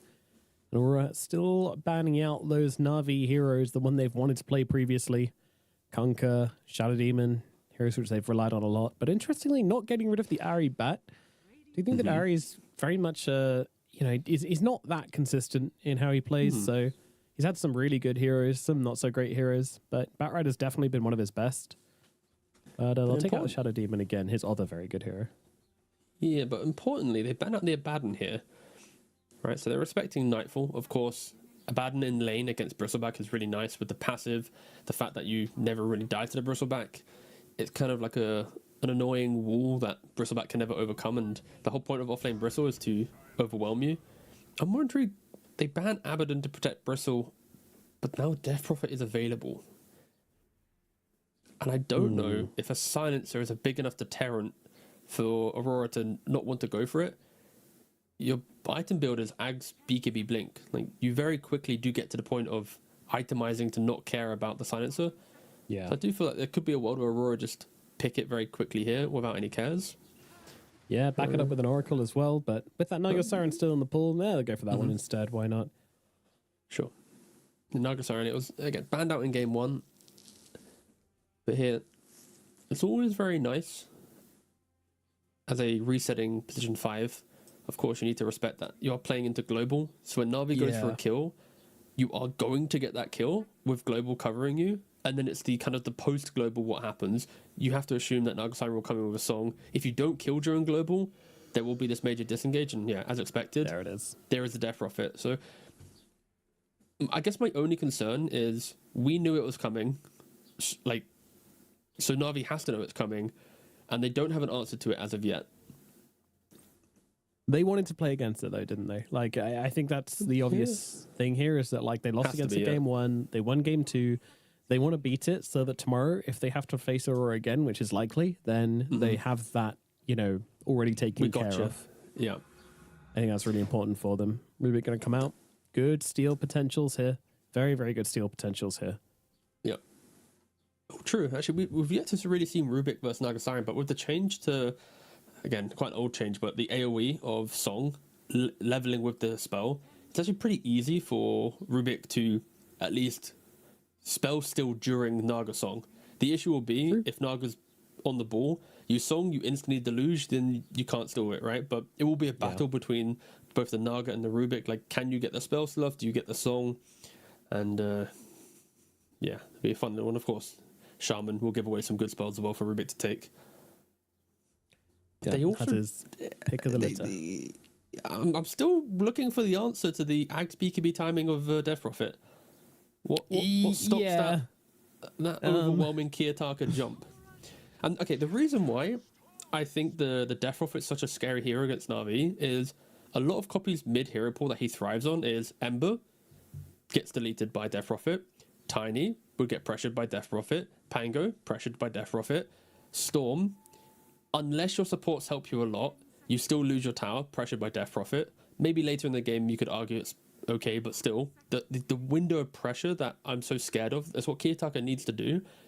Majority of his best heroes are countered by it. So that's why I'm kind of shocked that they keep giving Aurora access to the hero.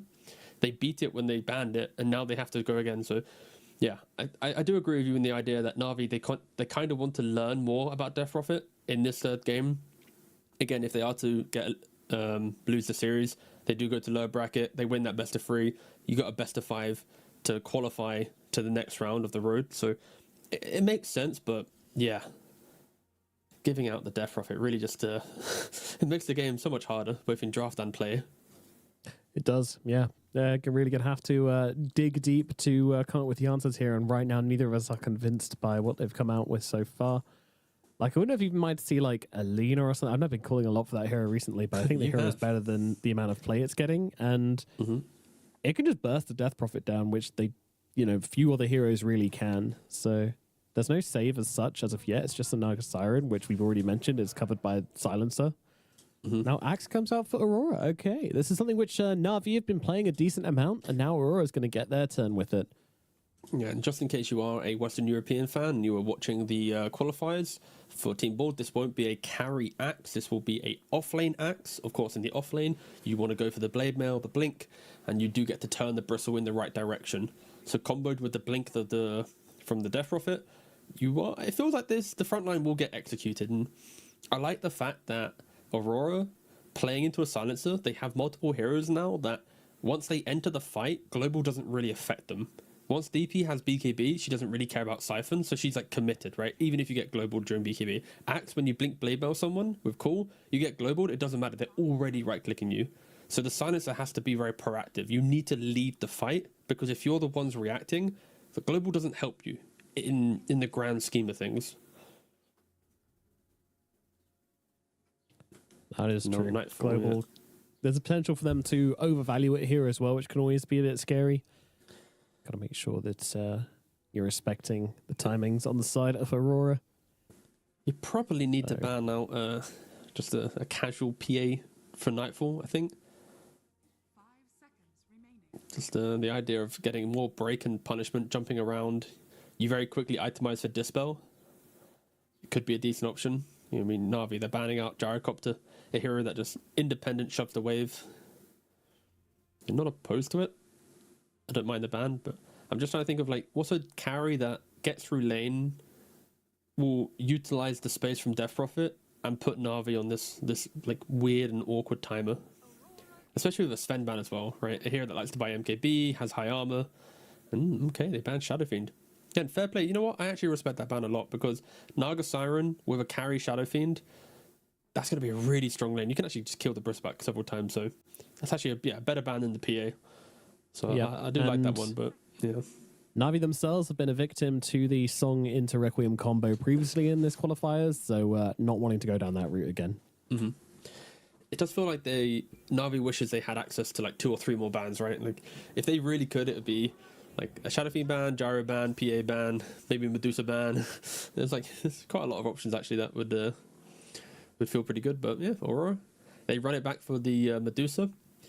But again, critically, the draft is so much different than the previous Medusa game. Like there's life on the map. There's illusions from the Naga Siren to scout out for Shaman or Axe to initiate. There's Death Prophet to progress the early map. There's the Medusa to put Na'Vi on this like painful timer of Silencer, Rubik, Bristle will never kill the Medusa. Storm will never do it as well. Once you get to the kind of 2-3 item timing, it's all about the carry. So Yuragi, he has to find a hero that can survive the lane against an Axe plus a Shaman, but also provide threat to the game for the Medusa. It is a very difficult pick here for Yuragi. Yeah. Yeah. And tempo is quite nice. Of boxes to tick here. What is the answer going to be? A Razor. Ooh, okay. You know what? A different take. It fits the the narrative I just gave, right, was you need to be aggressive in lane but also pressuring the Medusa, right? You're a ranged hero against an Axe, so you have that chase down. You got slows from the Silencer, so in theory it's going to be pretty good. You don't really care about battle hunger because you can just push the wave very quickly. And in the game, if you have an early lead with the BKB, you do just static link and commit to the Medusa, but it is about aggression and go. For Na'Vi, it's not as easy as game 2, where once you get 2 or 3 pickoffs, Aurora fall apart. The comeback potential in Aurora's lineup is so much stronger, but if their lanes go to a good start and they create their own tempo, this is a lineup that will keep reminding Aurora of any mistake that they make. But don't allow Aurora to get online. Don't allow the net worth to flow freely into all of their free cores, because, yeah, 30 minutes with this Tricore all having good farm, there is no chance Razor can stand his ground. So, yeah. Can Na'Vi break the early game, hard enough to have Roshans for free and map play for free? That's the real question for Na'Vi. It is indeed. Let's see what they can do. Let's see what this Yuragi Razor can do. I mean, there's Tiny, pretty damn convincing. Razor, definitely a similar paced hero, especially the way he played that Tiny with the Shadow Blade. So could be a real opportunity here for Na'Vi to sort of make that mold, that formula work for them once again here in game at number 3. And of course, Aurora, they are in a similar situation in some regards. Like, sure, they've got way more tools in their toolbox to fight back against Na'Vi, but they still have the Medusa. There's still a bit of slowness in their draft. And of course, everything backed up by the Silencer on Na'Vi as well. A hero we don't see a ton of. I mean, it's reasonably popular in this patch, actually. But not as much as it was last patch, but still very, very good for covering those initiations, which the Storm Spirit and the Razor are going to like very, very much. So, yeah, this game 3... it's a hard one to call. You know what, T, though? I think I might be leaning Na'Vi. I don't know why, because this Medusa looked good last game. The Prophet looked completely unbeatable. But I don't know. I feel like they've just found their energy, found their spirit, and we're going to see a smackdown here in game 3. What do you think? I'm leaning Aurora just for the fact that there's so much kiting built into the lineup where it's like, do I really think a carry Razor, unless you have an incredible start to the game, can you always truly lock onto a Medusa to stop her from being the carry of the game? Like, yeah, if you have a 10k lead, sure, you're going to probably be able to do that. So I want to side with Na'Vi, the aggression they had in game 2, the heroes they have in game 3, but there's something about Aurora's adjustments that feel like it's polishing the mistakes of game 2 to ensure that Nightfall can be the carry of the game. And yeah, Na'Vi, they need to just break Aurora like they did in the second game, and I just don't know if they can. It's I'm hesitant. There's also not much disengage on the side of Na'Vi, which I feel like is one of the key things against Death Prophet you really need to consider, is being able to get away from the exorcism. They have none of that. There is no Centaur, and the catch from Aurora is also really, really strong as well. So just being able to outpace them, going to be very difficult. Kaori and Kiyotaka say hello in the middle lane. Kaori just going to make sure that Kiyotaka doesn't get any information there about the wards and whatnot.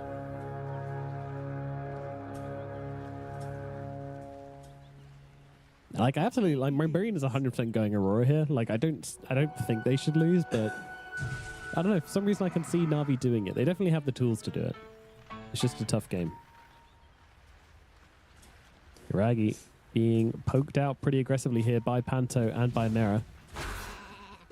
We'll be a little careful here with the TP, but make sure they're long gone before he is going to use it to get back to the lane. Meanwhile, Toronto Tokyo going in with some body blocks as well to make this lane as awkward as possible for the Yuragi Razor. He'll come back and do his body blocks of his own, though, and will stop it from going under tower. Nicely done there from Yuragi with the counter blocks. Yeah, the first levels are very critical for this the bot lane for Na'Vi. They want to get Razor and Silencer into a position to be able to just bully the Razor. Like you're picking, bully the Axe, sorry. Like you're picking the Razor to try and have threat in the lane. So if you get level 2 first, level 3, you keep chasing Axe down the whole length of that lane. Then there gives purpose to the pick, and it already forces Aurora to kind of play recovery in one of them. So Yeah, they'll have to keep an eye out if they can find any kills that. It's definitely a way of like abusing the Axe pick, because one of the weaknesses of the hero is definitely his lane. We haven't really seen that take place in the Axe games we've seen, but you know, I'm told Axe is not the best laner, so Razor, very strong laner. We'll see if he is able to punish Toronto Tokyo for this pick down here.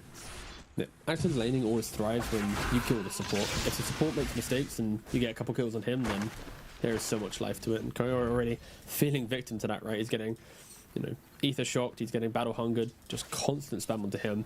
He's going to need to bring out additional tangos and salves and play around his stick to ensure that he doesn't give the edge to Aurora. Very aggressive from Mira here, but they have hit level 2 now on the side of Na'Vi. Immediate TP comes out from Mira to make sure that he will survive this. Good reactions there from the Shaman, already locating the fact that they have no stuns in this lane, so TPing out is always going to be an option for Aurora in this lane. Meanwhile, mid lane and top lane are going relatively even, right? Nothing too crazy happening. I think everyone's just trading the CS quite nicely. We said it in the first game, but a Bristle versus the Medusa, it is surprising if the Medusa ever dies. You really need to have like multiple goos on you to be deep down the lane and get chased down. And I think critically, It's going to feel up your wand, isn't it? I'm more intrigued to know about what's going to happen with mid. As soon as the Death Rougher hits 6, what is Na'Vi's rebuttal to that? At that point, they're kind of hoping that the Razor and the Bristle will be independent. These side lane cores are pretty good at standing their ground later into the laning phase. So Silencer and Rubik, in theory, should be able to come mid and assist, maybe even killing the Death Prophet, but that's why it's so important that the early game goes well for Na'Vi. They need to stop Kiyotaka from being the do-it-all hero. Another nice little combo, a little quirk of this draft from Na'Vi is that Bristleback with the Snort Rocket plus the Razor's ultimate is going to create a lot of anti-armor just naturally in these fights without even having to build into it or apply it directly. Yeah, I mean, Storm zipping around's always going to have, you know, someone probably to punish. Storm, Razor, even the Bristleback to an extent can all make use of that if anybody's getting particularly low. And so annoying for Ari to deal with on the Rubik. Just does not trade good into this hero. And Toronto Tokyo still struggling down here in the bottom lane, not able to get his CS really coming in. Yuragi completely taking advantage of this Axe pick. And this is kind of what we're expecting. You have to punish these picks when they come out, you know, and they will know the answers. You know, they're an axe picking team as Mira getting targeted hit. Mira turns around with the Hex. No TP this time though, so no way out of it. Although, no, too late. Kaori gets in the right click and Mira will go down. I kind of felt like it was inevitable that the death would occur down here, and they do get it. Bringing up more resources. Kiyotaka trying to find copy farming in the jungle. So annoying. Oh my god, that's so obnoxious. Yeah. It's not like he shoved the wave in mid either. Like, No, you he know, the just middle ditched wave's it, yeah. dying. He just doesn't care. Let's go back to the point of Death Prophet does delete all of Copy's primary heroes, but again, don't wanna harp on it too much. But just one last time, Nomad, please stop me from talking about it again in the cast. I will not, because it's quite important. All right, thanks. No, I respect that. Water Rune. Kiyotaka gets the top one. Of course, Panto still was just in base. trying to be a sweaty lad and make multiple stacks in the jungle. Only managed to make one this time, unfortunately. But you know, always got to respect the effort. Very, very high skill stuff to pull off. I do love a good Kiyotaka, video about man. like, this is how you make 17 stacks at the same time. It's like, wait, what? Can you watch it? Yeah, Yeah. I'm never doing that. I'm good, brother. Thanks for the video, though. I respect it. Panto just comes in, also tries to take a chunk out of these stacks as well. He's very upset. Look Also, how annoying Panto just- Mira is. Straight up sentryed it right in front of his face, and looks like Harry didn't respond to that. Yeah. The supports of Aurora just left the lanes earlier, right? You've got Naga Siren, punishing the top side of the map. You've got the Shaman blocking the hard cap that Storm was farming, taking the 2 small creeps. 6-minute rune comes into play. And it is going to be top, but again, Panto is already there. He can take it if he wants. But if Ari doesn't come to contest it, Kiyotaka will be able to get it. Hope he gets it denied, but will he trade his life for this? There is no snare. Yeah, But he this didn't is get right not click down, so it doesn't worthwhile. matter. Yeah. Somehow Panto gets that, so that'll be a kill going towards the Naga Siren. Harry with a little bit of a fumble. Nice plays. And responses from the Aurora team. So they start to move their focus towards mid. And yeah, Copy very much on the struggle bus now. Sure, his last hits look okay, and actually his net worth's kind of looking fine as well. It's more about how much the Death Prophet's being able to get done. Yeah, I think, yeah. Critically, it's the fact that I spoke about the supports being able to leave the side lanes on Na'Vi, but because of Copy going to jungle so early, running to base, there's been like a 2-minute window where your mid's not been in mid. Therefore, there's no natural time where Rubik and Silencer can come to the lane. And it's not as if Rubik Silencer kill when they come to mid. They want a dive to be occurring to then fade bolt and lift on the tower to then throw out the slows and the Silencer. And Aurora just are not enabling that opportunity. They're not, hitting 6 on DP and instantly pressing ultimate at the tower, right? Like that's kind of like an old school way of playing it. Instead, Kiyotaka walks bottom again. I feel like we always see Kiyotaka want to play on the side lane when he hits his ultimate. He doesn't just play mid. And this is really annoying for Na'Vi. When you pick a Razor to threaten the Axe, and the Axe has not died in laning phase, plus Kiyotaka brings your safe lane tower to half HP just from right clicks alone. Yeah, it's less than ideal, and there's a lot of pressure coming down here, and all of the vision in the Radiant jungle means that Yuragi's just never going to be able to feel safe, but he is feel safe apparently to go for a kill here onto Toronto Tokyo. Toronto Tokyo turns around with the TP out, and he's going to get away, and now it's Yuragi in trouble as TP is coming out here, but Copy, he's going to join in with this one, but Yuragi's so low already, and he is going to fall. Mira maybe will be the return kill here, but Mira's got a few heals still in his pocket, throws them out. Copy cannot finish the job here, cannot get caught by Panto with that ensnare, has to back himself away. They will get nothing from this. They lose their carry, and they cannot find the return kill onto Mira. That would have been such a critical way to get Copy back into the game. You got your 3 galvanized stacks, get a kill onto Mira, and maybe he might find him anyway, although Mira does turn around. I mean, Shackles are going to be out, but it's a level 1, so it does not last long at all, and Copy should finish the job. If there was a camp there, I was like, is he going to deny? Okay, there is no camp. Yeah, he's out. He's done for. Still pretty good moves there from Aurora, bringing all this attention to the bottom side of the map, killing off the carry, and just opening up even more time for Nightfall and the Medusa to feel uncontested, just farming away. They need to get levels in their supports on Na'Vi. And the problem is, you get level 6 on a Rubik, you get level 6 on a Silencer.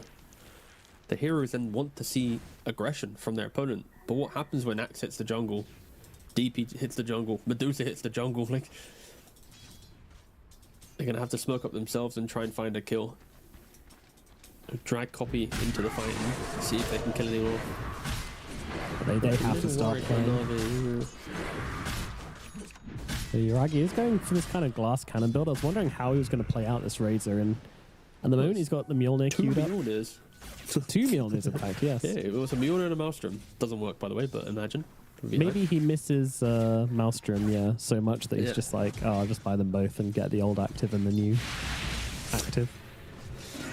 Or something. So, we had Ari fake buying Bloodstone last game, so maybe the quick buys are not to be looked into too much. Kiyotaka, any pressure? And a 21 done a soul. Okay. Everybody hang out. Everybody chill out a minute. We don't have the global silence to answer this at the moment, so yeah, Panto is just going to be able to perform a little Panto of his own, actually. And everybody just has to sit there and listen. It's been like, what, 6 games or so. It took you some time, but you finally said it. I mean, I think this is the first time he's been playing Nagasiren, right? Maybe not. Maybe not. Who knows? Shall I cheat and double check? I feel like he has played Nagasiren in the last 3 days. I don't know. I feel Yeah, he did against one move. against one move. Okay. Yep. Game 1. Well, I Yeah. wasn't there for that, so. Oh, you said it, not me. But now you open up the floodgates. See, I've been good. I didn't remind you about that all day today. It would be kind of weird if you brought it up at this point, but Hey, okay, fair. Good point. I was just trying to get brownie points, alright? But fine, whatever. Right, moving on. Toronto, Tokyo doing some risky jungling. I mean, this very like kind of invisible way of playing the game for Aurora is definitely going to allow Na'Vi to recover from their lanes. But and again, this draft isn't really meant to be recovering from anything. It's meant to be ahead, pretty much from this point onwards. So they'll try and force them into this situation. Of course, Copy has recovered kind of from his lane. He's got a couple of levels. He's got, you know, Soul Ring, Treads. He's not completely invisible. Could really use a power rune to get back into the game, and fortunately there's just been so much action happening around these power runes because Aurora recognize that. They're saying, you know, the one way that Copy can be a threat to us right now is if he gets one of those power runes. So of course in come the illusions and an arcane. Okay. Not the not the best, but definitely not the worst. We'll see what Copy can do with this. It'll just be an arcane room where he tries to be more efficient on the map. Jungle a bit quicker. With the global and everything. I'd like to see them entertain a kill if possible, but for now, taking still. Oh, okay, here it is. You see Mirror, activates the arcane, bring it in the tower. He does have the tower protection. Yeah, it's a little deep. Toronto armor. Tokyo's nearby. If he can set up with a blade mail into a call here onto Copy. Oh, he's blocked in the tree lights here. Move, Mirror. Move. Doesn't matter. Then comes a Hex. The Skull Silence coming down, giving Copy a chance, but the call is in range. Down he goes. See you later, Storm Spirit. Mirror throws out the tip as well. It was a little deep, T. I'm putting myself on cooldown, so I'm being polite. That's it. Give me 5 seconds. Fair enough. Fair enough. Going for that play under the tower on to a pretty low value target as well. Just not really worthwhile. And also sets up the axe to grab himself a free dunk there, which is absolutely phenomenal for Toronto Tokyo. This hero, again, his lane isn't great. His early game is also not great. You're really just waiting for Blade Mail and Blink Dagger to be like a full hero. But, I mean, now he's just running around the map, getting whoever he wants. Kaori gonna die here as well. Yeah, bonk. I just think it was completely unnecessary in regards to Na'Vi, right? Like, their early game hasn't been that successful. Their Razor has died, and Storm's been heavily pressured. So when you get an Arcane and you're taking the enemy stacks, why not play for, let's farm a bit, let's get the Kaya. If we see a core hero that we can kill, let's go for it. But yeah, it was so forced. But I think the pressure of Aurora farming is getting to Na'Vi. You feel that they want to take a fight, but now Panto getting a song set up on 2 heroes. Kiyotaka doesn't have the silence to layer into them, nor does Toronto Tokyo. Oh, he actually does have the positioning to hit the call, but only gets the Rubik. Ooh, Copy gets away, but Ari will not. And Stonegaze coming out on this one as well. Uragi trying to look for an opportunity to come in the sidelines. This one doesn't really find it. Now being slowed down by the Battle Hunger as well, but he is going to be able to get himself back as Boom just getting a ton of silence. In they go on the side of Na'Vi. Really? I mean, they'll kill off Mirror at the very least, but Uragi still on the run. They don't have that much catch available though. Toronto Tokyo still trying to close the gap onto Uragi. Doesn't quite do so.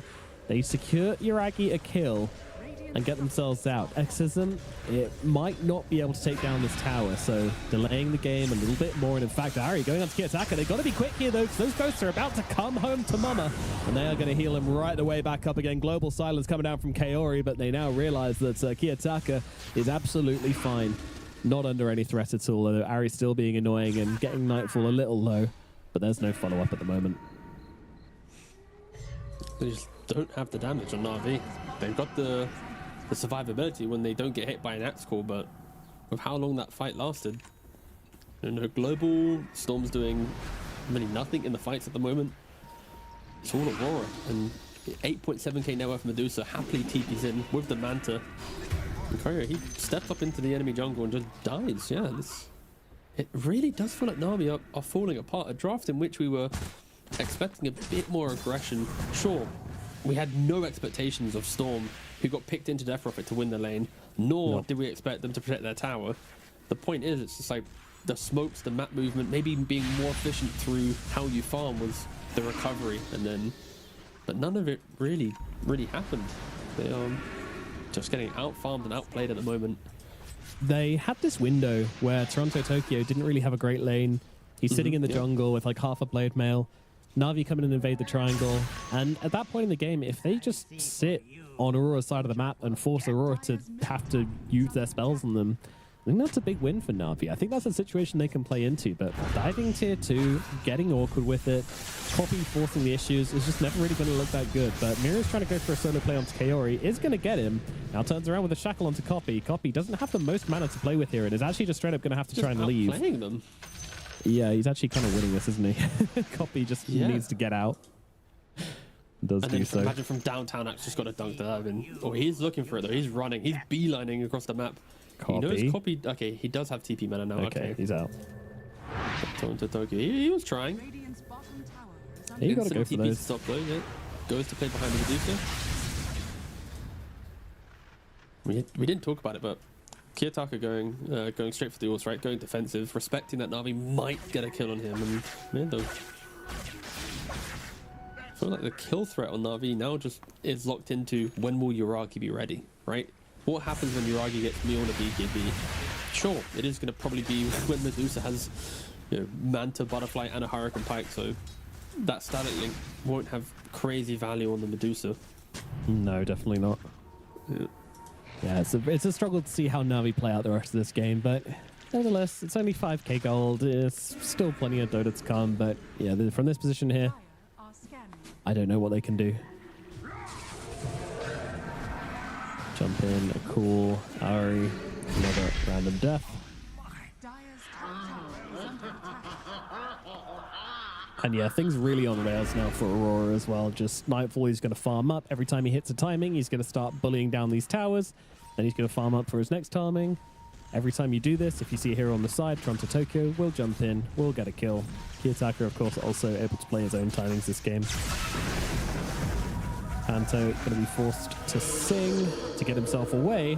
Uh-oh, but everybody else coming on in here, looking towards Yuragi. The global sign's going to come down, though, and give Yuragi the chance he needs to get himself away. Doing good damage back the way off the side of Aurora, but Kiyotaka is not letting him leave, and will get the kill. Copy trying to come in around the side, doesn't find a single thing, though. Boom also getting involved with this. Two-man call from Toronto Tokyo easily sets up Kiyotaka for the double kill, and Toronto Tokyo gets one of them as well. And you've got to be asking the question here. Your Razor is dead. They've used their spells. You have no global. Why? I think the answer is because I don't think they're going to be getting a whole lot more out of the rest of this. Radiant's middle tower is under attack. Yeah, I'll happily say it post game, but I'll say it now as well. I think coming into game 3, I think the draft is just really poor from Na'Vi, and when you are playing the qualifiers, trying to get yourself to Road to International, you cannot have a bad draft. You cannot have a bad day like this in regards to that. And yeah, I think the strategy had so much time to prepare for this, and game 3, the draft has just let down the team immensely. Like, to try and play with this draft, to give away such specialties, yeah, it is just Aurora all the way. You can see that throughout the series, Aurora just kind of shaped and developed, right? Sure, they had struggles in game 2, but that, again, draft based. And they identified the problems, fixed it, go to game 3. But coming into game 3 for Na'Vi, they saw how to beat Aurora in game 2 and decided to kind of throw that all away. And yeah, Aurora. Overcooked. 10,000 gold lead. We're watching a highlight here of just a massacre. Yeah, Really- it's also a close fight. No one's even remotely low. I think, I didn't really like that. Not great. I mean, I think Yuragi can see it, right? He's like, how am I meant to win this game? Like, What my am I meant to be Bristol's doing got- here, boss? Yeah, my Bristol's got a Vanguard and Blade now, hoping to return a bit of damage. My Storm's got absolutely no game. A mid that we picked into the Death Prophet, and he's playing a Razor that unfortunately just hasn't been able to kill anything. Right? He didn't punish the Axe in lane, which was half the reason you're picking it. He's not able to lock onto the Medusa because she's so far ahead, 4,000 gold ahead, a whole item ahead, butterfly completed. Yeah. Again, I don't like to harp on draft often in a Dota game. Of course, it's important, but you can always find a way to play it out this time around. Okay, jumping onto Toronto Tokyo here. It's a decent target if you can get the damage off in time. Global Silence even coming down, but the link has been broken, but they might finish off the kill. Boom! He needs to finish the job, and they will. Kaori gets a kill onto him, but Kaori also goes down himself to Kiyotaka on the side. Now they'll focus all of their attention towards Boom. Boom, he'll get off some good goos, but he will be going down himself. It'll slow down the rest of the team enough to get the rest of Na'Vi to safety. So it's a kill onto a core. It costs them, but they get it. Dire's middle tower is under attack.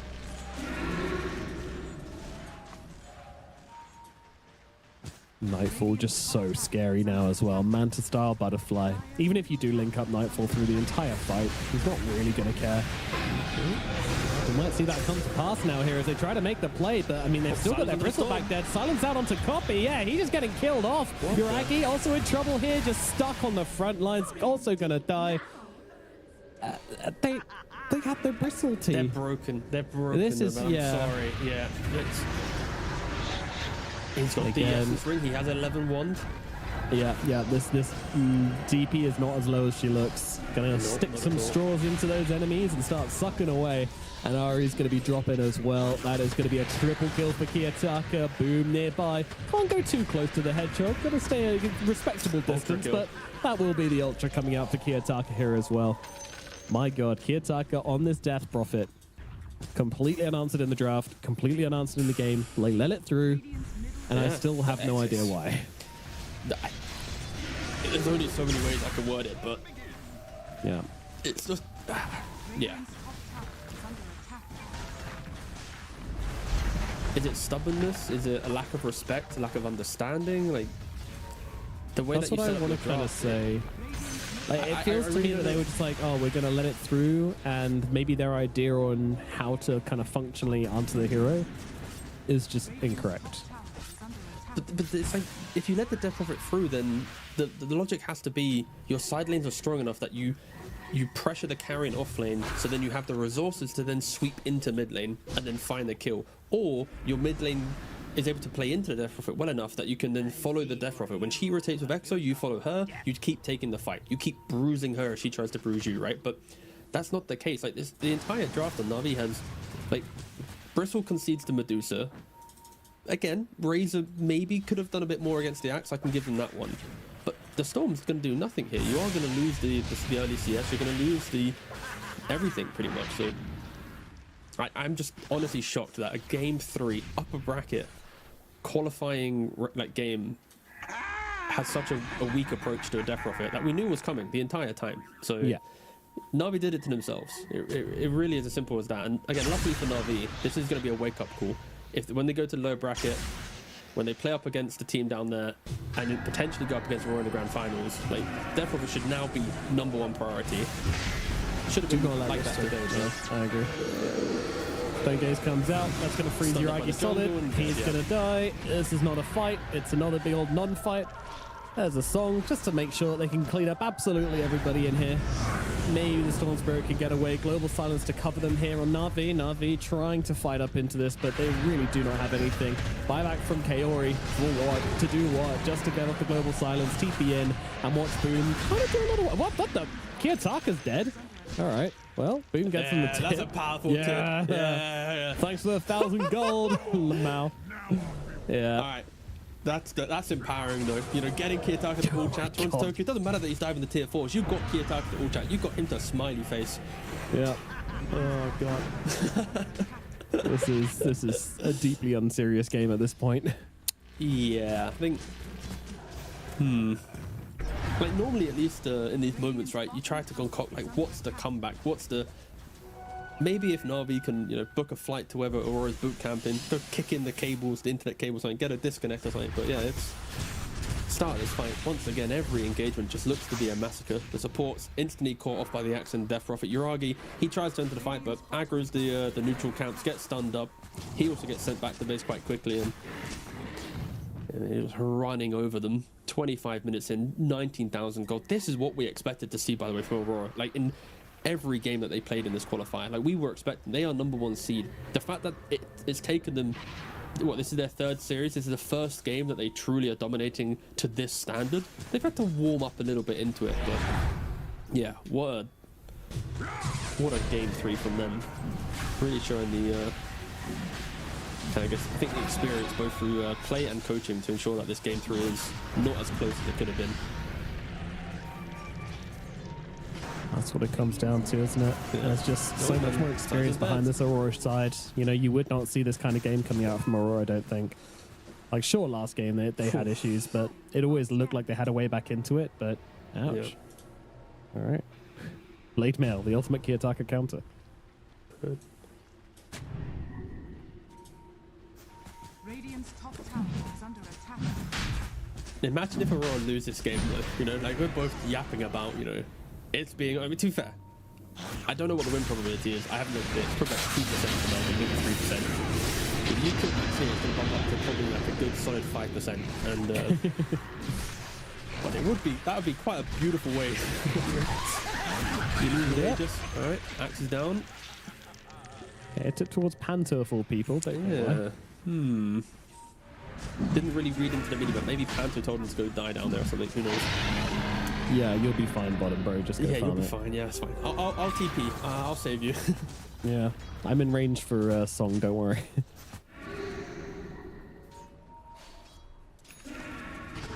Ooh. Here we go. Another Mira making a solo play, but Ari's got his own snakes to play with, and that's going to be enough to bring down Mira, but Yuragi's going to die as a response to it as well as Nightfall gets on top of him, and Ari will not be getting his way out of this one either. Kiyotaka with the double kill. Copy jumping in under the cover of the Global Silence, which comes out eventually and allows him to kill off the Naga Siren, so that's going to get him down as Boom again continuing to harass Kiyotaka with his Blade Mail, and now Blade Silence onto Copy. Copy just has to wait forever for that silence to end, but now Prophet actually TPs himself away. Goes back into the fountain, so Nightfall left alone will slither back to his side of the map. Na'Vi probably not super content with that trade considering their Razor died, but we'll have to make do.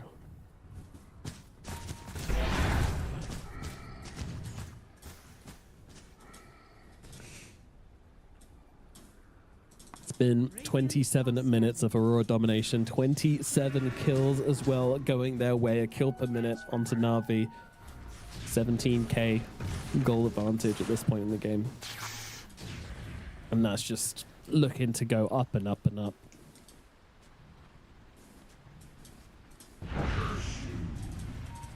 Yeah, with Very this hard. just rally behind the Medusa, right? To be fair, Medusa has to be by herself to the top lane. But with an Aegis left for 3 minutes, it'd be quite the attempt for the double support duo and Storm to try and kill her off, and yeah, they run away from her very quickly. I mean, Coyote. Copy is giving them information that, like, this Medusa is alone, but that's also information they can do absolutely nothing with. As Bristle going to get jumped in the middle lane here as well. I mean, once again, going to try to get off some damage here with the Blade Mail, but not really a whole lot you can do. Ari trying to steal Hex, maybe Shackles gets Ether Shock. At least he can shoveways with this, I guess. Oh, Storm now caught as well. Mira does not leave Copy alone. Can Prophet get here for the silence in time? No, she cannot. Copy is going to get away. Just keeps farming as if nothing's happened. Tier 3. Oh no, TP's out. Kaori getting killed off by Toronto Tokyo. Yeah, we're getting Silence on the Tormentor, Storm zipping by the tier 3 top, Nightfall's taking the tier 3 top. Oh, I said top in both, because technically both the top lane, but the Radiant and Dire top lane. So many different things happening right now. But Aurora just killing it everywhere they can. Nightfall on the high ground, whilst Iragi jungles. He's got enough for a Yasha. He can go back and fight this.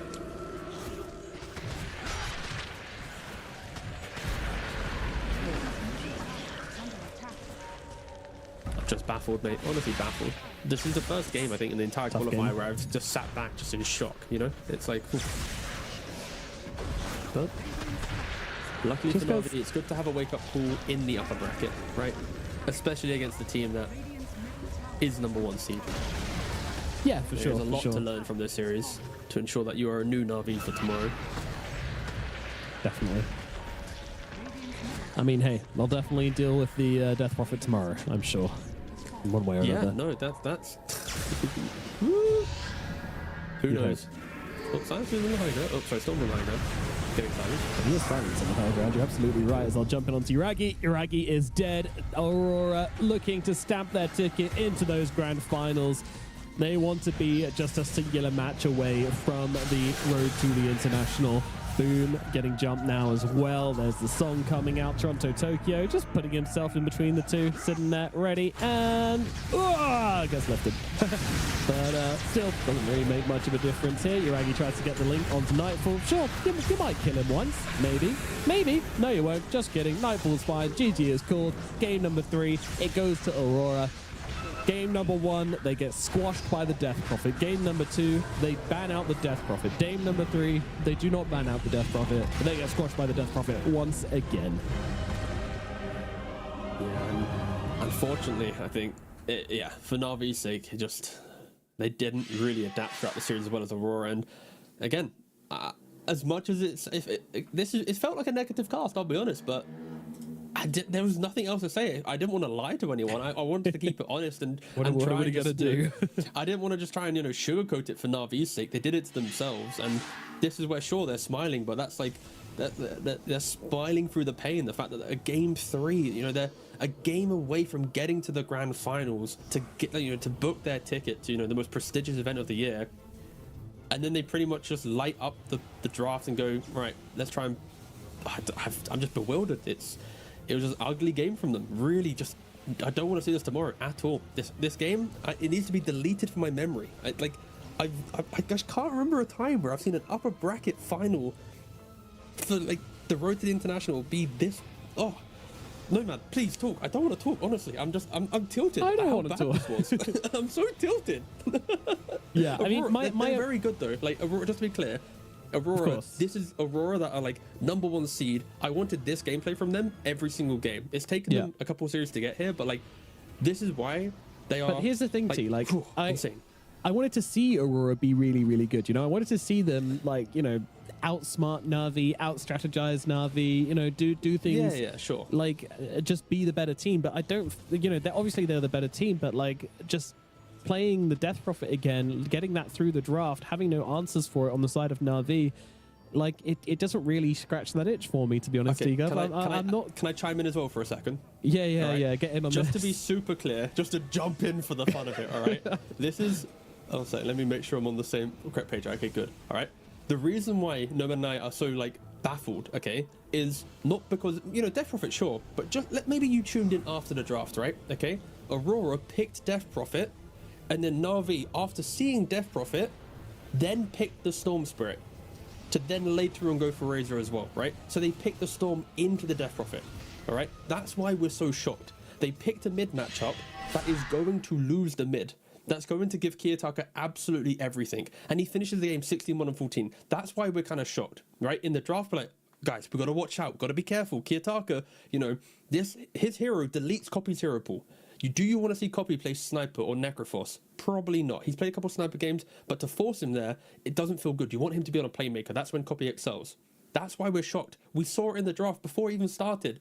And that's why we're so happily baffled and in despair and whatever. The game 3, it should have been so much closer. The intensity of the series of building to be this epic clash of two teams really vying to get to the grand finals. And then, Kiyotaka was like, cheers, lads. Thanks for the free game. I'm just going to carry this one. 16-1-14, nearly 20,000 net worth, 91 kill participation. I just want to reflect on this as well, because 16-1-14, obviously, incredible KDA. Game 1, Kiyotaka on the Death Prophet, 15-3-15. So again, huge game impact, massive influence on the game, just generally owning.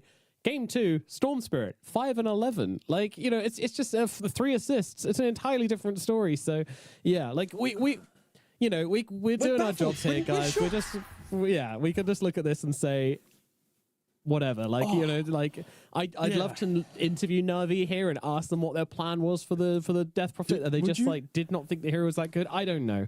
I don't know. I'd really like to interview know. them. I'd be too uncomfortable. It'd be like, I No, think we because already know they the were answer. smiling at the end of the draft. They were kind of like, you know, being yeah. a bit like kind of, well, you know, we messed up, you know, like it true. didn't look super depressed. So I think they're very Okay, much PMA. reconciling Let's it. make sure we're happy now, Nomad. All right, happy thoughts, okay? Like we said at the end of the cast, because we were really clutching at straws, it's the upper bracket. They're learning, okay? They go to the lower Yes. bracket. They're going to go up against Cyber Goose or Namiga. Both teams starting in the first round of the lower bracket and have this incredible momentum as they just knock out any team they go against. So it's going to be a tough opponent, but Na'Vi, they've learned what the first seed can do. They have all the information to make sure that they are ready if they do make it to the grand finals for revenge against Aurora. But Aurora, every series they play, they're leveling up. They're getting back to their land form of consistently being a top 8, top 6 team. The grand finals tomorrow will be incredibly difficult for any of the last 3 teams that can get there. And luckily for us, we get to see the other 2 teams in a minute play up against each other to see if they can even take on Na'Vi. But anyway, back to you, Nomad. Send it to break and whatnot. I'm done. That series really destroyed me. Yes, it did. But don't worry, I've got one more series to come today. It is Namiga Gaming versus Cyber Goose down in the lower bracket semi-finals. These two teams have been battling it through in the lower bracket. In fact, both of them started from the lower bracket round 1, and both of them have battled all the way through to the semi-finals, which is kind of awesome. So I'm excited to watch these two play. We'll be throwing it over to a break, after which we shall be back with our last series of the day. So stick around for that one. The human body was built to move, not trapped at a desk in one singular posture for 12 hours a day. It's time your chair evolved. This is Secret Lab Titan Evo. Ergonomically engineered for you, gamers, hybrid workers, artists, backing your every move.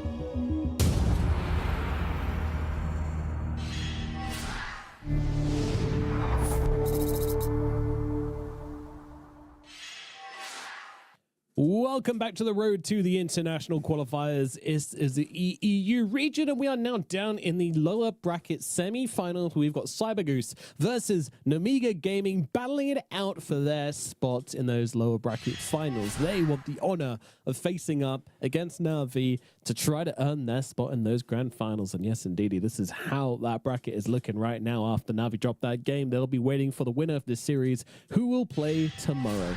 So who's going to take it, T? Also, something about this bracket, by the way, is that both of these teams immediately dropped their first series and then have just been on a rampage through the lower bracket the entire time, which is awesome.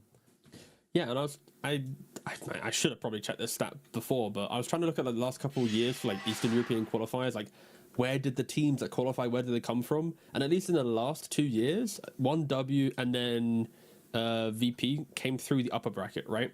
So to think about like where do teams qualify from, it's normally upper bracket team, they get themselves into the international or the road to international. Of course, depends on which year you're in, but yeah, it's, you know, upper bracket advantage often is the case for the qualifying team. So if there was to be someone to change the script, of course, both Namiga and CyberGoose have done an exceptional job at just improving every single series. And I think coming into it, before the series this morning, I was leaning CyberGoose being better than the teams we had available in the lower bracket quarterfinals. But yeah, the way that Namiga kind of kept themselves alive in that game too against Liga, I think they were down, like 13,000 gold, maybe 14,000 gold at some point, and then they just kept taking the fights. It was, yeah, really impressive Dota from them to be able to eventually win out the game. So yeah, close series we have, but yeah, both teams really just showing great improvements. Yeah, definitely. Exactly what you want to see from a qualifier team as well. CyberGoose just looking better every time. Namiga as well, looking better each game. And now both of them in good form to take each other to a very exciting series. I mean, I can't call this one, to be honest with you. Like, I would lean CyberGoose due to the caliber of players. But Namiga, you know, they're young, they're hungry, and they are making examples out of the teams they play against. So anybody could really take it at this point. Death Prophet going to be the first pick here as CyberGoose start this one off. Meanwhile, Namiga Gaming, they will grab their Shadow Shaman, the first pick overall of the draft, and first pick for them. We've seen Death Prophet once again. I don't want to talk about the hero anymore, to be honest with you, T. I think we just... Okay, all I can say is CyberGoose watched the last series. That's all I'm going to say. Yeah, that's fair. No, the way that the region is developing, it does feel like Death Prophet will become this like first phase hero. Like, as much as I joked about it being like a first pick hero in the last series, I mean, why wouldn't you want to entertain it going into an early as possible, right? I think especially the heroes that you need to pick to try and beat it are so specific that it really hurts your draft integrity when your mid laner is playing a ranged hero that has wave shove but no like map play. That is quite damning to the current meta, right? You want your mid laner to be explosive and breaking the map and using every active rune. So yeah, logically, if people are confident on the hero, pick it as quick as possible. Absolutely. Give it a try, see how it works out for you, and Disruptor are going to be a great pairing with that Death Prophet as well. Drag them back in, stop them running away, stay with my lovely Death Prophet and her lovely ghosts, and see if you enjoy that. Spoiler, you won't. Next picks for Namiga, though. I mean, we haven't seen the answer to the Death Prophet yet, but I'm imagining it's going to be a lot of burst damage, the ability to get on top of her and just kill her off before she can really let those Spirit Siphons go. As you can see, CyberGoose, they get rid of the Sven as the big DP answer, which definitely makes sense. Yeah, no, I like the idea of Sven versus Death Prophet due to the points that you made. It's kind of the MO that feels really good. We, of course, have other options where it's like maybe like Drown with an Aghanims could be quite a cool fun. You know, play on Hypothermia and good range. There's Terrorblade with Skadi. Right, outranging the Death Prophet is one option, but the problem with this is to get to that time, you need 25 minutes of farm. And the way that Death Prophet's played at the moment is you play good lane, you get Aghanims, BKB, and you just don't allow any time to farm because you're always just pressuring the map and going. So it does feel like the more traditional counters don't get to even follow the pace of the game to get to their items. And yeah, there's a reason why we do see Death Prophet so often in the region. Indeed. Amiga need to get themselves a pick here, and a couple of picks actually as time's running out, but when you got these two picks together, you generally want to decide on them both, and then just make sure that you've got two heroes which complement each other as best as possible. Pangolin is going to be the first one here.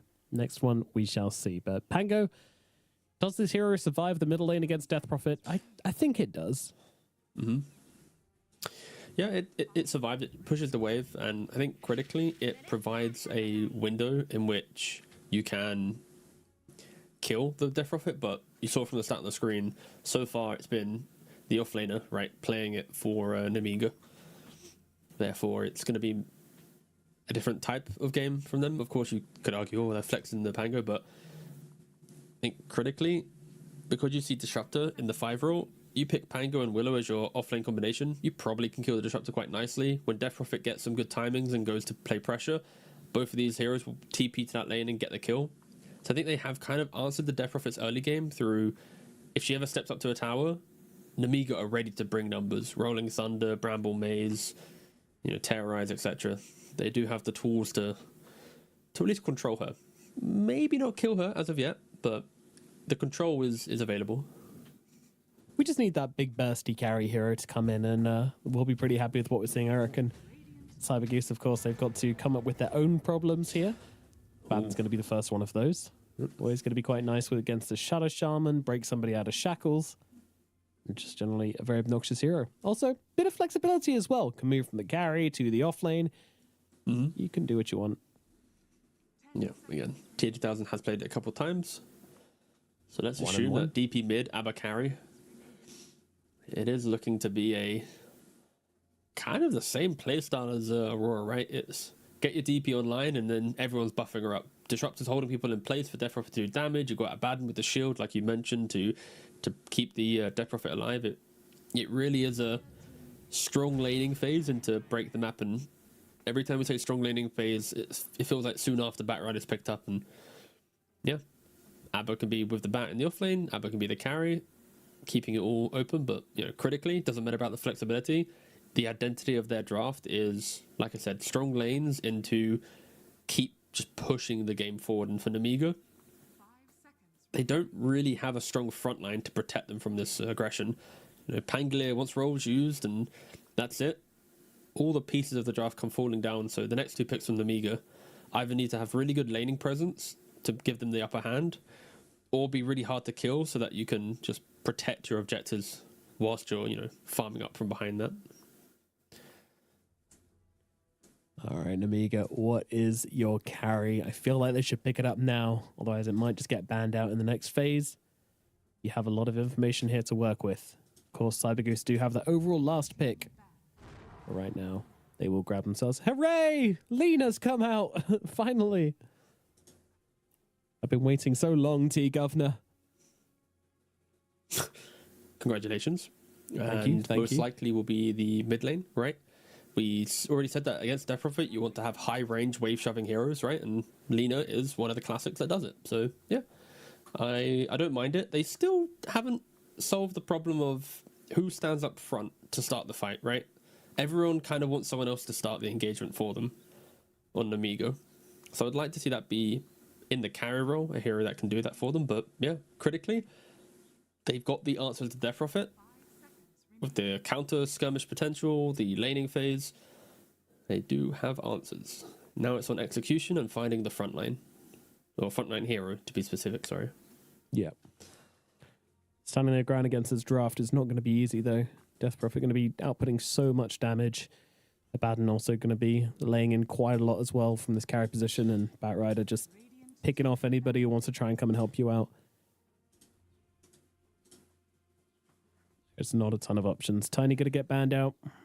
Elsewhere, the Sven, he's actually already gone, so seems like Cyber Goose have been planning out these bans for quite a while now. What else is there? 5 seconds remaining.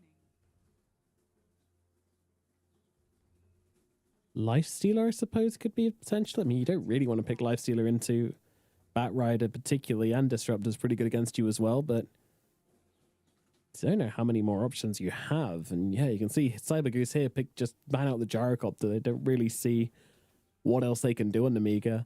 The one other option here is actually the Medusa for Namiga. Mm-hmm.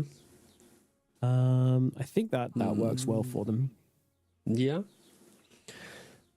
I guess the concern with that would be Namiga's lanes have to go well so then they can fight, but Medusa needs to get Manta +1 to then become the front line. I'm not opposed to it.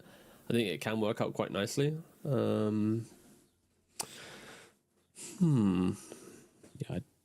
I having am thought about it a little stumped on more. what the carry would be. Yeah, I don't think Lifestealer works really. I was tempted by it, but nah. Yeah. You got to be so far ahead to be able to just run at the Death Prophet and hit her. Doom. Interesting. So is this going to be Pango mid, Lina carry, Doom offlane, or is it going to be Doom carry, Lina mid, and Pango offlane? Pango offlane, Lina mid, Doom carry would be where I'd stick the heroes. Again, to repeat, Lina versus DP in the mid lane enables you to have the kind of a decent matchup. When she hits 6 and wants to hit your tower on DP, you then have Laguna, one support rotation, or even the Pangolier rotation, you get kills, stalls out her game.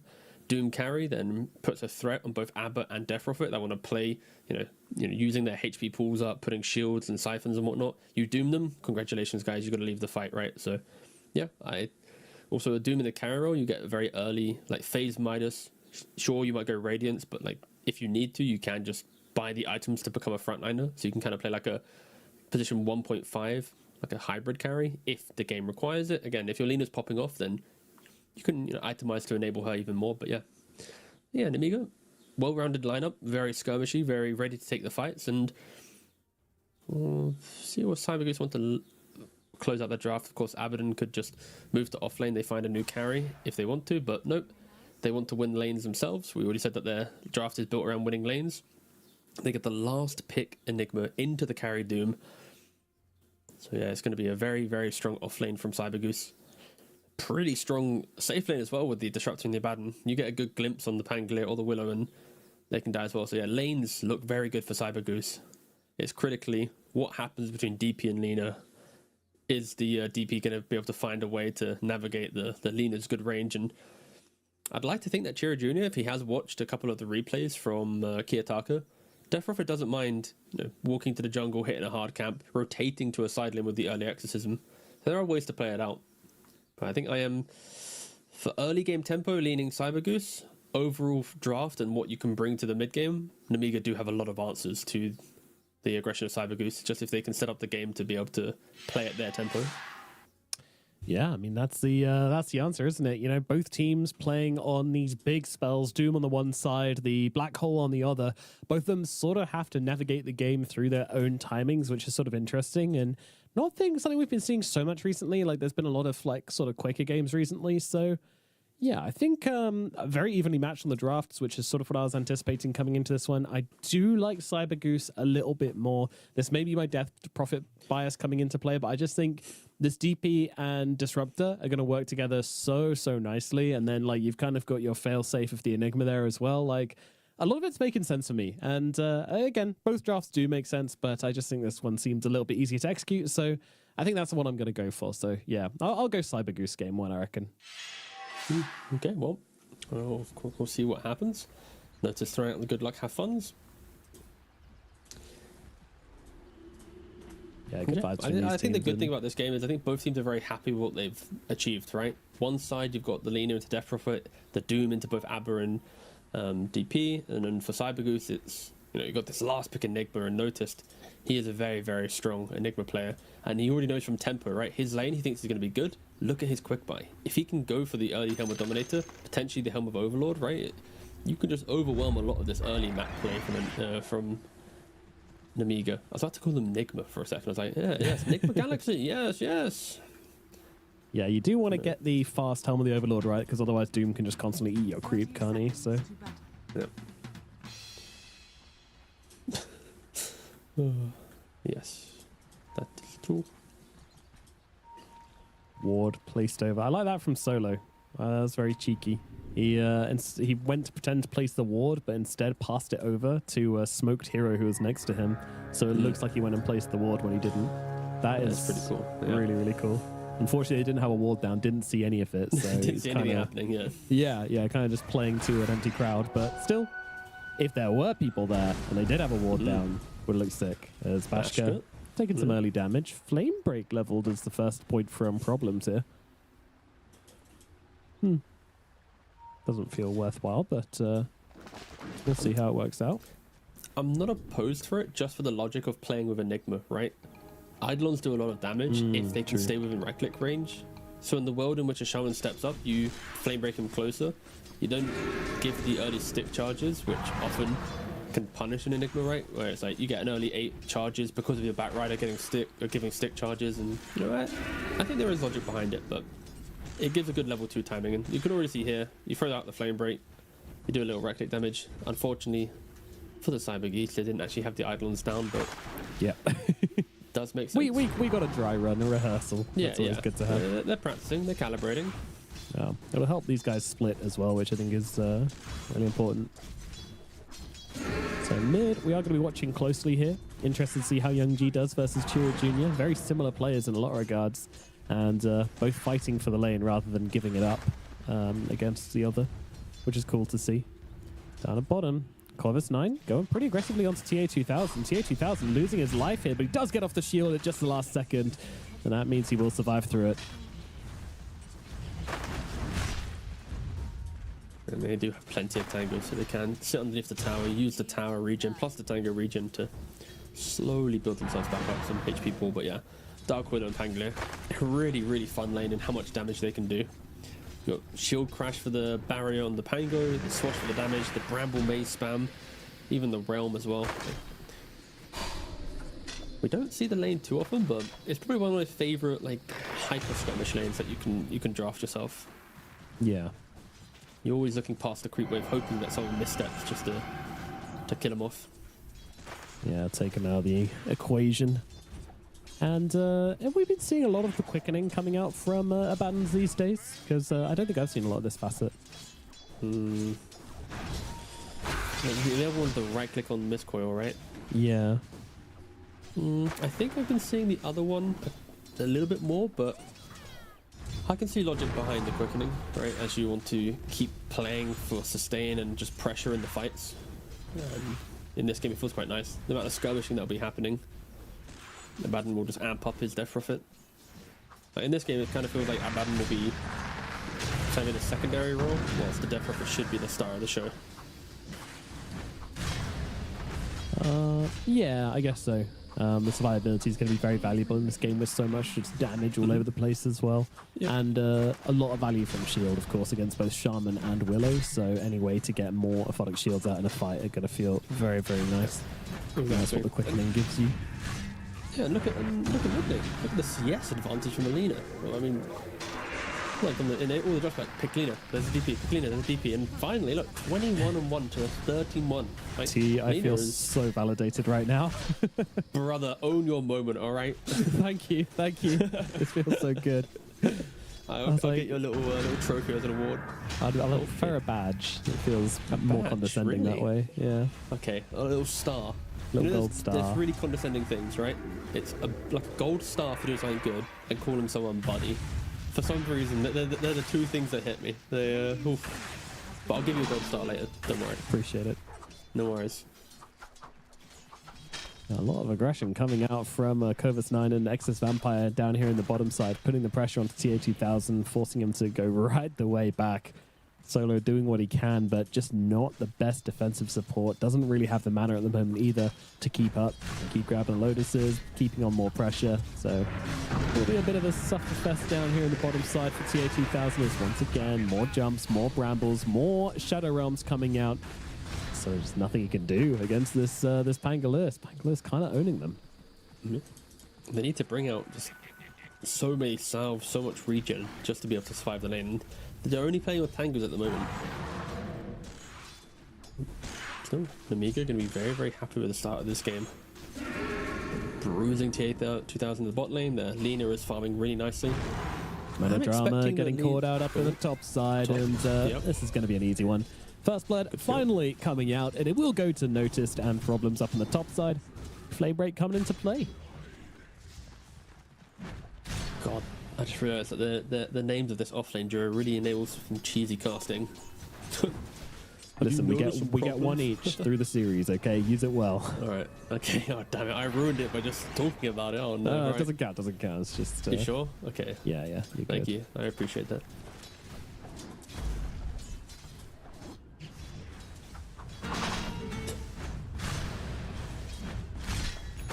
So 31 to 27 in the middle lane. A lot of fighting, very aggressive, both of these guys, but overall, it is Young G with the slight edge. Up in the top side, noticed at 25 CS, and also has a kill to his name as well, which puts him significantly above the Doom. And now going with the drums being picked up at 5 minutes into the games. Bashka not ready for this. I might just get cooked up by Problems here. Problems still chasing. Bashka doesn't have anything left, but will be surviving just about. Just about now. I'm sure I could sing the song as well, but yeah, Enigma with the catapult first wave and the drum, then how are they going to defend this tower? You don't really want to rotate Lena. She's quite a static mid lane, and look at how much pressure is going to apply. Chira Jr. with his catapult and the Exo on mid. Then you got the top of the Eidolons and that catapult. And when was the last time you saw 2 lanes with 2 catapults getting pressure? And Chira Jr. kind of like 1v3 this one. Oh my god, he gets away with that? Dude, Melodrama is he's- insane.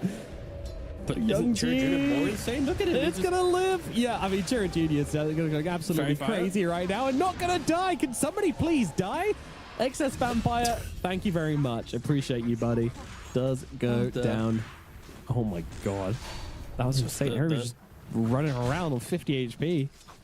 Chira Jr. tanked so much damage in that fight, right? Like, there was 700 damage from Willow, 500 from the Lena. Deathcroft was like, alright, chill. Like, he also didn't have mana for the last Siphon.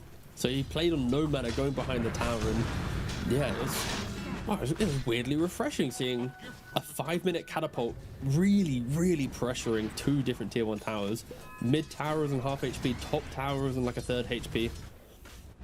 We expected the lanes to go pretty well for Cybergeese, and yeah, top and mid. Just the structural pressure really offsets what was, again, a pretty decent start for the Lena, right? It was...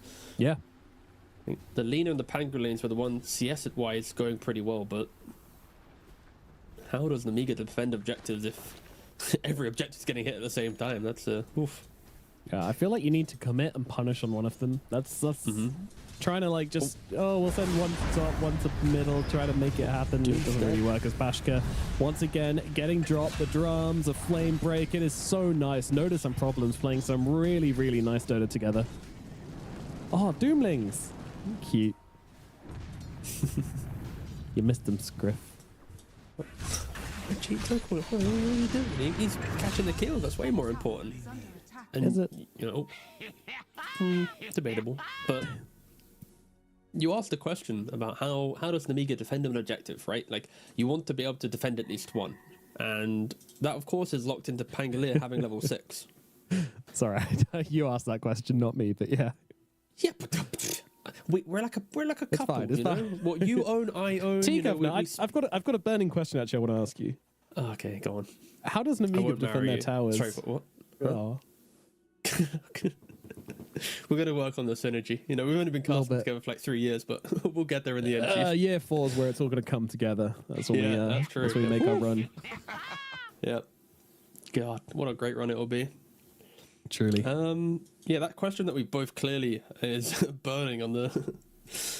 Yes, Pangolier, level 6. Please get it. Then you might be able to defend an objective. I'm a little bit worried for him though. There is going to be a lot of damage coming out onto him through the exorcism. Oh, it's a little bit scary for Pangolier when you can die inside that Rolling Thunder, but should be okay. There's not much more than that. There's no ranged core to kind of combo up with the exorcism, and no anti-armor in play at the moment to really threaten that Rolling Thunder. That's when things can get awkward. Like, put an SF or Alina or something like that against the Pangolier, Drow, and you start to have problems. But exorcism alone, I think, shouldn't be enough to cause him too many problems, especially with double jump. But we'll see. Maybe he does still get dropped. You were beneath me. Silence is golden. Radiance will be the build for the Abaddon. We're going to have the Maelstrom on the Lena. Unsurprising there. Midas into Radiance on the Doom as well. So a little bit greedier on the Doom, of course. I mean, greed isn't really greed when it's Doom.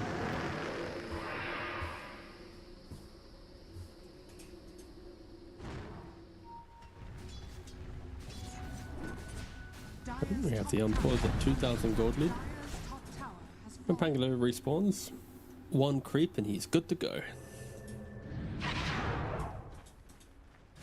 Does go bottom for that creep though, so if he does come to mid, then it'll yeah. have to be an awkward walkover.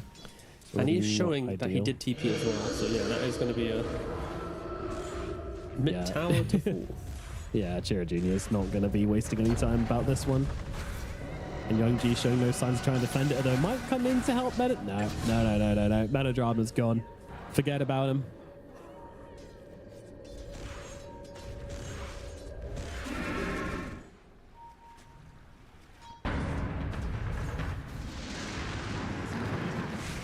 Ooh, top lane now. They go on to Bashka again. This Doom has no game at the moment and will continue having absolutely no game. Notice brings him down once again. A triple kill out for Notice at this point. Well, killing spree, sorry, at this point for Notice. Just 3-0-0 on the Enigma. Completely uncontested. Every time this Doom comes in, he just gets blasted by the Batrider and by the Enigma. This is really, really rough Yeah. stuff. What a laning domination from This top lane's been This first a game, yeah, complete sorry. disaster. yeah. I literally had flashbacks to Navi. She was like, "Oh God, be happy, be happy, be happy." Don't worry. Wipe the froth off your mouth and yeah. focus up. Yeah. Definitely. So good. Save it for your nightmares. God, I'm gonna have so many tonight. Actually, dire. I was playing Elden Ring Night Rain until late last night, and then had a dream about the next level was taking place in Birmingham. So I'm not sure what that means, but yeah, be fair, night I had it dream would that be I a had good third setting. cat, so Is under I had attack. some weird dreams. Why do also, is that the multiplayer one? I have no idea. I only played Yeah. Dota, so you speak a foreign language to me. anyway, they're moving Hang on to Notice here, and they might actually catch him out. But the Centaur stops the Doom coming on through. Is it going to matter? It kind of is, because Notice is going to be able to get a big black hole up here into the both of them. There is just no Doom coming out because he doesn't have his level. He's still level 5 on the Doom. Oh my god. Notice finally goes down, but once again, Bashka will be dead. Yeah, they get the Enigma, great, but absolutely nothing in Wait, response, well, really. TP'd into bot lane. There's an Abaddon already there. Boss man, hey, buddy. run away. Yeah, it's fine. Oof. I was pretty sorry. I was like, he's trying to TP for XP and cool stuff, and then TH2000's like, are you sure? Get out of here, bro. yeah, I was very close to being. Sorry for the fake hype, guys. I'll Okay. calm down. But yeah, I actually did not realize that the Doom was level 5 at the start of that fight. Runs at the Enigma, looks like he's going to Doom him and just gets black holed. I don't know what's happening. Bashka is having a absolutely terrible game here. Needs to recover, needs to hit the jungle. Does now get the Doom, but I mean, he's very close to Solo's net worth. And look at Solo's inventory. Like, yeah, that is what he's competing with. Yeah, I don't really want to click on any Namiga hero. It is just kind of just spare across the board. But yeah, looking at the replay here, the Enigma, the Eidolon gets Lagunaed as well. By the way, we didn't mention that. I was wondering, like, how did he not die to Laguna? And I failed to try and find an answer because I was quite content with not knowing. But then I see the Eidolon, I'm like, oh, okay, yep, that's cool. So he misclicked the Laguna. Bro The tanked spare it. sinks in further, and I mean, splitting image, noticed. mm-hmm. He was like, Sure. I'm going to play against Lena, therefore I must get splitting image to... right, guys? To be, I will say that was one of the really nice quality of life changes in the last couple patches. Was the key to override everything to make sure you target a hero, not a unit. Yeah, I should feel like use that's that. one of those commands that you don't naturally want to try it because your muscle memory for playing Dota for so many years won't be there. But if you do overcome that, then you will never Laguna like that, right? But I personally have not tried picking it up because to think about pressing 2 buttons to do one spell it's just so foreign in all your spell casting, especially when you Yeah, want to go, dude. this key is for unit, this key is for hero. Again, Yeah. great an idea, but when you're an old man, it's The only hard specialist to pick thing I've up. ever done with that is directional move, which I think is really useful for 4-staff players and such. Big fan of directional move. Also, when I played Slark a lot, it was kind of necessary there.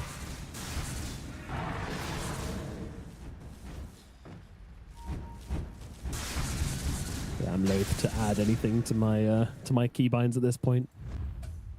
10 or 12 years deep, or wherever we're at right now, it's it's a little scary.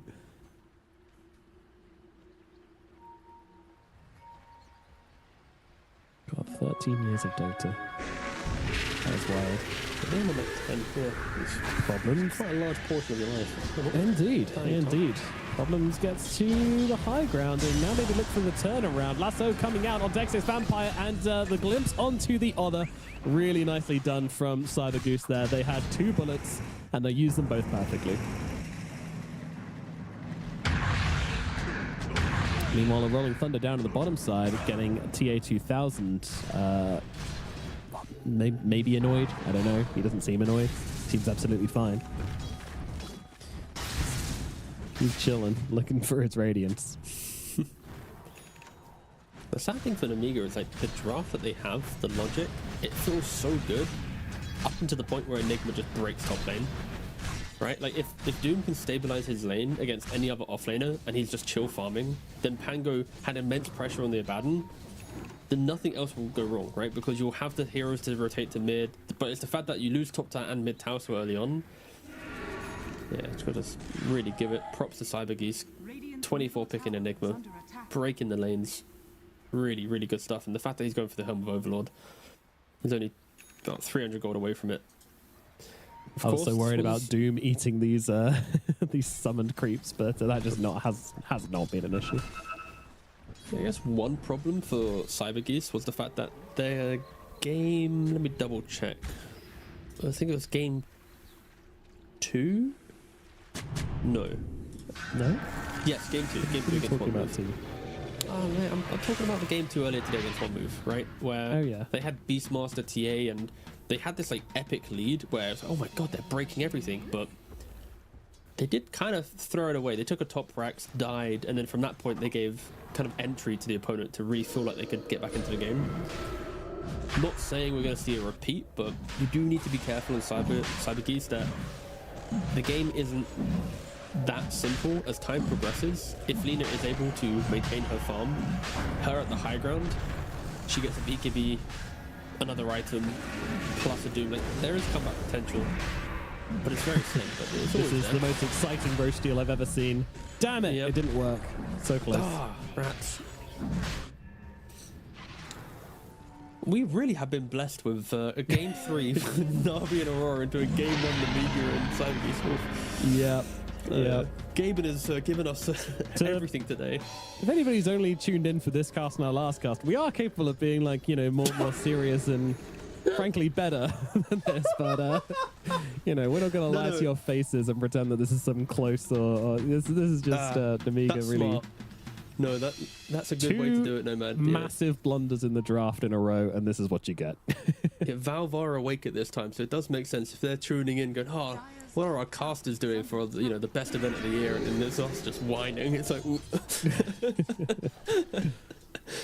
oh, In fairness, this one okay. is a bit. We're showing a lot more credit towards Cyber Goose this time because they deserve it. Because it was just like a really good pivot. because with they have the death profit. Enigma. They have the death profit. No, it's the Enigma which is breaking this game. Yeah, no, it is. It's a 1-2 punch, but yeah, no. Whew. Noticed on Enigma, truly a treat to watch. Dire's top tower is I feel like in these games, it's like, do you think you could? No offense to 2000, I don't mean this to insult you. It's back ready Hold goes on, down. good But, kill. okay, all right.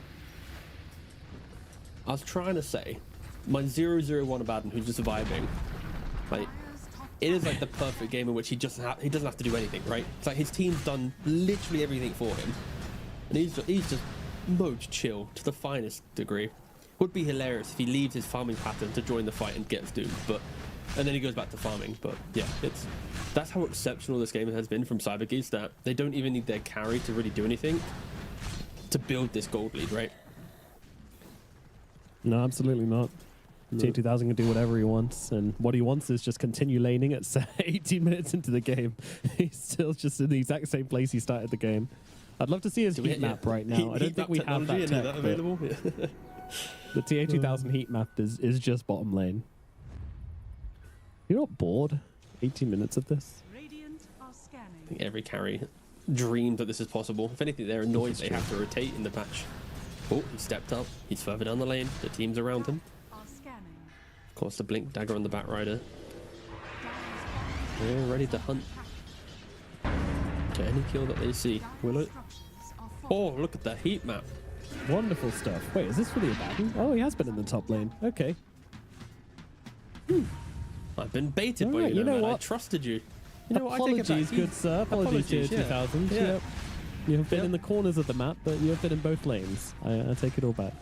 I can't believe you lied to us like that, Nomad. That is unacceptable. I was hoping they wouldn't have a heat map, to be honest. I was just lying the whole time, but I knew. To be fair, when you said it, I was like, I'm pretty sure our dear production, they have that available. We just never called it. for it I because. underestimated them again. Yeah, you did, yeah. Radiant's bottom tower. Who do you think has the worst looking heat map right now? The worst heat map? Yeah, I mean. Well, it doesn't show when you're dead, so.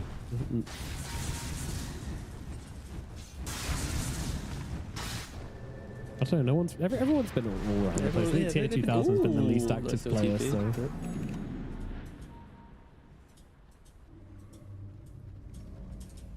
Alright, let's think about Namiga. Of course, they are down. Not out as of yet. It does look to be that way, but. Radiance soon complete on the Doom. BKB soon complete on the Lina. And Blink Dagger on the horizon for the Pangolier. So there are some skirmishing items Timings. available for them to at least entertain a smoke, look for a fight. Of course, they need to try and get around the Black Hole, the Static Storm, the Exorcism. Can they kill Abaddon twice? A lot of problems, but they have the tools to at least get a single kill. And I think at this stage of the game, when you've only seen 2 kills, getting a third could be quite a motivator. Yeah, certainly was. Tormentor gonna drop. After this Roshan falls, maybe even like planning for the next Roshan, right? It's like, guys, if we can contest that, get a good fight around the pit is always an option. But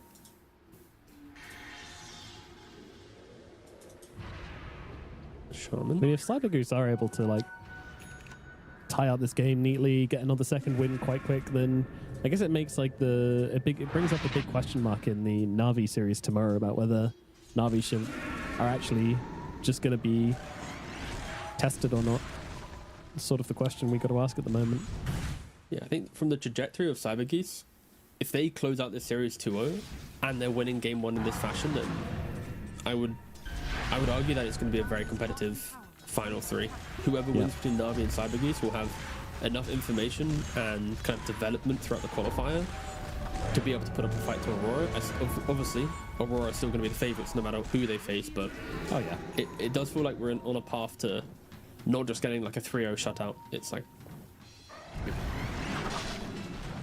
there is depth to the region as we get a blink jump in, but a quick blink out from Pangolier, and 21 minutes in, they're knocking on the high ground.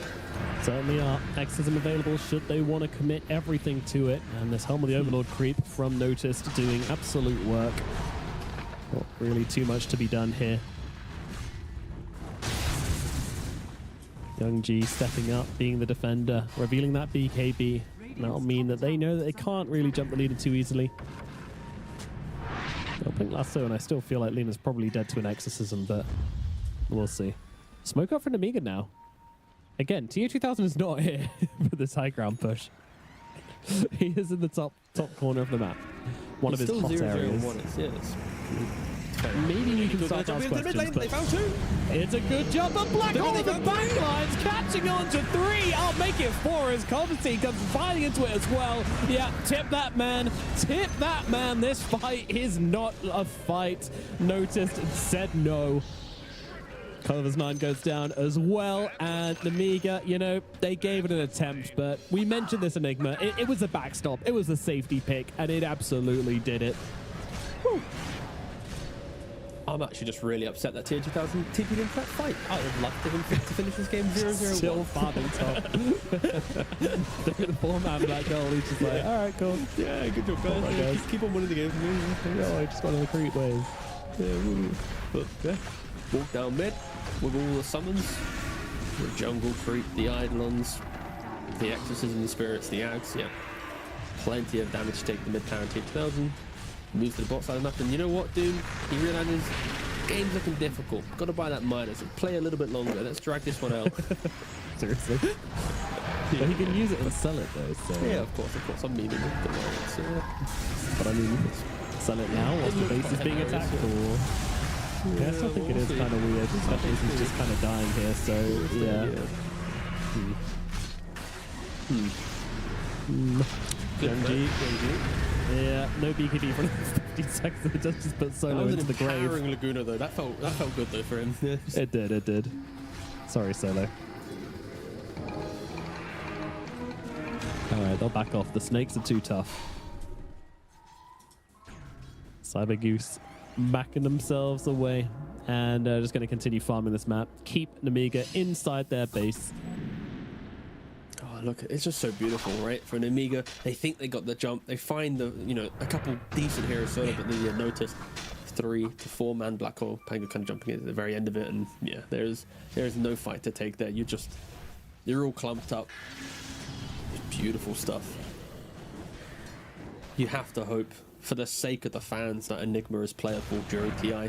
There's like 2 to 3 heroes that you just want to see in an arena, and of course, Enigma is one of them. Absolutely. Enigma, Earthshake is always fun. Magnus, Good, yeah. probably the GOAT. Nah, Enigma's a GOAT. Any spell that, of course, like when you're watching a game, it's kind of fun because the people around you can kind of hear their MMR by how they react, right, to certain fights and stuff. But like you all are bound together collectively. You can agree when big spell hits, everyone's hyped. Shaman walking up the steps. Does it like he's not yet? Potentially dying. The team is just to the northern side, but would be surprised if they tried to help him. I do like the skepticalness of the rest of Cyber Goose there to just not jump on the guy. They're just like, okay, we're assuming he's not alone, but no one's really responding to this. Of course, again, for a little announcement, guys, don't forget that Battle Cup does start in an hour and 13 minutes, so if you are a Cyber Goose fan and a Battle Cup fan, then a swift tour will enable you to stop watching these important qualifiers and partake. Maybe that is the motivation behind Notice dominating on his Enigma in Game 1. True. Is the allure of both getting to the final 3 of the qualifier and getting to play his weekly Battle Cup. I'll be honest, I think there's only one person in this lobby who cares about Battle Cup, and I have the pleasure of casting with them. Guilty. Roshan starting to fall, and TA2000 will be grabbing that Aegis. Roshan's banner casually left aside. Solo comes in to grab it.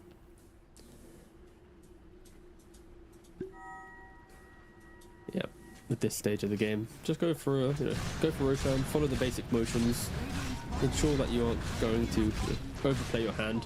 You do have a insane lead that would be quite difficult to throw away, but when you're against a high ground laner and a Doom, it is nice to tick every box before you try to close out the game. Put down the banner, you've got your Abaddon with borrowed time and Aegis safely click away at the building. Lasso out onto the Lina. Where is the response? Well, there comes Curvis9 once again. A solo black hole just onto the Lina to make sure she gets taken down, and Young-G is gone. Doom, any response, any answer? BKB comes out, immediate blink away from Chira Jr. Doesn't want to get caught out by that. TA2000 pops the ulti pretty early here because he's got the Aegis. I do like when Abaddons do this. And they'll just continue hitting away at those barracks.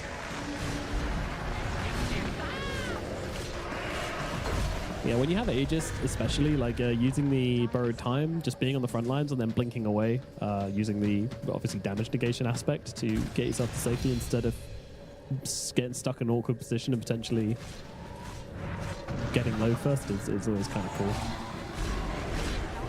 I'm going to ask a silly question then, Red. Yes. How many Dooms have we seen? My memory is my old age of 28.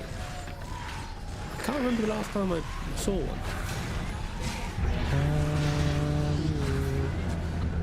I'm really trying to think, dude, but Yeah.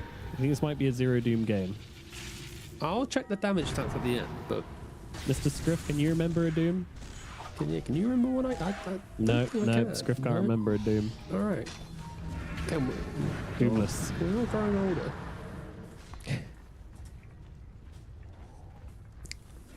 remember a Laguna Blade. Yeah, I remember on the Eidolon. Yeah, I do. Yeah, that was a nice replay. It's great. The Hail Mary smoke.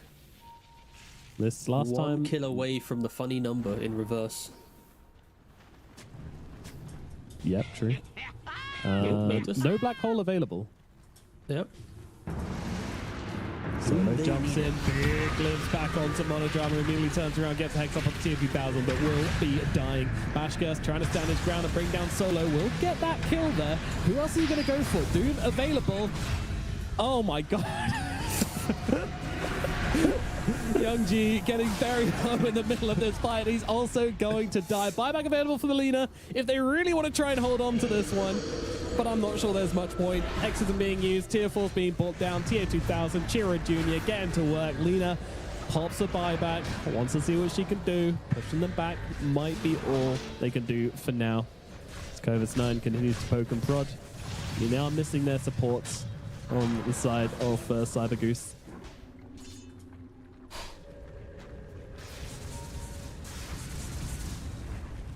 That was unlucky. That was a very untimely bash from TA2000 to cancel out that Doom, in fairness.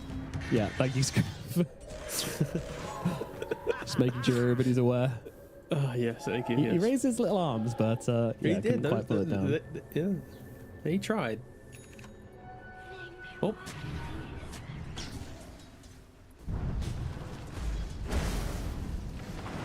Back to you, Nomad. Thank you.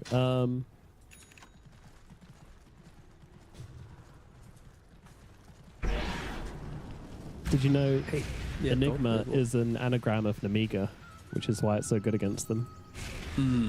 Powerful. Truly Really makes you powerful. think. Yeah, it does really think. 24k gold advantage. Smoke up now. They're done with this one. Still 43 seconds left on that Aegis. Black hole available as well. Where do you want to go? You are coming through the bottom, coming through mid.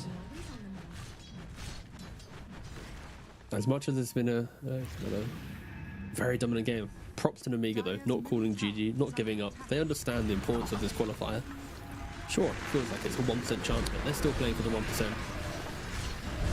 Credit there. True, though, the players always play for the 1%. There's the Glasso coming out onto the Doom. Can he get it off? He gets off the BKB, trying to run away to safety. Turns around. Doom's used! Doom's used on the Abaddon!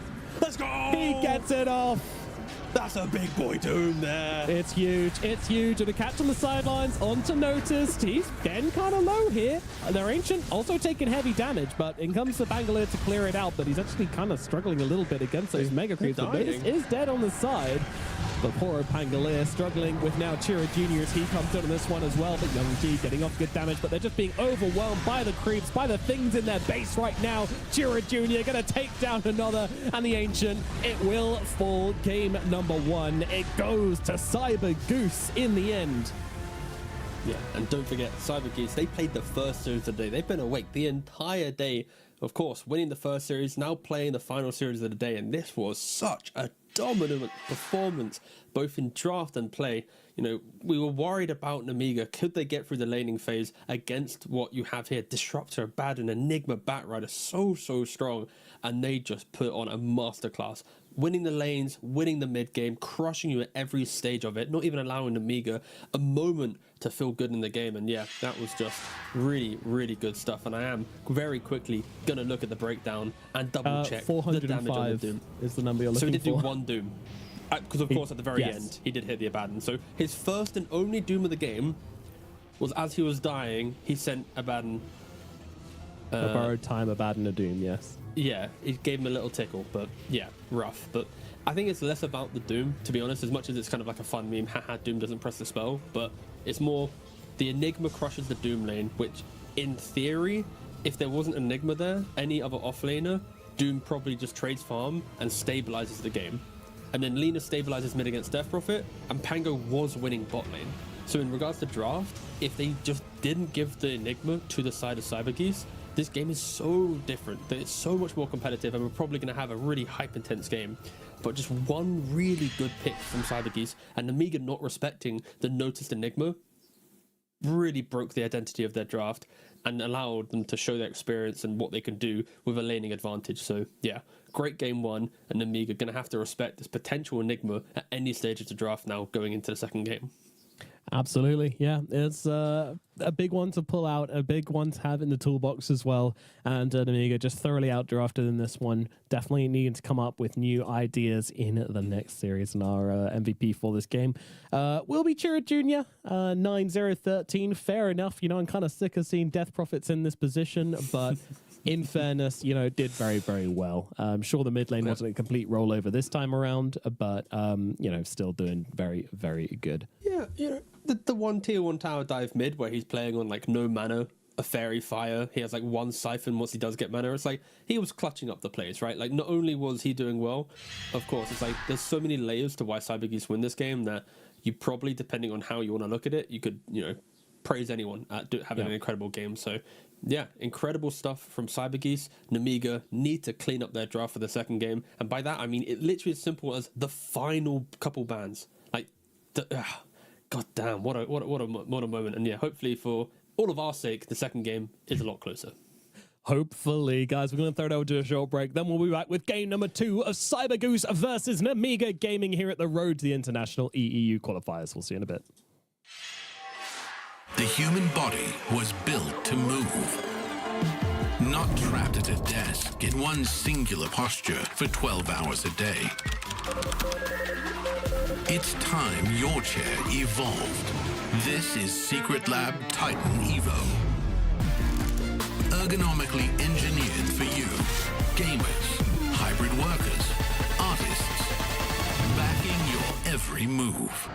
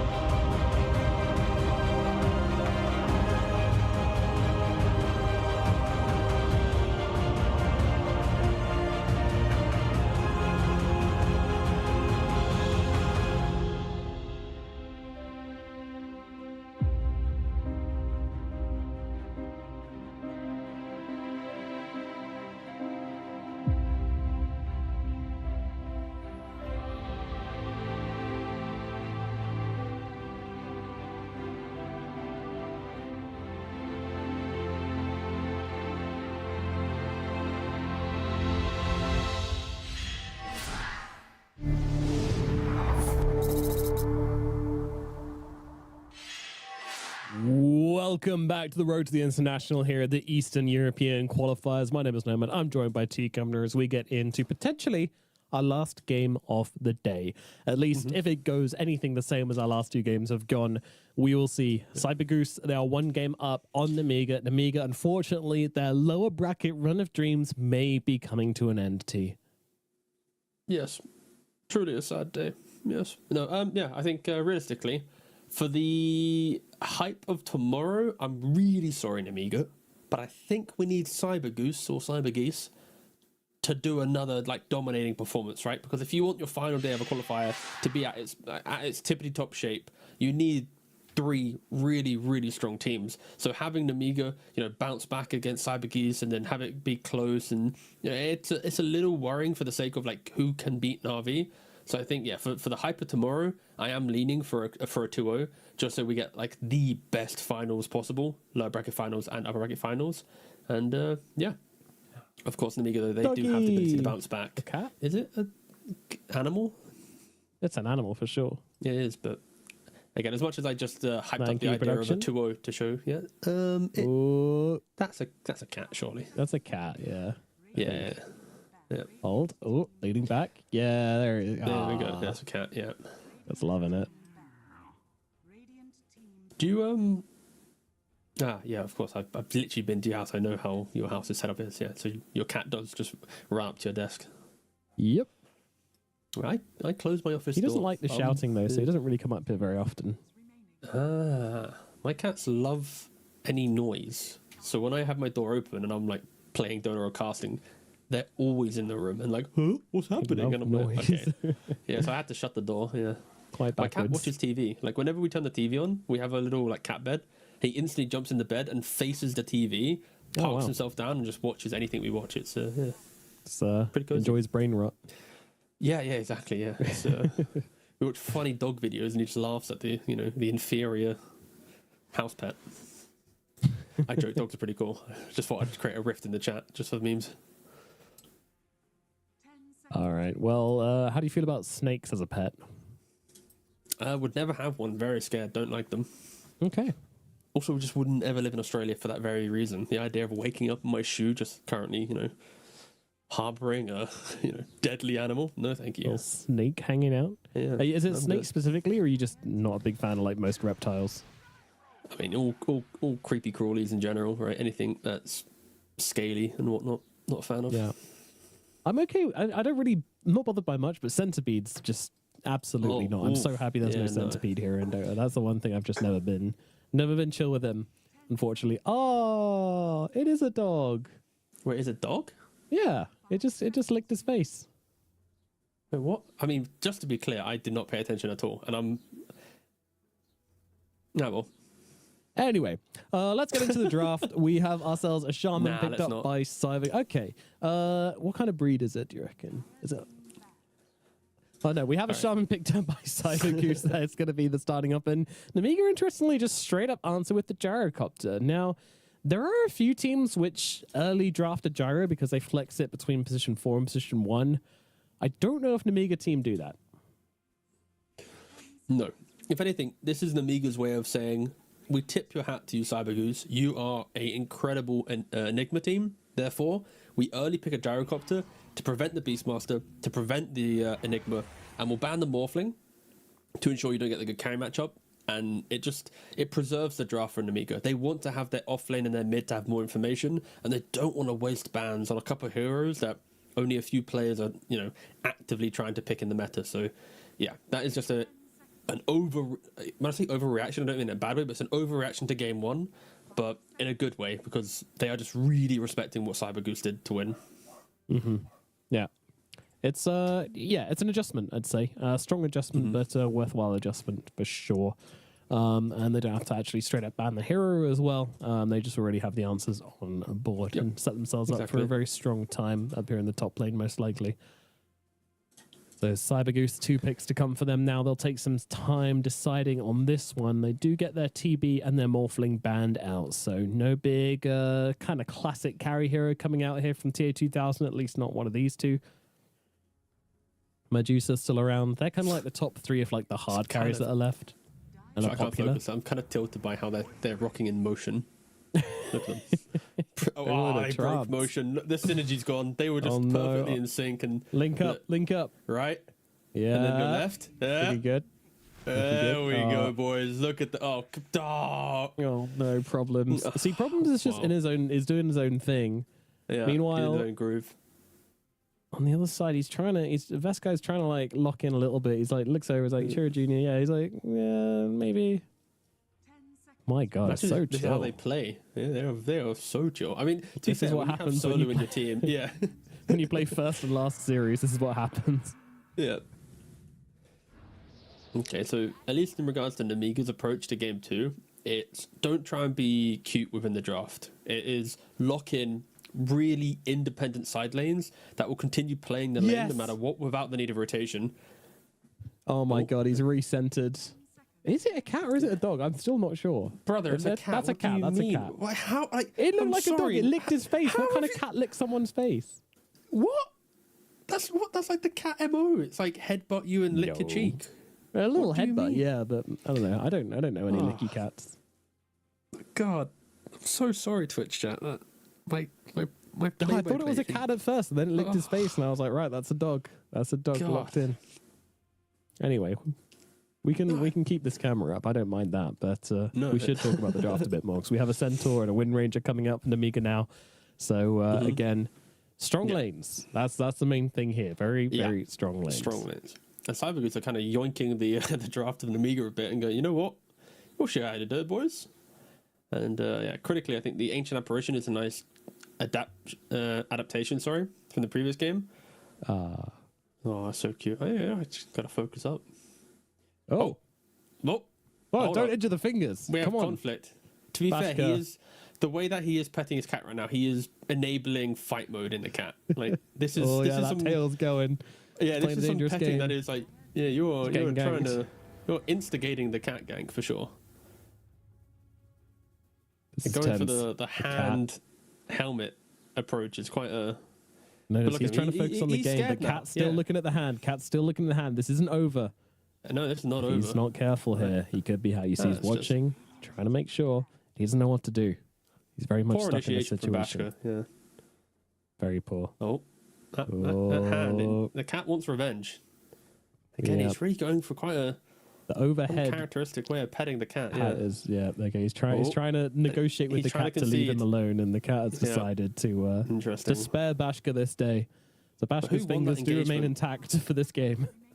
But who won that? That's the real question. I feel like the cat, disgruntled with the aggression of Bashka, not the aggression, but the petting form, and then concedes for now. Maybe later in the game, the cat might just come flying in with like a Hail Mary paw. We'll have a pause. We'll just see Bashka get like clotheslined out of shot. Yeah. Oh God. Yeah. Anyway, Abaddon, sure. Yeah, another Abaddon for TA 2000. He had such a Oh, yeah, I fun, was talking exciting about- game last time around that he just wants to run down lanes again.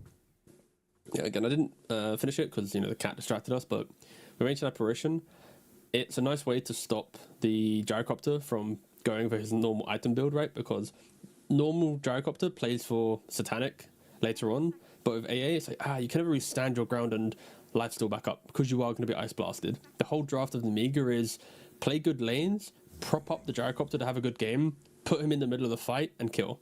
If he's ice blasted, the whole concept of your fight falls apart. So for an Amiga, it's kill the AA, and for Cybergeese, it's isolate the gyrocopter, blast him, and ensure that he can't get the kill. And the Amiga don't want to have that, so they're banning out additional control heroes from the offlane that Noticed would want to pick up. 5 seconds remaining. Not a whole lot left in the pool when it comes to those kind of flexible off-lane style heroes. Dire team pick. And getting rid of... These look like mid counters to an... I don't know. Some... They're protecting the Pangolin. They're just ensuring that. Okay, right. Making sure that they can pick it there. I mean, again, Pango could technically still be offlane, right? And then there's a different mid hero that they want to pick up. But these two bands, it's like they're good against Pango, they're good against other mid heroes. But I think I would rather pick up Noticed's offlane. And Psyche is actually going to be Noticed see. on the Pangolin. And they go for the mid tiny. Yep, triple melee core, so you really don't want to be playing against Amber or Monkey King in that situation. Final pick now for Namiga. They get to end off this draft on their terms. What do they want to go for? Something very important, which I didn't point out at the start of the draft, by the way. I'm not sure if you did or not. I may have been distracted by the cat, but they banned out the death prophet on Namiga, which is very important. Yes, I mean, that's... what do you think? Is it draft win now, or what's the situation? Well, it'll be a competitive game at least. Ah, yes. Makes sense. The AA really annoys Namiga here, because when you see mid-tiny, it's like Eastern Europe has at least entertained picking Necrophos a little bit more, but with AA in the game, it's like, do you really want to pick that? But a lane dominator could be quite a fun way. We already mentioned that the side lanes of Namiga are quite independent. You don't need the Jakira to help the Centaur Windrunner. You don't need the Windrunner to help the Jakira Gyro, right? It's like the two just keep playing their own side. So if you see a hero that deletes mid-tiny, then it is a good way to set up a successful draft from Namiga. That's where, luckily for Cybergoose, I say luckily, the reason why they picked the Tiny is like it's one of the more generic mid heroes that initiates, because if the lane's difficult, you do eventually have Crash Landing to shove the wave. You can make rotations with Avalanche and not feel too bad. So if there is some like hardcore counter to your hero, you can still play play out the game in a different style. And they go for just you don't see much mid Shadow Fiend, but it's one of the classics, right? You see a mid melee hero, pick up the Shadow Fiend, get a couple razors on him, punish him. Will be a really fun battle between the two, because of course if you ever go aggressive on the Tiny and then he avalanches you, tosses you on the tower, rotation from the Shaman, there's kill potential both ways, but it will be easier for the Shadow Fiend. That whole time you were talking, I wanted to make a hero suggestion. I was so confident I actually wrote it down on a piece of paper, but I got it wrong. So I'm kind of glad that you kind of monologued there, because it protected me. No. From my I knew that. I sensed it. I have another monitor that is just your POV, and I saw you writing down on this piece of paper. Do you want to show the piece of paper to the audience? I do not, but it was Drow. I don't think it was show up on camera, so I'm not going to do that. But it was Drow. I thought it looked good. I don't know. I thought it was a good Drow game. What can I say, guys? I thought it was going to get off the Pangolier. Yeah, I'm so happy I did. But no, the Shadow Fiend's going to come out instead for Young G. It makes more sense. A bit more of a mid hero, a bit more of the hybrid damage in this game. And yeah, it's definitely going to abuse the fact, though, that they have got these 3 melee heroes. So, if you misinitiate even a tiny little bit, either Gyro or the SF is going to punish you pretty damn hard. A lot of damage coming out from these guys, but is it enough to secure them this game 2? Will they be able to regain our confidence after that disastrous game 1? That's what we're going to find out in the second match here in this best of 3 series. It is time for the lower bracket game 2. Let's get into the game and find out how this one is going to go. First ET, this mid matchup, Young G on the Shadow Fiend laning up against the Chira Junior Tiny. Is there potential that our Tiny's going to struggle here? Yeah, I mean, potentially, right? Like I said at the end of the draft, right? It's the you were writing down Drow Ranger. You completely ignored my analysis. It's fine. It's the razors, right? Classic. Will he hit the razors? Will supports rotate in? But if isolated in a 1v1, Shadow Fiend should win. When supports rotate in, then it truly is anyone's game. And of course, he does have the Shadow Maya facet, so 1-2 raise, you get slowed up. Kill potentials, although it's available. Like, he started with double Mango Fairy Fire. Like, he wants to kill. Yeah, I only really see lasting presence on the more carry style of Shadow Fiends, but sometimes you carry from the mid and then you want to pick it up there. Notice, kind of looking around here. Problem's also going for a big, long rotation here. I'm going to go see if he can pick himself up a bouncy rune. I mean, if he goes now, he might see that there is nobody here, but doesn't try for it. Bounty's going to go 2 for 2. No surprises here.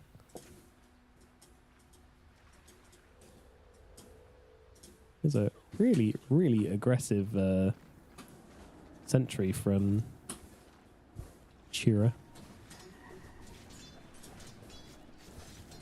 I mean, observer. Just named sentry. Funny. You fell for it. Yeah, That was like the old classic. Falcon strategy from That's- snaking. Where, yeah, that's good.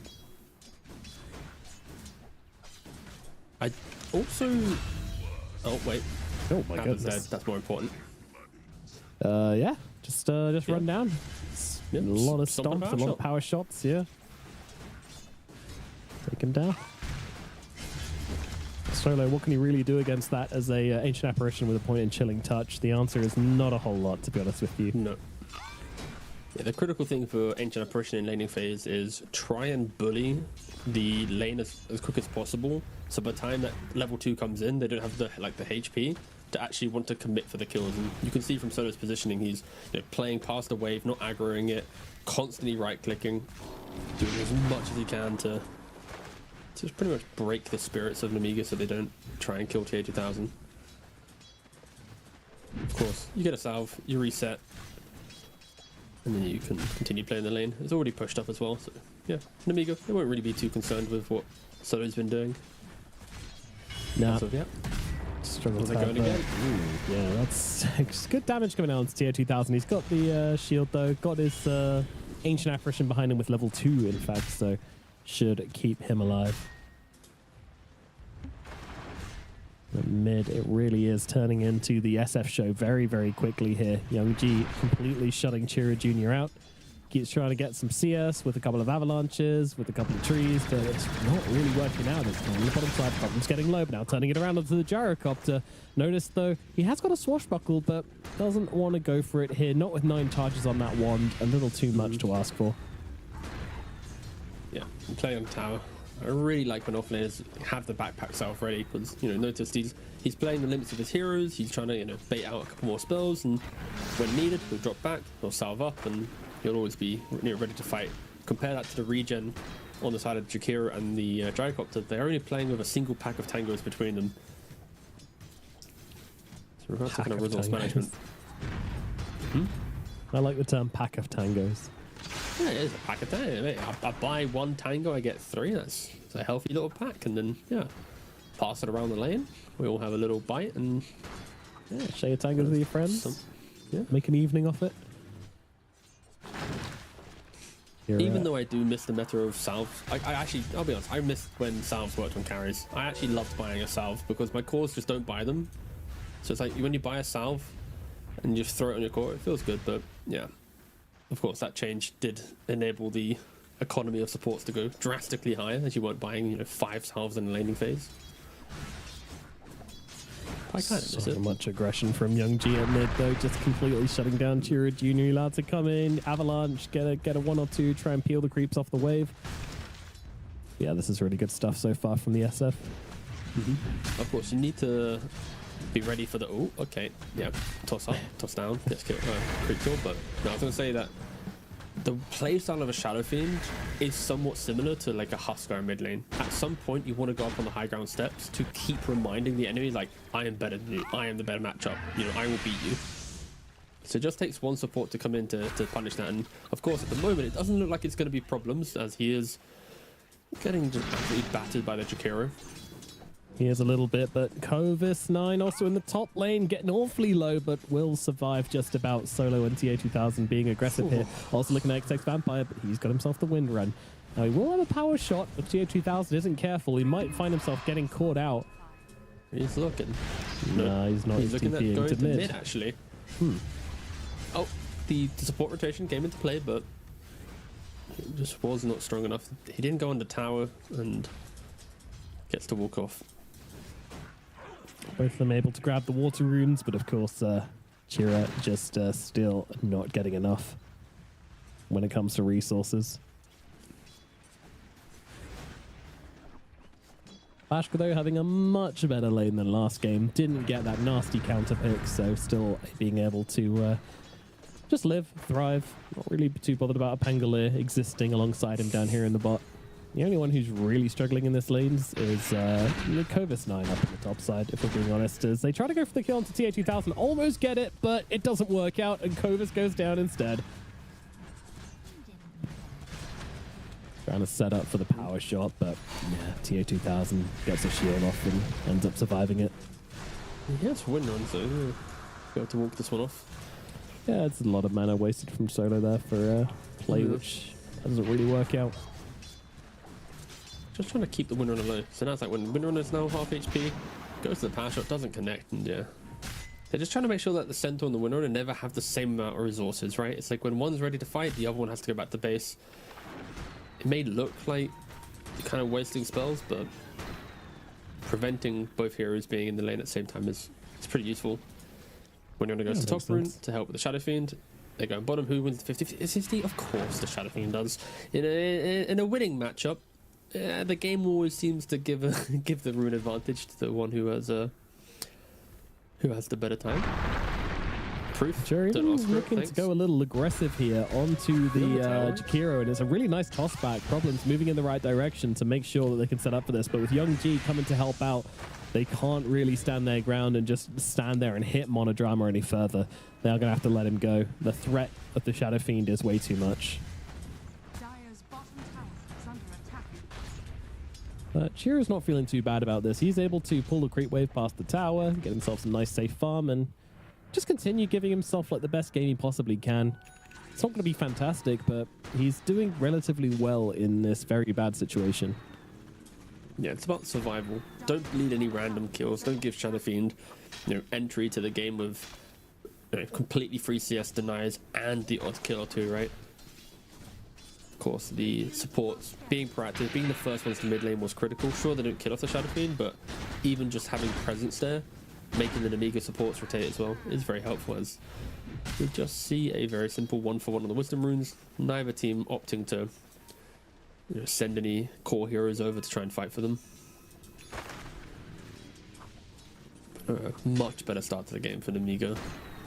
Oh yeah, they're chilling at the moment. Like, when was the last time you saw like a proper 30-minute absolute stomp from both lane, like commanding every kill? Like often there's like moments where it's like they at least win a fight or something, but that last game it was it's not often you see that level of domination from a team.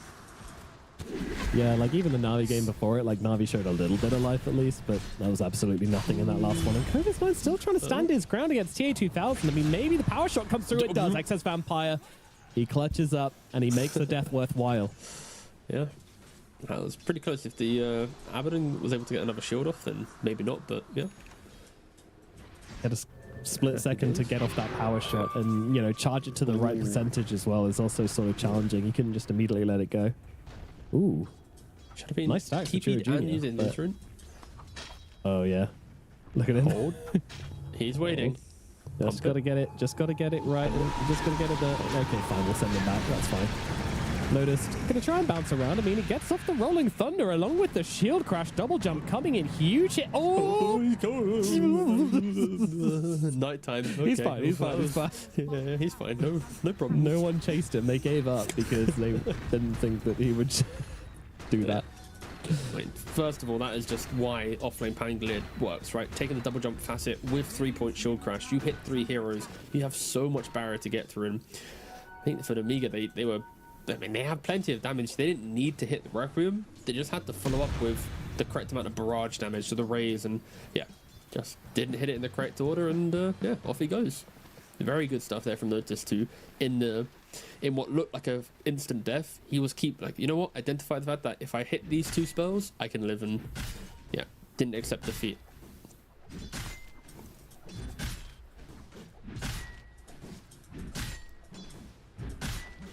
Okay, and the Shadow Fiend actually has going for a Yasha. I think Scriff is also looking at the wording on that facet there as well. Which one? Counter-Strike. Centaurs. Notice, being chased, being run down here. Power shot comes through, and that'll be another kill. Namiga showing some life here in this game at number 2. They're currently 1k up, 4 kills to 2. Sure, it's not the biggest lead in the world, but they're definitely off to a good start, of course. To me, it always feels a little bit fragile when an SF is the richest hero in the game. I don't trust this hero to stay alive. Ooh. Well, Okay. when the enemy misses spells, he does live. Yes, yeah, absolutely. So they're trying to be early with the Ice Blasters, you should be, but when your teammates don't connect like that, it gets awkward very quickly. And talking about getting awkward, Bashka getting stuck up here a little bit. Tier 2000 coming in and problems. He's here as well. The crew have arrived onto the gyrocopter and no one's going to be able to help him out. Bashka goes down. Nice kill onto the enemy carry here by the side of the Cyber Goose.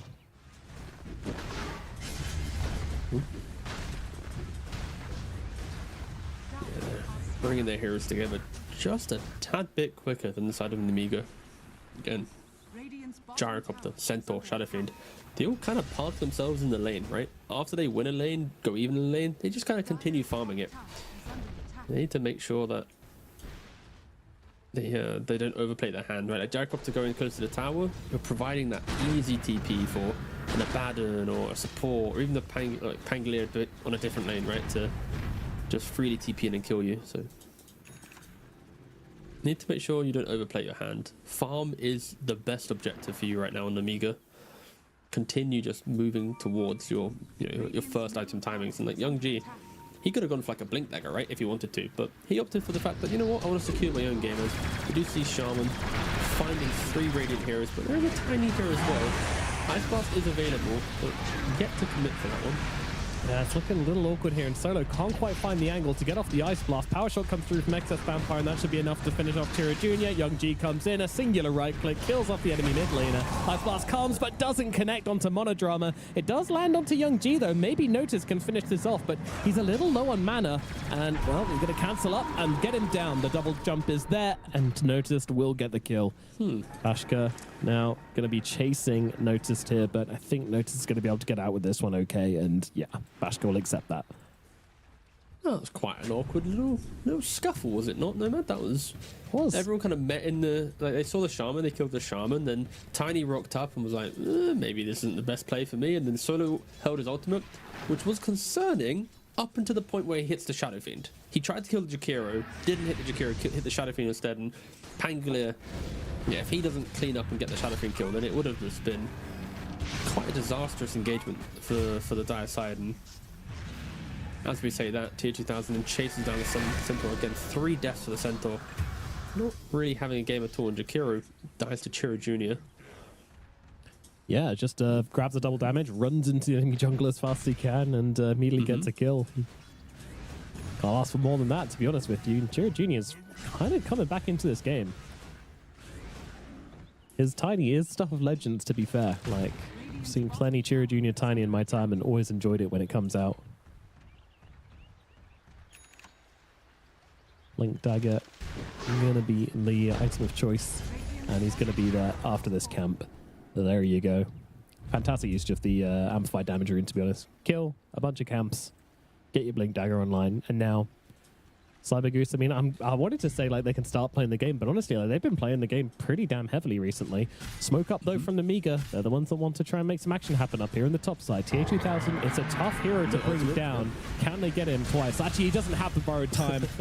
They knew it. They had that timer going. 10 seconds left on it. They'll kill off TA 2000. Okay, that's 13 seconds of quite a nice pick-off. Making motions. However, Snakes on a middle lane. Going to be taking down this tower. Not on a plane.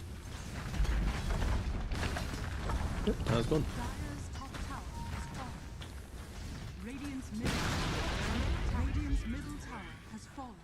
My main concern for the Amiga is Shadow Fiend is itemized in like kind of a greedy way by going Yashikaya first, where when the big fight breaks out, Pangolier has roll, Tiny has blink, Shaman very soon has blink. Will he actually get the Requiem off? Like, we're not going to be seeing the I'm on top of you Requiem. It'll be more of like a high ground Requiem to start the fight with a fear. As Chiro Jr. syncs up with the supports to go for a kill on the Windrunner. Sure, you get the Windrunner off, but it's just delaying the inevitable. I think it's the reason why we don't see too much Shadow Fiend. It's like, you might dominate your lane, but unless you have like flawless execution on every Requiem, you're always like scared to join the next fight, knowing that you are one death away from kind of losing everything that you've done so well to build up on in your laning phase. That is true, yeah. And that's what I was saying earlier as well. Like, I'm never comfortable when Shadow Fiend is the top network hero in the game. I echo that 100%. Reiterating our I will reasons. keep saying it. That is how important it is, no man. Indeed. Give us Yes. 5 minutes, we'll run it back once more. We shall. Unless this gyrocopter starts to take over, which is what they're hoping for on Amiga. But CG, they are looking to see if he just shuts his face down this lane. Yeah.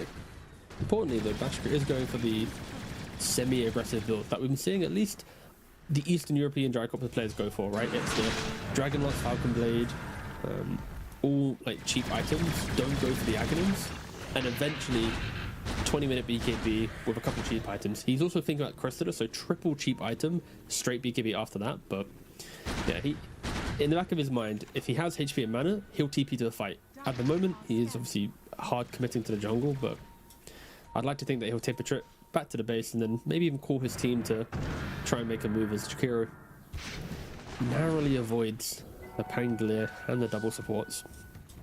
Yeah, Notice trying to use a double jump to see if he can use it as a radar to see if anybody's in those trees, but doesn't land.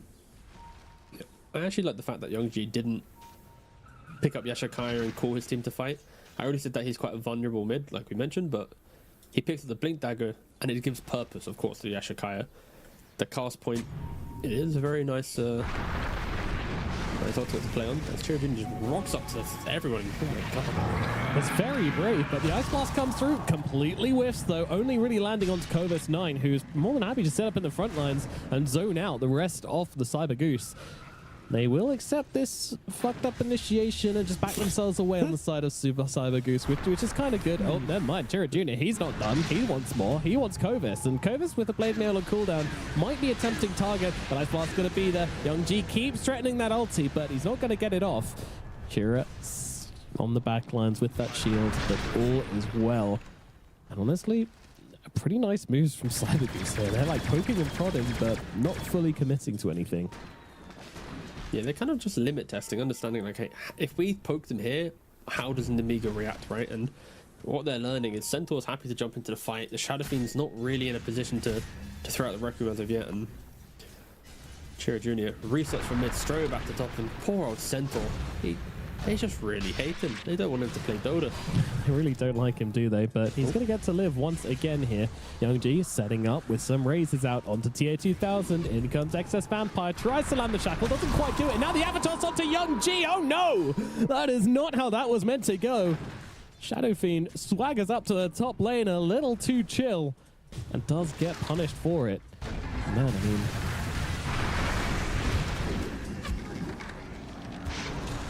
that's a problem with mid lane Shadow Fiend and him being your richest hero. Oh, Gyrocopter?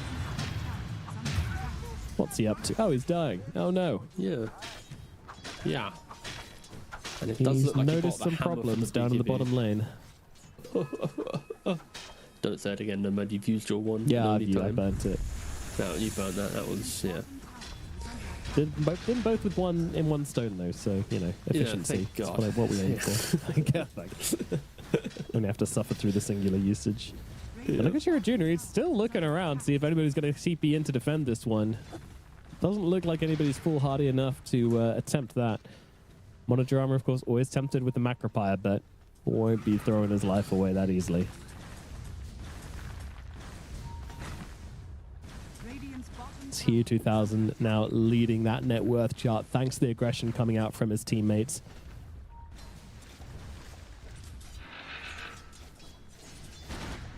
Radiance, Yasha on the way towards the Manta style.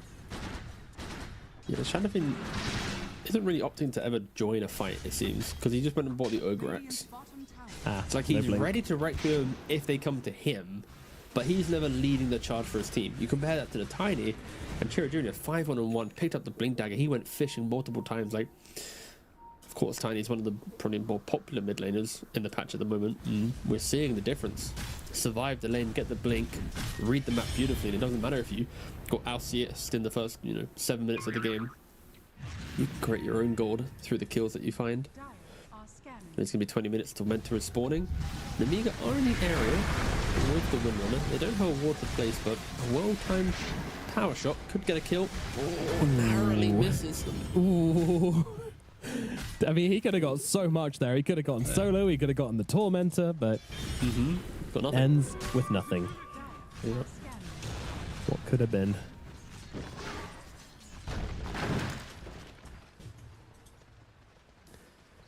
level BKB will be the second lease of life for the Amiga in this draft.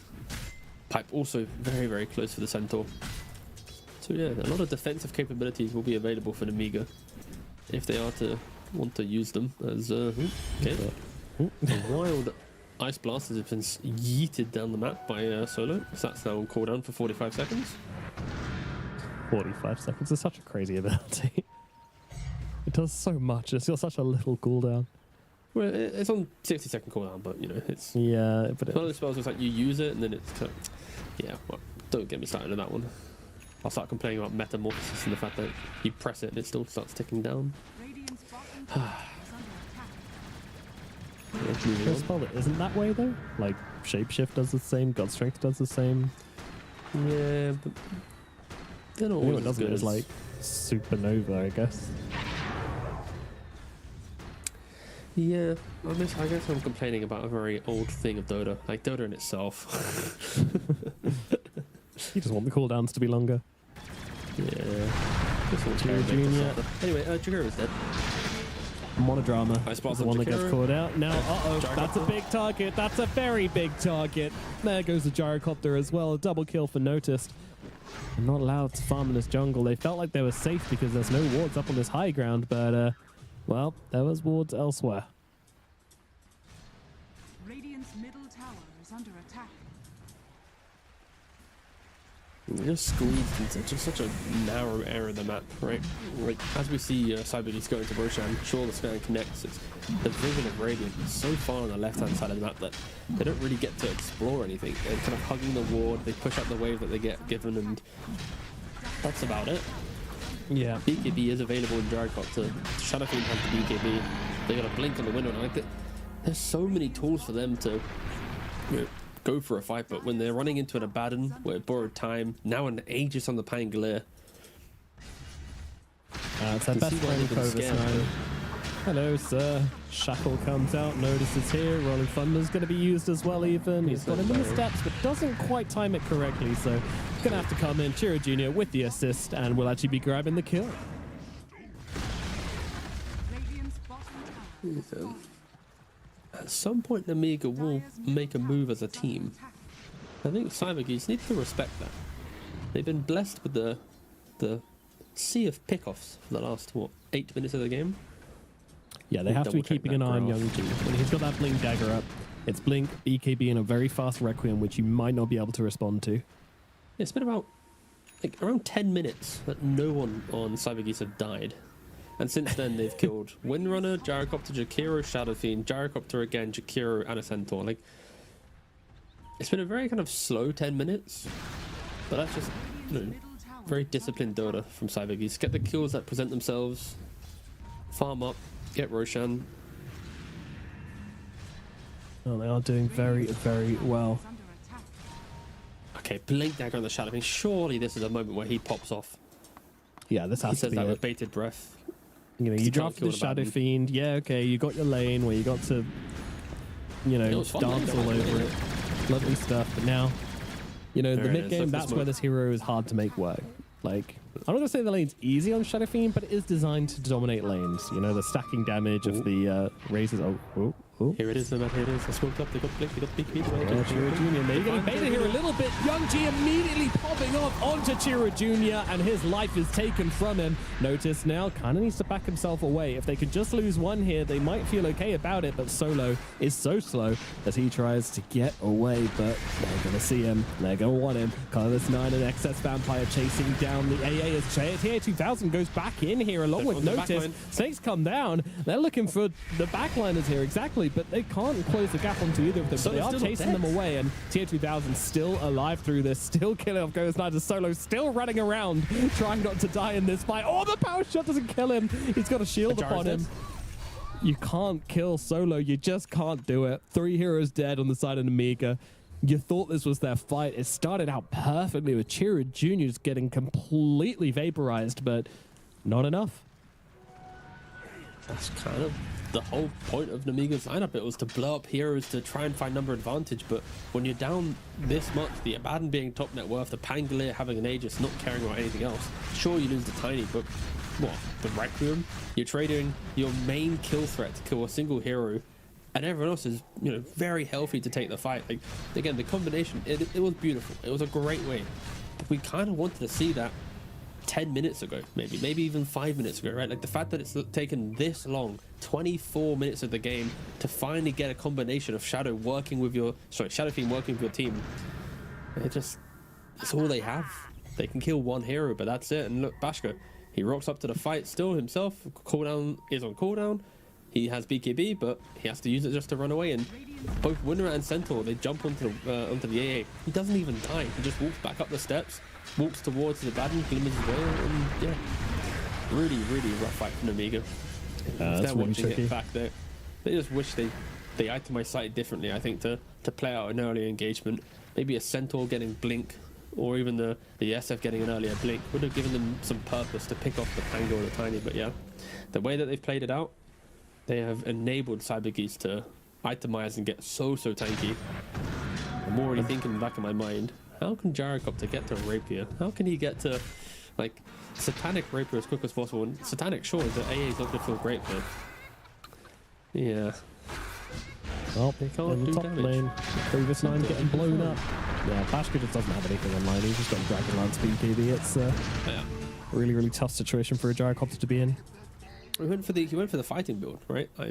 I praised the idea of, like, you buy cheap items, you play for your team, and Tier 2000 might be biting off more than he can chew in the bottom lane. Let's see. He's got the Blink Dagger though, so can always just run himself away, and with no shackle coming out.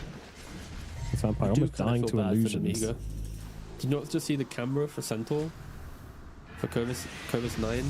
Like, but just before, he had, like, hands on his head, like, he can feel the fact that this game's not going his way. They've made this lower bracket run. They've won, what, 3 best of 3s in a row to get here. Well, they've killed off Noticed, and Bashka gets a kill as well. It's a pretty big deal. Now, Young G trying to close the gap onto Problems, and with the Requiem coming through and a couple of right clicks, Sure. we'll be able to bring him down, despite the best efforts from TA 2000. Now, Chira Jr. jumps in. Oh, that Croaker helping out a lot here, allowing Chira Jr. to get off the BKB and finish off Young G. But Bashka, he takes down another 2 big kills for this Gyrocopter, and he's feeling it right now. But TA 2000 is still a threat. 2-1. Time back available here, meaning that there is no longer a kill possibility onto this Abaddon, at least not easily. He'll take down that first life and somehow take down the next. Bashka will be able to grab it here, but immediately popping out onto the Gyrocopter and will bring him down. Solo gets that kill, and Solo again dancing around these fights, staying alive through it all. You cannot kill the Ancient Apparition. Kovis popping the Blade Mail, but that's just going to delay the inevitable as TA 2000 slays a trail of dead Radiant heroes down here in the bottom side as TA 2000 pops off in this fight. Yeah, they just keep kiting it, and the cooldowns, it looked like there was maybe a slim chance they could catch the Abaddon pre-ultimate, but again, they just didn't have enough heroes to get there, and just dancing around the fight. Solo's using his Glimmer, escaping once again. Jakiro goes back to base. Tower is under attack. Noticed does die at the start of the fight, so again, on paper, looks pretty good, and the Aegis had just timed out, so yep, happy days for them. Good timing, but yeah, I just feel bad for Namiga. I'm like watching them play, I'm like just looking at their cameras, seeing that it's just not connecting, like all these small things just not working out for them, and yeah. Of course, this is an elimination game. The stakes are very different to the previous games that we've cast so far in the qualifier. Yeah, absolutely. 29 minutes in now. 12-22 is the scoreline, with 11k gold advantage for the Cyber Goose team. They are fully in control of this game. They're just looking for a way to finish it up. That high ground defense, you know, it's not going to be the easiest. Young G on his Shadow Fiend. Going to be a big threat, always. Aghanim's now complete as well. A bit of despair being seen there. I mean, for Centaur it is, right? It's like he died top, respawns, runs bottom, dies, Winona dies, yep, okay. Just trying to get some firing wards on down, all trying to get some cylinders. vision in, but it's kind of left Bashka in a weird place. Does have the BKB here, but with the A blast connecting, he's just dead. He's going to try and get off some damage before he dies, but die most certainly shall. But that said, Young G, good damage off in this fight, killing off the Pangolier to start this one out, but trying to get the damage off onto Chira Jr., but he's just not doing enough, and Problems comes in, gives him the shackle, and makes sure that the SF cannot do any more to the Tiny. It will just be a trade here. Call for a call, which you may just settle for if you're Namiga here. for Namiga at least, like, sure, Window has to buy back, but for them, there is a bit of motivation provided now. It's like, guys, the Shadow Fiend has everything possible to kill a hero. Tiny, Pango, let's ignore the Abaddon, right? Because of course borrowed time. But if they can get that quick stun on any hero with the Shadow Fiend following after, they have this like ability just to hold on to the game, to buy time. When Gyrocopter, he's gonna have to try and do a better job at evading these Ice Blasts solo. He identifies one key thing: Ice Blast the Gyrocopter do not allow him to stand his ground and participate in the fight. You know, the damage on the Gyrocopter has been, you know, negligible in the last engagements, just because Solo has kind of had his number the entire time. But 13,000 gold lead. Yeah, just one pick off away from feeling confident. Well, they left this gem in the pit to see when Roche respawns. I will go with yes. Smart. That would make sense. Risky. It's smart. Well, they aren't really leaving their base, so... Oh, Tiny's in the base, and Jakiro's dead. But... Yeah, he's a little bit. Chira, low, trying to get himself away. The shackle catches him out though, and they will kill off the Tiny. Overextension here from Chira Jr., and it's going to be punished hard. Down goes Problems, down goes Solo. Double kill for XX Vampire, as they just push this one far too far on the side of Cyber Goose. Yeah, they got way too overconfident there. Chira Jr., he's been having a stellar game on his initiations, but to cheekily jump the base like that, to go for a Jakiro kill and should bait the rest of your team into a really bad spot. And you talk about the gem, Abaddon instantly, he ran to the pit, was like, oh, Yeah, jump, okay, no worries, I'll pick it up, we're dying, yep. So they have to Gonna grab this real quick. The jump from Chira Jr., he gets the kill. But Solo, 8 he seconds shows on the himself in a bad- BKB. yeah. How are you doing this play with 8 seconds left on your BKB? I don't know. I think he must have not checked it. There's just no way you go for that one unless you're you've really confident though. Like in this, like the Could way be, they've been yeah. rolling the fights, like they just feel like it is their game to win, right? And yeah, realistically, from our perspective, that is just a crazy move. That's like a Kiyotaka jump, right? That is like the what are we doing? But normally the Tiny will die, the supports don't follow him. One death, whatever, hold the high ground, you're fine. But the fact that both supports also get baited into Tiny's aggression, that's when it truly becomes a comeback. And you know, we were talking about the slim chance of play for the Requiem, play for a big pick, and maybe 2 or 3 pickoffs down the line, you've got a game. But Tiny and the supports, they kind of accelerated that just a smidge. Is this a full refresher up now for Young G? I think it is. Yeah, it is, yeah. Oh my god. So, 1 for the Tiny, 1 for the Pango. Okay. Or 1 for one half of the team and 1 for the other half. Ooh. We've got to dream big, Tico. Or both into the Abaddon. do nothing but, you know, desperate times, desperate measures. This is kind of hype. It is, yeah. Namiga Yeah. actually put a game together with an assist from Chira Jr. in that last fight, but Yeah, just a little bit, yeah. now, let's see. Okay, Cyber Goose, it's time to get that discipline coming into play. Does seem like they've got it. They're hanging out. They know that Roshan's going to be the most important thing here. Wait, are they predicting they want to fight top? Oh, AD. Okay. TA2000 doesn't even ask about it, just grabs it straight off the bat. And we'll start running at them now. They'll want to play with this. They want to play with this double damage. They just got to be careful. Oh, it's a double damage and shield rune on TA2000. All right, bro. Jumping in immediately onto the Gyrocopter, just trying to blow him up straight off the bat. It's a lot of damage coming on down, but I mean, actually, Abaddon, he's got the one who's going to fall because Kovis9's there with the Aghanims. The cart comes through and saves the day. They'll kill off Chira Jr. instead. The only loss is the Jakiro. Kovis9, you genius, coming through with the cart and now finding problems on the sidelines as well. Young G's there, the right click's all there, beat him to finish the job. Let's see where the Cyber Geese are crumbling. What looked like despair on the Centaur. I'm looking at the camera, him holding his head in his hand, but no, he's turned it back around. Grabs the Ag, sees the initiation, picks up his Gyrocopter. Ice Blast doesn't connect. Kind of on the right hand side of my screen, kind of went off to a whole nother game. But yeah, when the spells don't connect, the Amiga, they're looking pretty happy. And not I a was single not expecting Requiem to say used. that. Yeah. Refresher still not used. They're trying to Requiem the pit when Roche isn't even there yet, but it's fine. Solo will die. There he is. Sorry, we didn't see it, Young G. Well, okay, Yeah, get out of the pit. I do like those final moments before Roshan gets to the pit where you think he's in the pit, but he's not. He still grabs you. Look, he's angry. What's happening? Why is Roche not aggroing onto Gyro? He's here now. I think they will just stop attacking him. So There we go. He's reset now. He's locked in. oh, Here we go, Rolling Thunder coming on through. They need to take out this SF here if they want to stand a chance of winning this fight. But again, Cobus 9 gets him in the catapult cart. And now the double Requiem can come out and there is nothing they can do about it. Oh, that was fucking beautiful as they take down 3. Looking for Noticed as well. Noticed will fall. Cobus 9 still alive. Bashka still alive. And Young G is completely untouched through the whole thing.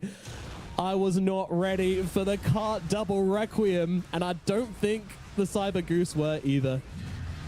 no, but they have to still keep themselves on their toes, right? The Roshan, it roars because Cybergeese took the last one, so 2,000. He was trying to go for a cheeky blink and take the Roshan at the end of it, but yeah, Roshan doesn't want any of that. He wants Namiga to win. He wants them to get Biased to Roshan. kill him.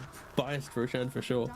But yeah, Centaur coming in clutch, saving the gyrocopter in the previous fight. The fight we just witnessed, again, like you said, saving the Shadow Fiend. Absolutely beautiful. They need to lock down the Shadow Fiend because notice he had what a great jump from Jakiro and the Shadow Fiend. It looked like that was their fight to win, but not controlling up the Centaur, enabling him to run into the fight. He doesn't have a BKB in the Centaur, so you could argue that maybe the Shaman should have identified the fact that locking down Centaur was more important than following up the chain CC, and yeah, double Requiem is just a menace. So yeah, Amiga patting the Centaurs back there. Thank you so much for saving us in the last 2 engagements. Hopefully for Namiga's sake he can continue finding these beautiful saves. They've been so good, literally game defining, game saving moments. And now they've got a lot more in their toolkit to work with. Excess Vampire, he pulls out the Scythe of Vice. He's been building this thing all game. Blink, Scythe has been the play all along for the Wind Ranger. And now it's going to give them some very strong picking off potential.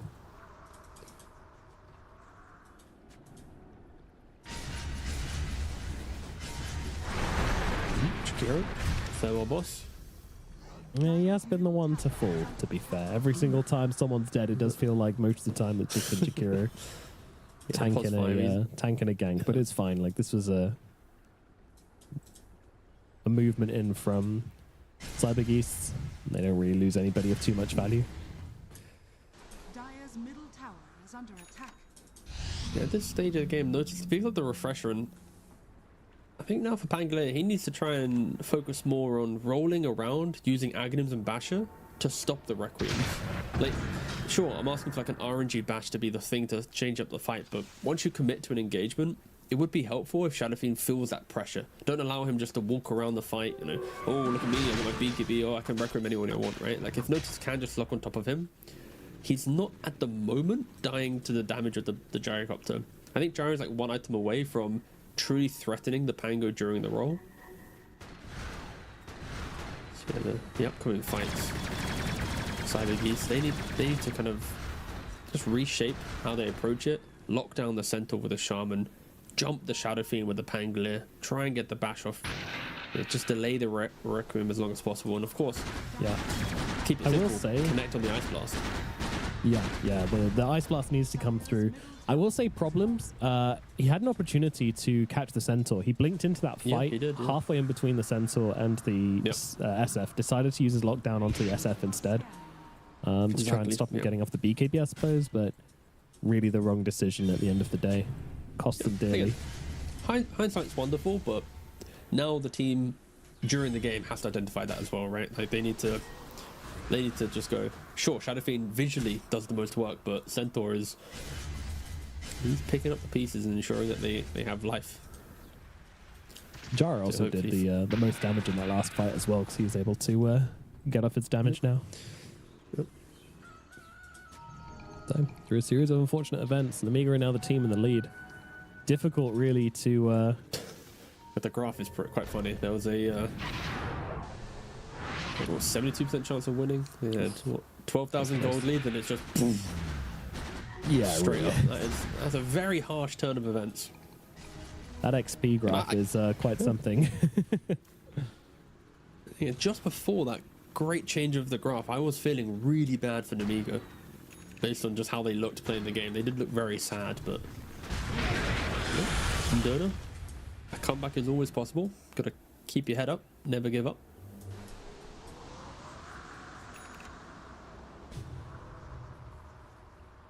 So what do the fights look like for...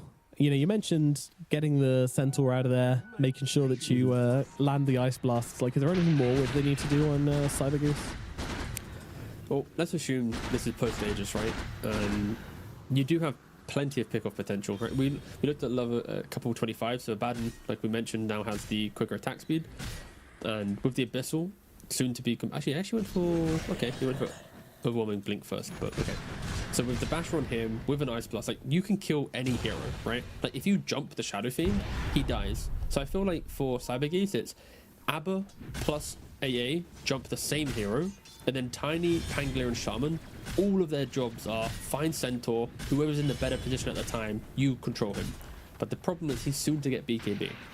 But yeah, luckily for Cybergeese, the game plan is always going to be the same. Just jump the Shadow Fiend or the Gyrocopter, stop Centaur. Like,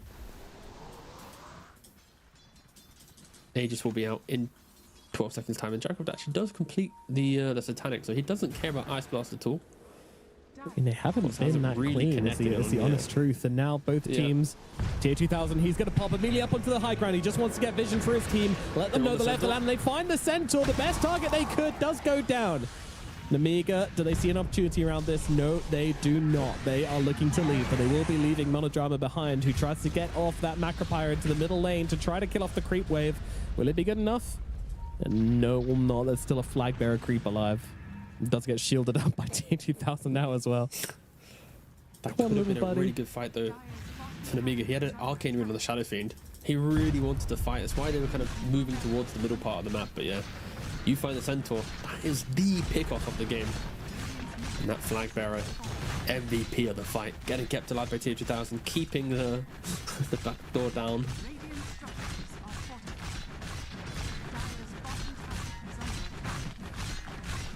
And they are so far away. Just like, yeah, we are not getting caught out with UTA 2000. Good luck, buddy.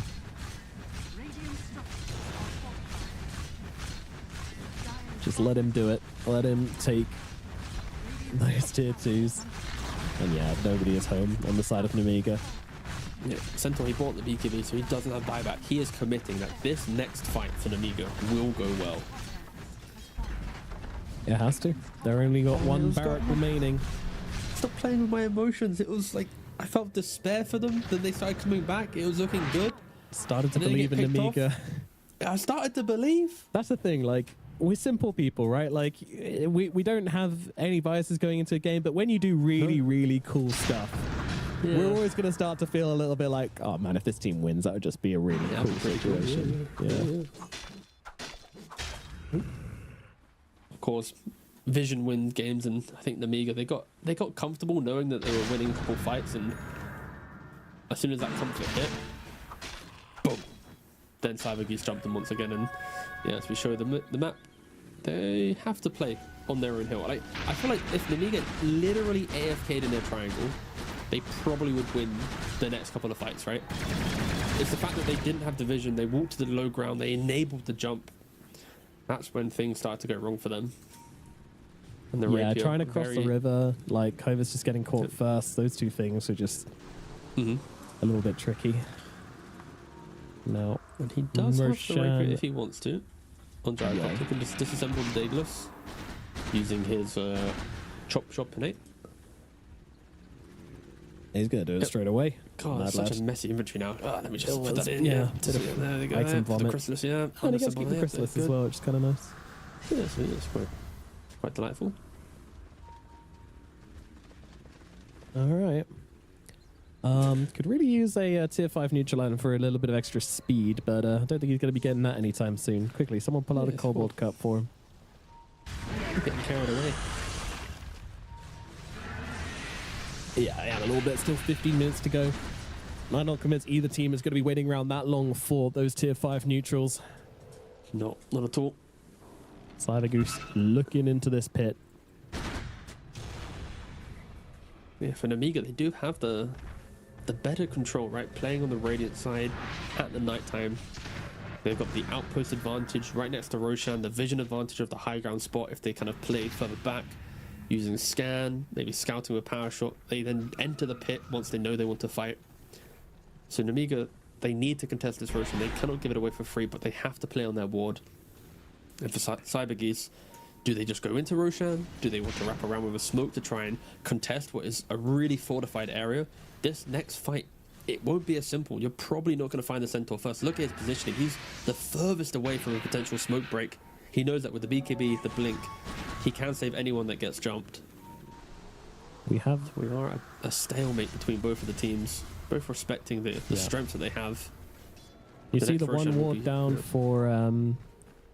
for Cyber Goose. They've got one on the kind of arm on the side, and then they're going to shove one more down. That was their last observer for the time being.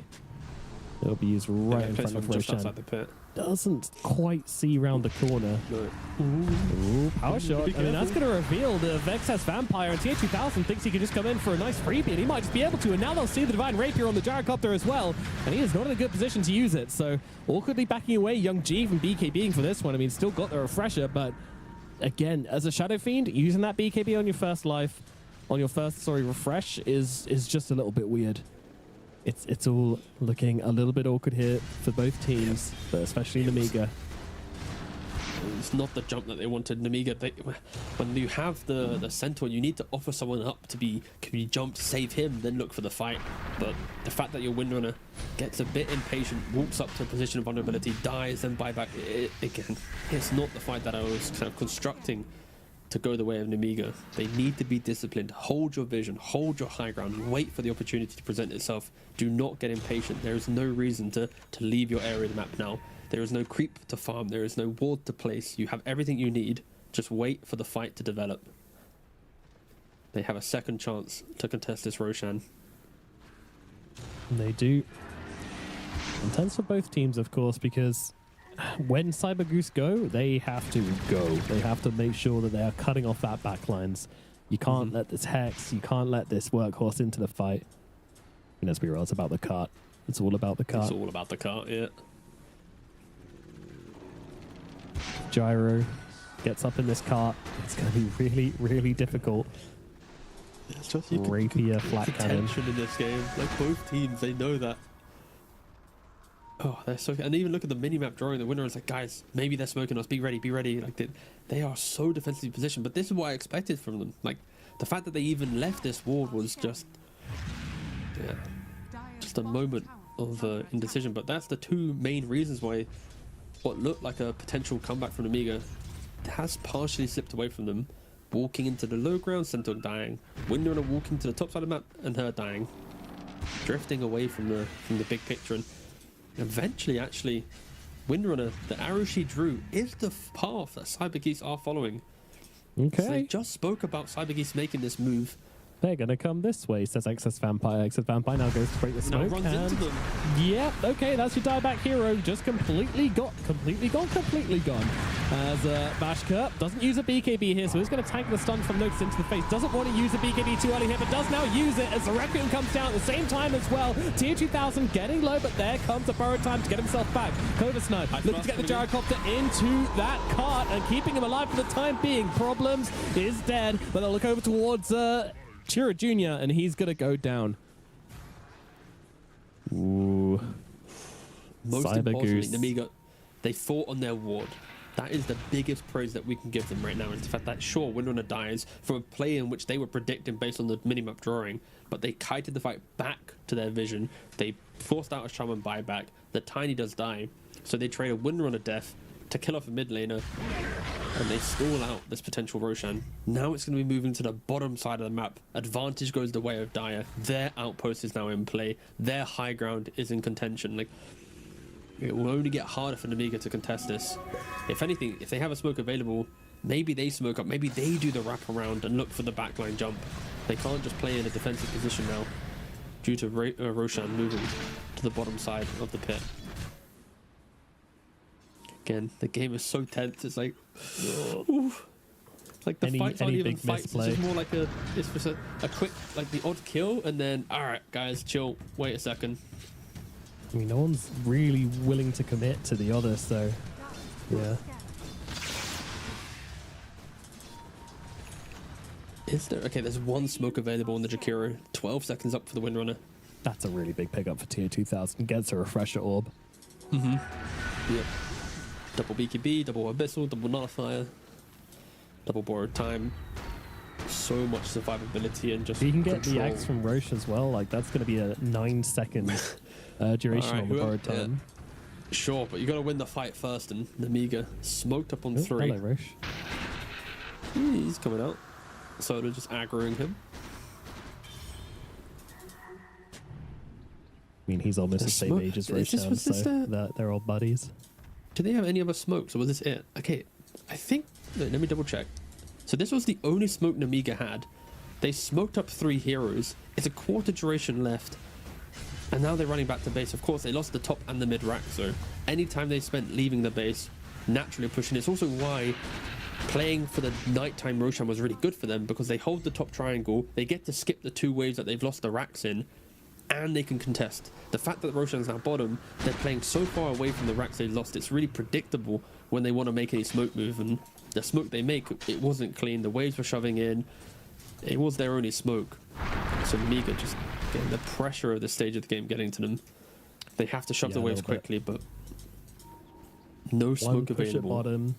Yep. Try to go for the reset. Just try to hold this area. That's all they can do.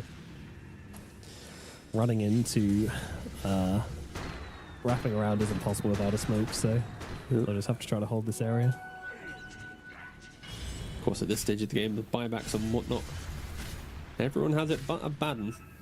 Yeah, that is And questionable. then the supports that bought it back in the last fight, so Then it'll be useful. in all likelihood, tier 2000 just kind of lives through the fight anyway. Like with a refresher, it's Yeah. almost impossible for the Abaddon to be killed off Yeah. first or early. It would just be Yeah. really hard for Namiga. Like their buybacks just don't have the same value. There's no tier 2 in the bot lane. There's no towers running down the mid. They've lost the rack, so it's not as if they can take the fight, drag it back to a tower, and then buy back and play on it. You compare that to Cyber Goose, it's just use outpost. Even the mid tier 2, if they want to change up the TP duration, and they now go into the pit. There is no scan available on Radiant. Big snakes as well. He's got the 20 talents, so yeah. It's happening. Chira Jr., he's starting this one off. I'm not surprised it's Chira Jr. in the pit and not Tier 2000. Tier 2000, he's now in there. They'll notice what's Now going he on. roars. Bashka, he approaches. How hard do they want to commit to this fight, though? They're trying to finish off the Roche, but Roche, he does go down. Chira Jr. grabs the Aegis, grabs a refresher shard, and out. Well, in comes Gyro's in. Gyrocopter inside the workhorse into the fight. Young G, he's going to be there as well. Abyssal. Oh, he gets stunned. He gets bashed. He tries to go for the Requiem, but now gets tossed up as well. He can't let it go. He can't let it pop, and that's going to be it. 4 heroes dead. They have the buyback remaining, but it's going to be so hard without that rapier, which Chira Jr. will now cheerily pick up and take into the Namiga base to plunge into their throne. I don't know if there's anything left in the tank for Namiga now. That was just about everything they had. Yeah, the Shadow, he blinked into the pit. He wanted a Requiem to cover his team, but I'm Would have been pretty sure huge. the Abaddon just turned and abyssed him. And then, Oh, well, yeah, just Basher, I think- guess I'm not sure one way or the other. Either way, just But they still have it. They still have the Stopping double it. Requiem. First Yep. one's going to come down. Everything onto the Tiny. Get that Rapier back into their hands. And that's going to be successful. He is dead. Rapier back to the Gyrocopter. Oh, no. Tier 2000 BBB TP Any out. cancels? He's out of there. He is gone. No Basher up. No BKB penetrating stuns. He will be able to Luckily, escape, workhorse. but oh, they... okay. I don't know, Okay. I saw some. Yep, from Shadow from Centaur. He's feeling the stress a little bit, okay? Yeah, you can. Yeah, it's getting to him for sure, but it's making Relax, the series brother. way more We're all enjoyable. good. You're okay. The Just keep- triple keep buyback. forcing your way into the into game 3. So Yeah. Windrunner starts the fight, gets the Tiny. Centaur then follows up. Sure, he gets shackled, annoys him just a little bit, but yeah, the double Requiem. Imagine if Young G hit the Requiem in the pit. This Again, game it would could have be been done. such a different story, and no cancel there. Dire's middle tower has fallen. Tier Of 2000 course, is they just playing all chats his, so well as well. Yeah. All right, Now they're can they walking hold up. on to these buybacks on the Tiny and onto the Pangolier? And not only that, can the Amiga bait out the buybacks and not die in doing so? True. They don't are have any to playing their name. without buybacks on pretty much everybody. Where is their Requiem? It's actually, he's got the boots of travel too, so he's just pushing out top, but he can come in. TP. Yeah. Only one. Doesn't though. seem to be that they're forcing it. Of course, with 2 racks advantage, why would you buy back just for a mid racks? It doesn't seem to be that important. They're going to be done soon anyway. They'll go into solo here, hex him up, and Tier 2000 jumps onto the gyrocopter, but Workhorse immediately. Shackle will be there from the Shaman just to stop him getting away too Force off far. enough. Things Gets getting a little Perpetuity. bit weird. Toss back though onto the Centaur, but it doesn't drag the gyrocopter because Workhorse ends just in time. Refresher out from Cobus 9 now as well. That's going to get Flash Buster. missed. Yet another layer of protection. So once again, we will be lulled into this uneasy truce between the two teams, but it's a smoke from Namiga. They're looking to make something happen here. Let's not forget though, not everything is available for them. Refresher Requiem is not an option unless they can wait another 39 seconds. And they don't have buybacks. If they're to make a play there, I would say that would be a kind of unhinged and crazy thing to do. But then maybe that's what you need to do because You've got to make the wild not play expect now. it. Yeah. Yeah. I mean, the fact that you are just one death away from it being GG. They're walking to the steps of the enemy, close to an Ice Blast. Again, that's the value of AA. One Ice Blast, you're gone. You don't have an Aegis to protect yourself. You don't have anything. Everything leans on the Centaur. Can he get the Workhorse off? Can he get the Refresher back up in time? Will Cybergeese fight again to force out only a single Workhorse available for the fight? Will Yongji out get the now. record? So, yeah, exactly, yeah. It's a really weird advert for the game, I guess, but Cybergeese, they're going to smoke up, walk into the enemy triangle. Maybe they take the outpost before the fight breaks out to provide themselves a TP opportunity on buyback, but it would give away their position. Yeah, it's Because of tricky. that, They actually probably don't gonna have look for either the fight. outpost right now, so buybacks are incredibly weak for the side of Cybergoose. Yeah. Walking around Amiga, they are pinging out. They are aware that this play could be happening. Chira X Jr., if he Vampire gets has a big buyback, toss back both. here, it would be massive. Only Winner has buyback, I believe. Yeah. On Radiant, so she kind of needs to kind of feed for the fight. Bashka's been seen, the damage is coming in. Youngji on the back lines just trying to plot the ancient apparition of all heroes, and now in comes that Workhorse, and Gyrocopter is standing and delivering, but Tier 2000 has got that borrowed time. Refresher available as well. The Gyrocopter still trying to stand his ground, but Tier 2000 will not leave him alone. Bashka trying to escape the Ice Blast this time. It is good, and down goes the Gyrocopter, but Youngji doing good damage back towards Chira Jr. Chira Jr.'s out of the equation, and a lovely little shackle out from Excess Vampire as well. It's going to allow him to bring down Notice. The power shot will finish the job, but Tier 2000, he's going to have to back himself away. The Refresher's been used. He's picked up the Rapier, and now he needs to leave because his team, they have respawned. They are coming in. Can they hold without their Gyrocopter, without their Requiem? It seems so hard now for the Amiga T. He's dead for 3 minutes 20 seconds. Oh, sorry, look at that. He's dead with Jesus. no buyback, right? Because he can cool down for 3 minutes and 20 seconds. He's dead for a minute and 30 seconds. Sorry, just to clarify that one. Who cares? The game's intense. It doesn't matter. But yeah, Requiem, he's got to wait gonna 27 feel like seconds 3 for that minutes, one. 20 seconds, Yeah. Steve. It's going to feel like 3 minutes 20 seconds. They've got one Requiem to defend. That is everything. Young G, he needs to hit it. Yeah, what are they waiting Cybergeese, for? they understand the Borrowed fact that time, Gyrocopter's buyback. 15 Yeah, just seconds. This will be it. chill. Under attack. Just for They'll have Rolling clarification. Thunder. They'll have the Ice Blast. They'll have everything they everything. need to, in theory, finish this game. Namiga, they've pulled out magic at every stop so far. Not enough to win the game, but enough to drag it out to this point. We're now hitting 60 minutes. Game which did not look that close. Snakes are down. Tier 2000 is in. And nothing They can off the circle is boards. going to stop them. Except the fortification, Ooh, apparently. Shadow Fiend, stop showing yourself, you're the important one.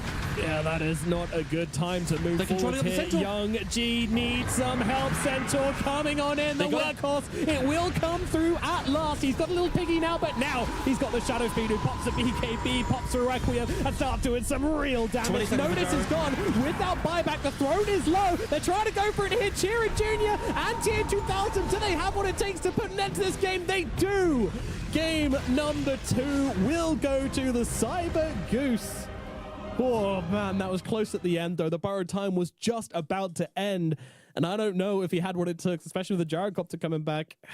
That was very, very close, but they do get the win in the end. And you can see on the faces of Namiga there that it's a little crushing for them. They made it pretty deep in this tournament, but they weren't quite able to stand up to the Cyber Goose.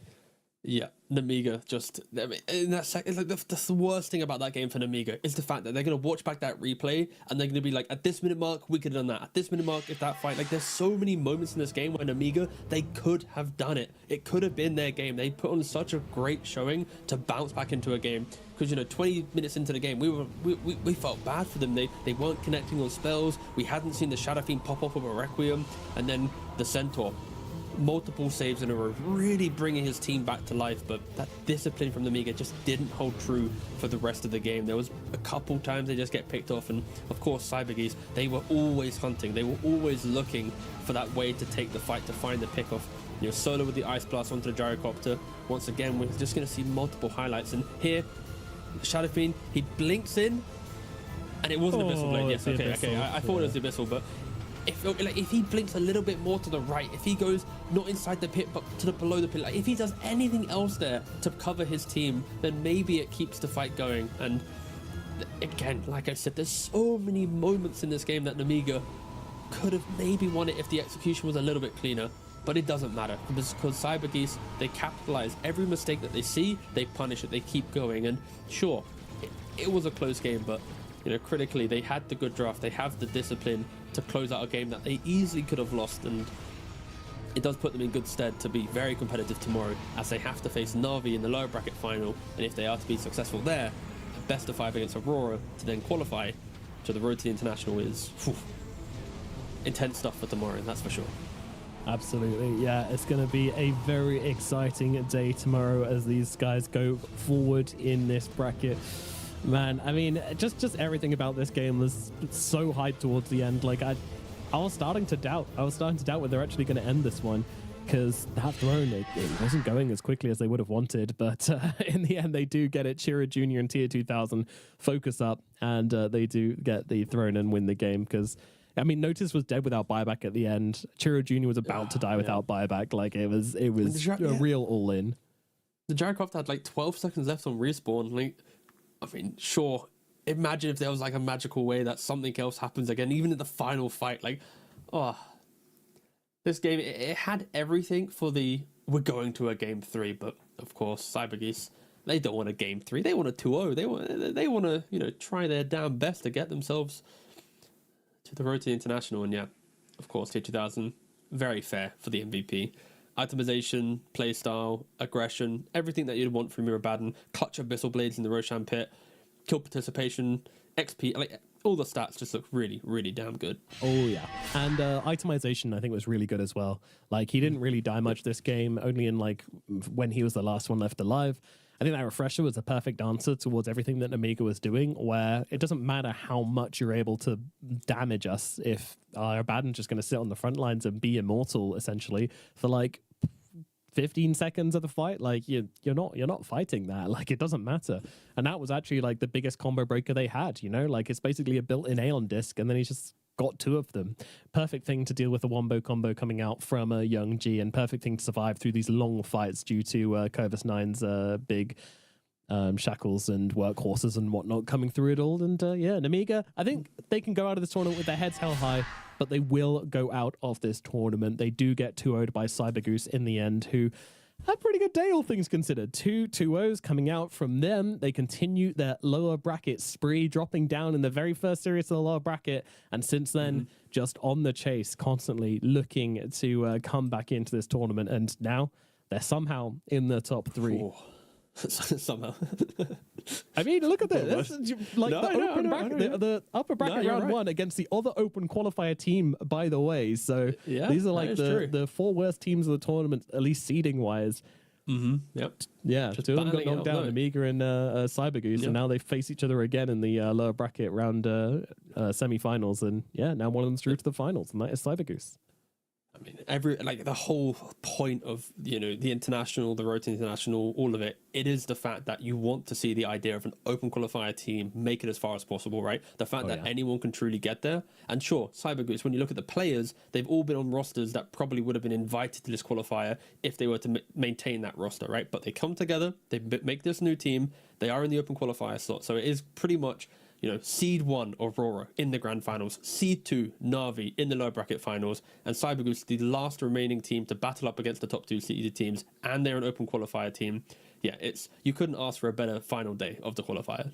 Absolutely not. No, it is for sure the 3 best teams, and the 3 most entertaining teams, I would say, as well, as each one of these guys have put in a shift and made us really excited to watch them play. Of course, slightly later starting time of 12 tomorrow, so you know, push your clocks back a little bit, have a lie, and then come join us for tomorrow as we have more Road to the International qualifier action here in the Eastern European region. But we are all done for today, so congratulations to Aurora for making it through to the grand finals. Congratulations to CyberGoose for making it through to the final day.